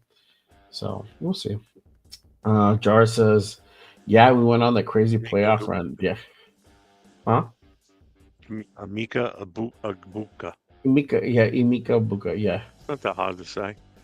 bro, it's 4 a.m. I'm fading fast. I can barely say my own name. Yeah. How impressed would you be if I never went to sleep today? You'll be what? I said, how impressed would you be if I never go to sleep today? Oh, I believe that, bro. I hope you don't do it, but okay. Jar says, now I just need my Eagles to end this. Chiefs. Yes, bro. Please do not drop the ball on Sunday. God damn it. We need you guys have one fucking job. Don't fuck that shit up. Come on. What he said. Please. What he said. Yes. Don't fail me now. Come on, Eagles. You're my only hope. Wow, you do need to go to bed. Yeah, bro. I'm getting delirious out here. Oh my god. I'm trying to get every ounce of energy somewhere. When I shut this down, I'm probably gonna stay on and go play video games. Oh my Lord, Jesus. How could you, Jeff? I don't even understand. Ball of energy. What is GTA says? Oh, sorry. Yeah, can I stop with these questions? I can't stop with these questions. Has there ever been something that has happened to you that's unexplainable? No, bro. Not to. Okay, go ahead and share it, Jeff. Don't. I'm about to go to sleep, so don't just be cognizant of that. One of the first fire departments I was on when I was a kid, we used to have an old air raid siren on the roof. You know, it was a volunteer department at that time. And everybody was home. Nobody stayed at the station back then at night. Mm-hmm. And in the middle of the night, the siren went off, but the fire alarm tones never went off. None of that. Just the siren just blasted off. Uh-huh. So everybody that could hear it, that was on the department, went to the station like you're supposed to do. When they walked in, there was the fire alarm system, like the dispatch. They never sent the dispatch out. It wasn't them. And then when we walked into the building, one of the trucks had a flat tire on it, and the siren out of nowhere just went off. It shouldn't have gone off. There was no way to activate the siren by itself. So they always thought that it was the former deputy chief that killed himself 4 years prior, that his ghost haunted the station. And when we saw that the tire was flat, that's what everybody attributed to. But there were many times you'd be in the station at night alone, and you'd hear footsteps in the second floor right above where you are, and you would swear that someone was up there walking around, and there was absolutely no one else in the building. Because when you walked in the door locked behind you, so the only way someone could come in is if they had a key. And you could hear someone walking around upstairs, and everybody seemed to believe that it was the deputy chief that had killed himself. He was still living; his spirit was still living in the station. There was other things that happened in the station that no one could ever explain why it happened. So that was always the myth that it was him. Like that night with the tire, they seem to think it was him that tripped it to alert everybody that, hey, the truck's got an issue. Other than that, nobody would have seen it till the next time they showed up at some point in the next day or two. So, yeah. See, GTA, where you have started, you're over here scaring the shit out of me. Stop it. I'm never gonna. Let's go. Like when we go out to the game. Let's go check out where I used to work. Nope. Fuck no. Sorry, bro. I'll look at it from across the street, like half a block down, but that's it. Never go over there. No. Fucking AR. He's even gonna go to bed, and I'm not. I know you're crazy, bro. I know. I'm giving it 10 minutes. I can't believe you guys still going on. Salute, guys. Salute, brother. It just happening after cricket. fucking cricket. Damn it! That's such an Australian thing. It's like 6 in the afternoon. It's like 6 in the afternoon over there. You're going to bed already, bro? It's because it's tiring. It's a tiring sport, so I get it. I get it for sure. No, I never played it. I have no idea. I never played it either, but I've seen it played, and it's a tiring sport. It's like baseball, but backwards. It's like weird, bro. I don't get it. He has to explain it to me because I don't understand. Right? Yeah, something like that. I don't understand the concept of it, and I mean, I can figure things out, but I can't figure that thing out. Sure, he's like, dude, cricket is an all day out in the sun sport. Yeah, fuck that. Hey, are you in Perth, bro? Are you in Perth? They are. I think you are, right? Somebody told me something like you're in Perth. So I could be wrong. Sorry. Me and the heat and the sun don't mix. I've been playing 6-12, 6 all day in the hunt. Fuck that, bro. There you go. See, I know. I knew my guy was on Perth. It is over there. It does get really hot. Western Australia gets hotter than like Eastern Australia. Yeah. Oh, I didn't know you were a geography major. Bro, I'm a Renaissance man. I'm a learned man. You know what I'm saying? But yeah, cool, brother. I wish I could go to Australia. I want to go to Australia. That'd be so cool. What I want our Raiders to go out and play in Australia aside from AR. No, I don't, because that's man, that's like an 18-hour flight. I don't know. I could be wrong, AR. And you literally have to spend like a whole week there to try to get the time adjusted. And then they have to like prepare for the game. Well, AR, I gotta ask you, how long is it to go from Perth to Sydney? I'm curious. Like, is it even drivable? I mean, are there roads that go all the way over there? Oh yeah. Is it all outback out there? I don't know. No, they should. He has. He does, unless he does live. I don't know where he exactly lives at, but they have roads. They have concrete roads. They have nice concrete roads. I get that, but I mean, when you look at it on the map, it looks like it's just all like, I don't know, desert or the outback. I don't know. Yeah, desert. It says desert. Yeah, he lives in desert. He says everybody loves coming here. If the Braves ever played here, I'm gonna be there. No one bleeds silver and black.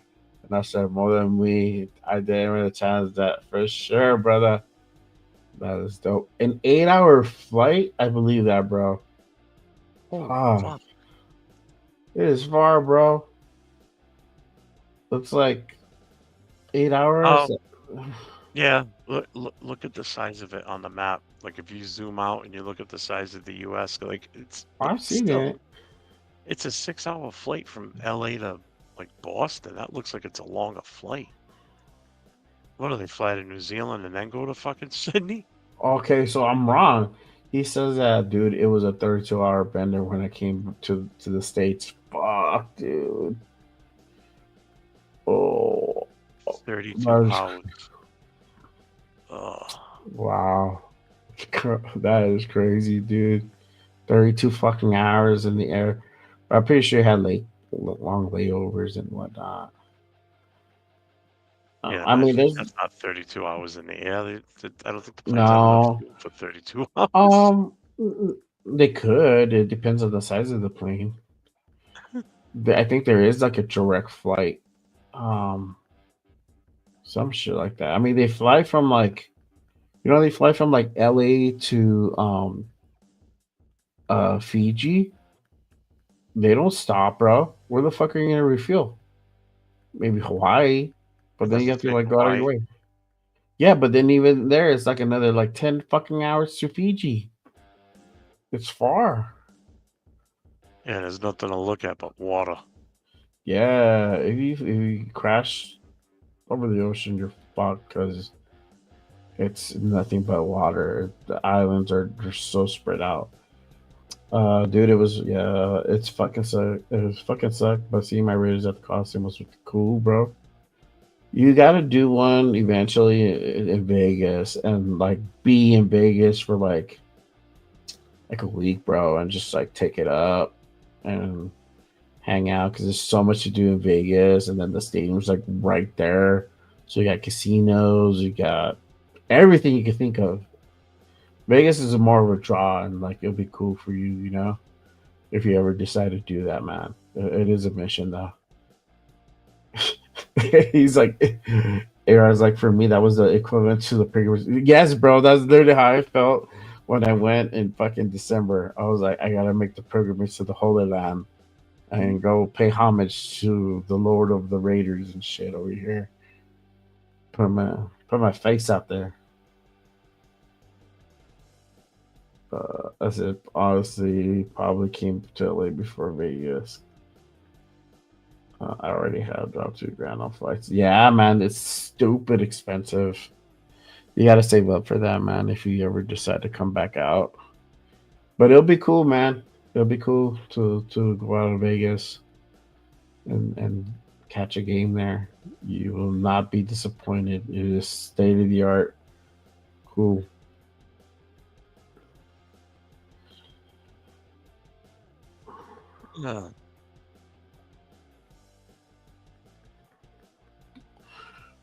Let's see.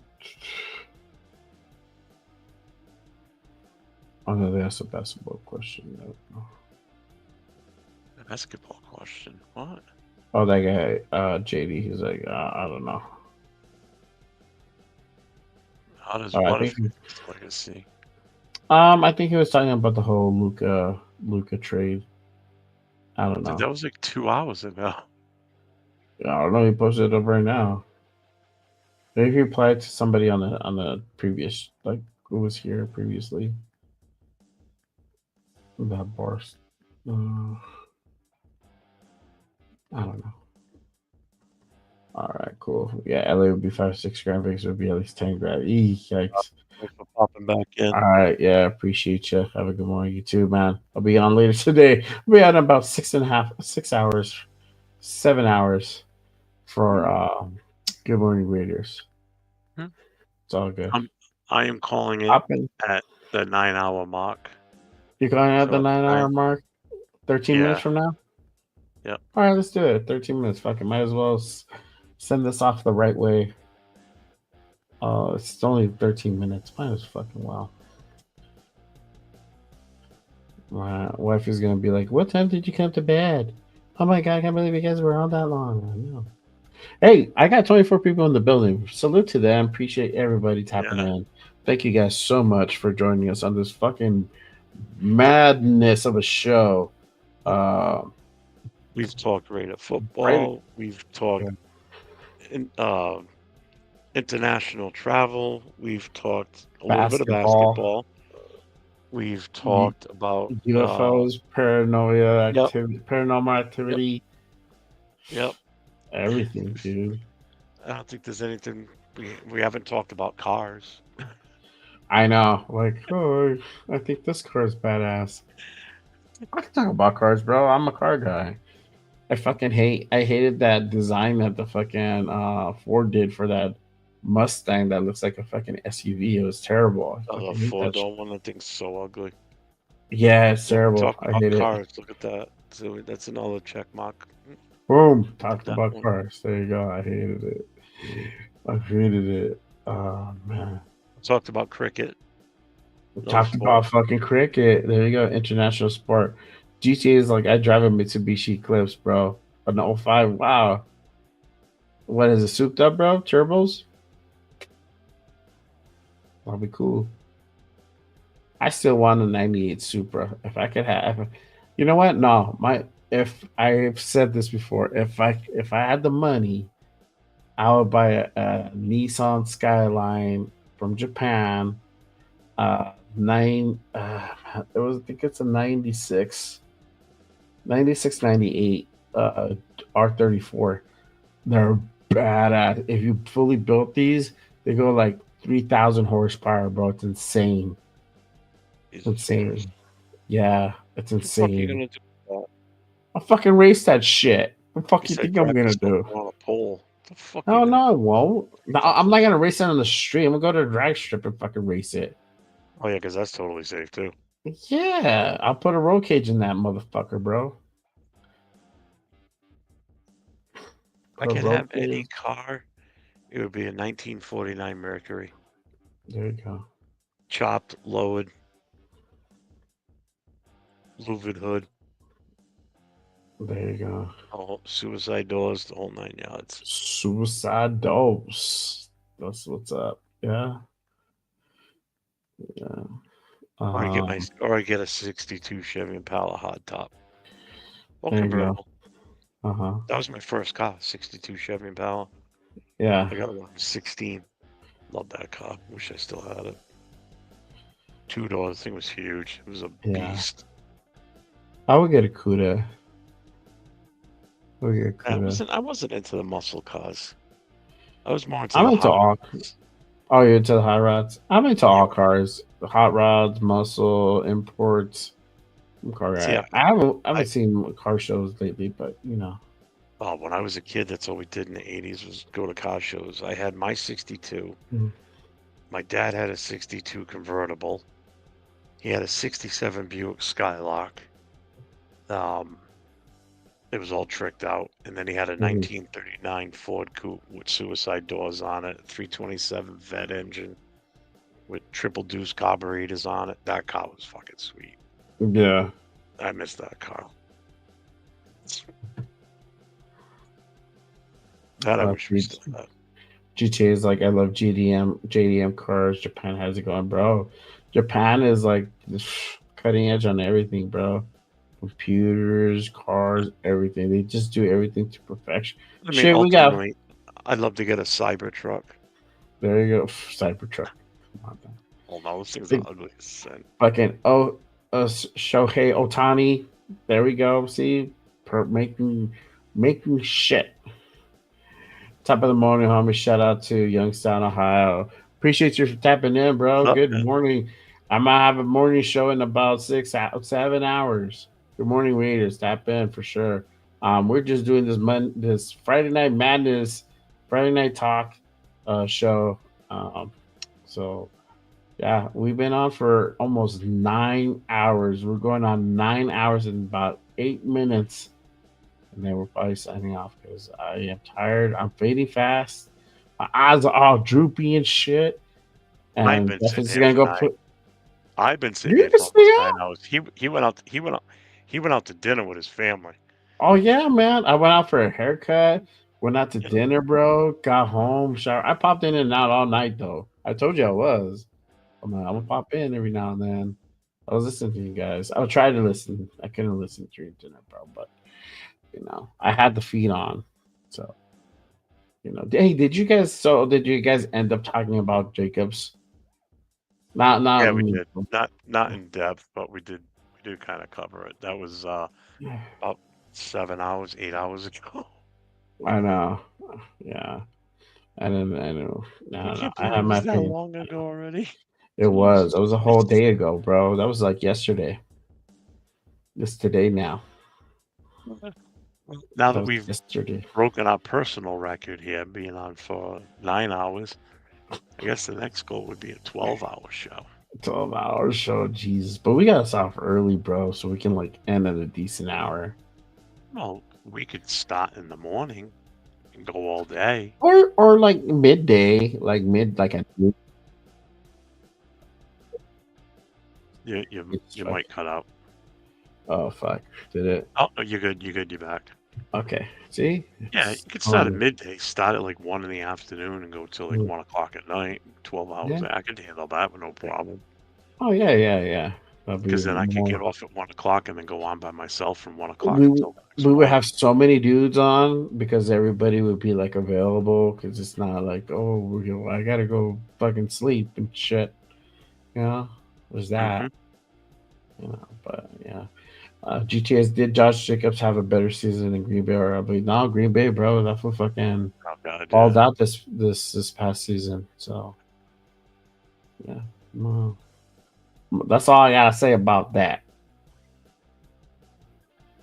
At this point, it's almost time for me to take my morning old man meds. See, there you go, bro. Being on 9 hours. I started the show off taking my night meds. Now, almost ready to take my morning meds.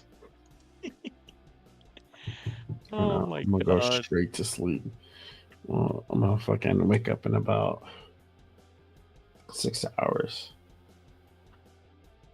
6 hours. Get Down ready. 5 minutes and we are calling it, ladies and gentlemen. Make sure again, if you guys are watching, appreciate you guys tapping in on this crazy ass marathon show that we're doing. Make sure you guys smash that subscribe button on all channels, whichever you are watching on. I am Jay Raider at Just Raiders Baby Podcast. This is Jeff at NE_Raider Boosters. Make sure you guys give a follow. Turn on your notifications. It's very important because we do pop-up shows just like this. We just talked about it the other day day before yesterday, Wednesday night. But hey, you want to do it? Yeah, sure. Okay, cool. Let's try to shoot for Friday or Saturday. Here we are now, fucking 9 hours later, 9 hours into this show, and we just do it. So, and we talk. You see, we covered everything tonight. Oh, So, yeah. It's funny. This reminds me of when I used to drink. I was always the last one left. Like everybody else would just keep, just sort of like while you're walking, and people just, this one's gone, that one leaves So as people just falling by the wayside, just disappearing. It's like, oh, that one's done. He went to bed. Oh, that one's done. He went to bed. And who's sitting alone drinking in the middle of the night? This guy.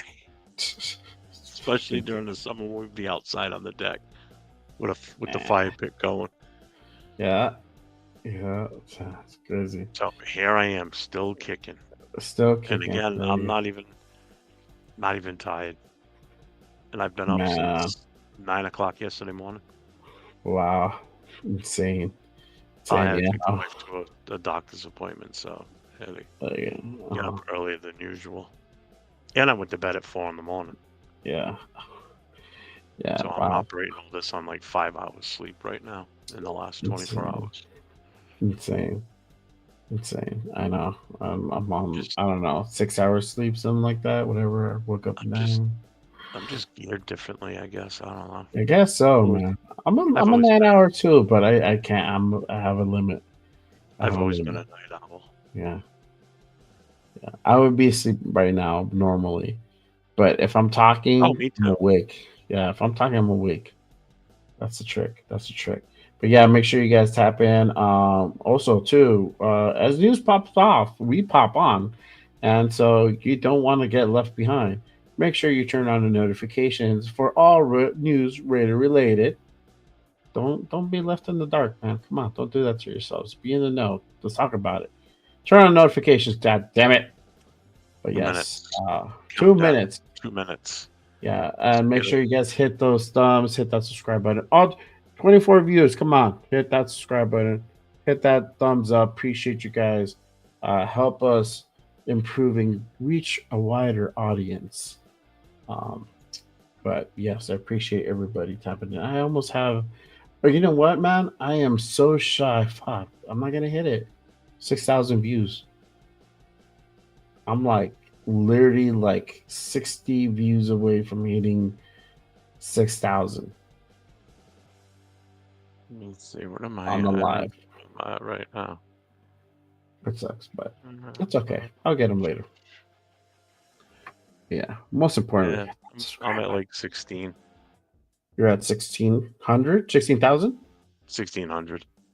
Oh, 1,600. Yeah, I'm almost at 6,000. 59.45.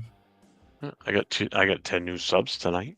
I'll take that. Thank you. I got You got a lot.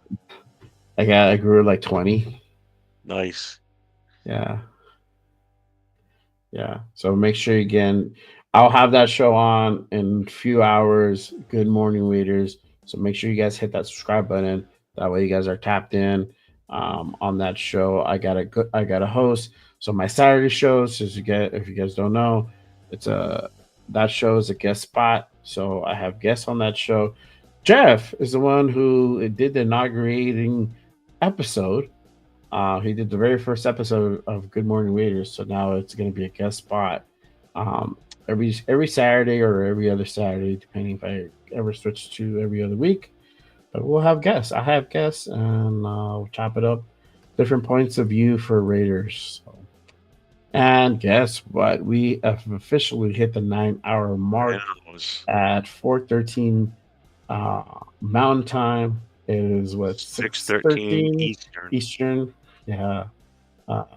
If you're on the West Coast, that's 3:13 in the morning.